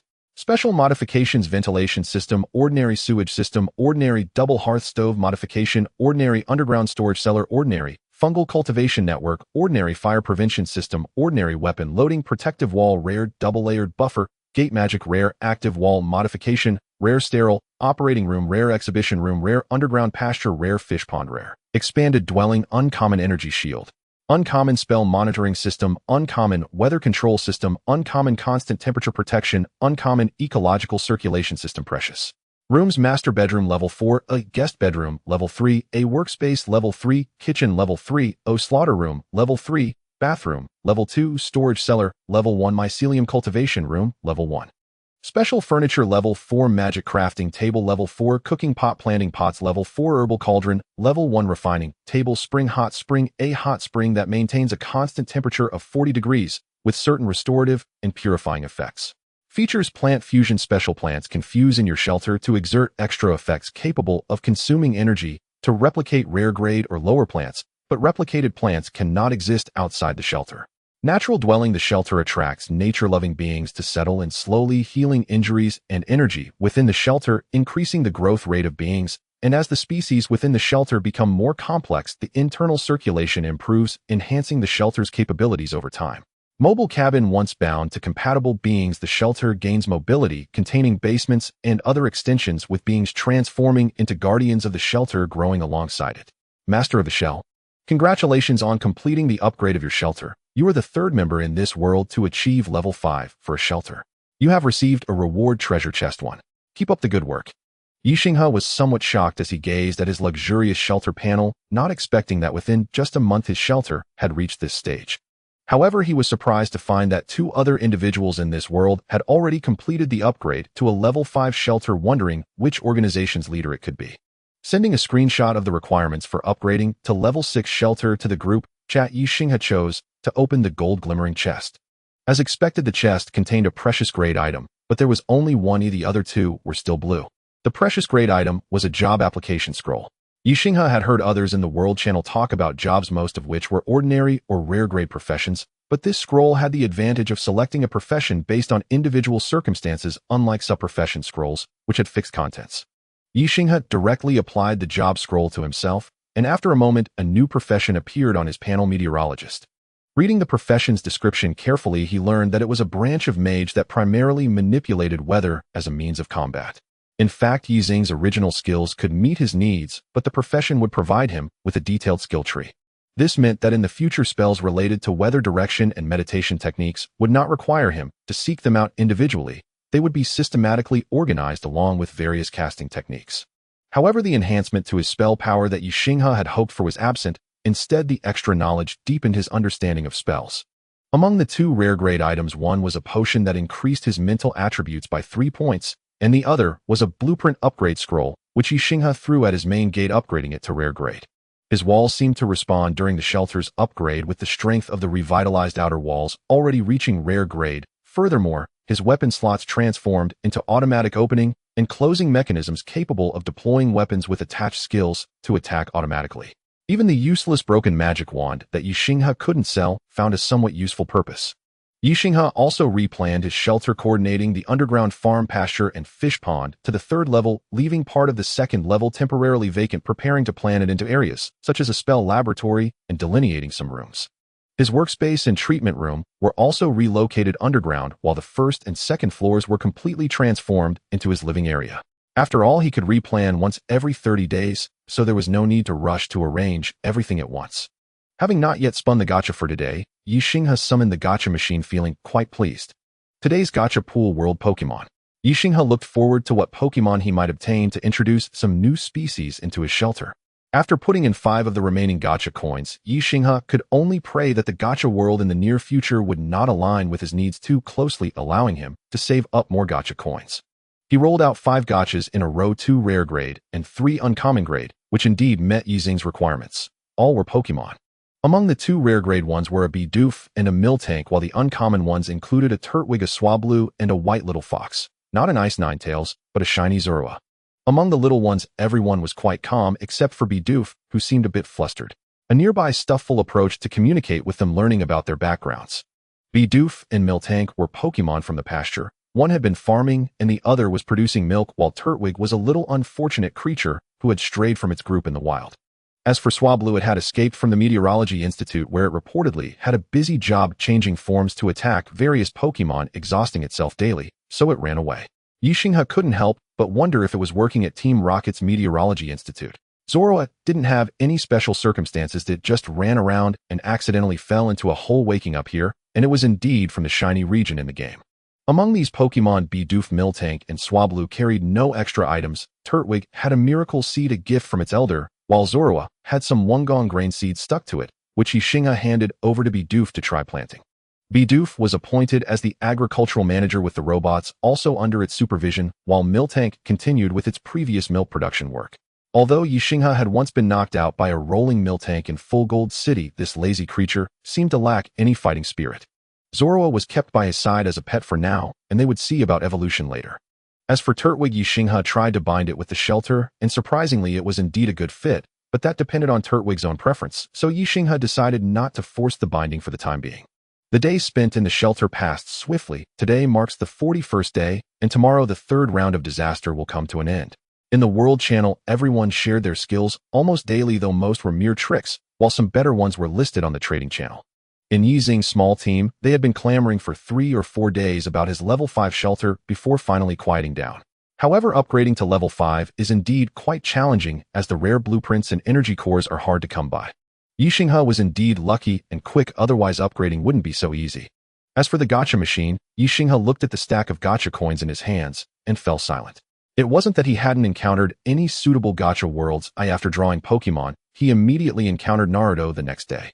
With only 2 coins in hand, he put them in and obtained a normal level shuriken and a rare level explosive talisman.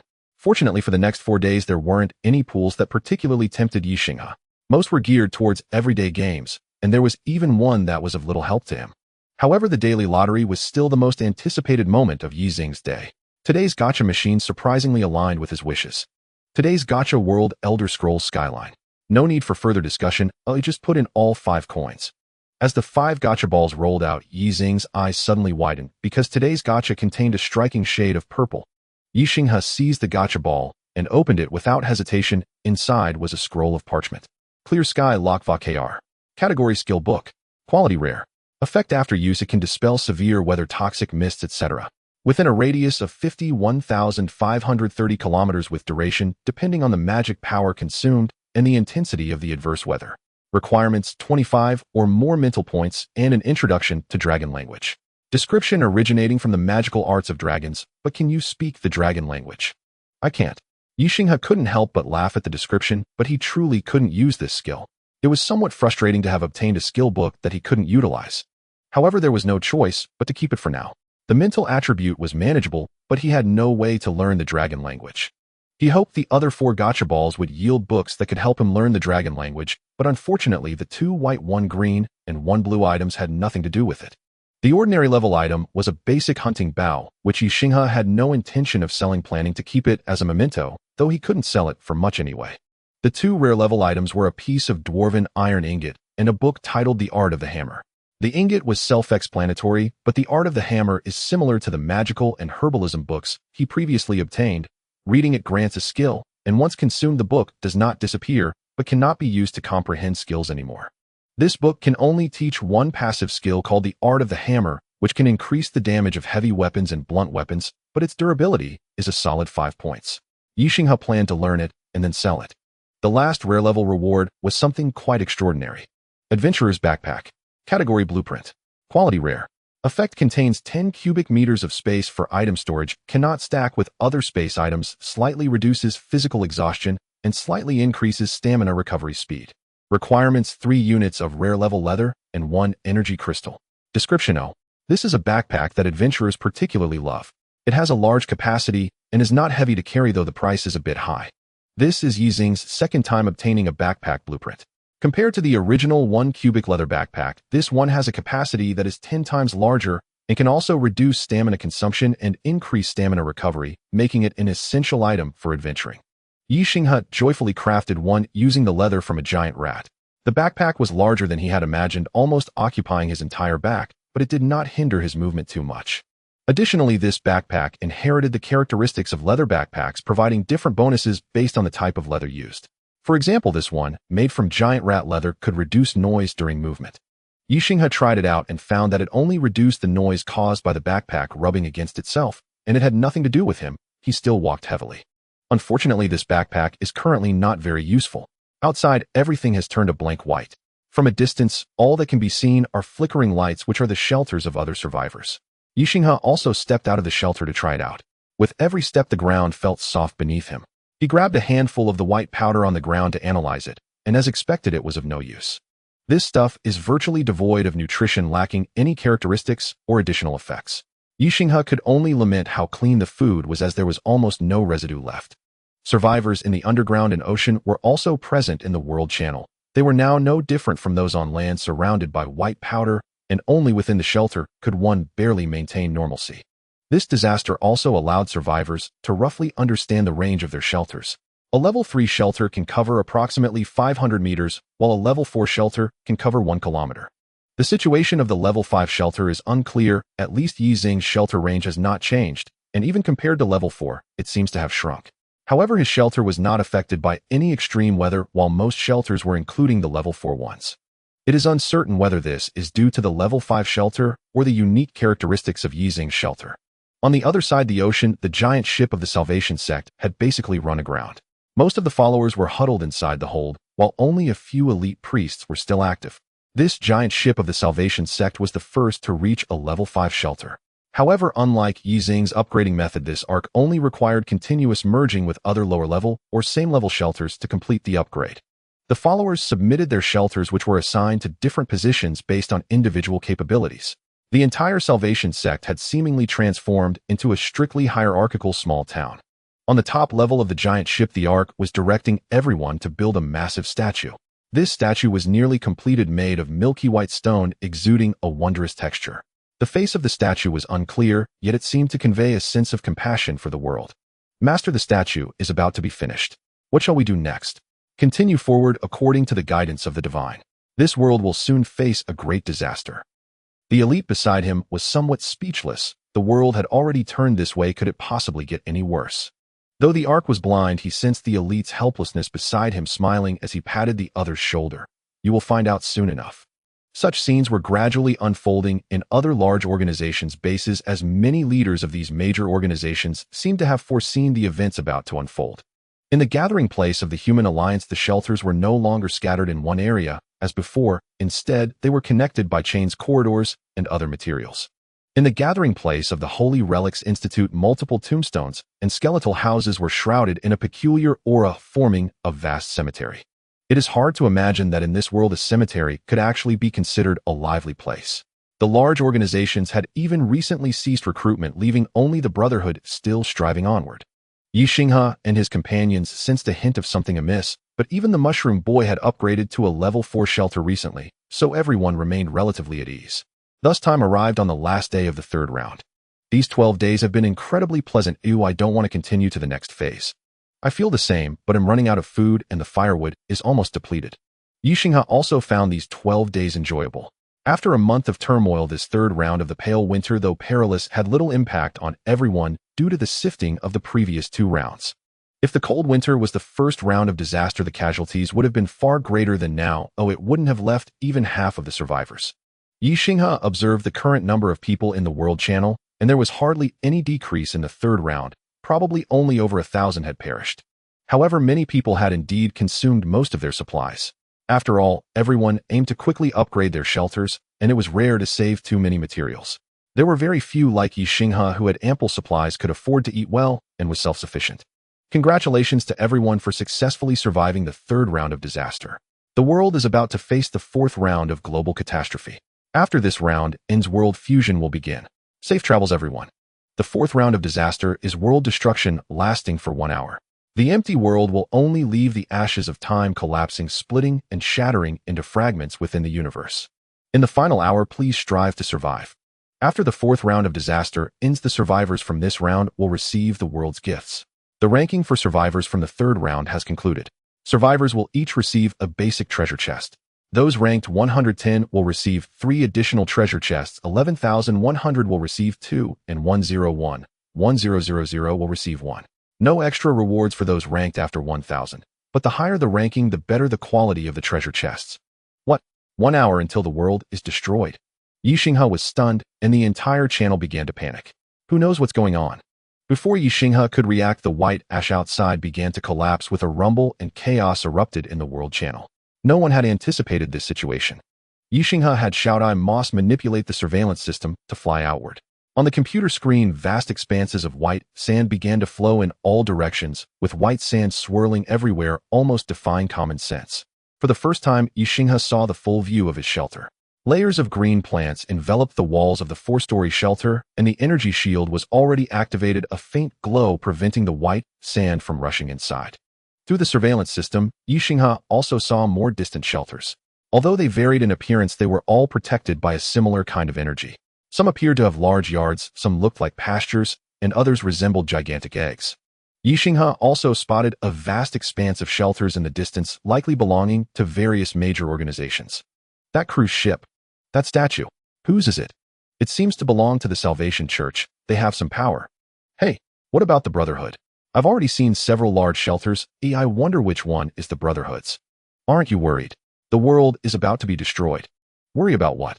We're all going to be destroyed anyway. Where can you hide? Just stay put. Ye Xinghe actually agreed with this statement. Since the world is going to be destroyed, where could everyone go? At that moment, a streak of black arc light shot up into the sky, particularly striking against the backdrop of the vast white sandy sea. What is that in the sky? I also see it. There are many faces inside image. Ye Xinghe clicked on the image and closely examined it. He found that the streak of light was quite large, viscous like black oil, and countless gray-black faces were struggling within the light. Just looking at the photo made him dizzy. Oh my, that face image, I recognize it. It's my friend. I recognize this one image too.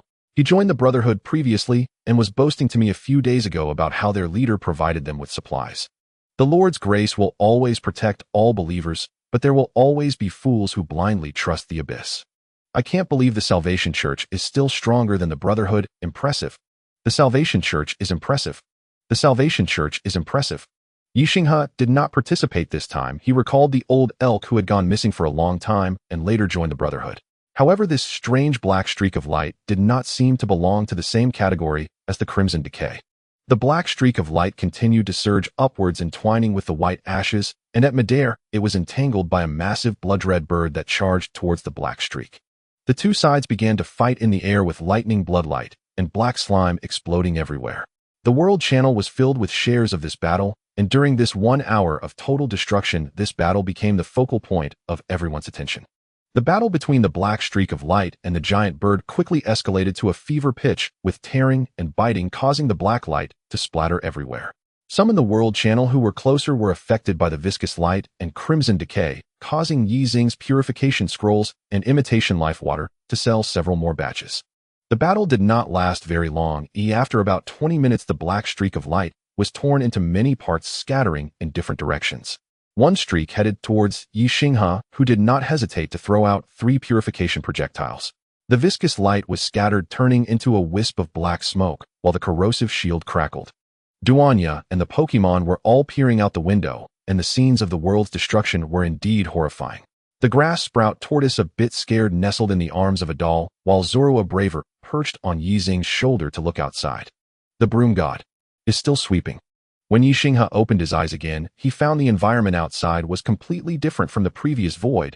Instead, it was a twisted and dim forest. At that moment, the system prompt sounded again. The world fusion has ended. Current coordinates 234, 335, 187.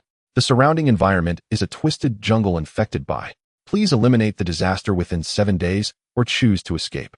Rewards will be given based on task completion. You have received World Protection Luck 3, a medium-level pollution protection increased. Ye Xinghe looked at this new task in confusion. It seemed different from the previous world survival. After opening the world channel, it was strange to see the same people from before. Where are the big shots? I'm in a place full of robots. Oh damn, there's a crisis with intelligent machines here. Moreover, the teleportation array seems temporarily unusable. I've been thrown into the sky again. How can they throw the shelter up into the sky too? I have a lot of spider spirits next to me, image, and I feel like they want to break in. Stop whining, kid. You've at least upgraded to a level 4 shelter. Oh, just deal with these monsters. I checked the trading system. The market has changed, and everyone can't help each other now. Just hang in there and survive. After chatting a bit with everyone about recent events, Ye Xinghe looked at the new trading market. The market was divided into high, medium, and low tiers. A level 5 shelter could now access the intermediate market, where most items began to trade with disaster coins or barter. The prices for basic supplies had dropped significantly. However, in the low-tier market, trading was still primarily based on basic supplies. The most troublesome thing was that the distance between friends was extremely far. The system indicated that direct item transfers were not possible, and it was also prohibited to sell items at lower prices in the trading channel. There were minimum prices in the trading channel. Ye Xinghe felt somewhat lost about the world fusion that followed, but he decided to take it step by step, as he still had 4 treasure chests to open. The 4 treasure chests included a wooden basic chest with 2 bronze and 1 silver chest as extras. Ye Xinghe first opened the wooden chest, which contained some basic materials and seeds. In the bronze chest, besides some materials, there was a pair of rare boots and an equipment upgrade voucher. Leap boots. Category equipment. Quality rare. Effect slightly increases stamina recovery. Skill leap after use reduces body weight, increases jump height and distance. Description: jump a little lower, or you might fall to your death. These boots could be quite useful, combined with the spider silk gloves from before. Perhaps he could leap onto a wall. He had not encountered suitable scenarios for using those gloves since he acquired them, mainly just sticking to the magic wand he held. The equipment upgrade voucher could only upgrade rare grade or lower weapons, so he used it to upgrade his emerald necklace, which now increased his mental power by 2 points, limited to below 20 points. Ye Xinghe currently had only 14 points of mental power, but fortunately, he had just become a meteorologist, acquiring a new meditation method, allowing him to hold off changing until his mental power reached 30 points. Only 1 chest left. I wonder what this silver chest will yield. Ye Xinghe opened the chest with some anticipation, and a flash of purple light blinded him. Although there was only 1 item in the chest, it was a rare treasure. Superior adhesive. Category material. Quality rare. Effect of versatile high-end adhesive material. 1 unit equals 50 grams. Description: it is said that the person who created this formula built a 10-story mage tower by selling it. Although it was merely a material, being a rare item, if he collected some other good materials, he might be able to craft a new rare grade staff for himself. After opening all the chests, Ye Xinghe finally donned his protective suit and equipment and opened the door to the shelter. Unlike the disgusting sticky sensation from the previous crimson decay, the dense quality of this twisted jungle made Ye Xinghe feel as if he had stepped underwater. After adapting for a few minutes, Ye Xinghe began his exploration. Due to the lack of suitable protective gear, he did not bring a follower with him, suddenly realizing that he might need a humanoid follower to assist him. Although the followers could generally help him complete tasks, they couldn't explore or use equipment. You have entered the twisted jungle experiencing corrosion effects. Stamina depletion rate is accelerated, and prolonged exposure to the current environment will affect your mental state already exempted. It seems that the gift from the world is indeed effective, allowing him to be exempt from mental pollution, which relieved Ye Xinghe, but he became even more cautious about taking followers outside. I won't go far today, I'll just look around nearby first. Ye Xinghe mentally prepared himself. The task had a time limit of 7 days, which was not short, so he would take it step by step. The trees in the entire twisted jungle appeared to be completely affected, growing in a chaotic manner, with some trees even entangled with each other, some as thick as Ye Xinghe's waist, and it was unclear how they became intertwined. Finding a tree that looked relatively normal, Ye Xinghe drew out his bloodthirsty axe from his waist and began to chop the tree. It had been a while since he last chopped wood, and picking up the axe felt somewhat nostalgic. However, although the trees here looked like twisted dead trees, they were quite sturdy. Ye Xinghe's attributes were no longer comparable to when he first arrived in the Doomsday world, yet chopping this tree was surprisingly similar to when he first arrived. After more than 10 minutes, the large tree crashed down. After collecting some samples, Ye Xinghe directly used the decomposition technique on the tree. Withered living wood. Category material. Quality rare. Effect: trees polluted by a certain aura can be used as materials. Description: be cautious, using this can lead to trouble. Looking at this black piece of wood, Ye Xinghe tested it with a purification shell. He used the purification shell 5 times on 1 unit of wood before finally processing it. The wood was still called withered living wood, but its effect changed to purified strange wood, still carrying a peculiar aura, but no longer lethal.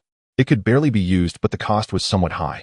Ye Xinghe planned to gather some more and see if he could process the pollution with simulated life water. Although the simulated life water was a rare level potion, Ye Xinghe could now basically produce it in bulk, making it not very precious to him. Using a bit to process materials was still acceptable. Throughout the afternoon, Ye Xinghe collected various materials around, including various plant soil stones, and even some small insects. However, Ye Xinghe found it strange that there were no moderately sized creatures in sight. He didn't even spot any rabbits.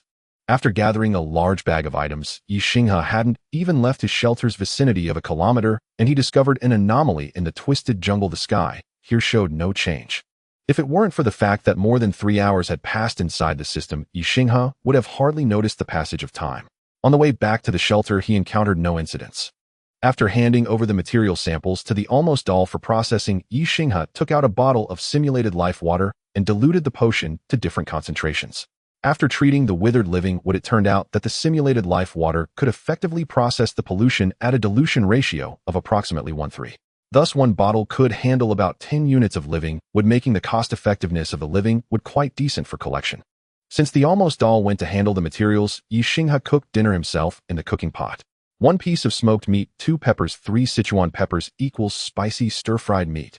Ye Xinghe tossed the ingredients in, and after a few minutes of clanking, a plate of spicy stir-fried meat appeared before him. This cooking pot currently ensured the highest quality of life for Ye Xinghe, but unfortunately, it could only prepare 1 dish at a time. Once food materials were self-sufficient, Ye Xinghe tried many recipes from his past life. He could now prepare various cuisines from both the east and west in this pot. However, to create food with significantly high enhancement effects, high-end materials were still necessary. Ye Xinghe was reluctant to use them for daily meals, usually settling for standard dishes. Moreover, he had recently obtained seeds for the Wangwang Valley, which grew quite fast. In some time, he might even get to eat rice. After dinner, the analysis of the materials from the Twisted Forest was completed. Although the chemical analyzer still lacked material data for this substance, it provided the commonalities of different materials through comparison. All materials in the Twisted Jungle contain some hallucinogenic components along with a strange active substance. Ye Xinghe extracted a small portion and treated it with synthetic life water, but the moment this substance came into contact with the potion, it became completely inactive. It seems that these active and hallucinogenic components are the core of the pollution. Fortunately, both the purification bomb and the synthetic life water proved useful, which is a good thing. Ye Xinghe destroyed the remaining materials and purified the chemical analyzer, concluding this analysis. After a full day's work, Ye Xinghe even forgot that he hadn't spun today's gacha. He opened the gacha machine, pleasantly surprised by this world. Today's gacha prize pool world, Diablo 2. This is a world with a very high upper limit. Ye Xinghe eagerly invested 5 gacha coins, but unfortunately, he did not obtain any rare items this time. 3 rare items: a round shield, a short sword, and a skill book. Firestorm. Firestorm. Category: skill book. Quality: rare. Effect: releases a fiery storm that melts earth and stone in a 5 square meter area ahead, dealing 15 damage and causing a continuous damage of 5 per second to the attacked enemies. Description: one of the elemental skills for beginners among druids. How can a beginner skill melt earth and stone with flames? This skill is also an area attack. The rare quality is actually a good thing for Ye Xinghe at the moment, as it's difficult for him to use a unique skill for regular attacks, but a rare skill can be used over a dozen times without pressure. The round shield and short sword are merely basic weapons with simple prefixes. They aren't bad, but they aren't particularly strong either. The 2 rare items made Ye Xinghe quite surprised. Mercenary summoning scroll. Category: special consumable. Quality: rare. Effect: can summon one of the 3 mercenaries whose strength is approximately on par with that of a rare level ordinary monster. Description: Diablo 2. No. This game is called Mayan Legend. Ordinary purple gem. Category: material inlay. Quality: rare. Effect: can be used as regular material or inlay material. When used on weapons, it increases accuracy. On defensive equipment, it increases defense. On jewelry, it adds 3 points of constitution. Description: a magical gem rich in magical power that can channel a certain force into equipment. However, it seems you don't have a socketing tool. If I don't have one, I don't have one. Ye Xinghe didn't plan to use the gem as an inlay. He thought it would be better as an additional material for his rare equipment to be added later. Ye Xinghe immediately used the mercenary summoning scroll. Although he had just complained about not having a human follower to help him, he quickly got what he needed. Yet he didn't worry at all about being targeted by others. Rather, he thought that being targeted would be a good thing. If he had value, he would receive more investments, and the more investments he received, the less likely the other party would casually abandon him. Hafiz Mage. Carmel Rogue. Lorland Paladin. Ye Xinghe first ruled out the mage. After all, he was already a mage. Although summoning another mage might help him improve his mage system and learn more spells, having 2 fragile characters was unnecessary. The rogue as an archer does have some benefits, as adding physical damage is meaningful. However, while the rogue is certainly tougher than the mage, he is still fragile in comparison. Currently, Ye Xinghe had temporarily lost the teammate Iron Skull and hoped to have someone to fill his current position. So he chose Lorland without hesitation. I salute you, my lord. I shall be your eternal shield, blocking all attacks for you. Looking at the middle-aged man who resembled Mayan, Ye Xinghe sighed. Although he knew this mercenary was most likely male, seeing the fierce face and slightly lewd eyes of this uncle still disappointed him. Get up, Lorland. This will be your home from now on. Yes, my lord. By the way, do you know Mayan? Lorland nodded. He is a legend among mercenaries, proficient in various skills. Everyone believes he has the potential to become a hero, but he has never pursued that path.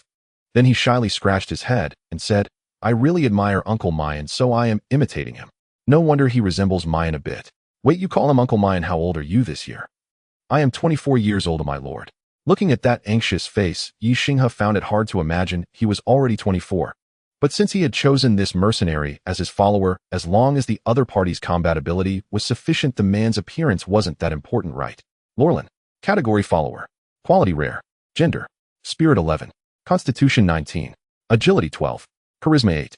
Talent: pure heart, not easily affected by mental spells, curses, and pollution. Profession: paladin. Skills: resist spiritual energy, shrouds himself and nearby allies in holy light, enhancing team members' defense. Purify spiritual energy, reduces the effects of toxins and curses on allies. Holy shield enhances the defensive effects of shields with magic, increasing block probability. Description: a somewhat naive fool. Oh my, you actually brought him to such a dangerous place. You brought him here, right?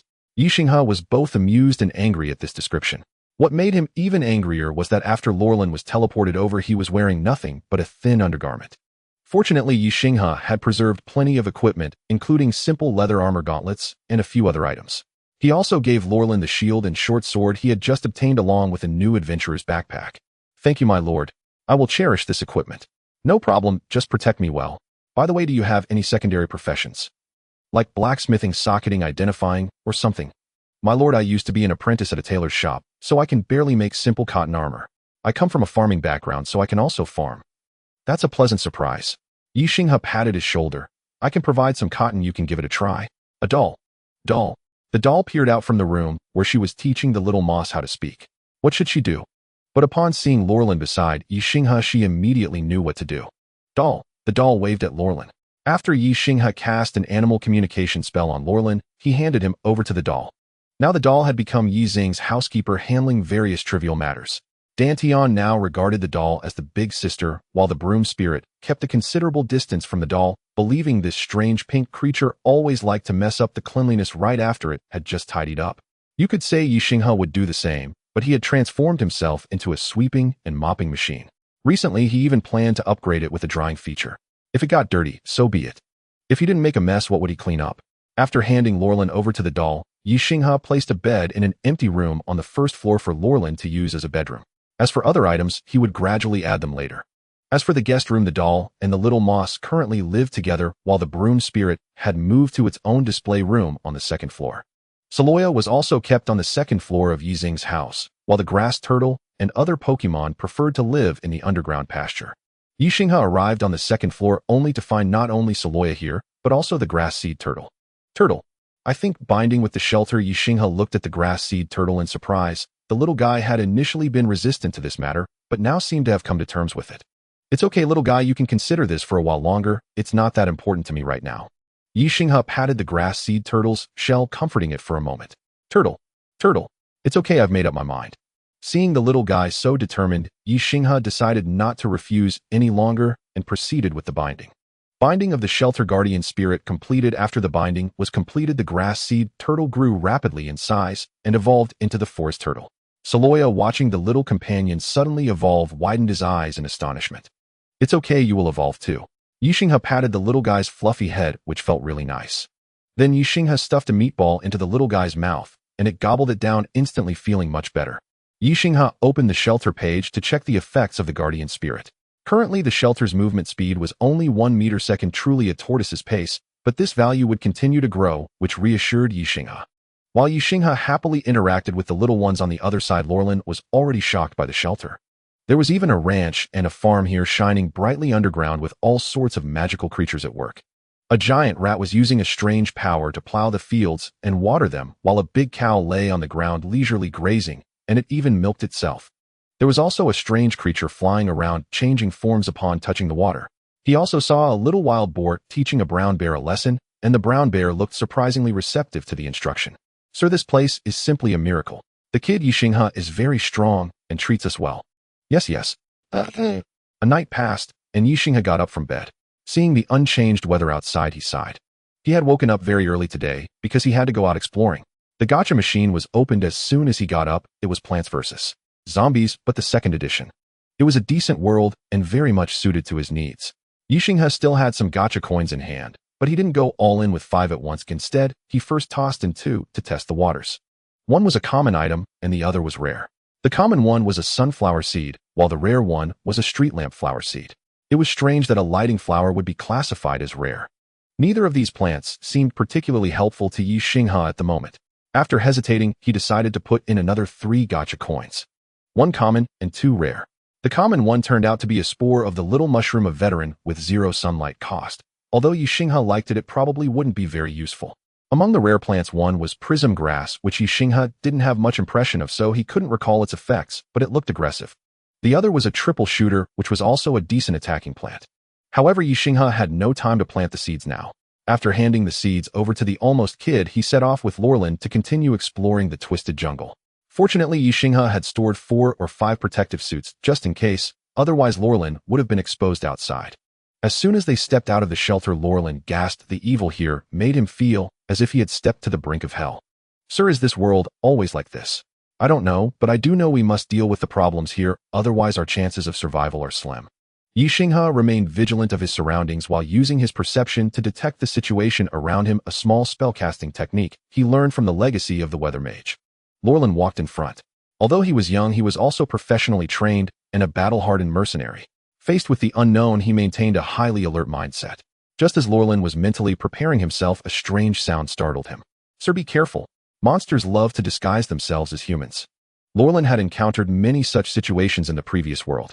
A woman who appeared to be crying and injured would suddenly turn into a fallen rogue and attack him. After being deceived a few times, Lorlan became very cautious in such situations. Ye Xinghe had already cast a detection spell towards the figure ahead, and sure enough, it was not a human. Darkchild. Category: Divine Abomination. Quality: Rare. Spirit: 13. Physique: 11. Agility: 19. Charm: 2. Talent language propagation, it will propagate some low-frequency murmurs that those who hear will fall into the same murmuring. Skill pounce rush towards the target for an attack quickly. Pollution releases pollution inherited from attacking surrounding targets.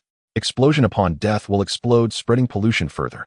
Description: he is simply the most devoted priest spreading the gospel for his god. Lorland, be careful.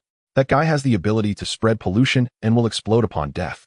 Although he didn't know how the Sir knew this information, he believed the Sir wouldn't deceive him.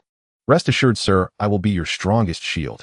Before Lorland could finish his sentence, the monster across had already charged out from the thicket, moving so fast that Ye Xinghe could barely catch a glimpse. However, Lorland was indeed battle-hardened. He quickly turned his shield to block the attack, while his other hand swung the one-handed sword. Ye Xinghe also threw out the Thunderbird without hesitation, as it was a weapon skill with no wind-up. Of course, he also knew that one shot from the Thunderbird probably wouldn't be enough to kill the monster, so he immediately guided and used Meteor Fire, and only after casting 2 spells did he manage to take down the Dark Child. Seeing the creature about to explode, both of them swiftly retreated several meters to avoid the ensuing pollution. Ye Xinghe threw a decomposition spell at the dead Dark Child, but unfortunately it had no effect. After some thought, he took out a small glass bottle and collected some of the bodily fluid left by the Dark Child's explosion. He didn't bother with the rest. While the Dark Child was strong, it wasn't particularly formidable. Ye Xinghe suspected that this creature was merely a minor monster of the twisted jungle, not even an elite. Wasn't the intensity of this map a bit too high? Sure enough, after walking a few more kilometers, they encountered 2 more Dark Children. However, these monsters varied in strength, with one even being merely rare. Being related to the divine, yet only rare, was a bit peculiar. Sir, look over there, it's a village. Following Lorland's pointing finger, Ye Xinghe also spotted the seemingly lifeless village. After recovering almost fully, the two cautiously stepped into the seemingly abandoned village.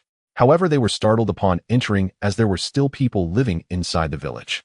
Some shadowy figures resembling silhouettes were working, playing, and even eating. Luo Lan suddenly felt tense, gripping his shield tightly and refusing to let go. Ye Xinghe cast a detection spell, and the results were similar to those of the shadowy beings seen earlier, though these creatures did not seem to exhibit any extreme hostility. In fact, a few smaller shadowy beings curiously approached Ye Xinghe and the others. It was hard to tell how Ye Xinghe perceived their curiosity from mere shadows, but that was indeed the feeling he got. The overall appearance of the shadowy beings was very similar to the shadows seen in the Rusty Lake. Having seen them in the game, Ye Xinghe felt uneasy, and encountering similar entities in reality was even more unsettling. Since the shadows had no mouths, Ye Xinghe couldn't determine if they were communicating with him, but a few small shadows were quickly pulled back by an adult-sized shadow. Then a slightly hunched shadow stepped forward, seemingly greeting the two and making an inviting gesture. Sir, this. Just follow along, and let's go inside and take a look. Ye Xinghe pretended to nod at the shadow, then followed the hunched figure deeper into the village. The village was actually not large, with only around 20 or 30 households. The arrival of Ye Xinghe and his companion attracted the attention of many shadows who paused their activities to watch them. The village chief occasionally stopped to introduce some situations to the two, though this was all in Ye Xinghe's imagination, as the hunched shadow merely stopped to glance at them and waved away the surrounding shadows, as if performing a silent play. After walking for a few minutes, Ye Xinghe and his companion were led by the village chief into a room that was noticeably larger. It was just as old and dilapidated, with several holes in the walls, appearing to be a place for village meetings. The village chief gestured for the two to sit down, then sat there seemingly talking. Ye Xinghe also pretended to nod, appearing to listen intently. Luo Lan felt an intense sense of dread. A cold sweat had soaked his back. Watching the chief nodding and shaking his head, he began to doubt whether the chief truly understood what was being said. After a few minutes of a bizarre conversation, the village chief unexpectedly stood up, retrieved a scroll from a cabinet behind him, and handed it to Ye Xinghe. Ye Xinghe picked up the scroll, surprised to find that it was undamaged and untainted, radiating a faint magical glow. Ye Xinghe stowed the scroll, nodded, and then stood up to leave the village with Luo Lan. As soon as they exited the village, Luo Lan began to gasp for breath, as if he had been holding his breath underwater for too long. Sir, I thought I was going to die back there. You are truly impressive managing to handle that situation. Before Luo Lan could finish, he felt a weight on him, realizing Ye Xinghe had already collapsed onto him. Let's hurry back to the shelter. When they finally limped back to the shelter, Ye Xinghe flopped onto the large sofa, lying there without any desire to move. Luo Lan sat cross-legged on the ground, looking somewhat dazed. Logically speaking, having experienced the Crimson Decay, Ye Xinghe should not have been so frightened by such creatures. Yet the bizarre murmurs of the shadowy beings profoundly affected his psyche, and their strange behavior, which was consistent with human logic, made him feel quite eerie.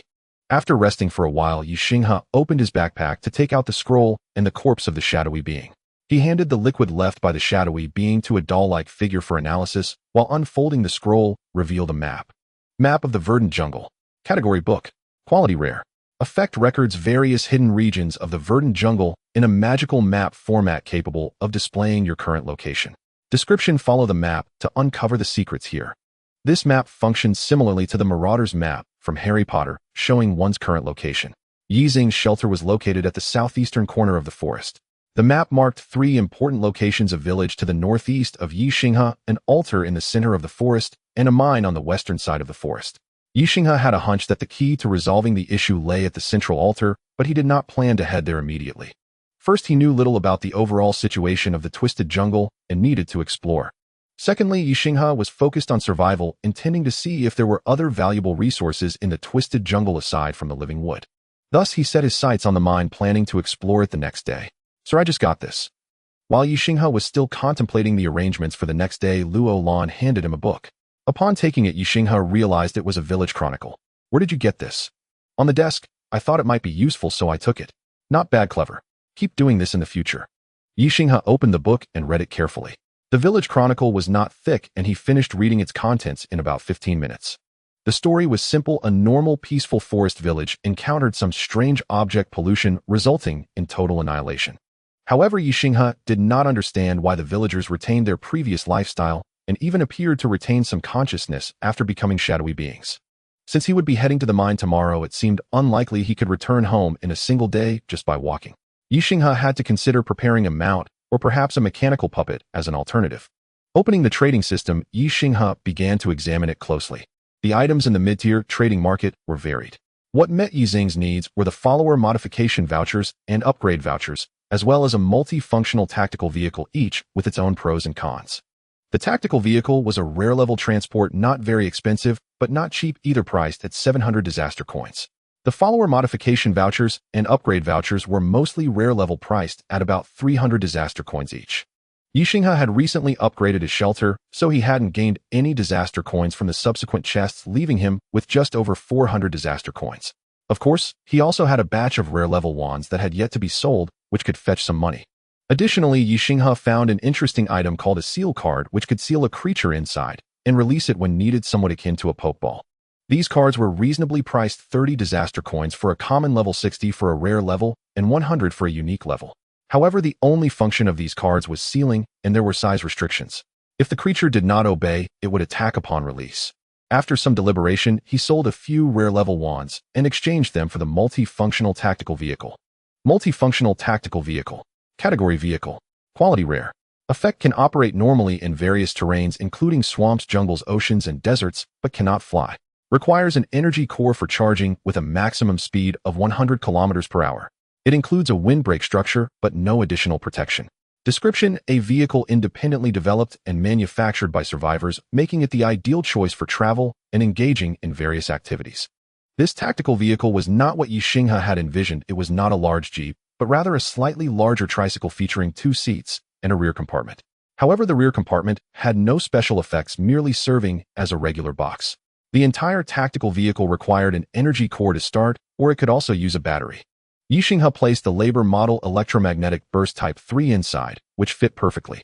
Although this energy core was only rare level, it had been quite helpful from the beginning until now. Initially serving as a protective core, it later provided power to electrical devices and now powered the motorcycle. Ye Xinghe considered acquiring a few more rare level or unique level energy cores to ease its burden.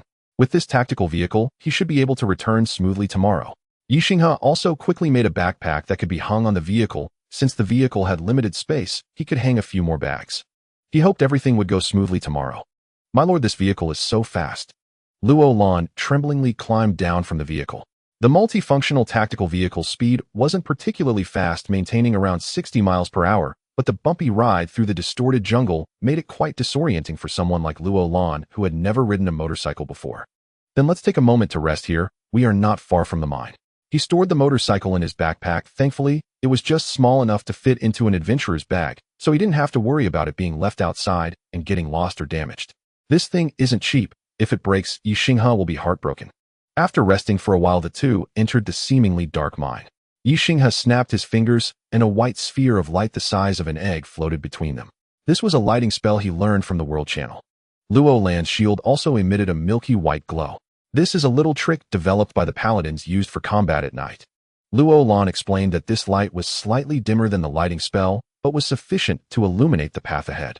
The mine was cleaner than Ye Xinghe had imagined. There were no skeletons or corpses.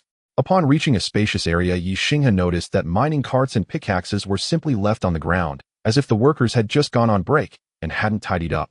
It feels as if the people in this mine just vanished in an instant, Luo Lan murmured. It's probably similar to what happened to the villagers before. We just don't know if they are inside the mine. Ye Xinghe frowned, raising his hand to release another light sphere, tossing it deeper into the mine. A beam of white light traveled down the deep mine, illuminating shadowy figures that turned to look in Ye Xinghe and Luo Lan's direction, their hollow faces seemingly exuding an eerie, pulling force as the light of the spell began to fade. So many. My lord, get behind me. Luo Lan raised his shield to his chest, the milky white glow rapidly expanding to encompass Ye Xinghe as a defensive chi. This time Ye Xinghe did not use the Thunderfire Meteor, but employed a special technique. He opened a small vial of imitation life water, guiding it, and a mass of dark clouds appeared and expanded within the cave, soon enveloping the passage. The children of darkness, drenched by this rain, reacted as if ordinary people were splashed with strong acid, leaving them with hollow spaces, which made Yi Xing's brow furrow in disgust. Seeing the children of darkness weaken, Ye Xinghe immediately began firing purification bullets. Most of the children of darkness in the mine were of rare grade, and after being weakened they exploded almost immediately when hit by the bullets. For a moment the cave was filled with the black water left behind by the explosions of the children of darkness. Luo Lan steadfastly held the shield, protecting Ye Xinghe. Any children of darkness that charged at them were pushed back by his holy shield, and sometimes he would strike back with his sword in his left hand. The battle lasted over 20 minutes. Ye Xinghe had consumed 2 vials of MP potions to finish it off. Although neither of them was injured, they were both quite exhausted. After all, Luo Lan was barely considered a rare-level combatant, purely defensive, while Ye Xinghe, although capable of more than just rare-level techniques, had limited mana. Managing to sustain 20 minutes of rare-level spell bombardment was already quite impressive. Luo Lan's hand holding the shield trembled slightly, but he managed to hold on. Ye Xinghe drank another potion, and the two carefully stepped over the puddles of black water as they moved deeper.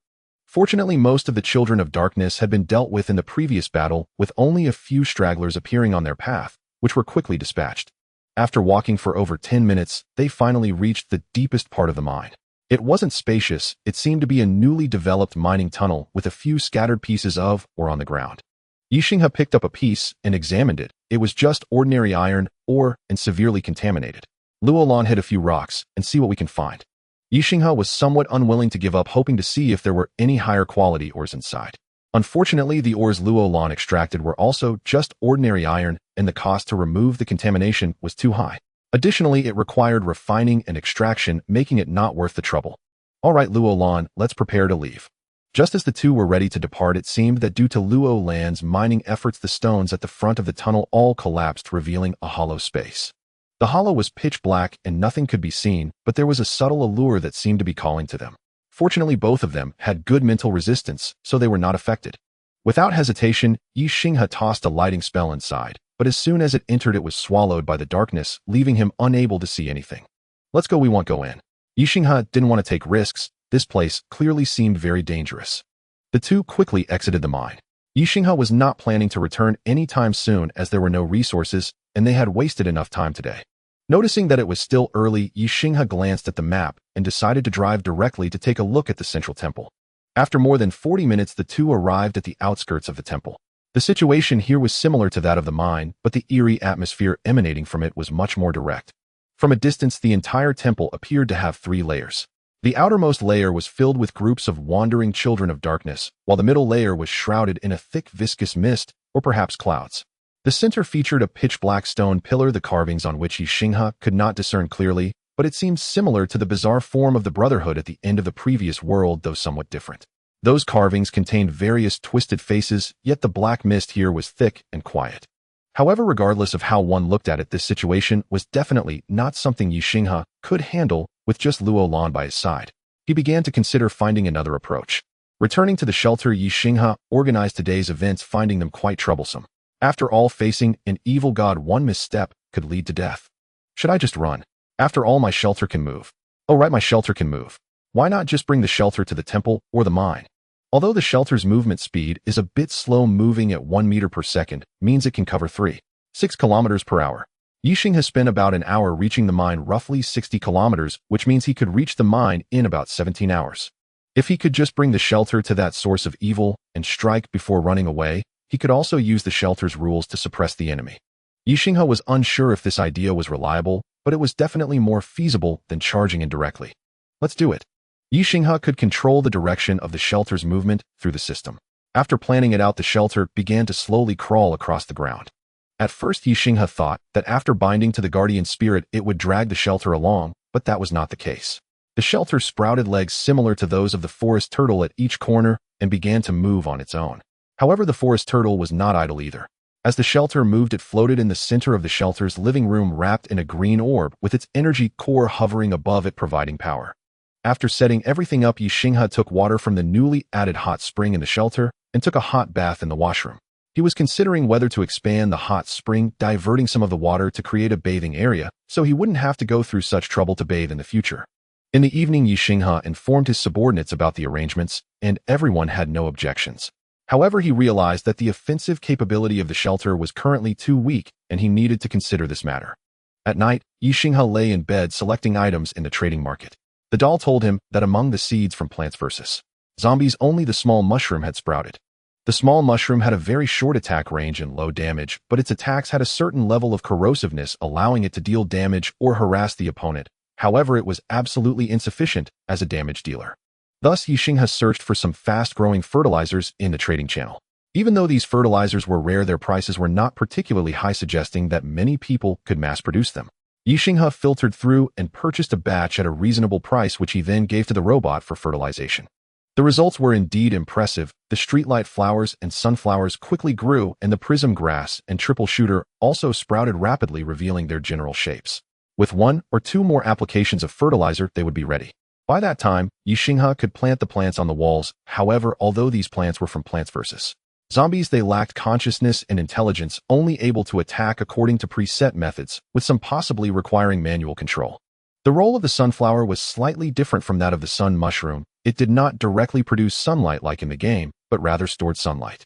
The stored sunlight could be converted into special energy, serving as a substitute for electricity or magic or accelerating plant growth. Additionally, sunflowers could produce sunflower seeds, which were also a good food source. What surprised him even more was the rare grade streetlight flower. Streetlight flower. Type plant. Quality rare. Effect: the streetlight flower can absorb energy and emit a faint glow, dispelling the surrounding fog. The stronger the fog's energy, the weaker the streetlight flower's effect. Description: I won't mention anything like sorcery or magic. I only use the term dark primal force. I believe I have said enough. Due to the special effects of Ye Xinghe's shelter, the streetlight flower and sunflower quickly integrated into the shelter. The original wall lamp made from sun mushrooms was replaced by the streetlight flower, and streetlight flowers also appeared on the outer wall, while the sunflower only appeared on the roof, turning into a solar panel. To avoid making the shelter too conspicuous, Ye Xinghe turned off the streetlight flowers on the outer wall.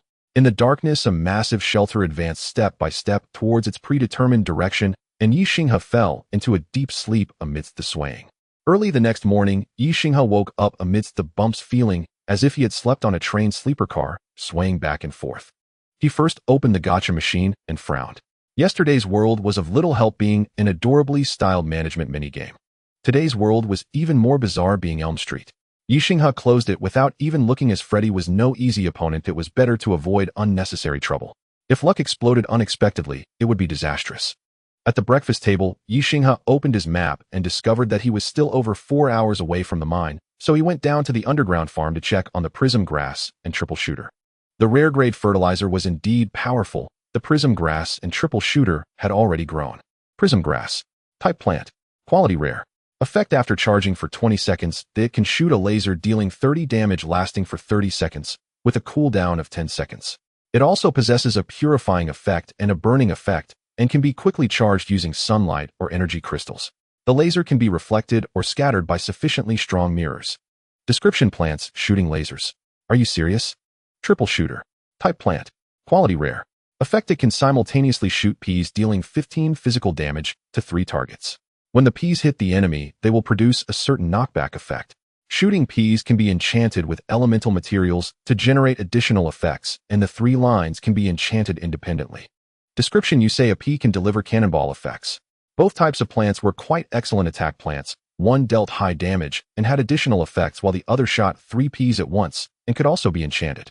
Ye Xinghe briefly tested it out. Fire, electricity, ice, and even wind attributes could all be enchanted, each with different elemental damage characteristics. Due to the high energy requirement for copying the rare grade plants, Ye Xinghe supplemented a small handful of energy crystals, and rapidly over a dozen triple shooter heads sprouted on the outer wall, along with a few prism grasses. These 2 types of plants were not very large. The prism grass was roughly palm-sized, and the triple shooter's head was about the size of a roll of paper. This way the shelter could actively attack, and Ye Xinghe could bombard the mine directly with prism grass. No, the problem with the mine seemed to lie deep within. He wondered if the shooting range of the prism grass would be sufficient. Since he couldn't determine the shooting distance of the prism grass, Ye Xinghe bought a few holy light bombs. A few hours later, the shelter had reached the entrance of the mine, which was indeed too small for the shelter to directly charge inside. Ye Xinghe unhesitatingly deployed the prism grass. After a simple charge, a long laser shot out from the prism grass, piercing straight into the mine. Fortunately, this mine was not large. It essentially had only one main mining path. Otherwise, if it had too many twists and turns, the laser wouldn't fit. Within a few seconds, a thick plume of black smoke billowed out from the mine, indicating that the laser had indeed entered. The energy shield quickly activated, switching to the highest purification protective mode of summer. The moment the black smoke touched it, it emitted a sizzling sound. Ye Xinghe remained vigilant, and sure enough, within a few minutes, a mass of intertwined black shadows charged out from the mine. Prism grass full attack. Since the triple shooter had not yet undergone energy infusion, its pure physical attacks probably wouldn't be effective against this large mass of the black child. Ye Xinghe divided the prism grass into 2 groups, rotating them to shoot. After 2 rounds of fire, the enormous black child had been segmented into several parts. Ye Xinghe continued to sweep with the prism grass until the black child was reduced to a puddle of black water. Tower defense is really fun. Oh, it's much more enjoyable than going in myself. However, Ye Xinghe also knew that tower defense required expenditure. Since this wretched place had no sunlight, the sunflowers could not produce sunlight, and Ye Xinghe could only use energy crystals for charging. Just these few rounds of attacks consumed at least 10 energy crystals. Seeing that the black child outside had fallen silent, Ye Xinghe donned protective gear with Lolan and walked into the mine. The mine was still shrouded in thick black fog. Ye Xinghe cast a wind spell to disperse the fog as he walked inside. It seems the influence here has indeed diminished significantly. Even the spell can disperse the black fog. Ye Xinghe explained to Lolan, which slightly eased her tense mood. Reaching the previously dark entrance, only some black fog remained inside. Ye Xinghe cast the wind spell again. While the fog was lightly blown away, it did not completely disperse. Without hesitation, Ye Xinghe threw in a holy light bomb. A flash of white light appeared, and the black fog dispersed significantly. Ye Xinghe then used purification bullets to deal with the remainder, revealing the entire cave before him. This cave was not what Ye Xinghe had imagined, a bottomless pit, but rather quite small, almost not qualifying as a cave at all. It was more like a niche. In this place lay a pure black stone, roughly palm-sized. Ye Xinghe cast a detection spell, and the results were unsurprising. Pitch black splendor. Type divine blood material. Quality rare. Effect can be used as a material for magical items or potions containing a trace of divine blood. Description: wow, another new divine creation. Sighing, Ye Xinghe took out a box and placed the strange ore inside, then stored it in a separate backpack. Ye Xinghe was indeed worried about whether this item might cause problems, but he also noticed many people selling so-called divine materials in the channel, so he did not intend to keep it. After returning to the shelter, he listed both the pitch black splendor and the previous crimson blood for sale, but did not set a disaster coin transaction. Instead, he opted for barter. Subsequently, Ye Xinghe set the mobile endpoint of the shelter near the central temple. Having tasted the sweetness of tower defense, he naturally wanted to continue using this method to address issues. The trade of the 2 divine blood items was not as bustling as Ye Xinghe had imagined, but there were indeed many inquiries. Especially the crimson blood, a material that could be directly used as a bloodline potion, attracted more questions regarding its price. After pondering for half a day, Ye Xinghe exchanged the crimson blood for a rare grade branch material.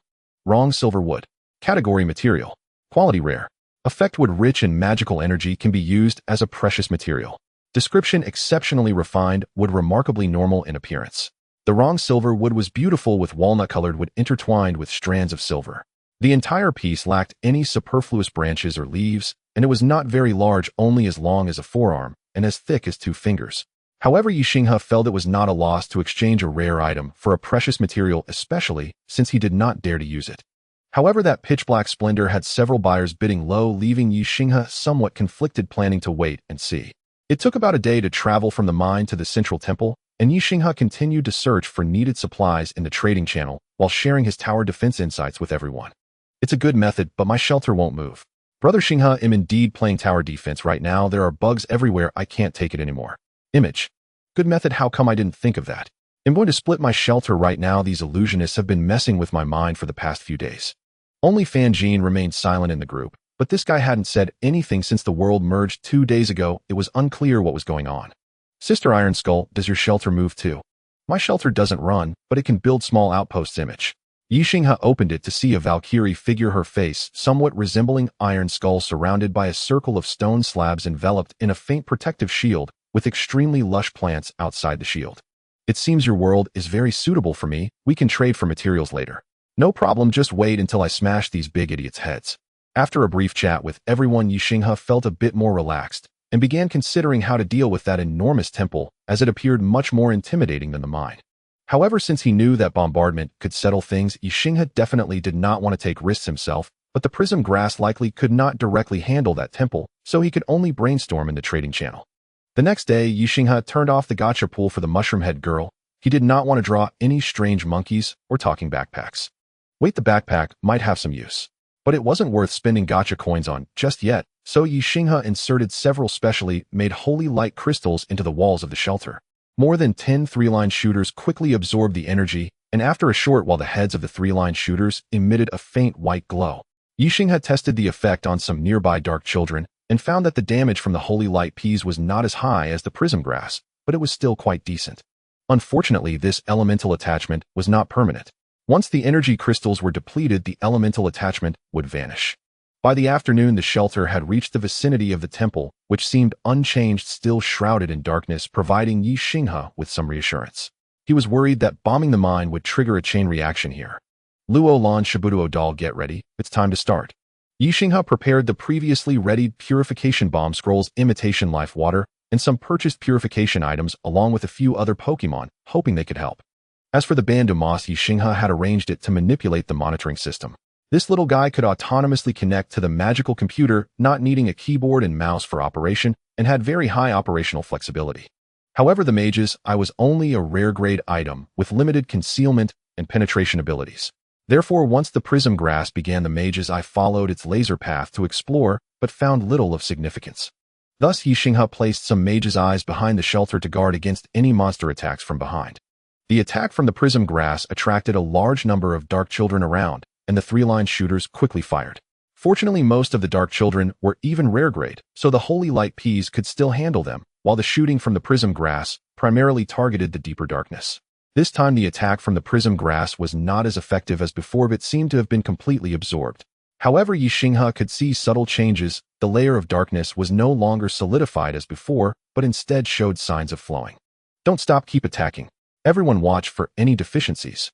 Several of his subordinates had few ranged attack methods, so they were hesitant to use the purification bomb scrolls, mainly attacking with some rare-grade wands. Ye Xinghe vowed that when this was over he would gather more materials to craft some holy light attribute wands. After a full 30 minutes of firing, the heavy black mist finally began to roll violently, and the number of dark children around had hardly decreased, being rapidly absorbed by the central black fog. That black curtain surged rapidly, merging into a massive dark child over several meters tall. Aren't there other moves for these evil gods? Is their only trick to grow bigger? Ye Xinghe complained, but he had to admit that this trick was indeed quite effective. After all, with such a gigantic monster, a single slap could likely cause his protective shield to explode. Ye Xinghe tentatively threw out a purification bomb, and as expected, it was like scratching an itch. The attack of the prism grass could penetrate the opponent, but the hole made by a thumb-sized ray healed within a second. Alright, good thing I was prepared. Oh, let's unleash the big guy. Ye Xinghe went to the second-floor terrace where an old-looking cannon was placed. Although it looked dated, the cannon's muzzle was quite exaggerated, and Ye Xinghe felt he could easily fit inside. Luo Lan, you're up. Oh, I can't handle it myself. Ye Xinghe stuffed a large number of energy crystals into the cannon's rear slot, while Luo Lan stepped forward to control the cannon's direction, a bit nervous. My lord, I've never used this before, I'm worried. With something that big it won't miss, go ahead, it's my money being burned anyway. Ye Xinghe was still pained by the thought of the energy crystals he had painstakingly saved up, who after this battle he feared he would have nothing left. With a loud boom, a gigantic shell shot out carrying blinding holy light. Luo Lan was knocked back several steps, but fortunately Shabuduo Dal behind him caught him, and then a drop of life water was thrown on him, making Luo Lan feel much better. This shot indeed missed by quite a bit. Luo Lan had originally aimed to blast off one of the legs of the Dark Child, but unexpectedly hit it at the waist. The shell appeared exaggerated, and the damage was equally impressive. After exploding on the Dark Child, a large chunk of its body was blown off, seemingly restrained by some power, not recovering for a long time. Effective, keep going. Luo Lan adjusted his stance and immediately moved forward to continue firing. Ye Xinghe did not idle either, but controlled the prism grass to continue cutting at that massive wound. The laser from the prism grass seemed like a blade, further shredding the already chaotic wound. The Dark Child could not speak, merely emitting various murmurs, leading Ye Xinghe to doubt whether this creature even had a sense of pain. Luo Lan's second shot still went awry. He intended to hit next to the previous shot, but this time he lost his grip, and the shell flew high, crashing into the Dark Child's chest. Keep going, we can fire one more shot. Luo Lan gritted his teeth and climbed up from the ground, firing another shot, and the recoil sent him flying back several steps, nearly causing Shabuduo Dal to miss catching him. Ye Xinghe used his revival technique alongside Shabuduo Dal's life water, quickly improving Luo Lan's complexion. However, it was evident that muscle pain could not be healed immediately. His hands trembled, as if in spasm. It's all right, the cannon needs a brief rest now. Ye Xinghe continued to manipulate the prism grass to expand their success, while the other Pokemon threw out purification bomb scrolls, hoping for some effect. MHM. The voice of the little moss came from downstairs. Ye Xinghe rushed down and found that the little guy had discovered the opponent's core. Why do these guys all have a core? Was this designed on purpose? Nonetheless, saying and doing were two different things. Having a core meant there was a weakness, which was a good thing. Ye Xinghe instructed the little moss to monitor the core closely and aimed all the lasers from the prism grass at that direction. However, the lasers capable of penetrating the Dark Child's body were strangely absorbed when they reached that core position. Ye Xinghe did not dare to continue firing and instead ordered the prism grass to cut around the core to prevent it from hiding again. Am ready, my lord. Fire towards the direction indicated by the laser. With a loud boom, a flash of white light passed through the nearby mage's eye, and then it completely lost signal. Fortunately, the little moss quickly moved a new mage's eye in that direction, and Ye Xinghe saw signs of the black stone core fracturing. Keep it up, hurry. Luo Lan gritted his teeth and charged forward again. This time he endured the pain, activated his defensive chi, and fired 2 shots before collapsing onto the already dented ground, unable to move. This explosion was not loud at all, even seeming to be muted, as if the mute button had been pressed. Ye Xinghe rushed upstairs and saw the core position emitting strange colorful light, making him dizzy and even starting to itch. Without hesitation, Ye Xinghe downed a bottle of imitation life water, then gave a bottle to Luo Lan and Shabuduo Dal, before dragging Luo Lan down from the terrace with Shabuduo Dal. All the mage's eyes outside had already malfunctioned, and after waiting about 10 minutes, Ye Xinghe finally dared to look outside.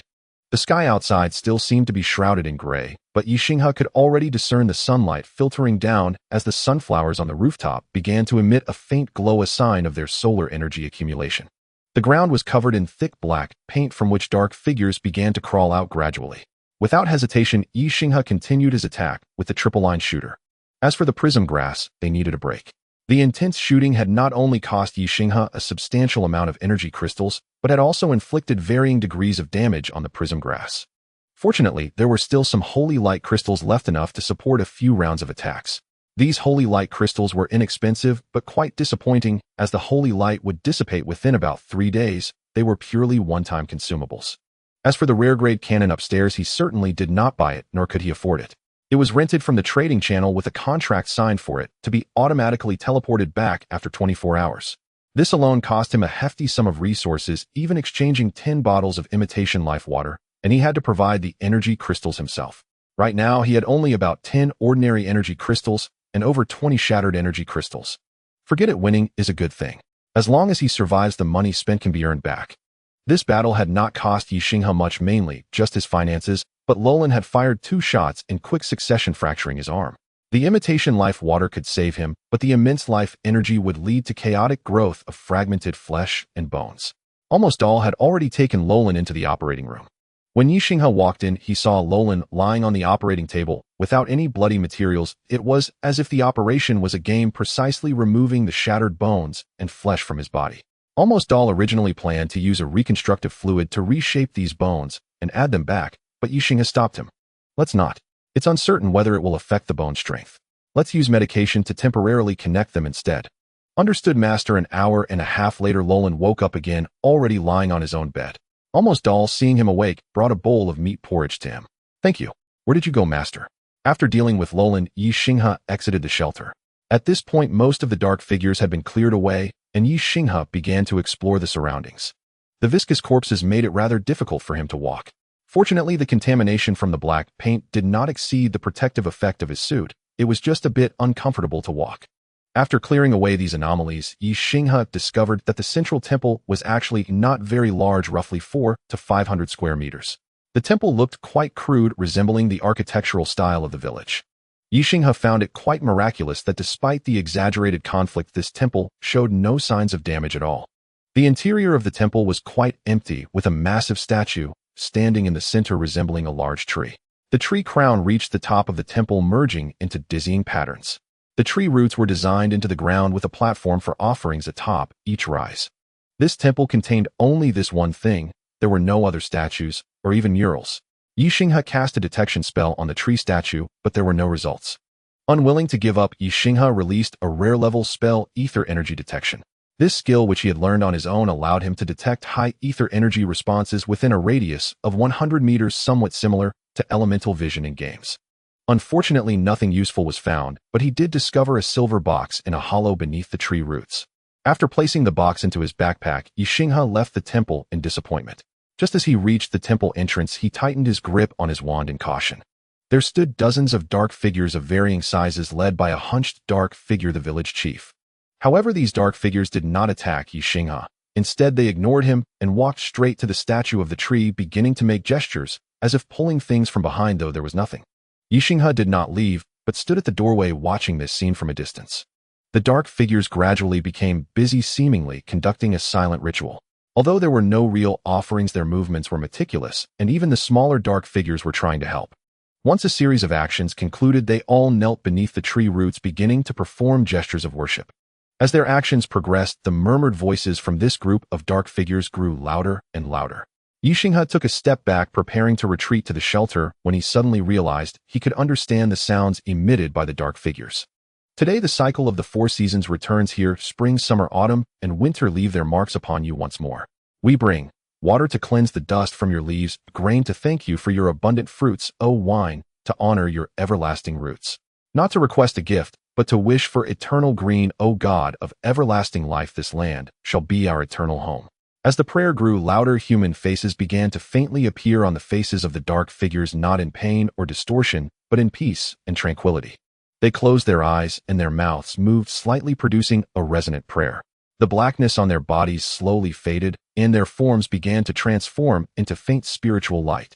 As the prayer reached its climax, the entire temple began to tremble lightly. Ye Xinghe sensed something was wrong, and immediately turned to flee. Sure enough, he had barely run far when the entire temple began to collapse, the tree statue splitting in two, sending up clouds of dust. Before long, the entire temple had crumbled into ruins. Ye Xinghe sighed, and the system had already notified him that the task was complete. It was time for him to prepare for departure. At that moment, a spirit, not yet fully dissipated, suddenly emerged from the rubble. It was a child, and Ye Xinghe felt a sense of familiarity. He had a premonition that this was the first dark figure that had approached them when they entered the village. The little one smiled and placed a seed in Ye Xinghe's hand, then scampered back. Ye Xinghe looked up to see everyone in the village standing there, and the elder village chief waved at him before they all vanished. Ye Xinghe reached out to catch a speck of light. It was a rare-grade material called soul dust. However, he did not collect it, allowing it to drift away with the wind. The dark clouds in the sky finally dispersed completely, but the twisted forest remained the same, unable to return to its lush green state. The task is complete, and the rewards have been issued. The system will unlock more features for you. Please check them yourself. This time, the system's rewards include 2 silver chests and 1 bronze chest.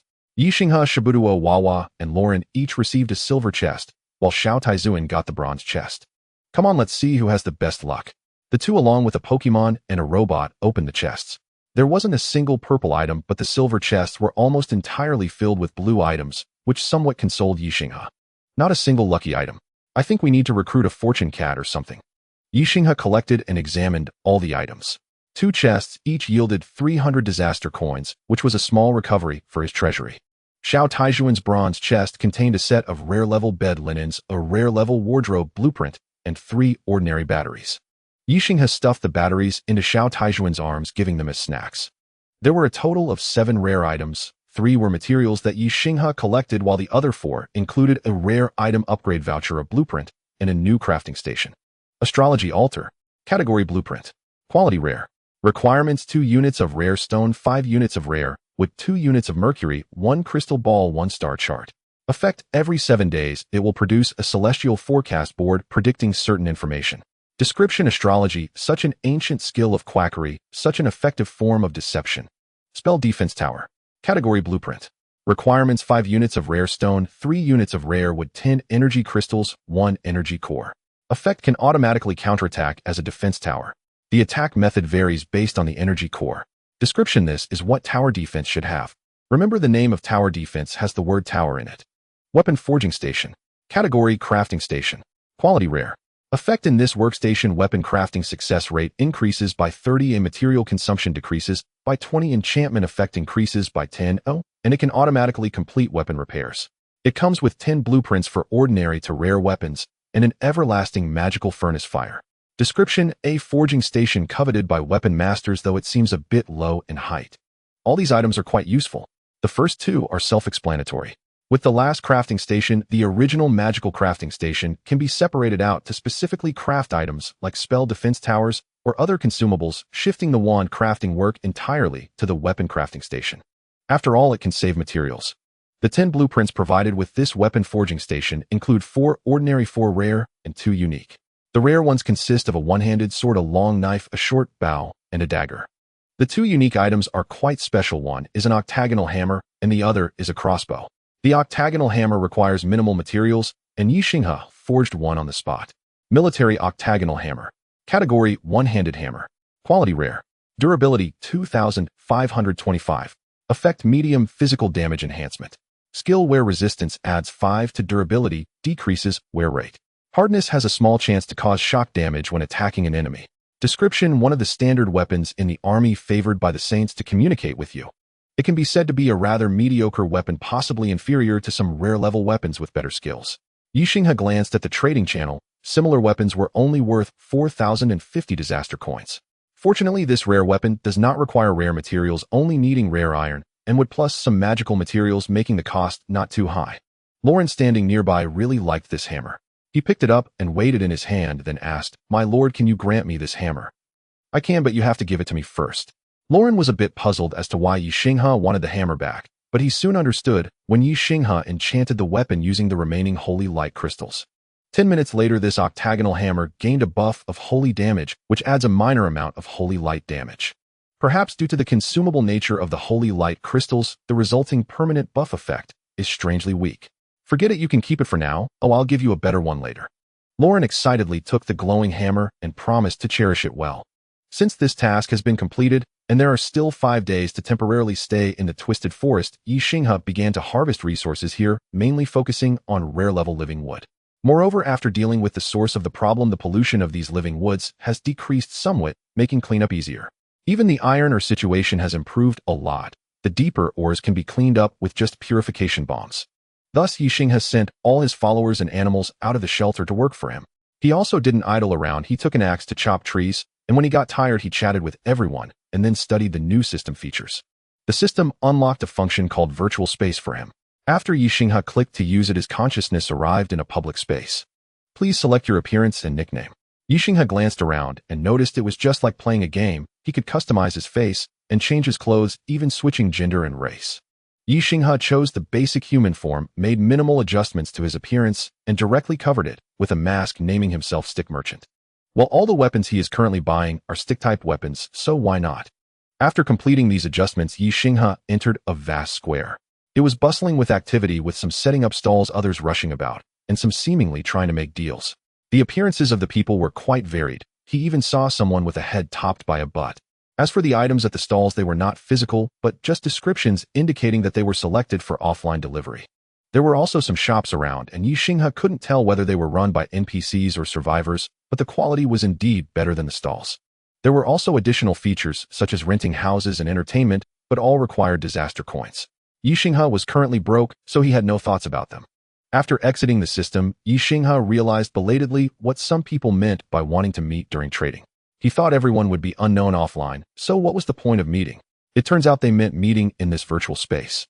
Moreover, upon reopening his system, he found that the World Channel feature had quietly disappeared, apparently replaced by this virtual space. In the span of 5 days, Ye Xinghe had nearly cleared the surrounding wood. However, he lacked the ability to venture further. He had amassed a significant amount of iron ore, with the purer and cleaner pieces becoming the food for the stone-armored beetles, while the problematic ones were set aside as materials for weapon forging practice. Although the weapon forging platform could automatically create weapons, Ye Xinghe believed that participating in the process would enhance his crafting skills, especially since he had to rely on his own hands for weapons without blueprints. Today's gacha machine prize pool world Black Myth Wukong. Finally, after 5 days of inexplicable prize pool worlds, a world that Ye Xinghe found useful had arrived. However, he hadn't finished playing this game, so he was unaware of the specifics. Yet the upper limit of this world's lore was undoubtedly high, thus Ye Xinghe did not hesitate to invest 5 coins. Ye Xinghe's eyes widened as he saw a purple capsule roll out, and his face broke into a wide smile. Besides the purple capsule, there were 2 green ones and 2 blue ones, marking a substantial harvest. Eagerly, Ye Xinghe opened the purple capsule, finding a blue pearl inside. Water Avoidance Pearl. Category Accessory. Quality Rare. Durability 4040. Effect significantly increases water attribute damage and moderately restores magical energy. Skill Water Avoidance allows free movement underwater unaffected by pressure, etc. Prolongation increases stamina health and energy recovery with enhanced effects underwater. Calm Heart stabilizes the mind, reducing the influence of external evils. Description: a top-notch product for water avoidance and prolongation. The pearl was roughly the size of a fist, emitting a faint blue glow. Ye Xinghe was quite fond of this pearl, but such a large item was difficult to carry. Fortunately, it had no restrictions. As long as it was kept on his person, its effects would activate, making it quite convenient. Temporarily storing the water avoidance pearl, Ye Xinghe opened the remaining 4 capsules. One was a rare item recipe, and the other was a type of seed. Avoid disaster medicine recipe. Category Recipe. Quality Rare. Requirements: Licorice X1, Green Lotus X1. Effect: temporarily increases defense when consumed. Description: swallowing one will enhance your physical condition. Green Lotus. Category Plant. Quality Rare. Effect can be used as an ingredient for potions, offering a certain level of tranquility and enhancing protection. Description: Crunch Crunch. Why is this crispy one so delicious? The seeds of the green lotus could be planted in the fish pond, which was also the main ingredient for the Avoid Disaster medicine. Licorice should be relatively easy to find, so he could gather some materials. There were 2 rare items. One was armor, and the other was quite special. Hidden Wind Leggings. Category Armor. Hidden Wind Set 14. Quality Rare. Durability 2020. Effect: moderately increases movement speed and slightly reduces stamina consumption. Skill: Wind Walk increases attack speed slightly for a duration of 1 minute upon use. Afterimage creates an afterimage at the original position while the body moves 50 meters to the right. Description: wearing it makes you swift as the wind. Earthly Rakshasa. Category Spirit Essence. Quality Rare. Effect can be used as an enchanting material, endowing equipment and furniture with added spirituality. Using it on weapons increases earth attribute attack power, while on armor it enhances defense effects and skills. Description: soul fragments dropped after defeating monsters. You're quite the character utilizing souls. Since the Hidden Wind leggings and shoes were not of the same equipment type, Ye Xinghe readily equipped them. As for the Earthly Rakshasa, he considered using it for enchanting armor. He pondered whether this defensive spirit essence could be attached to a shield for Lauren. After careful consideration, Ye Xinghe noticed he could apply it to furniture, so he placed this spirit essence on the door of the shelter, which conveniently had a magical energy-filling slot. Moments later, a 3-eyed Rakshasa face appeared on the door, and the door also featured protruding brass studs typical of ancient Chinese doors. Interestingly, the style was still assimilated by the shelter, making it not too out of place. Double-layered buffer door magical. Category Door. Quality Rare. Effect can eliminate viruses and bacteria brought from the outside, providing a transitional temperature and buffer zone. This door can be powered by magical energy or electricity. Skill: Magical Energy Filling Slot 23. Rare level special disinfectant can eliminate most viruses and curse effects. Earthly Rakshasa moderately increases defense after taking damage for a period. It provides slight damage reduction. The door gains spirituality, and the Earthly Rakshasa can audit members entering the shelter. Ye Xinghe had not found a suitable item for this filling slot. Previously, he had carelessly stuffed 2 things in, but indeed the Earthly Rakshasa was quite fitting.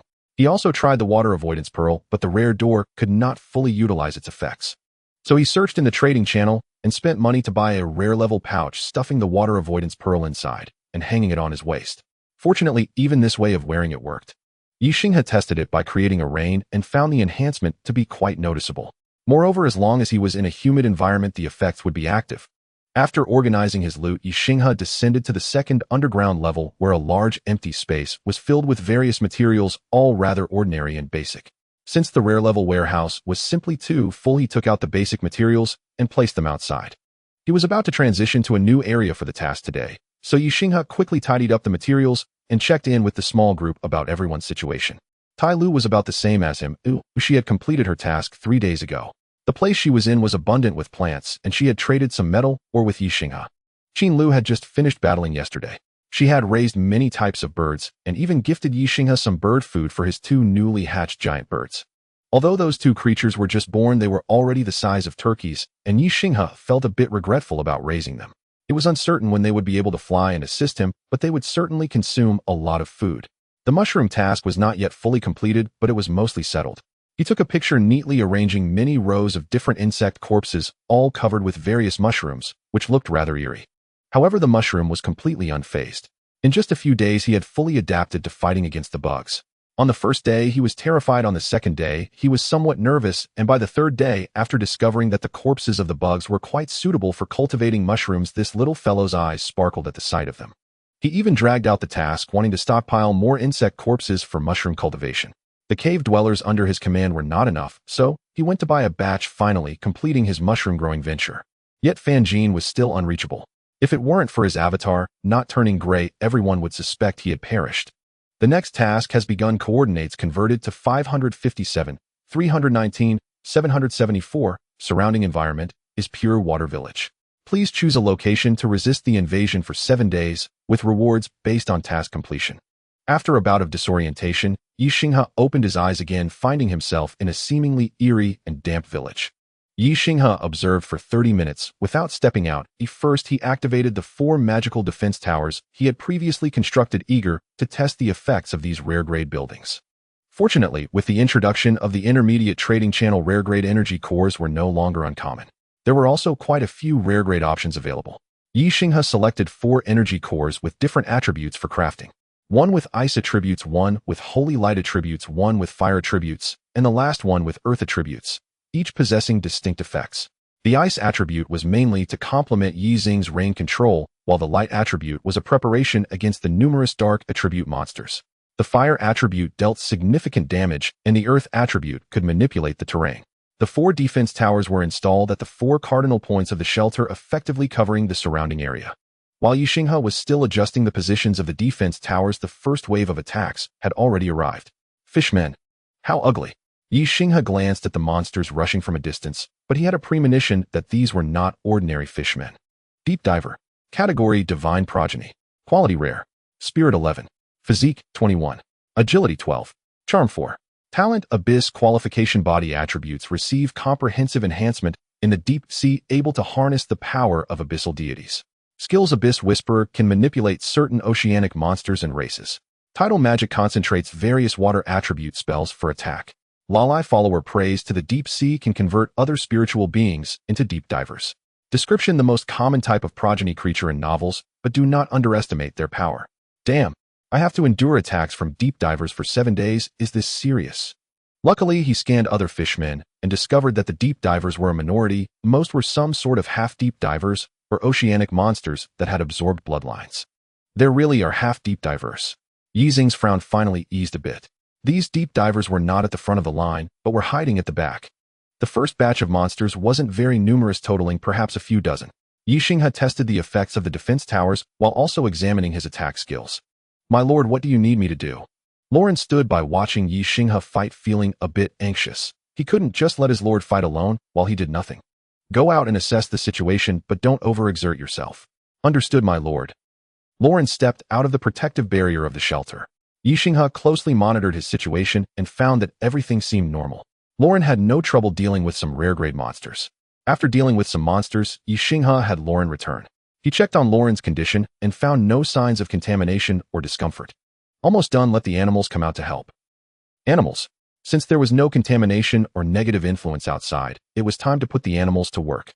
They couldn't just eat without contributing. Of course, this time, he arranged for rare-grade beasts to take the field while ordinary-grade beasts were currently positioned as producers in Ye Xinghe's shelter, primarily responsible for producing waste as fertilizer and being eaten. The first wave of monsters was quickly cleared out through a collaborative effort. The effectiveness of the 4 defense towers was also tested. The fire attribute proved to be the most effective, while the ice attribute seemed to face resistance from the opponents. However, since these monsters had water attributes, the control effects were quite satisfactory. The earth attribute was mainly for control and defense. As for the holy light attribute, the monsters altered by the deep divers surprisingly did not count as contaminated monsters and were unaffected by the holy light, only taking basic damage. Seeing Ye Xinghe's combat power, the deep diver did not approach to test him. After most of this wave of monsters was defeated, it turned and leaped into the sea. At this time, the nearby map had also been detected. Little Moss handed over an electronic screen, a small item Ye Xinghe had scrounged in the market, an uncommon technological item that could connect with his computer to upload data. Ye Xinghe opened the map and discovered that the clean water village he was in seemed to be on a very small reef. This island was extremely small, or rather the entire island had already sunk beneath the water, with only this small circle of the village remaining above sea level. Damn, this island won't keep sinking, will it? If it sinks into the sea, my shelter won't be able to avoid the water. Should I use a water-avoiding pearl as the core of the shelter? This thing doesn't have the effect of an energy core. Ye Xinghe felt a bit of a headache. He didn't have many resources on hand that could be converted into cash, and purchasing something that would allow the entire shelter to avoid water was quite a strain on his finances. Forget it, let's take it step by step. While Ye Xinghe speculated about the follow-up task situation, almost Dundal had already directed the animals to drag the dead monster corpses back. Fortunately, although the holy light attribute had no restraint on these monsters, it also proved that these monsters, being uncontaminated, could be consumed or used directly as materials. Ye Xinghe disassembled the fishman-like monsters and obtained monster meat, fish skin, and a water storage pouch. These were rare-grade magical materials. These fishmen also carried some simple stone weapons, coral weapons, and so on, which were either ordinary or rare-grade items. Ye Xinghe had his eyes on the coral weapons, planning to see if he could craft some water attribute weapons from these coral sticks. After chopping off the head of a fishman that hadn't been disassembled and tossing it into the weapon forging station, a rare-grade coral staff was quickly produced, clearly far superior to the ones used by the fishmen. Ye Xinghe crafted several and listed them on the trading channel, pricing them at 100 disaster coins each. They sold out within 10 minutes. Looks like the price was too low. Ye Xinghe also listed some ordinary weapons he had gathered on the trading channel, but this time the sales were quite slow. Even rare-grade items listed at 6,080 disaster coins had very few buyers. Brother Xinghe, do you still make rare-grade wands? Yes, how many do you need? Image. Ye Xinghe saw that there were at least 10 materials, and he was quite satisfied with the price offered by the person. Bloodline Fusion Agent. Category Potion. Quality Rare. Effect combines 2 similar bloodlines into one with a bloodline level not exceeding rare grade. Description: don't use carelessly, you too might not survive the experiment. Bloodline Enhancement Agent. Category Potion. Quality Rare. Effect enhances a creature's bloodline with the enhancement direction likely determined by the creature's development direction, bloodline level not exceeding rare grade. Description: there's a high probability it will make you stronger, but it's just a probability. In addition to these 2 potions, there was also a surplus of materials for the wand, which Ye Xinghe readily accepted.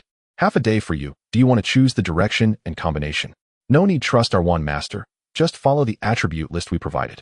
After confirming the order, Ye Xinghe quickly processed it. Although the weapon forging station required manual operation, the production speed was significantly faster than before. During this time, the second wave of battles occurred, but Ye Xinghe did not need to handle it alone, and almost Dundal took the team and dealt with it. What are you making trouble for? Take this and drink it. Ye Xinghe poured the bloodline enhancement agent into Duanya's mouth. This creature had not changed since its size had shrunk to a certain extent. Ye Xinghe planned to see if this potion could strengthen it a bit. After Duanya drank the potion, its head seemed to become groggy, swaying as it curled up in the corner of the workshop and fell asleep. Ye Xinghe finished his work, carried the little wild boar back to the ground shelter, and conveniently replaced the rare-grade water attribute Coral Staff with the Cleaning Spirit to upgrade its cleaning abilities. By this time the sky had darkened. Ye Xinghe was worried that these monsters might launch a surprise attack at night, so he arranged a night watch rotation with Lauren and almost Dundal, while Little Moss would not rest at all tonight. Little Moss, is it okay if Bomb doesn't sleep? Yeah, I can go several days without sleep as long as I have electricity. That's good to hear. It was only at this moment that Ye Xinghe remembered that the gacha machine seemed to not have opened today. After opening the gacha machine, Ye Xinghe realized that today was surprisingly good. He almost missed it. Today's prize pool: World Dragon Valley. A fairly decent world. Let's go with 5 coins. 2 rare items, 2 uncommon ones, and 1 extraordinary item. Another successful draw. Ye Xinghe happily opened the gacha, then looked at the item in his hand with confusion. Storm Tri-String Loot Fragments. Category: Material. Quality: Extraordinary. Effect: fragments obtained from the decomposition of a strange weapon can be used as materials for weapon forging. Description: don't you think it's rather cruel to use such a precious weapon as a teaching tool? It is rather cruel. And you are quite cruel too. Placing the fist-sized metal aside, Ye Xinghe opened the other 4 gachas. The rare gacha yielded a skill and a weapon. The skill was called Divine Shockwave, which would grant a brief control after attacking the opponent. Ye Xinghe had never played this game, only seen the movie, but he guessed it was probably a priest-like skill, intending to pass it to Lolan to boost her damage. The weapon was a cannon. Ye Xinghe asked the small group if anyone wanted it, and since no one did, he just put it up for sale. It was of no use to him at the moment. The 2 rare items did make Ye Xinghe somewhat satisfied. B-Class Wisdom Enhancement Emblem. Category: Inlay. Quality: Rare. Effect: when used as an inlay, it grants an additional 3 spirit attribute, 30 points, or below. Description: why not Bull Charge? Why not? Elegant White Wings. Category: Special Equipment. Quality: Rare. Effect: increases moderate movement speed and slight mana recovery. Skill: Low Altitude Flight. Equipping these wings grants the ability to fly at low altitudes not exceeding 100 meters with continuous mana consumption during flight. Storage structure: the wings can be folded and stored without affecting normal movement. Description: who knows what they were thinking when they made wings that can't actually fly, but mine can. Wings. Flight. Ye Xinghe excitedly equipped this rare piece of gear and activated the effect to gently float into the air. Left, right, forward, backward. Various angles up and down. Ye Xinghe was having a blast, and the flight didn't consume too much mana. After about 10 minutes, he had used up roughly 1/8 of his mana. He was not far from the rare level. With higher mana the consumption would be less, and perhaps he could fly and fight simultaneously. As for the emblem, he would deal with it after obtaining a perforator. All of Ye Xinghe's current equipment had no slots. The only method he could think of for perforation was the Heraldric Cube from Diablo 2, but that was a late-game artifact. When would he ever get it? After Ye Xinghe finished looking at the items, his night watch time was already over and Lolan had come out of the bedroom. Here, Lolan, take this skill to learn. It should suit you well. Lolan excitedly accepted the skill book and said, thank you, my lord. I will definitely use this skill well and forsake my life for you. Ye Xinghe nodded in satisfaction, glad she knew to be grateful. At this point it was past midnight. Ye Xinghe opened his talents and discovered that today's pool was from SpongeBob SquarePants. Although this worldview seemed to have some interesting things, he felt the chances of getting good items were rather low. Tentatively, he tossed in a gacha coin and received a recipe for Sea King paste. Ye Xinghe immediately stopped. No more gambling. He likely would only get junk. His gacha coins had been saved for 5 days, and it was better not to waste them. The next morning, Ye Xinghe was woken up by a doll, realizing that although there had indeed been monsters attacking last night, their numbers were not many and had been dealt with by the defense tower, so he hadn't been disturbed. Is the soundproofing in this bedroom too good? Ye Xinghe said helplessly. He decided to set up a warning array next time to remind himself. During breakfast, there were sporadic monster attacks. Seeing that the number of monsters outside seemed to be limited in the initial waves, Ye Xinghe planned to take this opportunity to create his new weapon.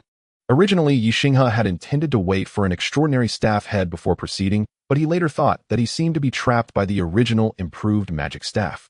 Did a staff really need a head? No one in the Harry Potter world used one. In any case, now that he was crafting an extraordinary weapon, it was all reliant on his own skills and not on recipes.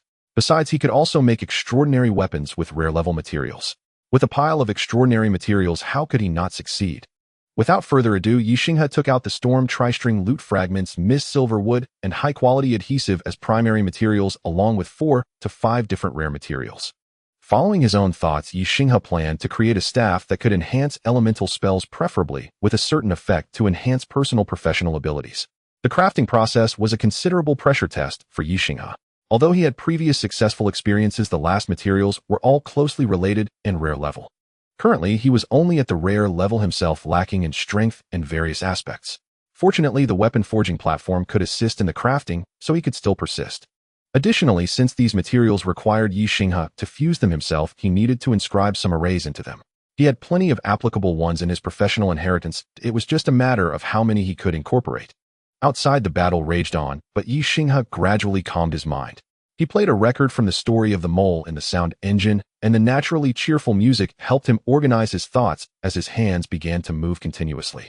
The Miss Silver wood in his hands gradually took shape, becoming a staff that was thick at the bottom and pointed at the top, somewhat resembling the wands in Harry Potter, but not hollow. The remnants of the storm tri-string lute had melted into liquid in the forge, emitting wisps of fluorescence. Ye Xinghe used his mana to guide them, blending them with some adhesive, adhering them to the staff in a mysterious shape. At some critical points, Ye Xinghe embedded the rare materials as needed. Ye Xinghe had pondered for a long time over the choice of materials. He was not the same as before. He had many rare materials at hand of various types and attributes, so the crafting process offered him much more flexibility. The entire process of crafting this wand drained a tremendous amount of his mental energy, even more than when he had created the blood flame, gnawing bone staff. By the time the sky outside had slightly darkened, he finally completed this masterpiece. Melody of the Four Seasons. Category Wand. Quality Rare.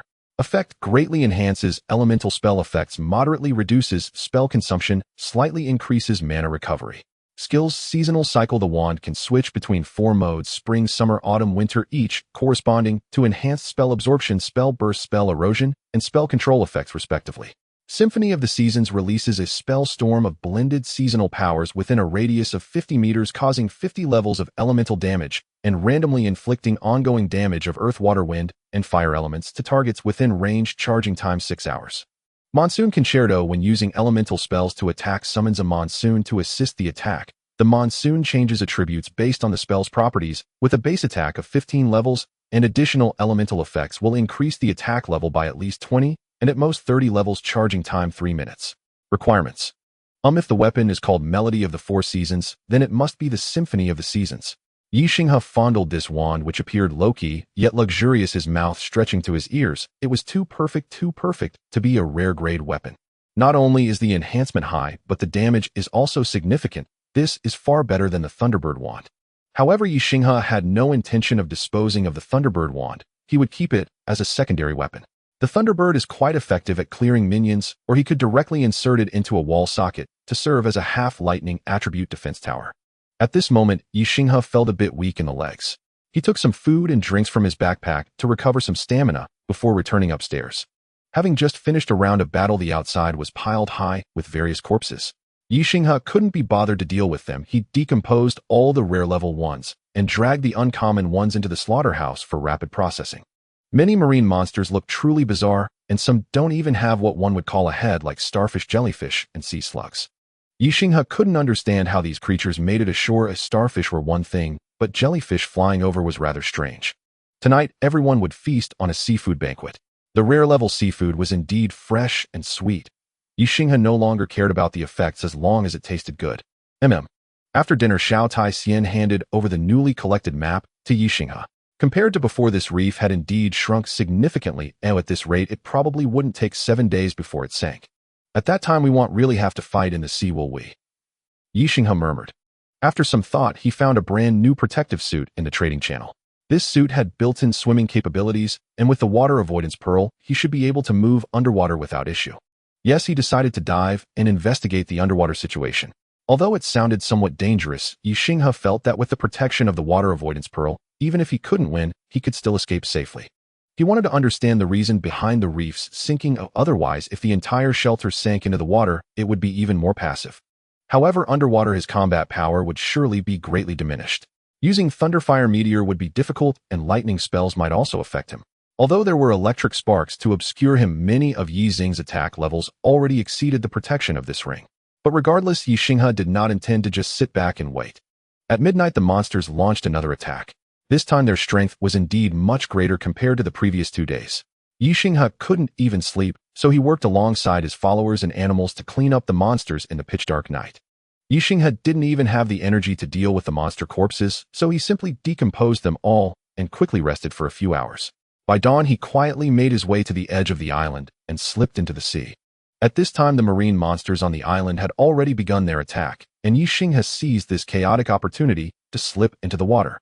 As soon as he entered the water, Ye Xinghe felt the effect of the water avoidance pearl. He seemed to be a marine creature by nature with some kind of spiritual power surrounding his body, giving him gills and fish-like fins which he could control effortlessly. Moreover, the water avoidance pearl conferred him strong recovery abilities. Ye Xinghe tried using some basic level spells, and he basically regained his mana immediately after casting. Additionally, it seemed that this magical treasure had the effect of concealing his aura. Underwater, the surrounding monsters treated him as a fish rarely rushing in to bite him. This made Ye Xinghe realize for the first time that the water avoidance pearl was a completely different thing on land and in water. He had previously tried its effects in the rain, and the difference was like heaven and earth. With the support of the water avoidance pearl, Ye Xinghe felt more confident about this exploration task. Against the flow of the monsters, Ye Xinghe gradually swam towards their source. The deeper he swam, the darker the water became. It wasn't merely due to the lack of sunlight, but a subtle kind of darkness. As he went deeper, the atmosphere became increasingly oppressive, and Ye Xinghe constantly sensed a subtle sense of danger. Could it be related to the evil god? Once, twice, this was the third time. Although Ye Xinghe was somewhat afraid of these gods, he no longer felt anxious, having already experienced it twice. After swimming for more than 20 minutes, Ye Xinghe entered the depths of a gigantic ocean fissure and finally saw the source of the monsters. What unfolded before him was not some sort of statue, but a vast abyss.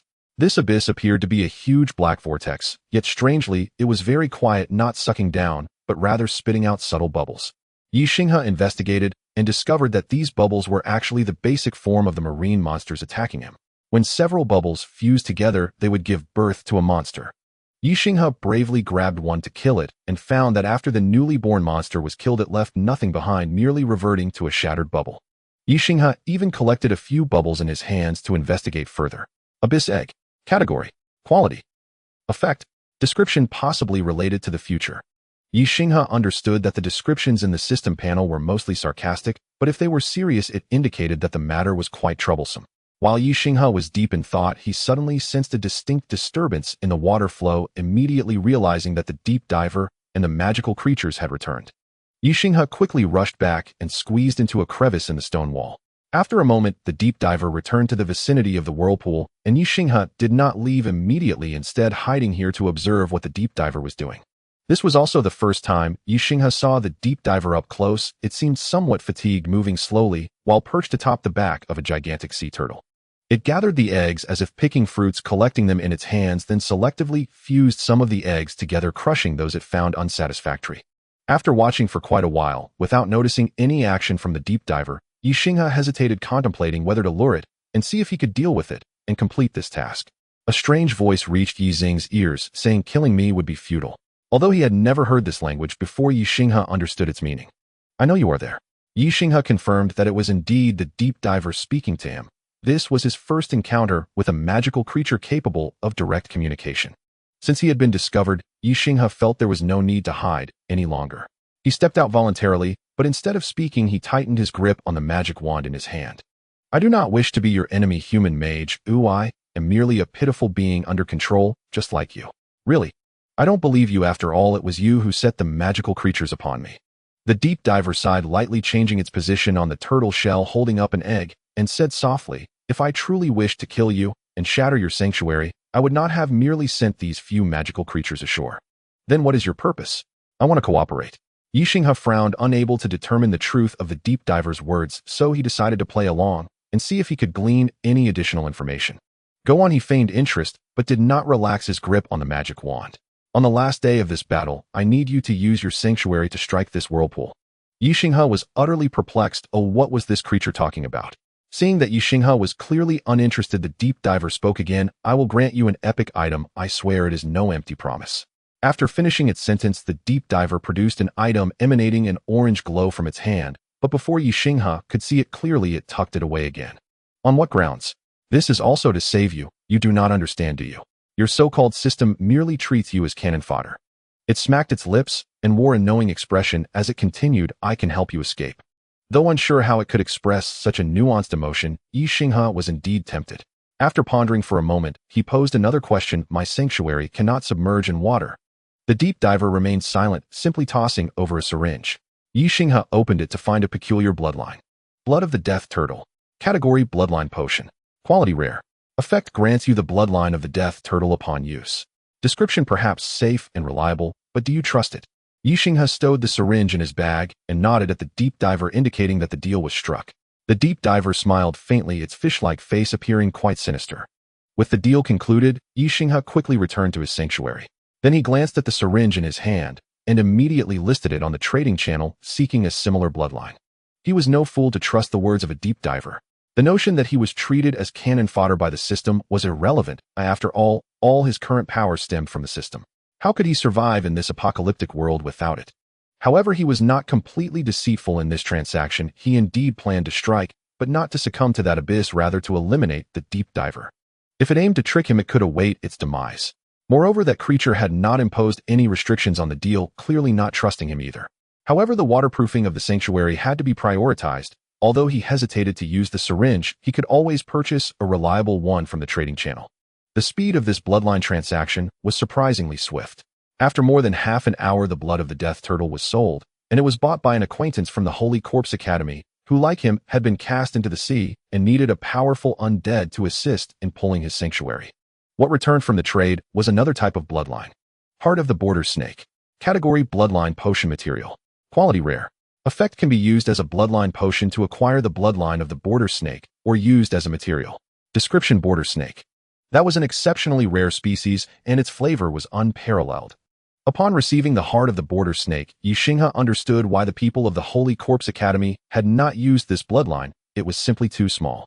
The creature's heart was only the size of a thumb, making it impossible to expect it to produce the undead to pull the sanctuary. Ye Xinghe's sanctuary did not need to be pulled, it moved on its own. Calling the forest turtle over, Ye Xinghe hesitated over whether to use this bloodline, as he had never given the Pokemon a bloodline before. What if using it caused the forest turtle to lose its evolutionary ability? In the end, Ye Xinghe decided not to use the potion immediately. After all, he had a few days to consider evolving the forest turtle first. However, most of the materials for accelerated growth on the trading channel tended to have side effects, which made Ye Xinghe reluctant to use them. By the way, I still have this thing. Ye Xinghe rummaged through the cabinet for the seed obtained from the last task. He had planted it, but despite his best efforts it had not sprouted, and there were no signs of germination. Even the detection spell could not yield results, so he had set it aside.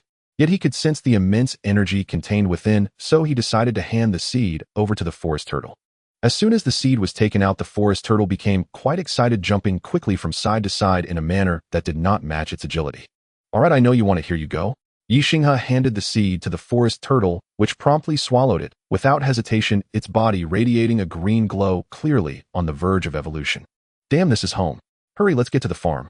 After more than 10 minutes, Ye Xinghe fell into contemplation as he looked at the enormous earth platform turtle before him. "Tell me, how can you pass through that not-so-large cellar entrance and return to the surface?" "I don't know, but I can give it a try," replied the turtle. "Don't try just yet. You'll ruin the door in a bit." Ye Xinghe sighed and decided to let the earth platform turtle fuse with the bloodline potion first. The earth platform turtle did not expect to undergo 2 transformations in one day. Fortunately, with the help of the bloodline fusion agent, the merging of the boundary serpent's bloodline proceeded rapidly. After the fusion, the earth platform turtle's changes were minimal. Its tail grew longer, some scales sprouted on its body, and its skin color lightened slightly. Ye Xinghe opened the earth platform turtle's panel and was pleasantly surprised to find that the bloodline of the boundary serpent was indeed not in vain. Earth platform turtle. Category: Spirit of the Shelter. Quality: Rare. Gender: Spirit 15. Physique: 20. Agility: 12. Charm: 11. Talent: I am the continent above my body is fertile land capable of growing plants and generating life cycles enhanced to the shelter. Your shelter's soil and water have become more fertile, allowing natural life to complete independent cycles within your shelter. Spirit World Tour can traverse the ethereal spirit world for movement, but cannot remain there for too long as it affects the mind. Enhanced to the shelter. Your shelter can also traverse the spirit world for movement.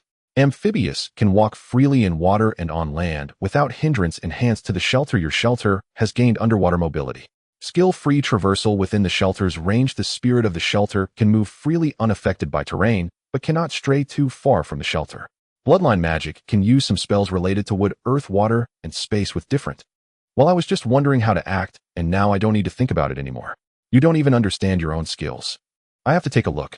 Ye Xinghe patted the earth platform turtle's head, but the turtle simply responded with a confused turtle sound, seeming to genuinely not understand its abilities. Ye Xinghe could only briefly explain the situation to it, and the earth platform turtle finally understood, happily leaving the underground pasture to return to the first floor. However, this state of being did not signify any change in size. It merely meant it would not affect the environment and items in the shelter akin to a colossal ghost, yet it could still eat and drink and interact normally with other creatures in the shelter, which was quite miraculous. Since his shelter now had the capability for underwater operations, Ye Xinghe decided not to engage in pretense with the dead fish man. He even considered using the spirit world traversal effect to make a hasty escape. However, realizing that this mission primarily involved resisting the invasion for 7 days, he feared that if he couldn't hold out for those 7 days, he might end up with nothing and potentially face punishment. Thus, Ye Xinghe held back. He planned to endure the other party for a few days, then see what they truly intended to do. Now that his shelter had evolved into a vehicle capable of both combat and escape, he could always charge at that ugly fish. Yet the abyss egg still worried Ye Xinghe. That object did not seem like something he could handle at the moment. Even if he were to purchase some powerful disposable items, he did not believe he could easily eliminate it. That profound, subtle power was unlike the crude and straightforward might of the previous conglomerate divine aberration. In simple terms, the power of the conglomerate was rough and blunt, while the abyss egg was stable and restrained. Forget it, where there's a will, there's a way. He'll be prepared, and if it comes to worst, I can always run away. Over the next 5 days, Ye Xinghe maintained a strange tacit understanding with the deep diver. One side provided increasingly more monsters each day, while the other side seemingly struggled to deal with them, even leading to injuries among his animal army. However, the deep diver did not break through the shelter's gates, and Ye Xinghe's subordinates did not suffer fatal injuries, mostly just minor wounds. Only one wolf had a broken leg, which was the most serious injury. As for Lauren and the others, they did not even sustain minor injuries. The gacha machine over these 5 days was not particularly fruitful, but he encountered a simulation life world once again.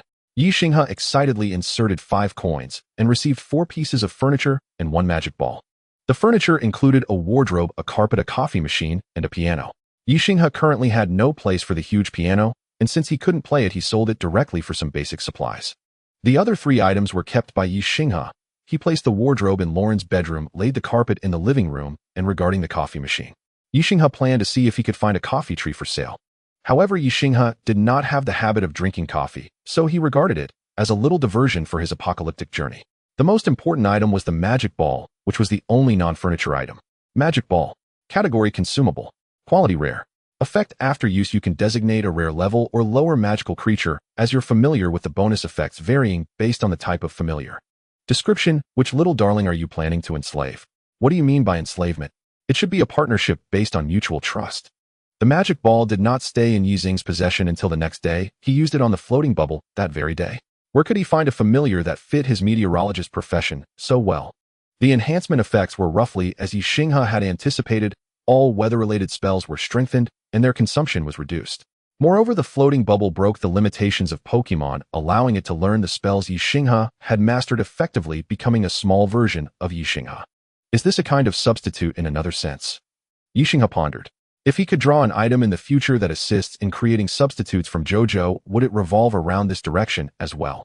Aside from the simulation life world, the other days were filled with daily episodes or mini-games. Ye Xinghe even inserted a coin into one of the shawarma legends, obtaining a common level recipe shawarma. However, during these days of tower defense games, he accumulated a large stockpile of seafood ingredients and materials.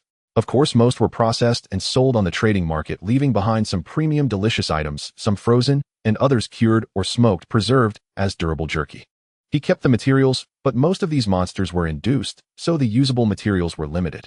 Most were taken by his current agricultural minister, the big-toothed raccoon, to make fertilizer, with only a small portion of valuable items stored, some of which Ye Xinghe used to craft magic wands or stick weapons, listing them on the trading channel for sale.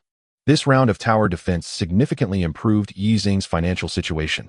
Naturally, he also purchased some items and consumables in preparation for the final battle. By this time, there was almost no land left around the shelter. Fortunately, there were not many materials worth collecting on this island, only some sand, residual buildings, and shrubs.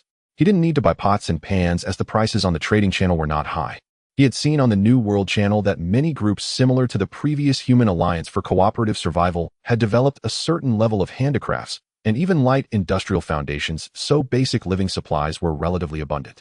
Survivors who managed to get through the novice stage and reached this disaster-ridden world were no longer lacking in these essentials.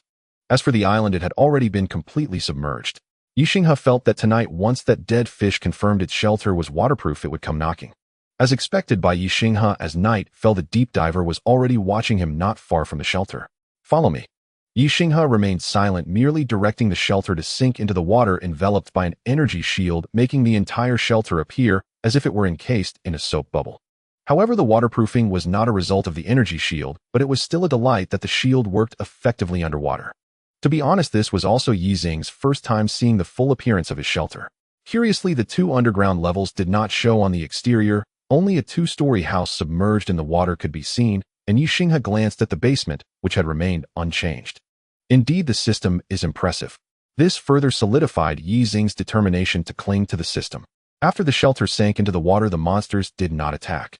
Under the direction of the deep diver, they circled around the shelter, seeming to act as a form of guarding.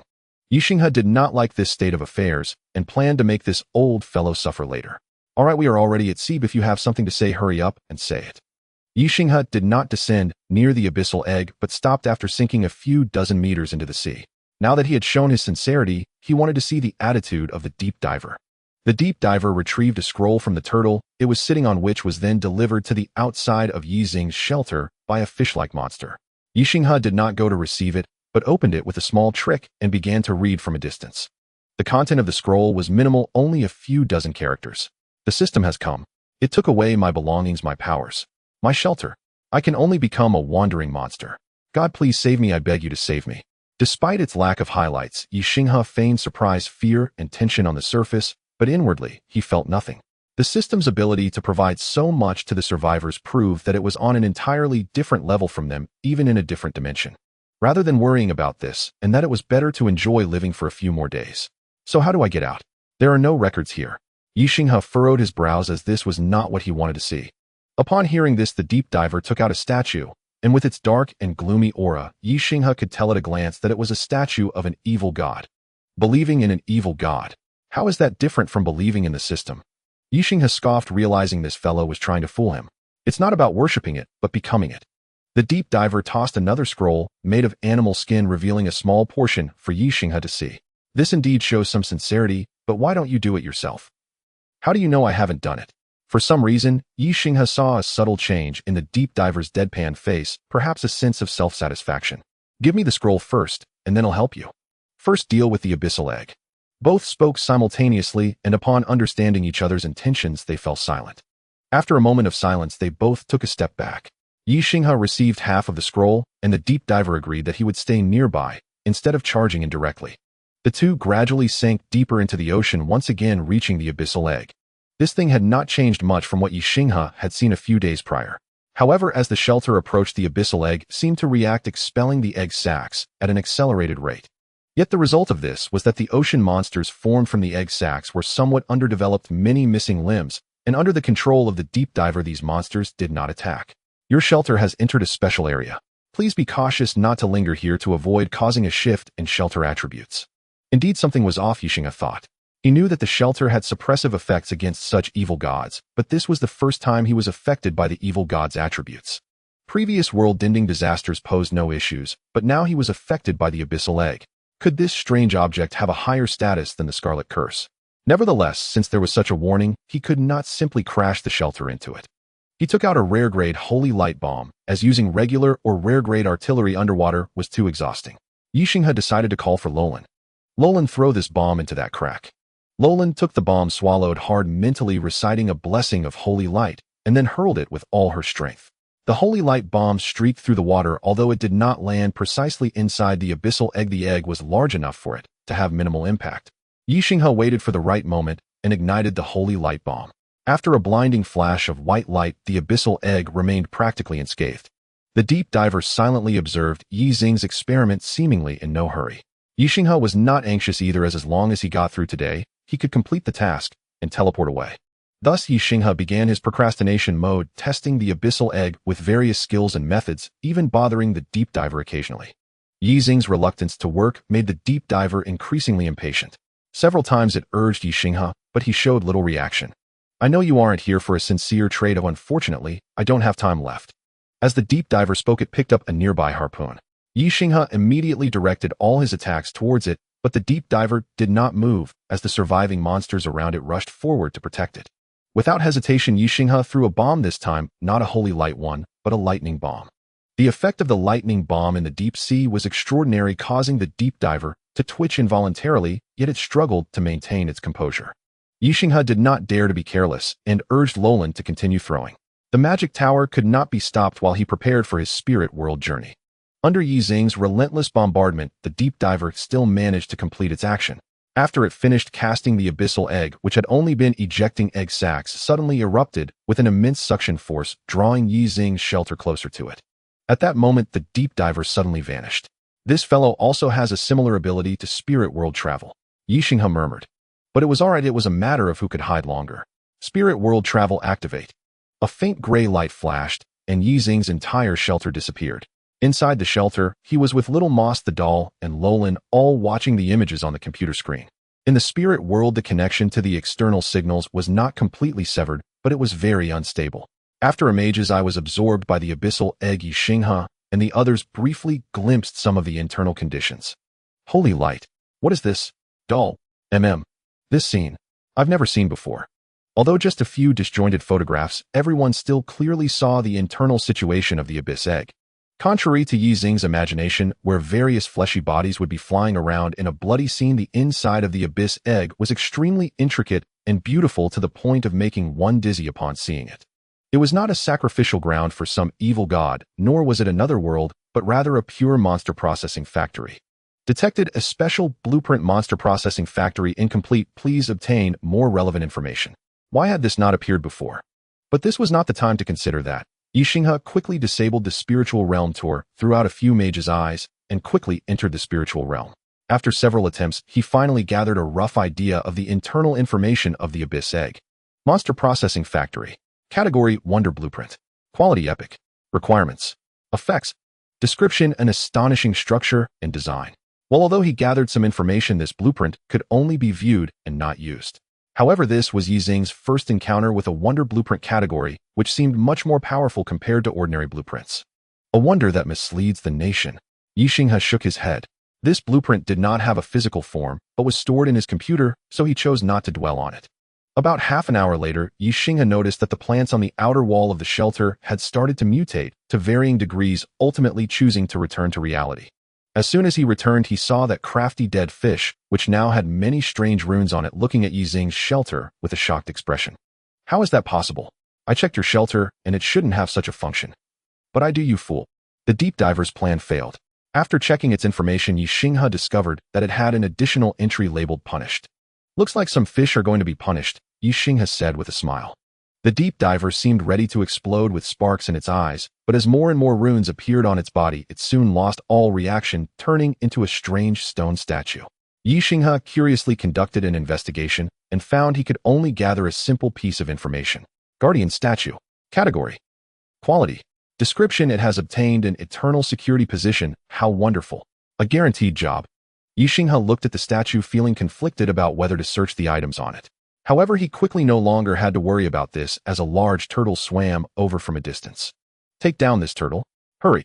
With Yi Xing's command, everyone used their abilities together, and this rare-level monster quickly perished.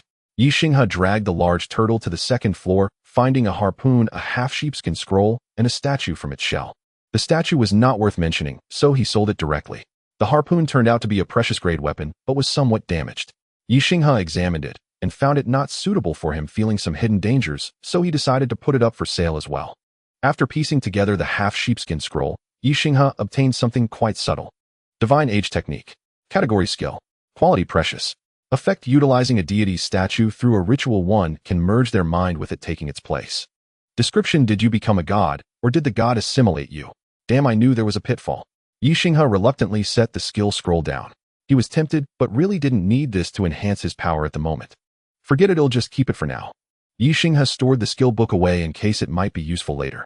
As for another sheepskin scroll, Ye Xinghe found that it contained some content, likely the ramblings of this survivor. He directly burned the scroll as he planned to follow the system's path to the end, and there was no need to keep things that were detrimental to the system's trust. In the outside sea, the deep diver's statue was sinking deeper into the ocean. Ye Xinghe controlled the shelter to move away from this place of turmoil. He glanced back at the dark, deep sea where the abyss egg had already disappeared, leaving only a large pit behind, densely filled with various statues. There were humans, marine creatures, and things that looked like elves, succubi, or angels, and the deep diver statue was about to become one of them. After returning to the surface, Ye Xinghe let the shelter move on its own for the time being while he went to the living room to open treasure chests with everyone. Ye Xinghe couldn't be sure about the completion of this mission, but judging from the 3 chests given by the system, it seemed the system was quite satisfied. 1 silver, 2 copper. Who wants to open them? Ye Xinghe asked as he placed the 3 chests on the table. I do, my lord. The doll, I won't open it, I have work to do. I want to open it. All right, Lauren and Little Moss each take a copper one, and he'll open the silver one. The 2 of them eagerly placed the chests in front of them, then counted down together, 3, 2, 1, and opened the chests. In Yi Xing's chest, a purple glow made his mouth stretch to his ears. He eagerly took out the 3 items inside, 2 rare and 1 precious. Elemental pool. Category blueprint. Quality precious. Requirements: rare grade stone 30 units, precious grade elemental gem 10, precious grade magical metal 10 units, precious grade elemental ink 5 units. Effects: after transformation, it can absorb surrounding free ether and spiritual ether daily, providing energy for the entire shelter and generating at least 10 units of energy liquid daily, which can replace energy crystals. The elemental pool can accumulate up to 500 units of energy liquid. Description: hurry and create. This thing is practically a money printing machine. Ye Xinghe looked weakly at this precious grade blueprint. The rare grade stones were manageable at 30 units, although a lot were not impossible to gather. However, the prices of the 3 precious grade materials were not low. It could be said that once reaching the precious grade, the prices of materials stabilized at a fairly high level. Basic wood and stone seemed to have some production methods, and their prices were relatively acceptable. But whenever it involved materials that couldn't be produced, the prices skyrocketed. Forget it, at least I have the blueprint now. I can think of ways to gather the materials slowly. Ye Xinghe temporarily stored the blueprint. The other 2 items in this chest were not that important. One was a rare grade water barrel, which could convert ordinary water into slightly magical water. As the barrel was quite small with a capacity of about 10 liters, Ye Xinghe placed it directly in the kitchen. The other was a rare grade wall blueprint. Since he obtained the energy shield, he hadn't used similar fences or walls, but he didn't sell it either, as there were plenty of these, and they wouldn't fetch a good price. It was better to keep it for when he might want to surround a farm or ranch. My lord, you've made a sale truly blessed by the holy light. Lauren had learned some modern terms over the past few days, though he often mixed them with his old phrases, making it sound somewhat strange. While Lauren had yet to open his chest, Little Moss had already opened his, and was now showing Ye Xinghe what he had, making various sounds of excitement. 1 rare, 2 uncommon. The rare grade pet house was just the right size for Little Moss as a small bedroom, and the rare grade item turned out to be a food item and a bag of seeds. The seed bag contained a mix of items including cocoa, coffee, and even tobacco. Ye Xinghe didn't smoke, but he planned to grow some which could be traded later. In the chest that Lauren opened last, there were 2 rare grade items, a rare grade mining pickaxe which could speed up mining, and a rare grade miner's lamp, which could illuminate a 10-meter range in fog and darkness. A mining duo. Lauren, were you a miner before? I wasn't, my lord. I grew up in the Paladin Order. Ye Xinghe observed Lauren's serious demeanor and lost interest in teasing him further. He decided to keep the 2 items for future use in case they encountered a mine.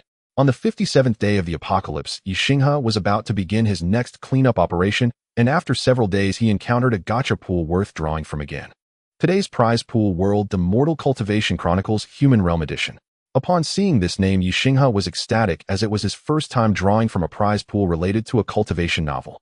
The thought of those soaring spells and mystical treasures thrilled him, prompting him to invest 5 gacha coins.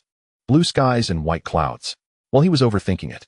After all, the mortal has a vast world view, and even if it is just the human realm, it has been a story spanning over 1,000 chapters. It wouldn't be surprising to draw out mundane items. Receiving 4 rare level items was already quite good. Ye Xinghe first opened the 1 ordinary level gacha item to see what it was: a large sword, a basic weapon of little use, worth hardly any money, even if listed in the channel. He thought he might enchant it to see if he could sell it for a bit more. After unveiling the 4 rare level items, Ye Xinghe finally sighed in relief. This gacha had indeed yielded quite a harvest. Qi Refining Pill Formula. Category: Herbal Recipe. Quality: Rare. Requirements: 100-year Spirit, Herb 1, Auxiliary Materials, 10 sufficient spiritual energy required.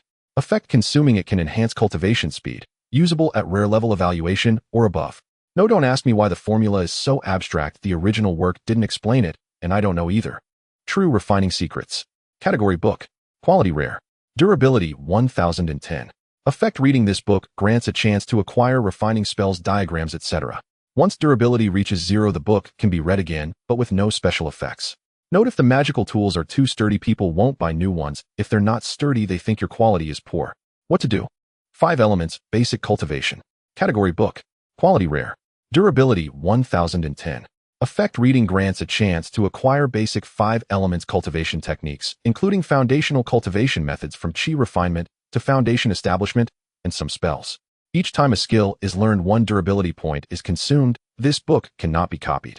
Note seems to be a compilation of basic techniques sold by some merchant association. Oh, inexpensive and practical. Amazing to have cultivation techniques. Ye Xinghe was somewhat pleased as he flipped through the book. The content was a bit obscure, so he temporarily set the techniques aside. As for the chi refining pill formula, Ye Xinghe had no 100-year spirit herbs to use. He didn't even know how many years he could live, let alone a 100-year spirit herb. Regarding the Firebird talisman, as mentioned in the note, magical scrolls are essentially similar to talismans. They both store a certain spell or power, making it effortless to use. Ye Xinghe sighed softly, realizing that many things from the Eastern system were not very applicable to survivors, as they often operate on 10 to several decades as time units. Most survivors only seize the day, who can calmly live for several decades. A few dozen days would be good enough. Before the new task began, Ye Xinghe nestled at home, reading 5 elements basic cultivation. Although it was indeed somewhat difficult to understand with the system's help, he quickly acquired a technique, the wood element eternal spring technique. Indeed, it is a basic cultivation technique. This is too basic, but this was the path that old Demon Han took at the beginning. Ye Xinghe carefully sensed the technique. It was indeed useful, but not as powerful. Compared to magic, cultivators' techniques are more comprehensive and spells are more stable, but the time and complexity required for cultivation are greater. Therefore, Ye Xinghe did not intend to fully pursue this direction, planning to use it as a supplementary means. After all, Eastern cultivation can enhance vitality, which translates to attributes. Besides enhancing mental strength, it can also improve physical constitution and charm. This is a rare passive skill that can enhance charm. However, it has no effect if mental strength and constitution exceed 20 or charm exceeds 10. Ye Xinghe currently has 17 mental strength, a rather poor constitution of only 14, and charm of just 7, so the cultivation technique is still useful. Ye Xinghe plans to learn all 5 basic techniques, leaving the rest for Lorland to see. However, some of the basic spells are quite useful, such as the cleaning spell for quickly dealing with dirt. In contrast, true refining secrets surprised Ye Xinghe greatly. After reading for a while, he acquired a refining skill called Fire Control Technique, which allows him to control the size of flames during refining. Perhaps he really has an affinity for refining. After just over an hour of reading, he mastered 1 skill and 1 refining diagram. The diagram is called Pine Crane Sword, a rare level weapon diagram with no extra effects, mainly possessing good mental power and ether conduction effects. Ye Xinghe was somewhat silent. The weapons used by these cultivators are all essentially disguised staves, right? Generally, only staves have such effects. I wonder how well this item sells. Ye Xinghe opened the trading channel and found some similar weapons. The prices were not much different from other weapons of the same level, which reassured him. The next task has begun. Coordinates converted to 377, 349, 754. The surrounding environment is a white wasteland with a duration of 15 days. Please shelter unharmed and unaffected humans in this area.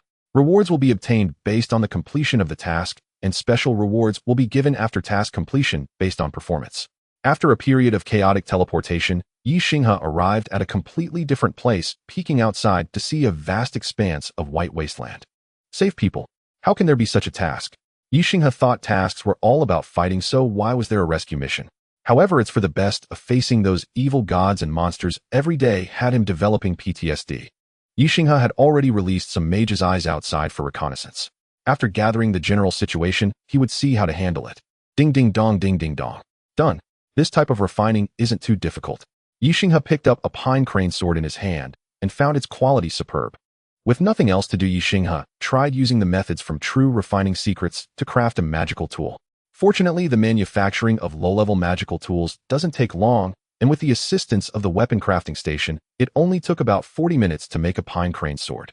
Additionally, Ye Xinghe also found 4 other refining diagrams in True Refining Secrets, 2 of which were rare and 2 were uncommon. The rare magical tool is a pine crane robe and a small bell named Soul Capturing Bell. The diagram described it as complex, and after Ye Xinghe understood it, it seemed to emit a peculiar sound wave that caused headaches for the opponent, but it could easily harm allies as well. The rare level items were quite interesting. One was a refining furnace, and the other was surprisingly a flying boat. Just a few days after acquiring wings, he got a flying boat. After thoroughly reading the diagram of the flying boat, Ye Xinghe discovered that this rare level flying boat also had significant issues. The first was its low carrying capacity, only 800 pounds. Exceeding this weight would affect the flying speed and altitude of the boat. Of course, the size of this flying boat is comparable to a flat-bottomed boat, possibly even shorter, so it wouldn't fit much. The second issue is that the flying boat has an average speed around 80 kilometers per hour normally. Under full power, it can barely reach 120 kilometers per hour, but this would damage the energy array of the flying boat, making it much more troublesome to maintain compared to a multifunctional tactical vehicle. The third issue is that the energy demand of the flying boat is considerable. The manual states that 100 low-grade spirit stones can sustain flight for a day, but how to convert 100 low-grade spirit stones into energy crystals is unclear to Ye Xinghe. Just as Ye Xinghe was preparing to carefully examine the book to see if he could first create the flying boat and refining furnace, the reconnaissance from the mage's eyes was nearly finished. Yes, Little Moss replayed the computer recording indicating some key parts for Ye Xinghe to see. The surrounding environment was a vast snowfield almost entirely white, with only a few places showing some small black dots.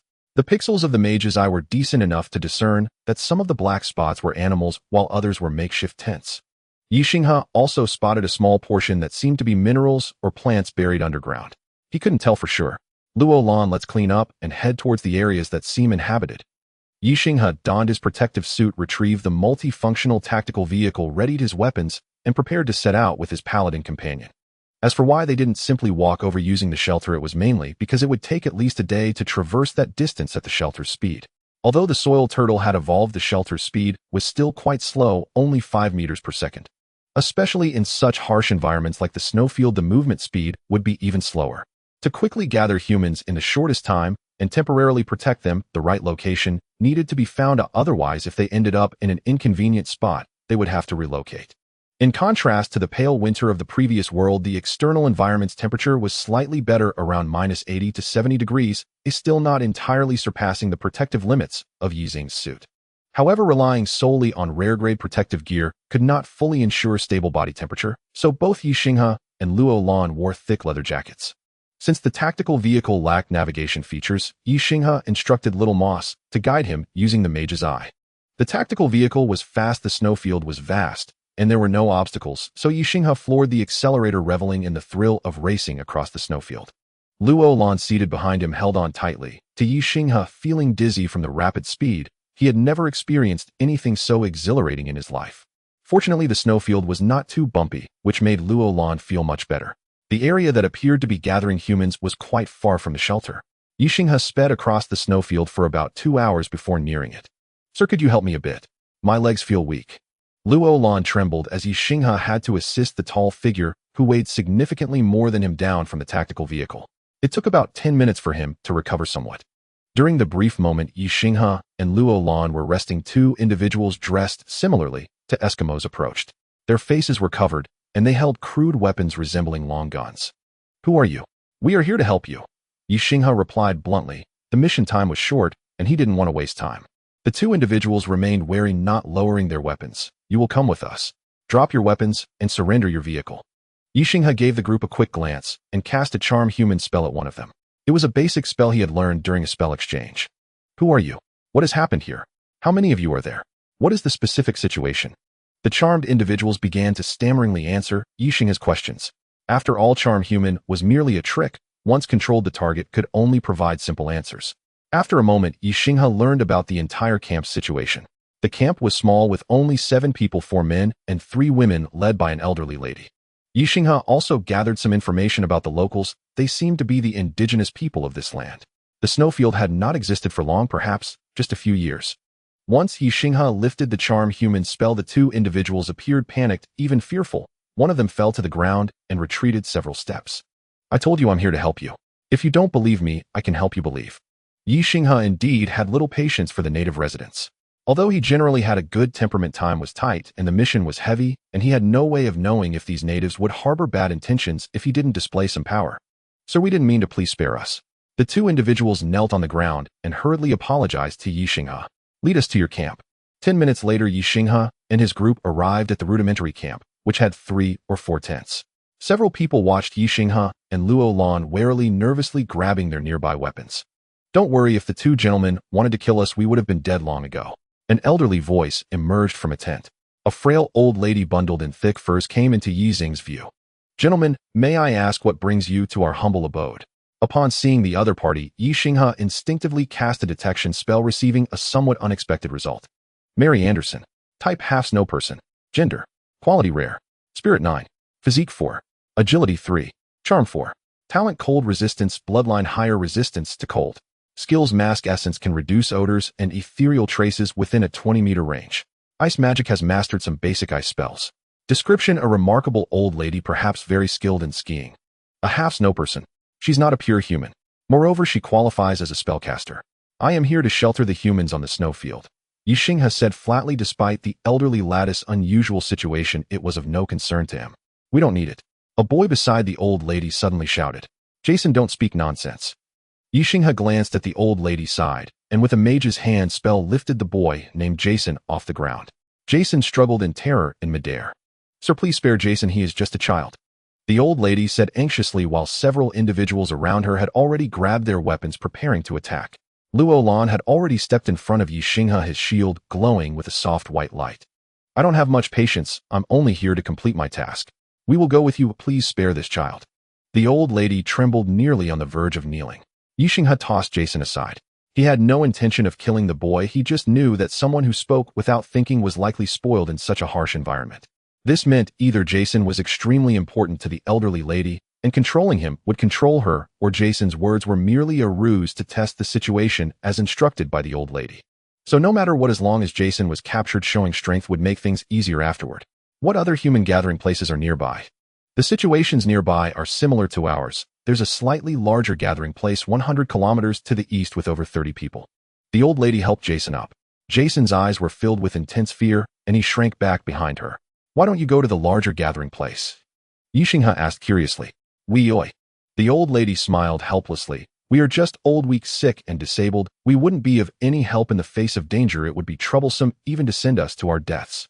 Ye Xinghe surveyed the camp's condition. The leader was the elderly lady Jason, another boy, and a girl, all adolescents.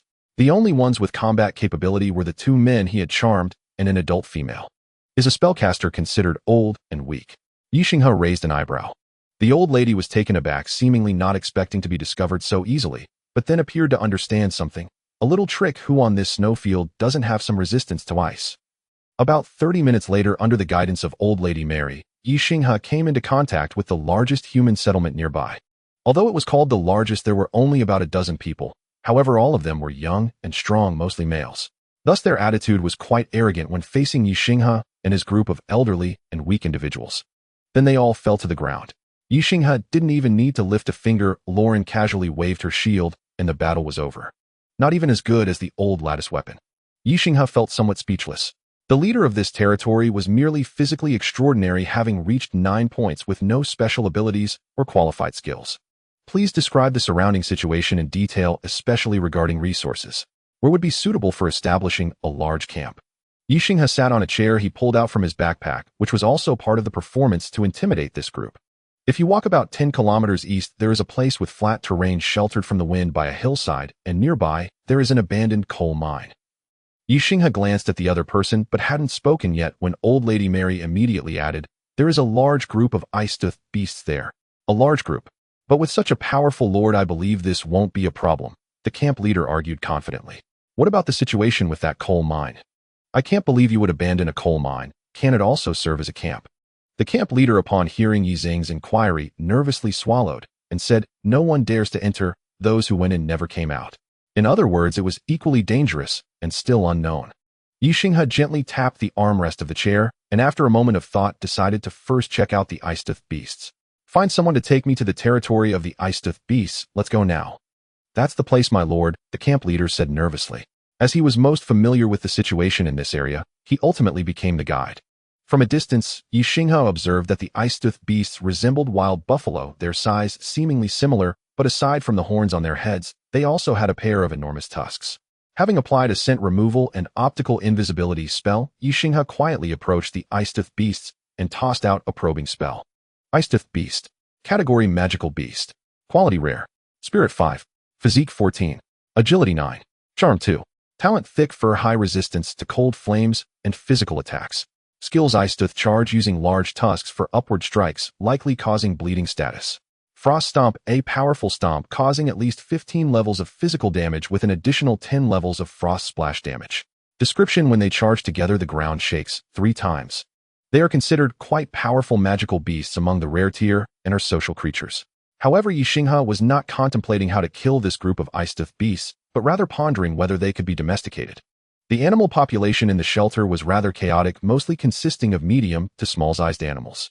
Only that large fat bear counted as a fierce beast, but it was merely an ordinary wild animal capable of dealing with minor enemies. During the last tower defense mission, most animals were primarily tasked with helping collect the corpses of monsters. Most animals couldn't even compare to Sualia and the big milk can. One was a little fox that constantly fawned over Ye Xinghe, while the other was a production unit that hardly moved except when it was time to produce milk. The family of stone beetles had now basically turned into a production unit. The first little beetle was somewhat lively, but the growth cycle of stone beetles is very long. That one was still an infant. Ye Xinghe wanted to assemble a team that could fight for him and also collect some magical beasts that could be domesticated, which would greatly benefit the internal cycle of his shelter. Let's head back first and set up the shelter here. After making the decision, Ye Xinghe left Lauren behind at the camp as a guard and requested that they temporarily gather personnel from nearby small camps before racing back to the shelter.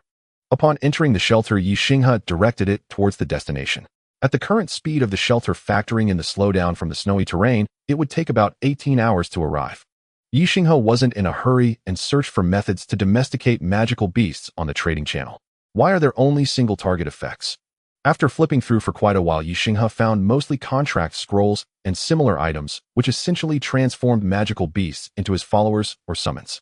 Most animals in Ye Xinghe's shelter, while obeying his commands, were not actually his followers. Even that brown bear wasn't. Additionally, there were some charm-type spells that could deceive magical beasts, but such deceptions could only last temporarily. Later, once transferred to his shelter, they would likely cause trouble, which would be quite unwise. Ruffling Sualia's head, Ye Xinghe felt a bit frustrated, but for the time being there really was no solution. He could only try to enhance his ability to communicate with animals and see if he could exchange ideas with them. Meanwhile, at the snowy camp, Lauren was busy arranging the registration of people gathering from several small camps. Although these individuals weren't very strong and didn't even have new rare-tier professionals, most of them possessed decent physical fitness and survival skills. Even the children and elderly had respectable physiques and were very alert. Fortunately, everyone knew Jack and Old Lady Mary, the 2 leaders, and Lauren was strong enough, so the integration process went relatively smoothly. Jack, the previous camp leader, was currently the most proactive in his actions. When will the Lord arrive?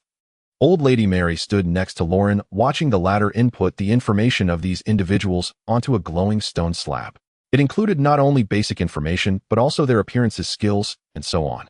Although Old Lady Mary felt she had only a few years left to live, she still had a son and grandson. She was uncertain whether the arrival of this Lord would be a blessing or a curse. Tomorrow. Lauren didn't lift his head, knowing that these people were anxious and nervous except for Jack. Although as a paladin, he should feel compassion for these ordinary people, his loyalty was to Ye Xinghe, and thus the Lord's requirements were his top priority. Of course, he understood that Ye Xinghe was not a tyrant, and there was no need for the people here to worry so much. Don't worry, the Lord is not a tyrant, and we won't be staying here for long. Lauren closed the tablet, but added another remark. I understand. Old Lady Mary nodded, but the worry on her brow was still evident. Lauren didn't mind. Once they saw the shelter tomorrow, they would likely have no other thoughts. In the morning, Ye Xinghe was already approaching the camp from yesterday. He arranged for everyone to take out some dried fruits and jerky that had been hoarded for a long time, serving as basic rewards and supplies to win over people's hearts. Although Lauren was not at the shelter, the doll and Duanya were still able to carry out their relevant tasks. Yes, Duanya completed the bloodline purification last night and has already awakened. At that moment, Ye Xinghe looked at the little pig standing on the ground, wrapped in a piece of cloth around its waist, and fell silent for a long while. He seemed to see the little pig demon from the animation of his past life. Little pig demon Duanya. Type companion. Gender. Quality rare. Spirit 15. Physique 9. Agility 9. Charm 6. Talent shapeshifting little demon, a magical beast progressing towards demon cultivation, possessing intelligence and dexterous hands similar to ordinary humans and capable of cultivation. Skills playing dead. Duanya, due to the upgrade in intelligence, understands that being alive is everything and has learned to play dead on its own. When activated, it enters a low-energy state for 30 minutes, unable to reveal life information.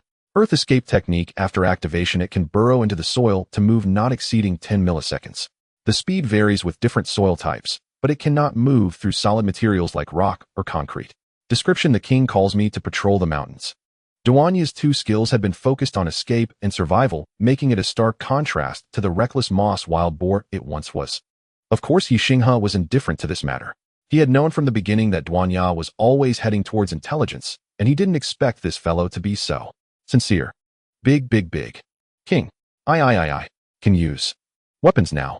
This evolution, though Duanya did not jump directly from rare to uncommon, indeed greatly increased its intelligence, even allowing it to speak. Who told you to call me king? Ye Xinghe said with a hint of exasperation, and Duanya thought for a moment and replied, it was said in the story. Ye Xinghe recalled the times when he relied on Duanya and the doll telling many stories, and even buying some ordinary books from Fanjin to enlighten Duanya and the doll. From now on, just call me adult, don't call me king. That term made Ye Xinghe feel as if he had turned into a monster hiding in a cave, wearing a tiger skin skirt. After all, he was also a magician. Be elegant. Okay. Adult. Ye Xinghe changed Duanya into a suitable outfit altered from his unused, ordinary gear. Of course, he didn't do it himself. The doll did.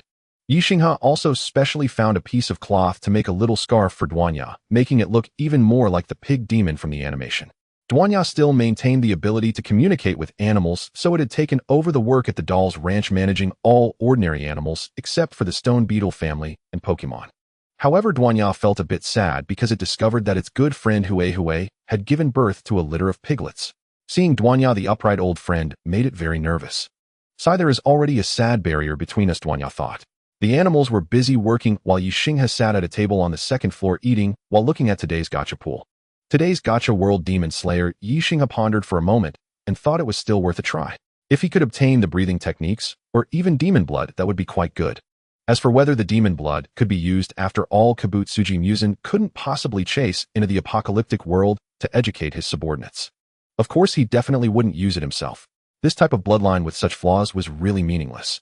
If he encountered an eternal day apocalypse, wouldn't that be a disaster? He put in 5 gacha tokens, 1 white, 1 green, and 3 blue. A decent result.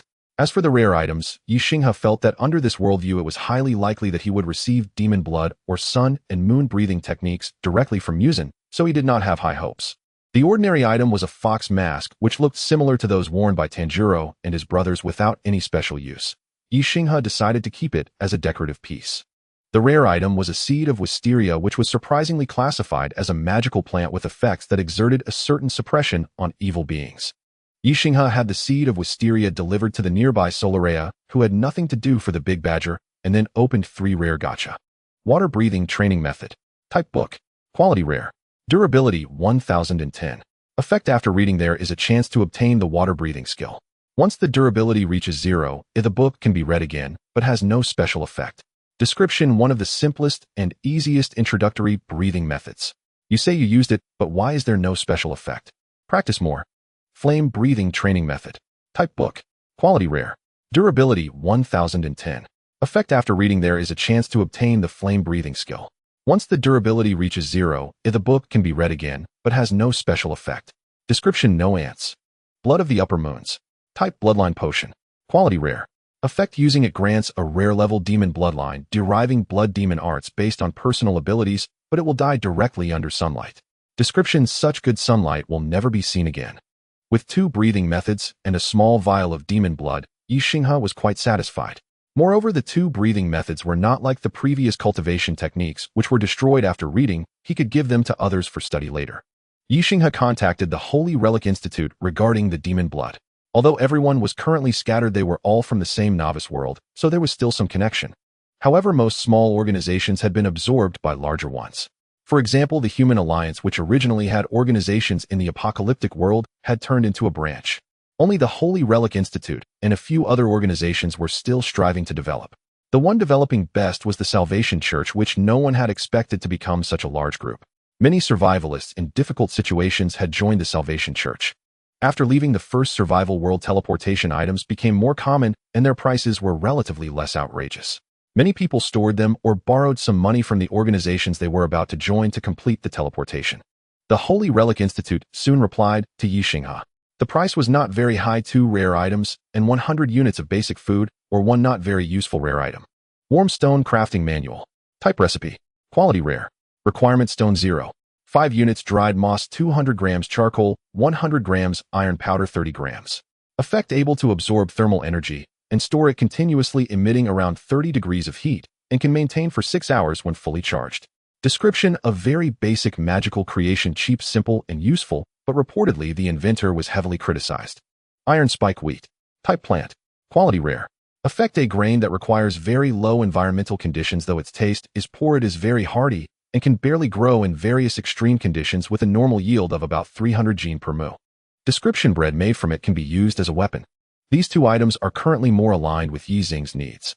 He himself had planted Wangwang grain, but unfortunately the yield was average and the planting requirements were quite high.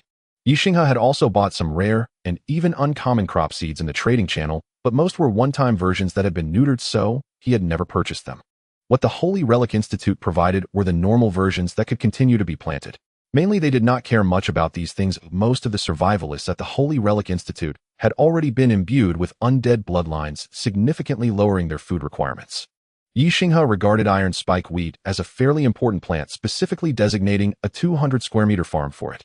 With the support of farmland and fertilizer, the iron spike wheat sprouted quickly, and Ye Xinghe estimated it would mature in about 57 days. If it could grow this fast in ordinary fields, that would be impressive, Ye Xinghe remarked. However, with this growth rate, he would not have any issues eating noodles in the future. The master has arrived. Luo Lan glanced toward the distance, where a verdant 2-story structure was slowly gliding toward the vicinity. What is that? Old Lady Anna stared blankly at the approaching edifice. She had never seen anything like it, a mobile fortress. The master truly is legendary. Jack, watching from afar, regarded Ye Xinghe as nothing short of divine, and felt certain he had just secured his fortune. Upon sighting the sanctuary, every soul in the camp surrendered, all thoughts of resistance remaining utterly still and silent within their encampment. Master, here are the detailed profiles of the 79 individuals currently in the camp. Please review them. Luo Lan handed Ye Xinghe a tablet. He skimmed the data. 53 were able-bodied adults, 17 children under 10, and 9 elders over 60. Only 1 spellcaster existed among them, Old Lady Anna. Strangely, though she bore half snowman blood, none of her descendants inherited any monstrous lineage. Moreover, the old woman kept a tamed snowman, a hulking gorilla-like creature still immature in both size and development. Other camp members also kept domesticated beasts, snow wolves, yaks, and other ordinary wild animals, proving that survival on this frozen expanse demanded exceptional skill and resilience. I shall inspect the Icefang beasts' territory first. Master, let me accompany you. Stay here and oversee them. Even if I cannot prevail in battle, I can always retreat. Guard this group carefully, no mishaps. Xiaobu Duo will assist you. After repeated pleas yielded no change, Luo Lan reluctantly nodded in acquiescence. Ye Xinghe mounted his tactical vehicle and swiftly reached the Icefang beast's domain, this time accompanied by Duanya, whose unique gift allowed communication with animals. Having cast the animal tongue enchantment upon himself, Ye Xinghe approached the herd cautiously. Owing to his innate nature, the Icefang beast refrained from immediate aggression. Ye Xinghe deliberately projected harmlessness, then stepped forward and addressed the largest, most robust-looking alpha. I bear no ill intent. I mean you no harm. You are the sovereigns of this snowfield, are you not? And the Icefang beasts blinked in bewilderment. Their kind had encountered humans before, but never one who could speak their tongue. Your speech is strange. Yet we understand. This place is forbidden. Leave. No outsiders allowed. Ye Xinghe observed the wary alpha, then withdrew a slab of monster meat from his pack, a delicacy perfectly acceptable to rare-tier beasts, posing no threat whatsoever. I acknowledge this as your sovereign domain, but might we become allies? Those young ones appear undernourished. Is sustenance growing scarce across the snowfields? The alpha advanced, sniffed the meat, then licked it cautiously. Satisfied it posed no danger, it nudged the slab into the heart of its kin with a hoof. Meat? Thank you. Friend. Acceptable. And seeing the alpha's guard soften, Ye Xinghe gestured for Duanya to step forward. He too is my ally. Friends share food and shelter. With a subtle glance, he signaled Duanya, who stepped forth and began recounting tales to the beasts. Tales of abundance, of plentiful feasts, harmonious coexistence among many clans, warmth, safety, and ideal conditions for thriving, all artfully embellished to portray the sanctuary in its most favorable light. The alpha hesitated. What the humans said rang true. Food had grown alarmingly scarce. Even newborn Icefang beasts suffered stunted growth. Without change, migration would soon be inevitable. If the human, and that peculiar boar, spoke truth about such a haven, then the Alpha would go. We must see. Verify. We may follow you. Faced with existential necessity, the Alpha reached its decision without delay. Ye Xinghe exhaled in quiet relief, agreed. Remain here. I shall bring it to you before day's end. Though the Icefang beasts could not grasp how immobility might yield revelation, remaining sheltered, without venturing into peril, was unquestionably preferable. Back at the sanctuary, Ye Xinghe issued a single command, and the camp erupted into swift motion. Packs were packed, and all followed the sanctuary as it glided toward the Icefang beast's territory. Ye Xinghe settled inside the sanctuary and began reading the 2 books drawn that day. He quickly mastered the water-breathing training methodology, yet unlike an instant technique, it functioned more like a cultivation art, demanding sustained practice before yielding tangible results. Notably absent were references to demon marks, the transparent world, or sunblade swords. Only breathing disciplines and combat forms were detailed. Even Furuya Ju's self-forged 11th form remained unmentioned. For Ye Xinghe, the art served as modest supplementation, enhancing agility and constitution, especially the latter, which could improve up to 20 points. Yet abandoning his primary path for close-quarters combat was out of the question. This merely broadened his repertoire. These 2 texts, and the compendium on the 5 elemental foundations, could later be entrusted to Luo Lan Duanya and others. As for Xiaobu Duo and the rest of his Pokemon, along with the Tsukamagami broom, spirit cultivation appeared beyond their reach. Still need to practice gourd blowing. Where am I supposed to find a gourd that large? Do I look like Gara? Ye Xinghe muttered wryly at the prescribed exercise, though perhaps inflating a hot water bottle might produce similar effects. Due to the group's slower pace, the sanctuary did not arrive at the Icefang beast's domain until dusk.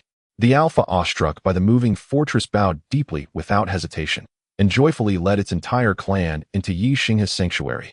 Fortunately, the Icefang beast's dimensions fit comfortably through both the main entrance and the subterranean gate.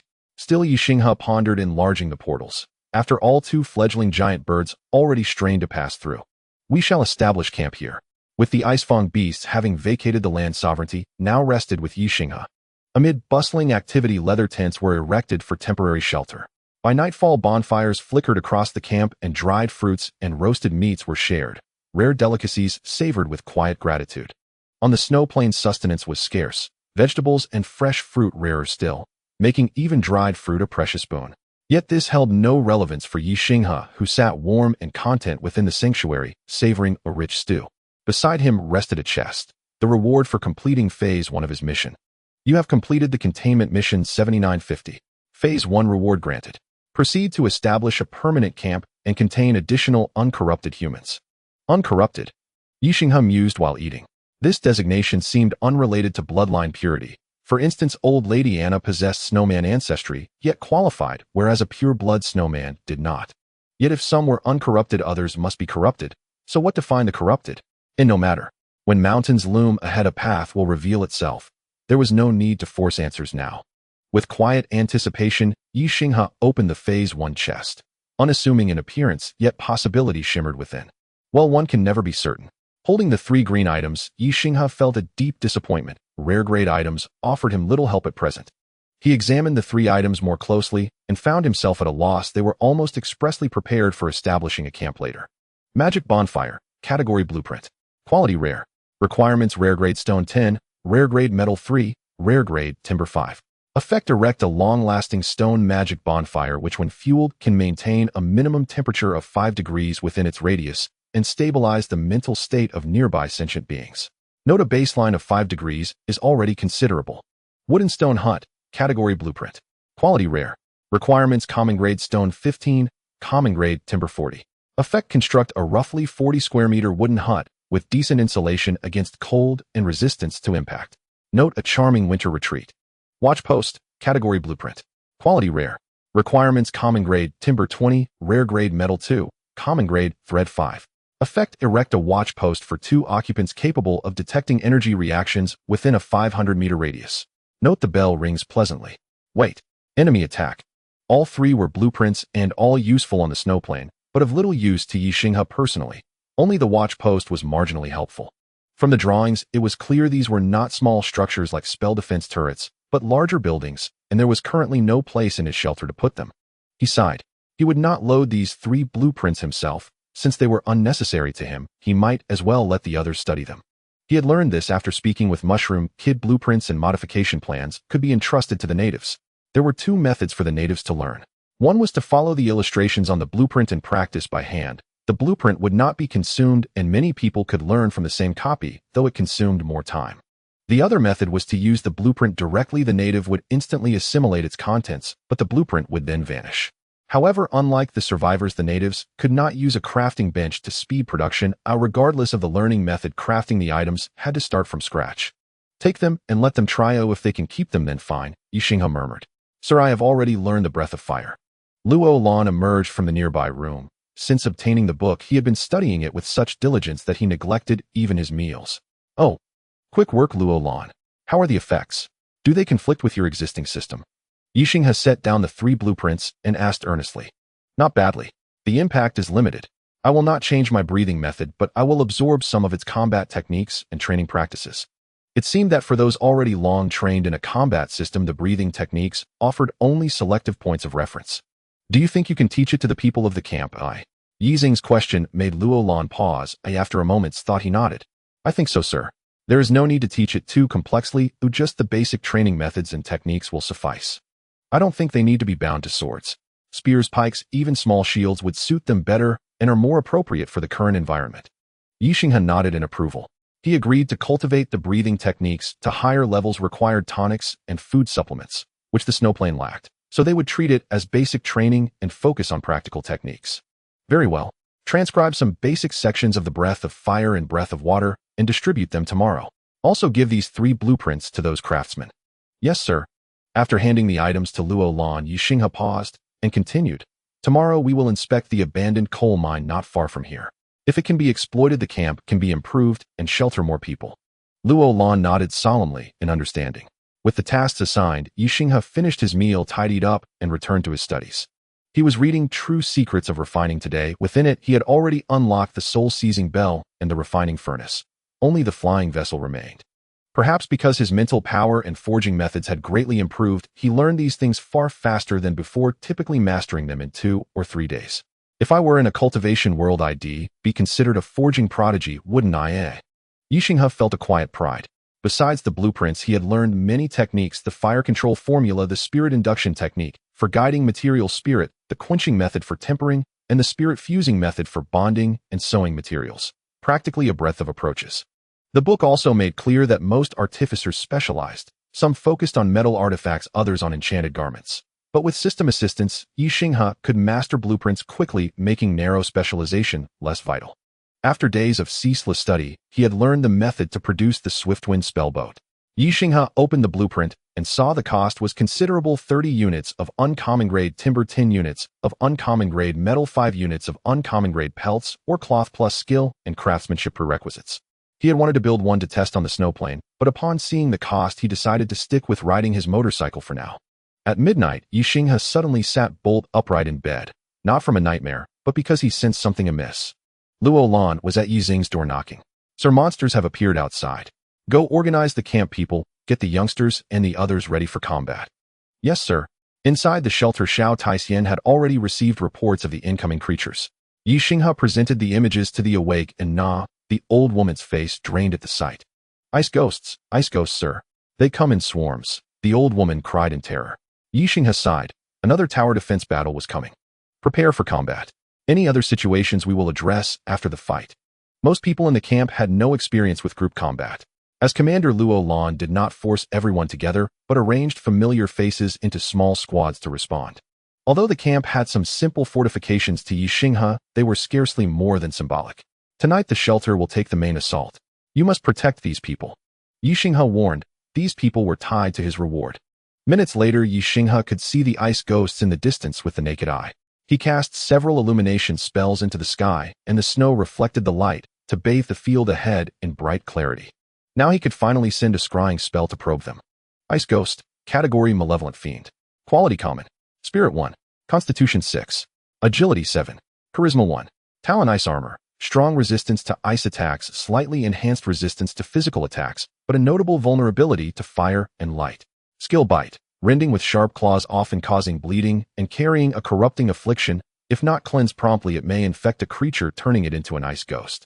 Description: a repulsive, evil entity, more nauseating than many other abominations. Indeed, disgusting, these creatures were a different kind of zombie altogether, capable of transforming living beings into ice ghosts. Individually, the ice ghosts were not strong. Ye Xinghe quickly scanned over 30 of them. Only one was rare grade. Yet their numbers were immense. At a glance, he estimated at least 60 to 70 in this wave. Moreover, they had only 1 point of spirit, and likely possessed no cohesion or morale. Sure enough, Luo Lan soon returned with feedback. Many in the camp had experienced ice ghost raids and had gathered some intelligence about them. These creatures truly lacked morale and were vicious, but they loathed sunlight and weakened significantly under it, which explained why they only appeared at night. Ye Xinghe suspended the ice element defense towers and called fire and light element towers into play for area attacks. In addition, the prism grass attacks proved highly effective. One laser could pierce through a string of ice ghosts. The camp's inhabitants were not only stunned, but also strangely numb. Ye Xinghe's combat prowess bordered on the uncanny. Normally, a force of that scale on the snowplane would mean certain death, yet tonight, they watched ice ghosts vanish like ordinary rabbits, evaporating instantly upon the ground. Everyone felt that nothing Ye Xinghe produced would ever astonish them again.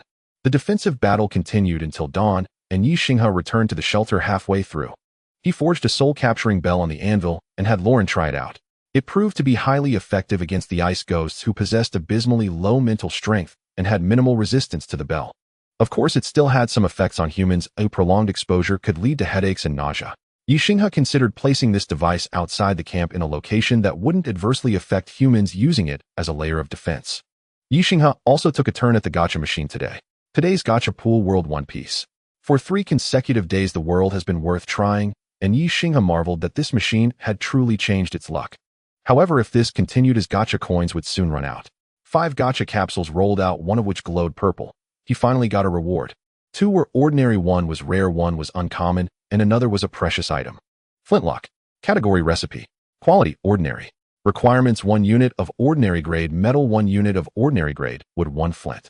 Effect: manufacture a flintlock with a fixed damage level of 5. Description: this old thing even has round bullets. How can it compete with those freaks? Navy spear. Category: recipe. Quality: ordinary. Requirements: 1 unit of ordinary grade metal, 1 unit of ordinary grade wood. Effect: manufacture an ordinary level spear with a chance to cause bleeding effects. Description: why should the Navy use a knife for such a simple weapon? These 2 blueprints were utterly meaningless to Ye Xinghe. They could be handed directly to the camp's people. After all, selling them on the trading channel wouldn't yield much. With so many high-tech weapons available, who would want to use such antiques?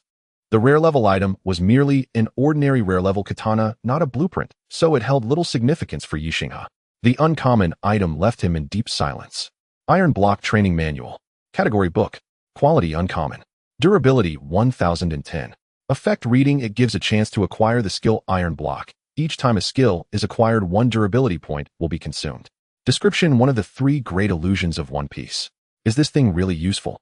Ye Xinghe was somewhat silent. Although many novels depict the iron block as the precursor to the armament hockey, in reality, it performs poorly in the 6 styles. Using it even limits one's movement. Bullfruit spotted deer form. Category: bloodline potion. Quality: precious. Effect: grants the ability to transform into a spotted deer and increases constitution by 5 points and agility by 3 points. However, one will be rejected by the sea.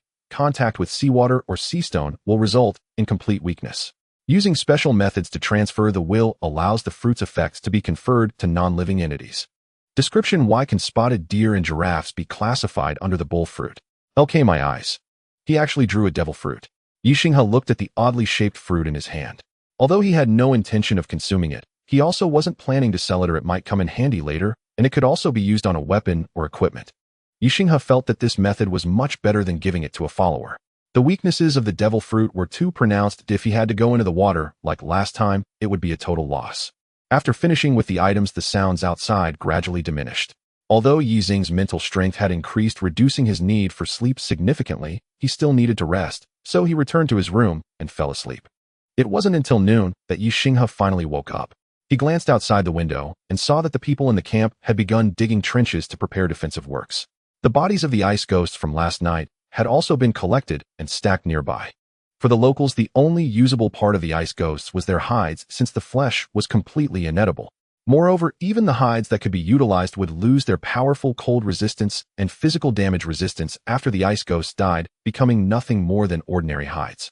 Additionally, tanning the ice ghost hides was quite troublesome due to a very difficult odor to handle, making hunting ice ghosts a completely unprofitable venture. However, such bodies were still acceptable to Ye Xinghe since he could decompose them. Ye Xinghe quickly decomposed the mountain of bodies. From over 300 ice ghosts, he extracted 247 ice ghost hides. Some that had been blown to pieces did not yield any hides, only some shattered bones. The shattered bones of the ice ghosts were also a material that could be used for ice attribute enchantments. However, there was a chance they could contaminate weapons, leading to irreversible corruption, necessitating purification potions to treat them, which isn't very good. The flesh was also decomposed, and it wasn't even monster meat, it was directly called evil meat. Even the magical beasts were too lazy to eat such undigestible material, and burning it would emit an unpleasant smell, releasing black smoke infused with evil energy. Indeed, the ice ghosts were a terrible investment. Thankfully, they were at least better than the giant moths from earlier. He kept all the rare-level hides and 10 ordinary-level hides, while the rest were handed over to the people in the camp. The decomposed ice ghost hides were already in a tan state, representing a decent supply of resources, and the people in the camp expressed their gratitude once again. Today I will take Broken Fong to scout that mine. Lauren, keep an eye on this group of people and send someone to continue searching for any survivors nearby. Remember to check if they have been contaminated. Yes, my lord. Since he was worried Lauren wouldn't be there to supervise this group, Ye Xinghe didn't dare to take Lauren with him. However, since he was just scouting, he likely wouldn't encounter anything too dangerous. The coal mine was not far from Ye Xinghe's location. It took about 10 minutes by tactical vehicle. What a rich mine. Ye Xinghe gazed at the coal mine partially covered in white snow nearby. Even the exposed parts revealed many good coal chunks. It seems to be a shallow mine. Does such a mine really need a mine shaft? Ye Xinghe mused. Can Broken Fong use the earth escape technique to check the mineral content? No problem. After a day of adaptation, Broken Fong could now speak some shorter sentences fluently without stuttering. Broken Fong cleared the snow from the ground and then burrowed into the earth. Ye Xinghe didn't just wait idly. He released a few mage eyes to scout inside the mine. This was the latest creation of Little Moss. He modified the tablet so that it could control 3 mage eyes. However, compared to the monitoring system produced by the system, the controllable range was much closer. Additionally, due to the tablet's lack of magical energy, Ye Xinghe needed to use his own magic to power the mage eyes. 2 mage eyes flew into the pitch-black mine. Fortunately, the mage eyes had night vision, otherwise they wouldn't be able to see anything and would be doomed. This mine doesn't seem to be naturally formed. Ye Xinghe didn't discover any signs of human activity in the mine, such as mining lamps or pickaxes. Moreover, the entire shape of the mine was quite, how should he put it, too round. Considering the technological capabilities of the indigenous people in the snowfield, could they really create such a perfectly round mine? Additionally, this mine was very shallow. His mage eyes could only scout a radius of about 1 kilometer, yet he had already reached the bottom of the mine. Wait, why does the mine extend vertically downward?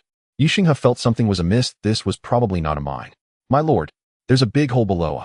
Broken Fong emerged from beneath Ye Xinghe's feet, a bit shaken as he said, I almost fell in. It seemed to be that deep pit. Ye Xinghe immediately led Broken Fong into the mine. Inside the mine, there were some ordinary wild beasts and magical creatures, mostly small lizards and bats. These creatures seemed to have entered some wondrous state of hibernation. Ye Xinghe even picked up a lizard, noticing that its status bar indicated playing dead. Not long after, Ye Xinghe saw that large hole leading deep underground. He first controlled a mage eye to take a look, ensuring it didn't exceed the exploration range of the mage eye. After about 500 meters, he reached the bottom.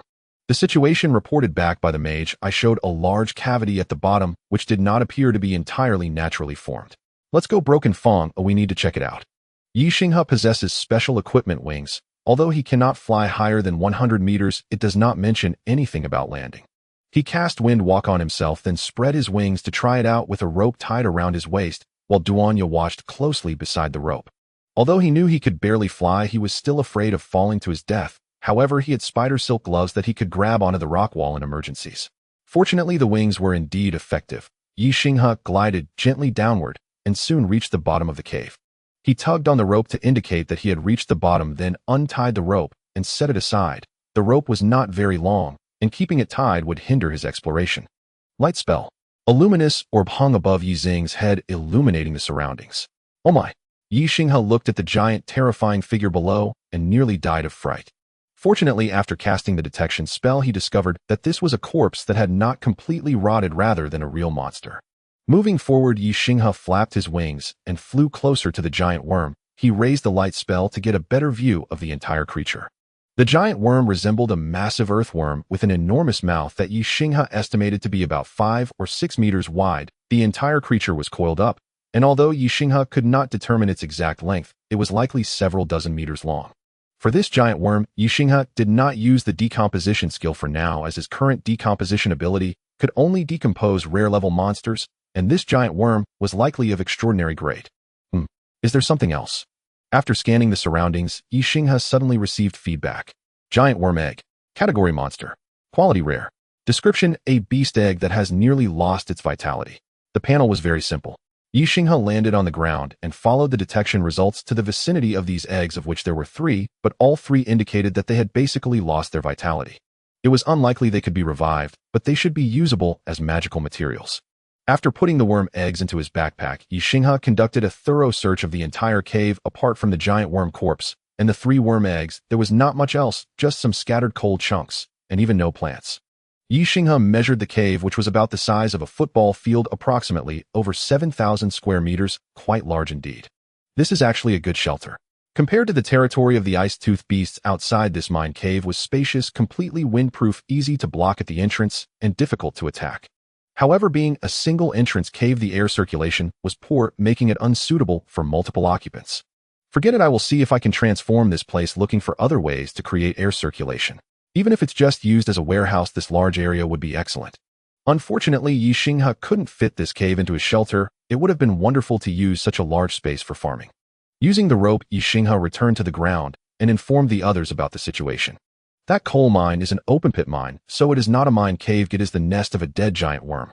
You all find a way to further explore the coal mine and that giant worm nest and see how to transform and utilize it. What is a giant worm?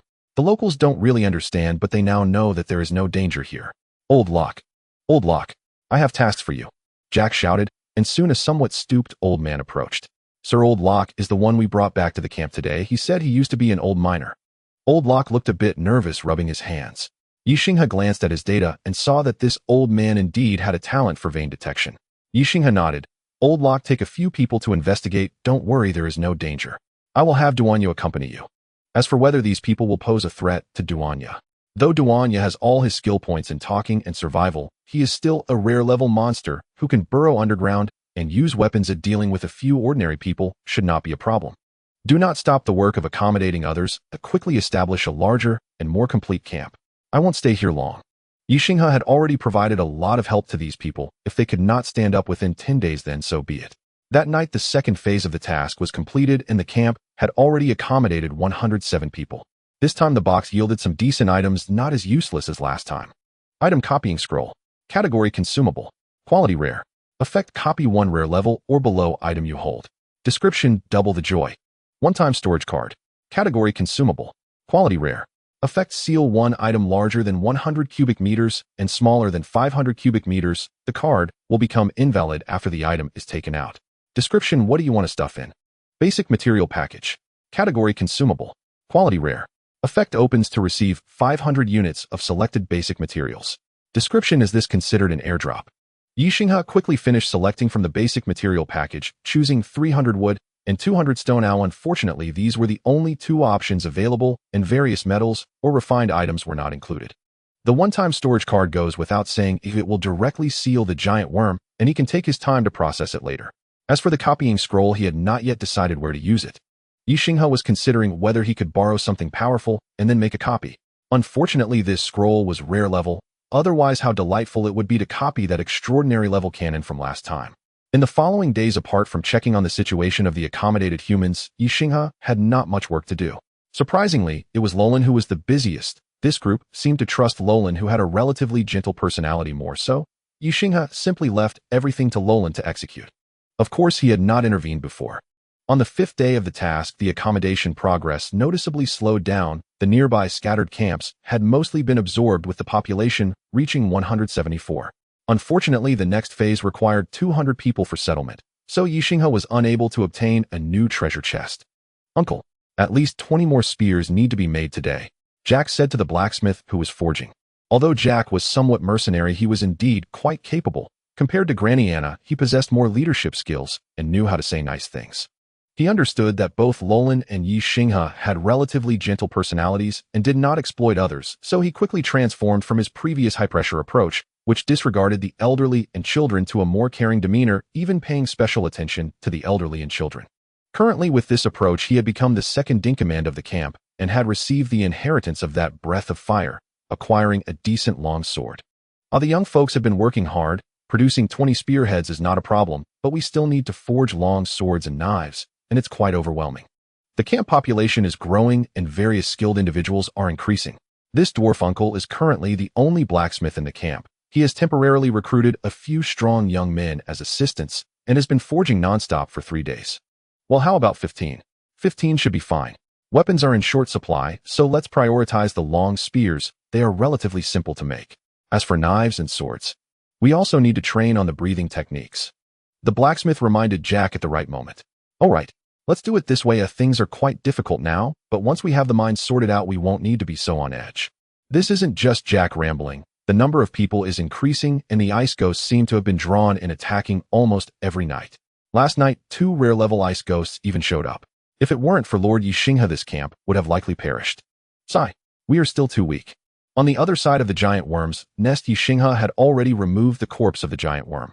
Many people had been dispatched here for reconstruction, including stonemasons similar to architectural designers who had previously built stone fortresses for the nobility. Therefore, he was appointed as the chief engineer. In addition, there were also bow makers, tailors, barefoot doctors, and veterans, and even an apprentice mage. Ye Xinghe was astonished when he saw the apprentice mage, not because of his profession, but because of his age. This person was already 67 years old, 5 years older than Grandma Anna. With such poor talent for magic, yet persevering for so long, it was truly commendable. With everyone's joint efforts, this camp was built quite impressively. According to the plan, it would serve as a forward outpost while the main living area would be around the mine. They planned to expand the giant worm nest, as living in a cave was certainly safer than living on the snowy plains. Ye Xinghe had no opinion on their arrangements. After all, it was not his own residence, so they could live wherever they pleased.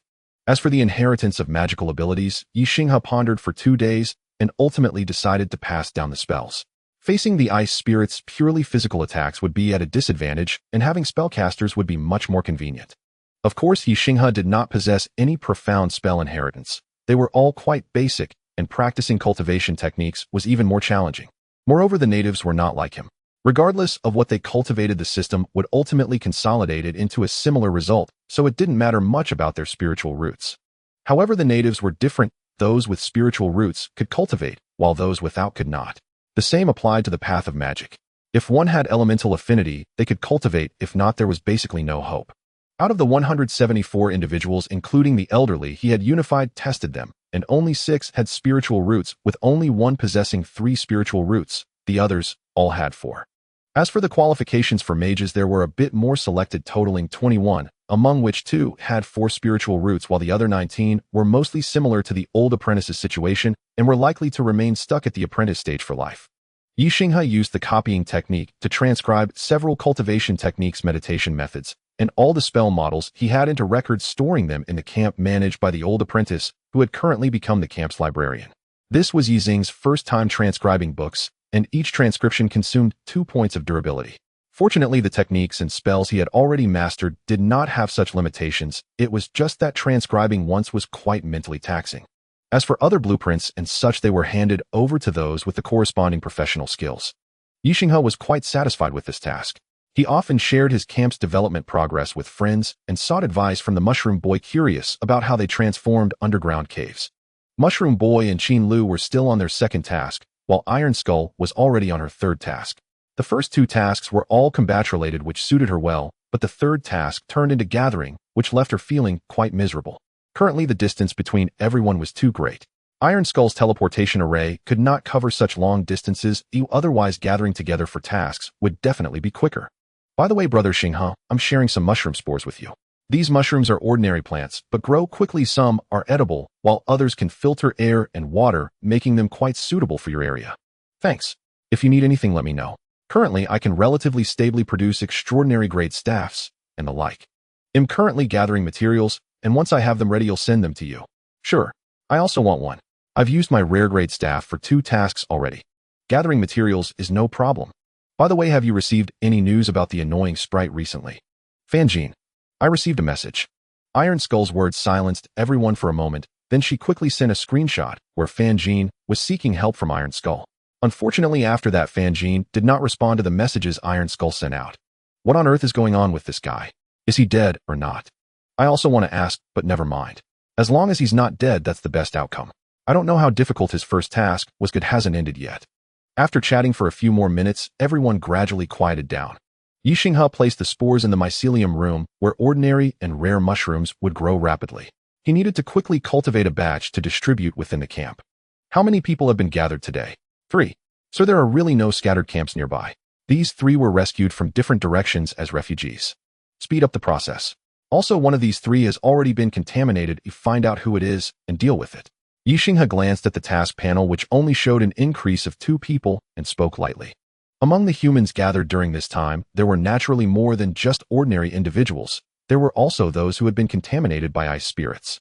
Generally, if only slightly injured by ice spirits, they would not be considered contaminated. Only those deeply contaminated who would inevitably fall into becoming ice spirits would not be counted by the system as humans.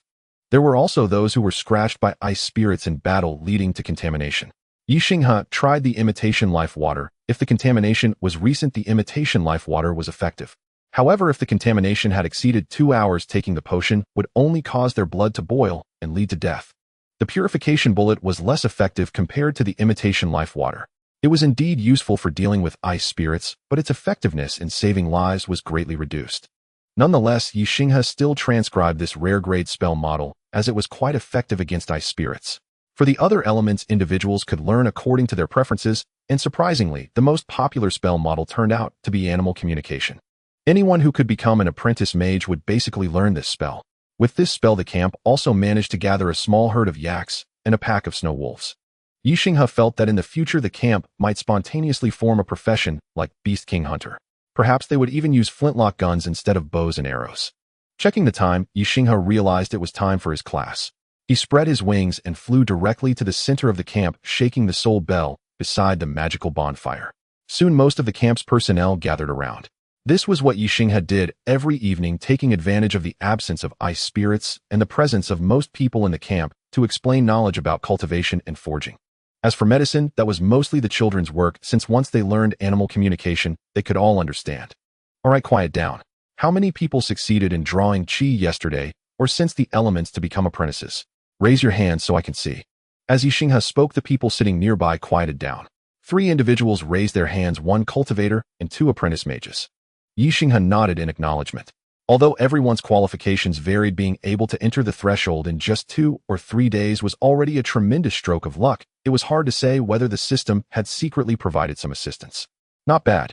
Today I will explain the key points and techniques of meditation, as well as the important aspects of operating the Great Circulation. This is also the last day of the basic course. Starting tomorrow, I will begin explaining the ordinary grade spells Lightning Strike and Rainfall. The few apprentice mages and cultivators who had not yet entered were somewhat anxious, but Ye Xinghe had no time to guide them step by step. He needed to quickly turn this group into combat-ready individuals. Ye Xinghe cast a Mage's Eye spell and discovered a little girl around 10 years old wearing tattered clothes and looking lost among the ice ghosts. The little girl slowly walked through the crowd of ice ghosts who all avoided her without launching any attacks. Ye Xinghe took to the skies, hovering briefly over the ice ghosts before using a detection spell on the little girl who was staring up at him in a daze. Mela hours. Category human. Gender. Quality ordinary. Spirit 9. Physique 5. Agility 3. Charisma 4. Talent indifferent. Body does not emit personal aura or temperature, resulting in emotional detachment. Skill minimal consumption. A long life of wandering has allowed Mela to sustain basic physiological needs with very little food. Note, isn't this just like the nurturing female lead in novels who becomes the male protagonist's right hand? What a bizarre description. Ye Xinghe frowned. However, a little girl who wouldn't attract the attention of the ice ghosts might actually help the camp, and since she was human, her inclusion would count. Ye Xinghe returned to the shelter, adjusted the attack direction of the spell defense tower, and cleared the area around the little girl of ice ghosts with precision. Soon the little girl Mela was pushed close to the shelter by the ice ghosts, and the doll-like creature quickly dragged her inside. Mela showed little reaction throughout, simply staring blankly at Ye Xinghe and the doll-like creature. Even after a few exchanges between Ye Xinghe and the creature, she remained unresponsive. Can she really stay in the camp? Ye Xinghe thought for a moment. The state of the little girl's mind immediately brought to mind numerous tragic stories from his past life. Putting a person who lacks resistance and emotional response in an extremely cold apocalyptic camp feels like pushing a little one towards death. Forget it'll deal with it later. Doll-like creature, please give her a bath and check her out. Remember to draw blood for analysis and compare her information with that of the ice ghosts and ordinary humans. Doll. The next morning, Ye Xinghe received Meila's information. The analysis machine confirmed that Meila was indeed 100 human with no genetic differences from other humans except that her body temperature could be maintained a few degrees lower than normal. However, that was still far from the ice ghost's zero temperature state. Could it be a soul difference? Ye Xinghe felt a headache coming on. His understanding of souls was still largely based on the content from the previous book, The Fifth Element. Doll-like creature, please take care of Meila for now and let her stay with you temporarily. Doll. Fortunately, even while remaining in the shelter, the little girl would still count towards the number of humans being sheltered. In recent days, there hadn't been any world worth summoning, and today's gacha world was particularly bizarre temptation to go home.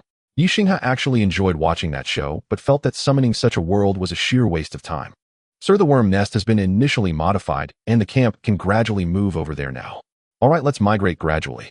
By the way, have you found any other supplies? Recently, besides gathering scattered humans, we also began searching for supplies and materials in the surrounding areas. Yes, sir. Besides the small timber mill found a couple of days ago, there's also an iron mine. Today, Old Lock has already taken people to investigate the reserves. Additionally, we seem to have discovered a dragon. A dragon. Ye Xinghe was somewhat surprised. He thought there wouldn't be any formidable enemies in this snowy wasteland. Yes, but it's not a true white dragon. It appears to be some kind of sub-dragon. Everyone was too afraid to approach, but it's not very close, about 40 kilometers away from us. Lauren handed Ye Xinghe a map marking supplies, enemies, beasts, and more. Most of the points were relatively small supply locations. That's impressive. We've explored such a long distance already. Ye Xinghe nodded in satisfaction. Of course, he could ride a tactical vehicle to find people everywhere, but he couldn't stay there forever. He needed to let the camp handle these tasks on its own. He hadn't completely neglected exploration as the recent situation had worsened. Thus, Ye Xinghe drove out to investigate farther areas and brought back some people. Yes, the camp has found several craftsmen, and many sleds have already been made. Coupled with the trained pack of snow wolves, our mobility has greatly improved. Ye Xinghe nodded in satisfaction. As long as progress is steady, that's all that matters. There are still 9 days left, and I can at least obtain a reward for 200 people. There's also a dragon waiting for him. Ye Xinghe planned to go take a look. Even if he couldn't take it with him, killing it would yield a large amount of materials. But today he decided against it.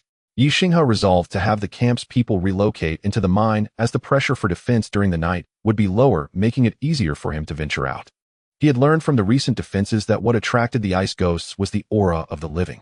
Thus, in a small-scale communal setting, they would not be attacked by large numbers of ice ghosts. By moving into the cave and installing protective doors and aura-dampening formations, most of the living beings' auras could be concealed. Ye Xinghe found several enchanted blueprints in the trading channel, which included related enchantment formations. This subprofession had now degraded to low-level forging, mainly enhancing weapons with additional effects using various materials. He also taught these techniques. The blacksmith in the camp with dwarven blood learned these skills surprisingly quickly, and Ye Xinghe gained quite a bit of knowledge about forging from him, making it mutually beneficial. As dusk fell, the camp's relocation work was nearly complete. The original camp was temporarily retained, but few people would remain there. It would only serve as a transit station. Ye Xinghe also moved the shelter near the worm nest, and compared to a few days ago, it was entirely different. The coal mine had begun its extraction work, and the large round cave was temporarily blocked with a few stones to create a barrier. After all, it had only been 6 days since the establishment of the camp, and constructing a large gate so quickly was somewhat challenging. Walking into the mine, the approximately 1 kilometer-long cave had undergone multiple renovations. The air circulation inside had improved significantly, allowing a gentle breeze to pass through. The top of the cave had also been fitted with ventilation shafts, although they were not yet completed. The nearly 1 kilometer deep vertical shaft had also been equipped with a simple hoist for transporting personnel up and down. Moreover, steps and ramps were being constructed nearby. After all, they couldn't rely solely on the hoist for daily transport. Fortunately, the giant worms were thick enough that the paths they created were quite spacious for humans, making it convenient to build facilities with ample space. Gently descending into the nest, the interior had changed dramatically. A relatively large magical bonfire had been established at the center, its flames roaring and illuminating the entire cave. Aside from some rudimentary tents, a sizable wooden house had been constructed. However, this house was not for living, but for discussions. Currently, aside from Ye Xinghe, who was completely uninvolved and only attending classes and distributing resources, and Lauren, who acted as a major steward, but only took orders from Ye Xinghe, there were several key figures managing the camp. There was no need to mention Jack and old Anna. The miner old Locke, the old mage apprentice, the dwarven blacksmith, the half-elf hunter, the veteran, and that architect made up the core members of the camp. Jack was one of the original leaders of the camp. He was articulate and could establish good connections with everyone, speaking well with Lauren as well. So everyone accepted him as the current leader of the camp. Now that everyone is here, I declare the first meeting of the Worm Camp officially begins. The camp has been basically established, and Lord Ye Xinghe has already given feedback. He will leave the snowy plains in 9 days, after which we will have to handle the camp affairs ourselves. Jack informed the others about the situation. In fact, aside from old Lady Anna and Jack himself, no one else knew that Ye Xinghe would be leaving. The Lord is leaving. Shouldn't we before spread out to live separately? The architect exclaimed in shock. Everyone understood the ice ghosts' patterns of action, and if they lost Ye Xinghe, how long could the people here hold off the ice ghosts? It was still unknown. But will the Lord be angry about that? The old soldier was somewhat anxious. He had experienced the previous military hierarchy, where the highborn nobles often beat them out of anger. His perception of Ye Xinghe was also that of a noble lord. I don't know, but judging by the Lord's character, he probably won't mind as long as we don't interfere with his recent work of sheltering humanity. Old Lady Anna initially feared the young mage, but recent experiences led her to believe that Ye Xinghe seemed indifferent to them as long as they could complete their tasks. If Ye Xinghe knew about this, he would probably slap this old lady to death. He provided supplies and legacy, yet they thought of him this way, truly wasting his kindness. That's true, but everyone, do you really want to live in hiding and struggle as before? Everyone looked at Jack, who saw that his words had taken effect. After clearing his throat a couple of times, he continued, previously we had no strength and couldn't fight against those ice ghosts, but now we have inherited martial arts magic, as well as various weapon forging and herbal crafting techniques. Recently, our battles with the ice ghosts have shown this. Jack is right. In my previous squad, I was the only one who could kill ice ghosts, but now they can all do it individually. The half-elf hunter stated, a tall and strong woman skilled in shooting and hunting. That may be the case, but how many ice ghosts are there? How many do we have? Moreover, ice ghosts feel no pain. What about our young men and women? We also need to guard against ice ghost infections. The old soldier's words made everyone nod in agreement. That's true, but aren't we in a cave right now? This place can greatly reduce the ice ghost's tracking, and Old Rock has already scouted this mountain. It is large and sturdy, very suitable for further development. We might be able to establish an underground base here, eliminating the need to live in hiding. Jack stood up somewhat enthusiastically, painting a beautiful future and vision for everyone. However, the people present were not children, and his vision did not truly move them. Ahem, I want live much longer, and of course I would like to see everyone develop better. However, there are indeed many issues to address. I think we can temporarily postpone the decision on this matter. If we confirm that the cave can protect us from the influence of the ice ghosts, we can discuss it further. Old Lady Anna's words temporarily ended the discussion on this matter. Jack understood that his persuasive power was not strong enough at the moment, so he nodded in agreement. Although they had not decided to establish a town, they still accepted the idea of using this cave as a logistics base to plant, store, and manufacture goods. Thus, everyone planned the cave, designating the agricultural area as the largest and most significant. Food was the most vital resource. Ye Xinghe provided various mushrooms, special wheat seeds, and some fast-growing vegetables and berries, coupled with the small animals and insects hunted by the hunters, as long as they managed the breeding well. Animal protein could also be supplemented. Additionally, they arranged for the craftsmen's manufacturing areas and everyone's living quarters, especially for the blacksmiths who needed furnaces and ventilation, so their locations had to be quite suitable. The meeting lasted late into the night, so much so that Ye Xinghe was too lazy to teach them today. He had no strong opinions about the final arrangements for this group of people, as this territory would not ultimately remain in his hands. However, the attacks from ice ghosts were significantly fewer tonight, with the intensity reduced to a level that could be resisted by the camp members alone. Indeed, the cave effectively prevented ice ghosts from finding living beings. However, today's ice ghosts were different. A rare ice ghost, much larger and stronger than the others, appeared. Yet the ice ghosts were indeed lackluster. Even as a rare-grade monster, it was among the weakest of its kind. Ye Xinghe eliminated it with 2 consecutive Thunderfire meteor attacks, easily defeating it, far weaker than the large rat from earlier. This rare ice ghost provided him with a unit of rare-grade fur. After a few more, he could craft his first Swift Wind spellboat. After dealing with the large ice ghost, Ye Xinghe nestled in bed to read. As soon as it turned midnight, he activated his gacha machine. He had seen the gacha world before, but had only drawn 2 gacha items, then neither of which were particularly good. This time he wanted to see if he could obtain something interesting. Today's prize pool: All-Realm Gashapon movies. Since he had saved a lot of gacha coins recently, Ye Xinghe did not hesitate to insert 5 coins. The gacha yielded 3 green and 2 blue items. Ye Xinghe nodded in recognition. Rare-grade gacha items had become quite common, no longer as scarce as they were at the start. Ye Xinghe first looked at the 2 rare-grade gacha items, both related to zombies. Mausoleum Taoism. Type book. Quality rare. Durability 1010. Effect: reading has a chance to acquire skills related to corpse refining, exorcism, talisman, crafting, rituals, and divination. Learning will consume 1 durability point. Once durability reaches 0, the book can still be read, but with no special effects. Description: a handwritten manuscript compiled by Uncle 9. Once learned, you can go catch zombies. Mao Zombie. Type undead. Quality rare. Spirit 9. Physique 23. Agility 14. Charm 2. Talent: neither alive nor dead. As a special, undead zombies have no concept of lifespan, are unaffected by charm spells, cannot be divined, and are immune to necromancy damage. Skills: steel bones, body impervious to knives and guns, possessing extremely high physical resistance and not fearing mundane fire with increased resistance to sunlight. Skybound: can briefly fly at low altitudes and jump or burrow into the ground, but cannot remain off the ground for long. Description: wow, if this were to appear in a movie, it could wipe out a whole crowd. This Mao Zombie was much stronger than the rare-grade white zombie he had drawn previously, as the white zombie was afraid of flames and sunlight. Unfortunately, this Mao Zombie came too late. Otherwise, if combined with that ghost blood, it might have been possible to breed an even more powerful undead. Ye Xinghe had no interest in keeping it. He could just sell it to the Holy Relic Institute later. The 3 rare-grade items included a peachwood sword blueprint, a sword technique skill, and a rooster. Yes, a rooster.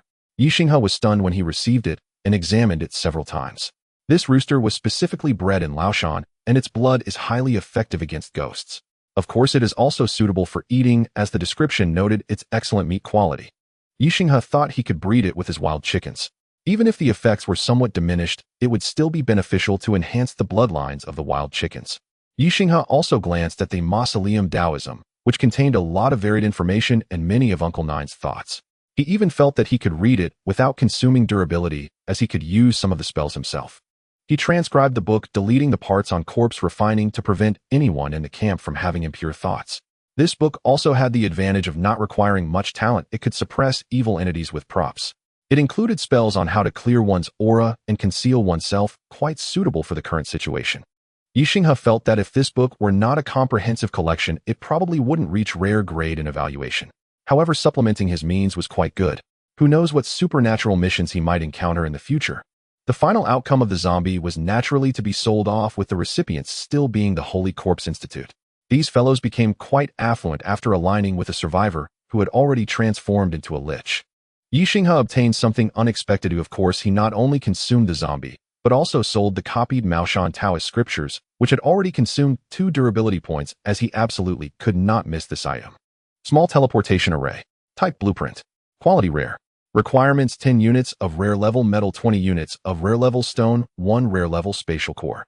Effect: upon use, it can establish a small teleportation array for your shelter, capable of teleporting up to 1,000 meters outside the shelter or any distance within it, with a single teleportation limit of 5 tons, requiring recharging for each use. Note: an extra passage has been opened for your home. What about the main entrance? You can walk yourself. Ooh, I will teleport there anyway. Although somewhat expensive, such valuable items are hard to come by. It's just that these large organizations have more stock, plus the Holy Corpse Institute has done quite a bit of research on zombies.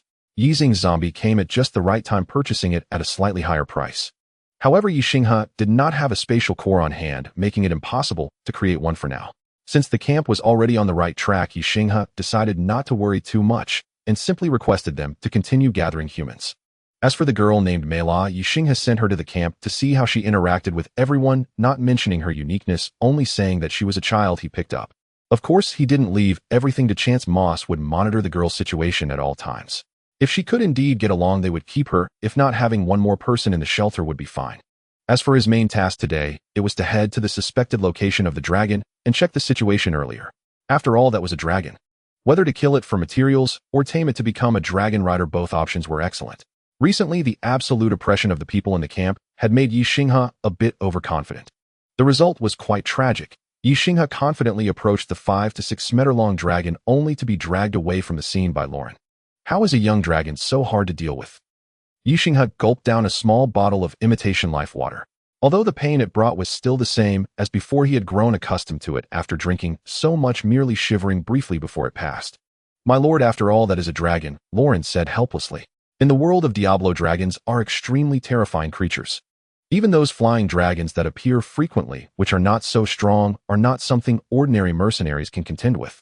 Moreover, the Diablo in that world is depicted as a dragon of magic, making everyone very fearful of dragons. After taking 2 claws from the white dragon, Ye Xinghe became much more alert. Of course, he didn't directly engage in battle. He used the mage's eye to probe the dragon, finding it unresponsive, and simply approached to discuss whether it would like to live in his shelter. As a result, the white dragon glanced at him a few times before attacking directly, leaving Ye Xinghe in a very awkward situation. Of course, he didn't think he was completely outmatched, especially since he still had the shelter.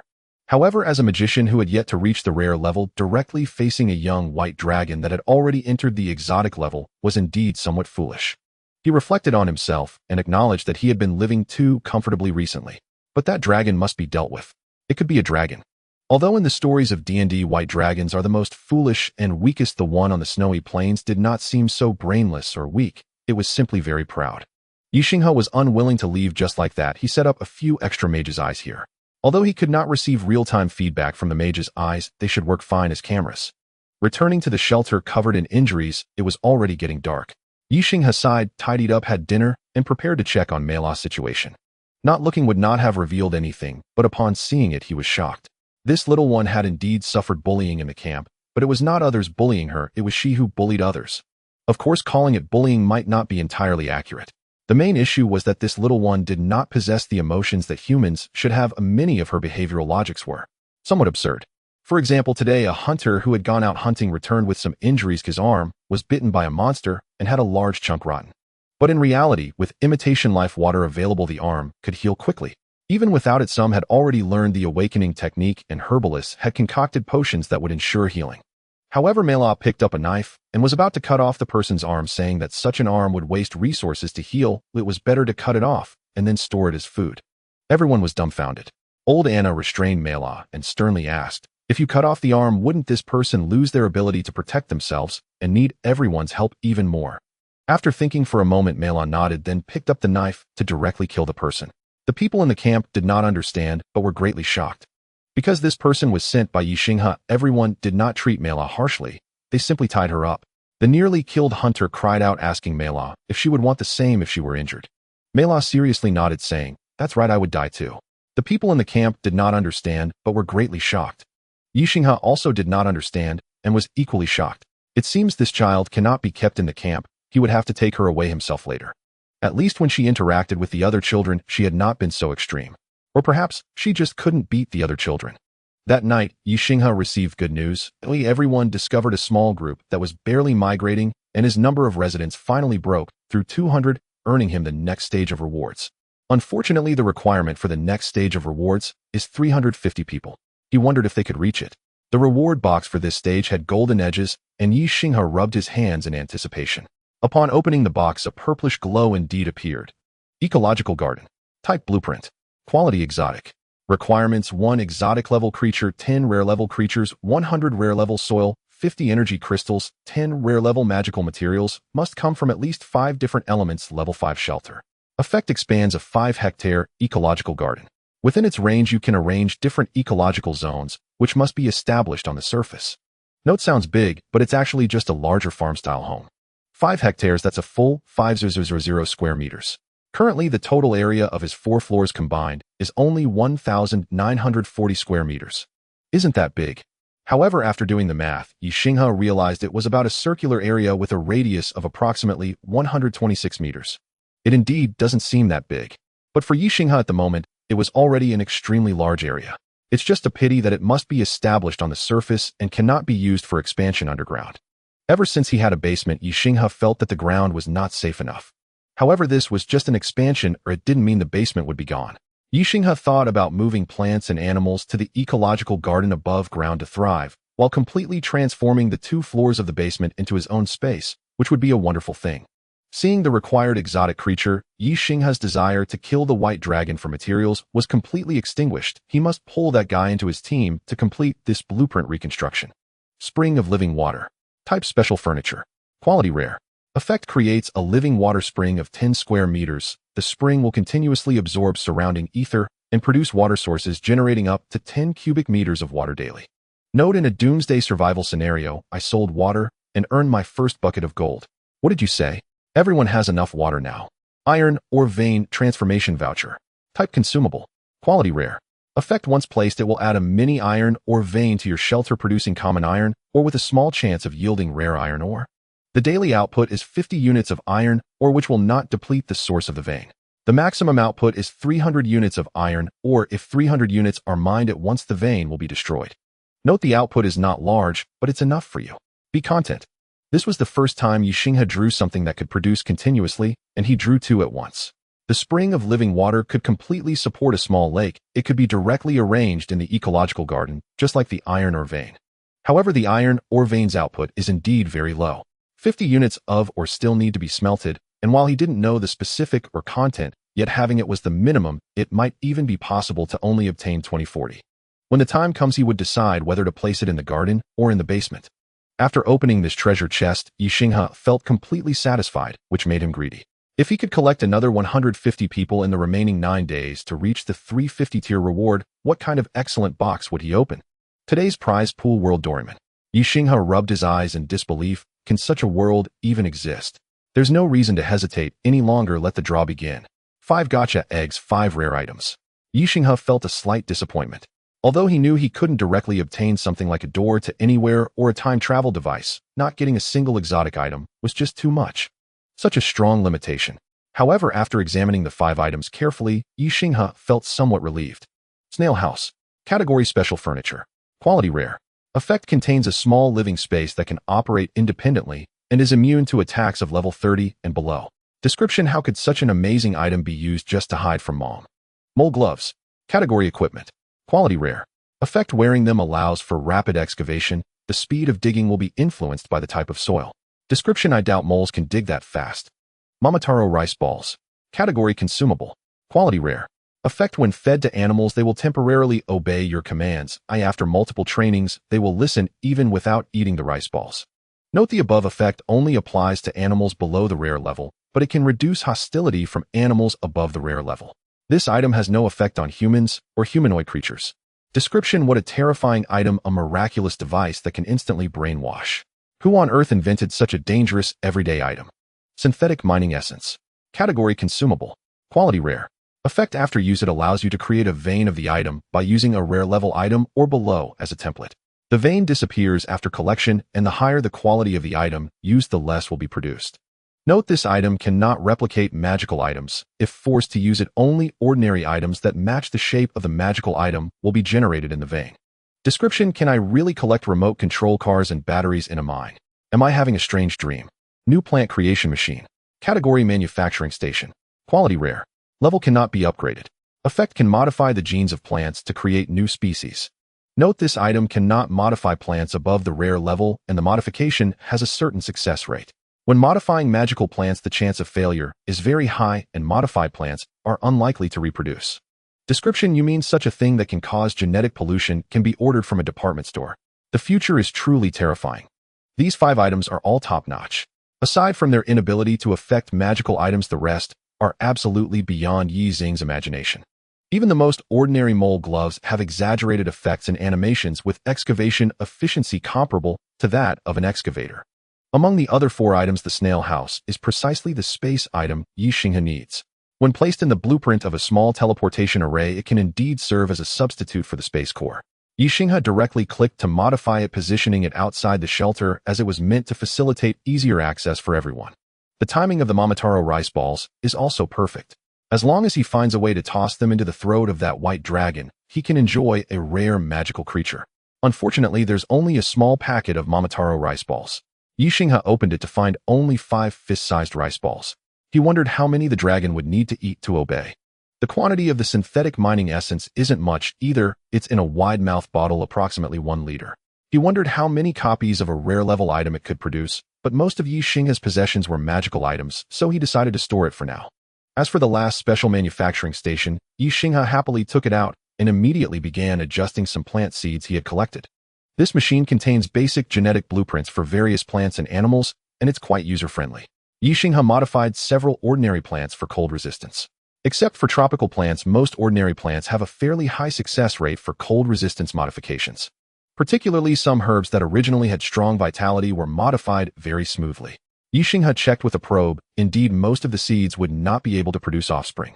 The more complex the modification, the lower the likelihood of reproduction. Fortunately, Ye Xinghe has many seeds of ordinary plants, so he can modify more and eventually select good varieties that can reproduce. The reason he is so keen on modifying plants isn't solely for the worm camp's use. That is a secondary concern. The main reason is that his own shelter needs a greater variety of flora and fauna to complete the ecological cycle. Ye Xinghe also attempted to modify magical plants, but unfortunately only the sunlight mushroom was successfully modified, and it was a non-reproductive variety. The modification effect was relatively mediocre. It weakened the light emitted by the sunlight mushroom, but extended its duration. Ye Xinghe spent nearly the entire day playing with this manufacturing station, producing a large assortment of chaotic plants. Of course, this item also requires energy. Our energy crystals serve as universal energy sources and can charge it. On that day, he used at least 50 small energy crystals before stopping, not because he didn't want to continue, but because he was afraid of going bankrupt. In the underground farm, he cleared out a large experimental field and planted these seeds, implementing strict isolation policies, especially for those plants capable of reproduction, which were strictly divided. He needed to observe whether the traits had significance to avoid contaminating his ordinary plants. As dusk approached, Ye Xinghe reviewed today's progress: 213 people. Although there were only 10 new individuals, it was still considered a gain. Now that he has the Momotaro rice balls, he can directly go capture the dragon tomorrow. Checking the time, it was about time for class. Ye Xinghe went to the worm camp to gather everyone for the lesson. After the class ended, he handed the mole gloves to Lorelin. This item can speed up excavation efficiency. Here, take it and lend it to the camp for a while. Ye Xinghe's shelter cannot be excavated with the mole gloves because the basement is suspended in the void, not a real basement. It's better to let everyone in the camp use it and help expand the camp. Recently, more and more people have been coming to the camp for classes. Even children come to attend. Among the newcomers, only a few have decent magical aptitude. However, among the refugees rescued yesterday, there is a sorcerer and a warrior, both of whom are leaders among the refugees. Unlike the situation with Old Lady Anna, this rare-rated sorcerer has a bloodline called Red Fire Serpent, a rare fire caster from the Snowy Plains. The warrior is much stronger than Jack, and that old soldier almost reaching rare-rated status. Fortunately, he is a nice person and is grateful to the worm camp that took them in. Originally, Jack was unwilling to let this warrior learn the breathing technique, fearing he might be pushed off the stage, but Ye Xinghe didn't care about such petty thoughts. He taught everything that needed to be taught. Whoever becomes the leader still relies on him for survival, doesn't it? Tonight the ice ghosts were still rare, but the number of rare ones had increased, with 2 or 3 appearing, all of which were naturally captured by Ye Xinghe. With enough rare level fur gathered, Ye Xinghe planned to craft a swift wind magic boat in the next few days to test the waters. The reason for not accepting any commissioned orders was that this item was too valuable. Ye Xinghe felt he needed to create one first to gauge its performance before setting a price. Moreover, after tireless effort, Ye Xinghe's spiritual attribute had finally reached 20 points, successfully advancing to the rare level, and his talent underwent a second transformation. While waiting for the talent upgrade to take 24 hours, Ye Xinghe planned to catch that white dragon. Why hasn't this white dragon come out for 2 days? Ye Xinghe looked at the mage's eye in his hand. Ever since he had disturbed the white dragon 2 days ago, it had been hiding in that hole without coming out. Do white dragons hibernate? Ye Xinghe asked, curiously, turning back to inquire. Lauren shook her head, indicating she was unsure. It shouldn't, my lord. After all, isn't the white dragon an ice-type dragon? That's true. Let's get closer and see what this dragon is up to. Ye Xinghe first used the mage's eye to investigate the situation, and he found that something seemed off with the dragon. Summoning his courage, he entered the cave. The dragon weakly raised its eyes and then let them droop again. After throwing a probe, Ye Xinghe discovered that this creature seemed to have some issues. Frost, throat, winter breath. Category: monster in bloodline conflict. Quality: rare. Gender: spirit, 25, temporarily reduced to 17 due to bloodline conflict. Physique: 36, temporarily reduced to 28 due to bloodline conflict. Agility: 21, temporarily reduced to 13 due to bloodline conflict. Charm: 28, temporarily reduced to 20 due to bloodline conflict.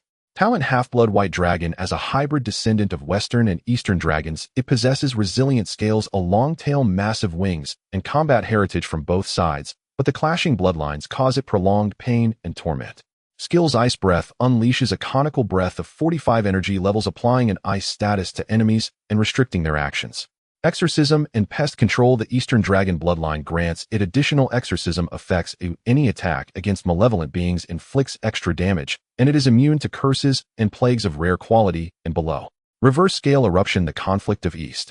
Ye Xinghe cautiously moved forward, and the white dragon looked at him with some anger, opening its mouth to prepare to breathe ice at him. Ye Xinghe had been waiting for this moment. Without hesitation, he tossed a Momotaro rice ball into its throat. Compared to the Momotaro rice ball, the white dragon's throat was indeed a bit rough, so it didn't need to swallow it, just rolled right down. As soon as the rice ball was swallowed, the white dragon froze for a moment, wanting to unleash its dragon breath, but then felt that this man before it seemed less annoying. Seeing that it had an effect, Ye Xinghe quickly threw another rice ball in. After this one went down, the white dragon's expression softened significantly, and it lowered its head to nuzzle Ye Xinghe. To enhance the effect, Ye Xinghe fed the white dragon another rice ball. This time the white dragon became even gentler and spoke to Ye Xinghe in the common tongue. "I feel like I haven't seen you in ages, old friend." The effect of this rice ball is a bit frightening, Lauren thought to herself, cold sweat pouring down. At first she was afraid the white dragon would attack her lord, but now she felt that the rice ball was really too terrifying. Then Frostthroat, let's go back together. I will find a way to resolve your bloodline issue. Ye Xinghe patted the white dragon's head. Its smooth scales felt quite nice. Frostthroat lowered its head in agreement, but its current state was not very good, making it temporarily unable to move. Worried that the Momotaro rice ball might lose its effect and Frostthroat would turn hostile, Ye Xinghe promptly asked Lauren to prepare a supersized sled, asking the Icefang beasts to find a way to transport Frostthroat back. This endeavor left Ye Xinghe very exhausted, but fortunately, after glancing at the construction requirements for the ecological garden, the rare level biological requirement had already turned into 11. Unfortunately, as a young dragon, Frostthroat did not possess any treasures, only some ancient gold coins, jewels, and the like, all of which were ordinary items that held no interest for Ye Xinghe. However, in Frostthroat's lair there was a silver-edged box that it had collected. Upon opening it, there were 2 rare items and 1 uncommon. One of the rare items included a talisman that increased frost resistance and a crossbow bolt that automatically applied frost enchantments. The rare item was an energy core, the first time Ye Xinghe had ever opened an energy core from a box. Frost Heart. Category: Energy Core. Quality: Rare. Effect: a specialized energy core that can only provide energy for ice-type or non-attribute devices. Description: it seems to be a special core made from the heart of some sub-dragon. If crushed, it won't shower dragon blood, it will just explode. A specialized energy core. Ye Xinghe frowned. It seemed that he currently had no particularly suitable use for it, but he was certain it would come in handy. Frostthroat was temporarily settled beside the shelter, mainly because the inside of the shelter maintained a constant temperature, including the basement, while Frostthroat preferred a colder environment. The Icefang beasts remained on the surface for the time being, mainly because this group of creatures was quite heavy. After Ye Xinghe transported them up using the teleportation array today, it consumed a significant amount of sunflower energy storage. Due to the limitations of the underground pasture, the sunflowers Ye Xinghe had planted barely managed to charge the defense towers.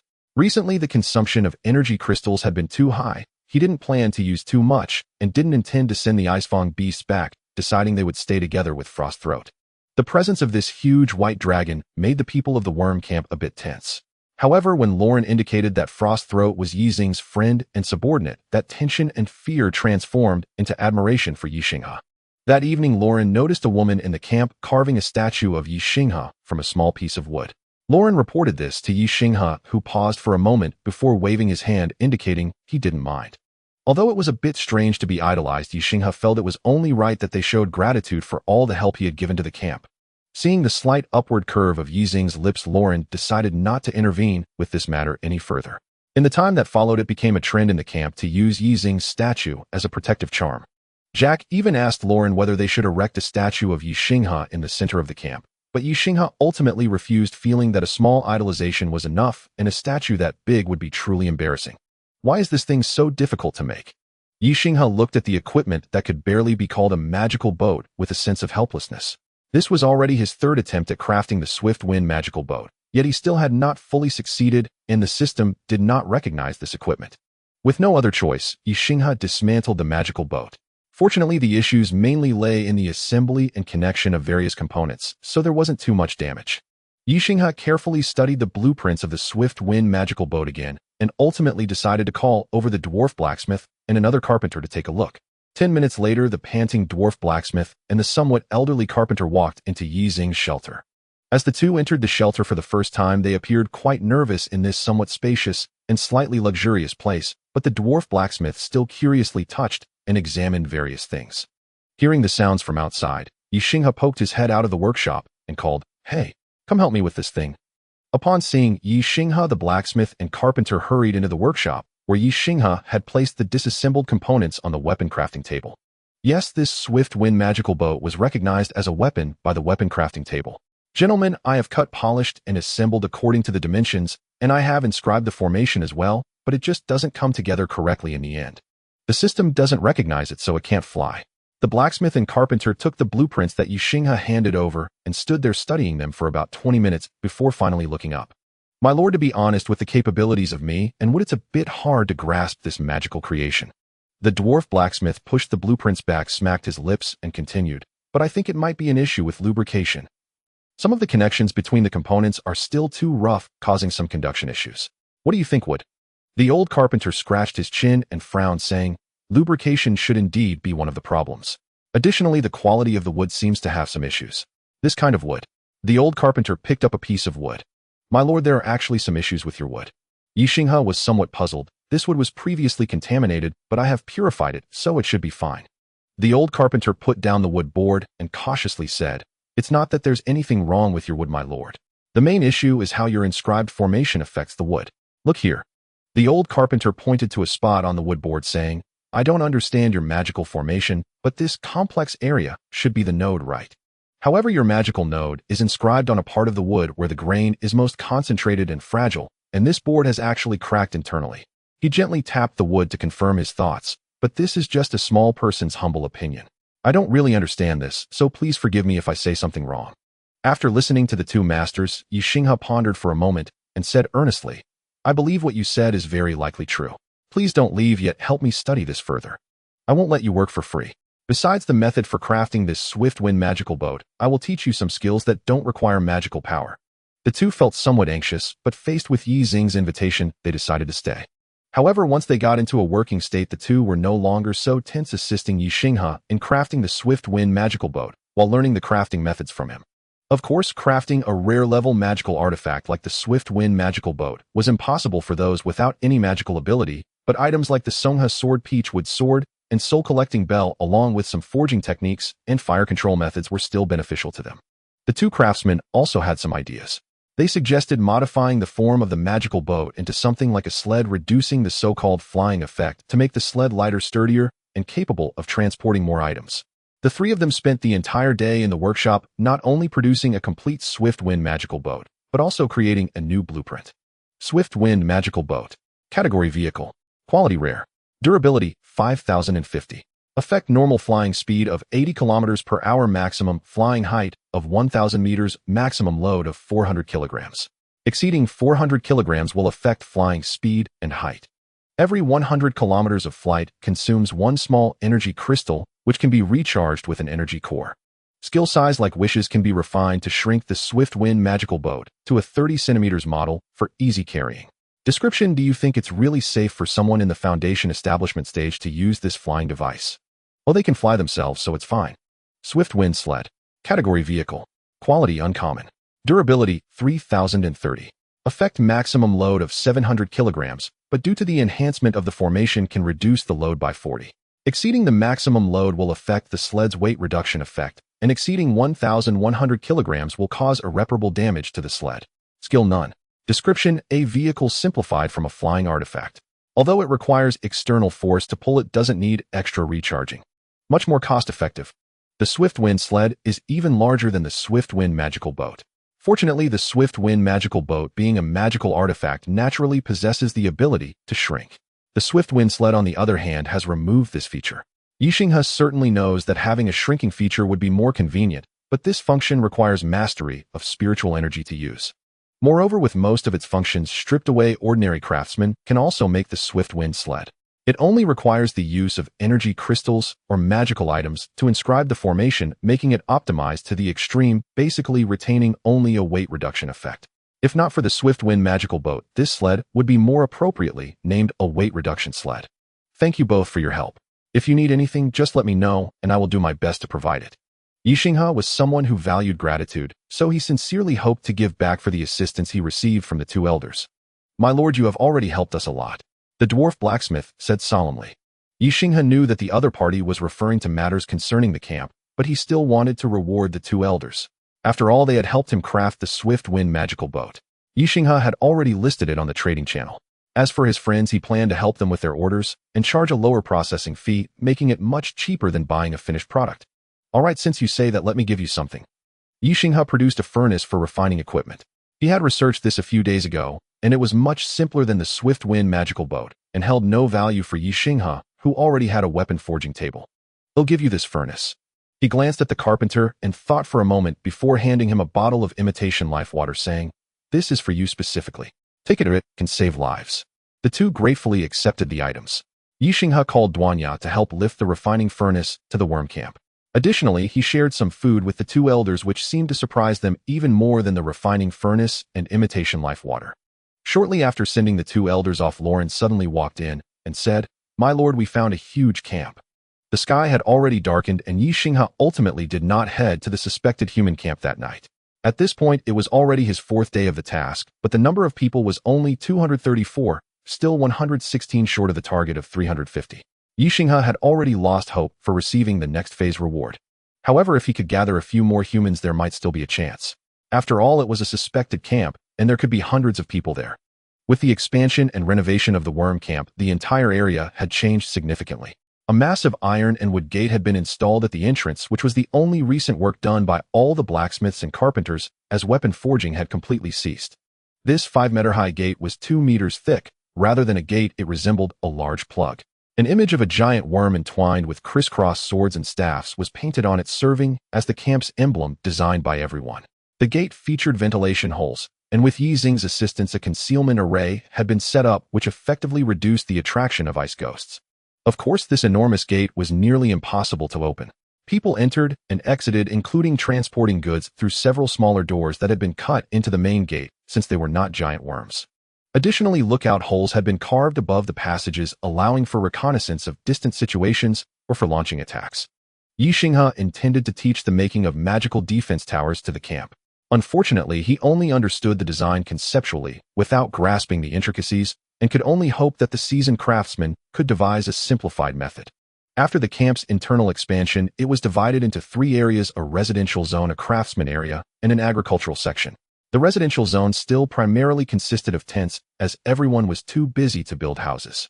In the agricultural area, mushrooms had become the main crop. They grew quickly, yielded high amounts, and after modifications by the mushroom variety, their environmental requirements had decreased significantly, though they required a large amount of humus, which was currently used for transition. In addition to the camp modifications, a patrol team, a hunting team, and a mage team had been established. The patrol team was led by the newly arrived warriors, the hunting team was still commanded by the half-elf archers, and the mage team was entrusted to a fire-element sorcerer. The elderly Anna and the old mage apprentice had withdrawn from the combat ranks due to their advanced age. In terms of resources, aside from the open-air coal mine outside, several small patches of forest and quarries capable of yielding large rocks were also found, which were more than sufficient.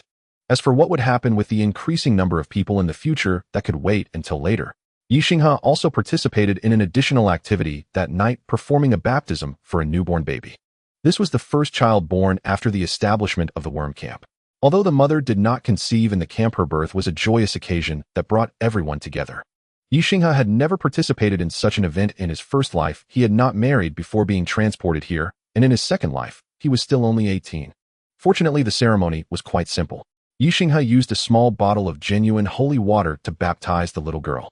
Although the newborn was indeed quite ugly, everyone continuously praised her as the most beautiful baby they had ever seen. "Sir, please bestow a name upon this child. We are both simple folk and cannot think of one ourselves." Ye Xinghe did not decline this proposal.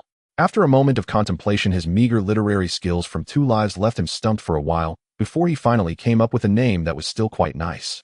"Let her be called Aurora. May she like the aurora bring new light and future to the camp in the longest winter days. After the baptism concluded, Ye Xinghe went on to teach the usual lessons. He earnestly explained the applications of spells, especially the revitalization spell and the purification bolt.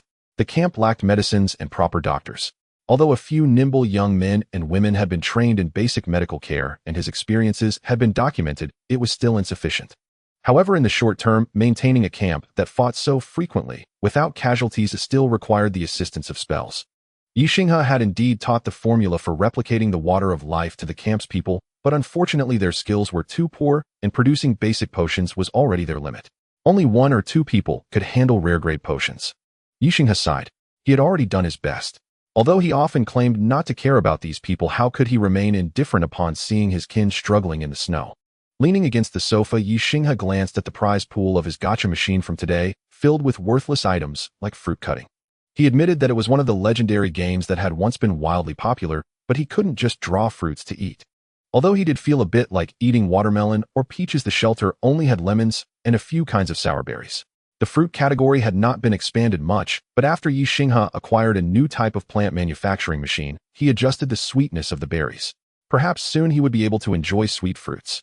Lolan remembered to arrange for the shelter to harvest some ice ghost furs. We need to stock up before we leave. Yes, sir. The next morning, Ye Xinghe got up early and set off with Lolan towards the location where they had discovered the human gathering place the previous day. This place was quite far from the worm camp. Ye Xinghe drove for 2 hours before finally arriving at the site. How did the people in the camp hear about this place? It's so far away. A nearby refugee mentioned it, sir, but as I told you, it's just a possibility. Ye Xinghe sighed, realizing that he might have to go there for the reward. He released several eyes of the mage and began to survey the vicinity. After about 20 minutes, he indeed discovered a somewhat suspicious location. Let's go, it should be in that direction. Ye Xinghe parked the car and walked towards the direction indicated by the eyes of the mage. It was also a cave, but unlike the worm camp whose entrance was built into the mountainside, this one opened directly on the ground. As he approached, Ye Xinghe noticed that the entrance of this cave on the ground seemed a bit too small, not very characteristic of human size. He stepped forward and knocked on the door of the hole. Is anyone in there? Unfortunately, there was no response. Ye Xinghe knocked several more times and waited for about 20 minutes, but still received no reply. Just as he was about to think of a way to investigate further, a voice suddenly questioned from the side, "Who are you?" Ye Xinghe turned around at the sound, seeing a person half his size holding a long spear aimed at him. "I am from a nearby worm camp. Someone said they saw a human camp here, so I came to take a look." The other party looked at Ye Xinghe with some tension, still not lowering the weapon in his hand. "I don't know anyone from the worm camp. Don't force me to take action." Ye Xinghe sighed, unleashing the thunderfire meteor with a swift motion, which shot out and exploded on the distant ground. "If I wanted to harm you, I wouldn't need to go through so much trouble."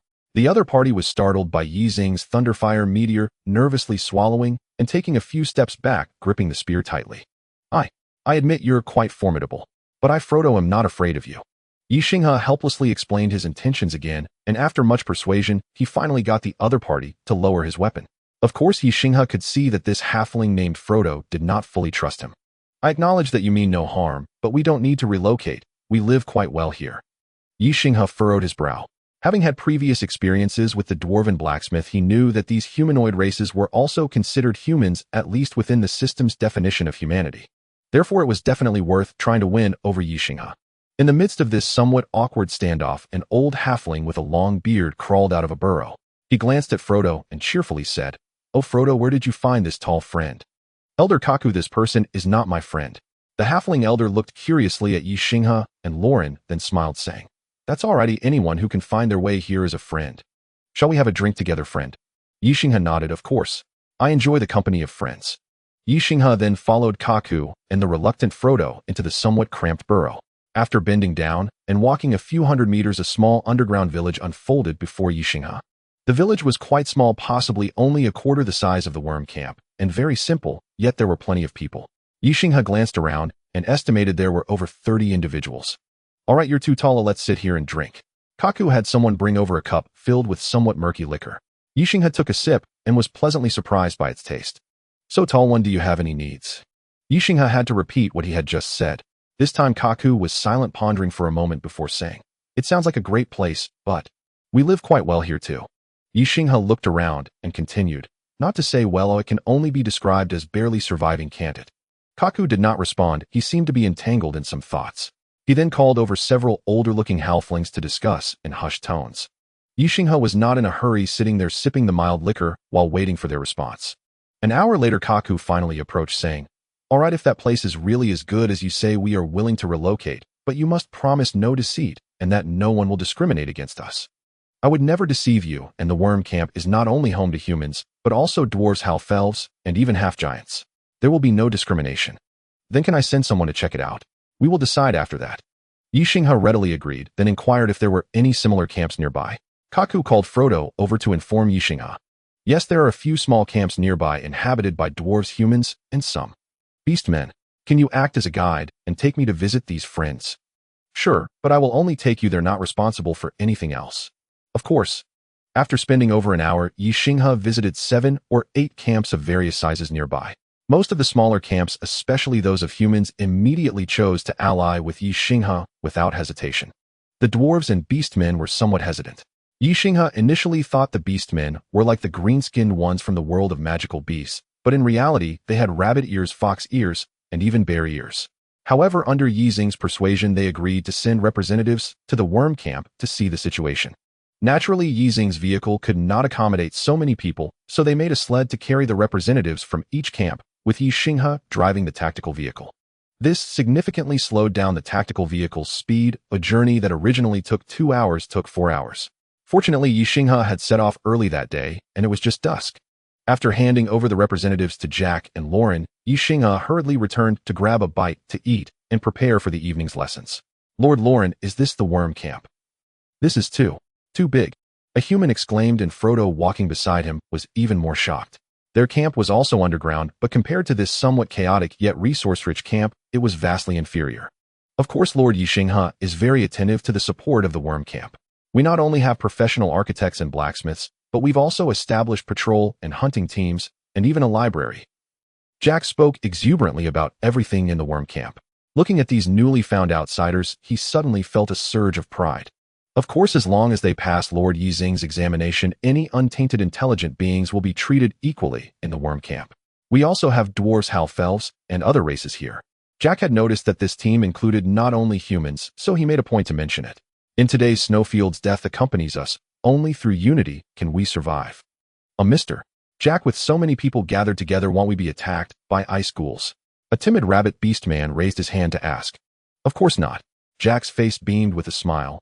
"Lord Ye Xinghe taught us how to conceal our formations, and living in caves naturally reduces such risks." As the group marveled and inquired about other situations, only Frodo remained worried. That mage was being a bit too generous to these people. Did he really ask for nothing in return? At this moment, the evening class had already begun. Jack had brought several representatives to attend Ye Xinghe's lecture. After the class ended, they hurriedly took the team outside to check on the ice ghouls. Although the numbers were increasing, the protective formation of the worm camp was gradually improving thanks to the help of Qin Lu and Mushroom. The worm camp was currently under biological protection and magical defense, with Qin Lu having considerable expertise in odor removal. As for the Iron Skull, the elder sister, upon hearing that so many ice ghouls were nearby, immediately wanted to fly over to engage in battle, but unfortunately the teleportation array did not support it. The representatives watched as the sparse ice ghouls outside were quickly cleared away. Even the cave had defensive towers, thereby solidifying their intention to move. Some from the camps informed them of nearby resources or other scattered groups. Ye Xinghe was very pleased with this. It seemed that his level 350 reward was not out of reach.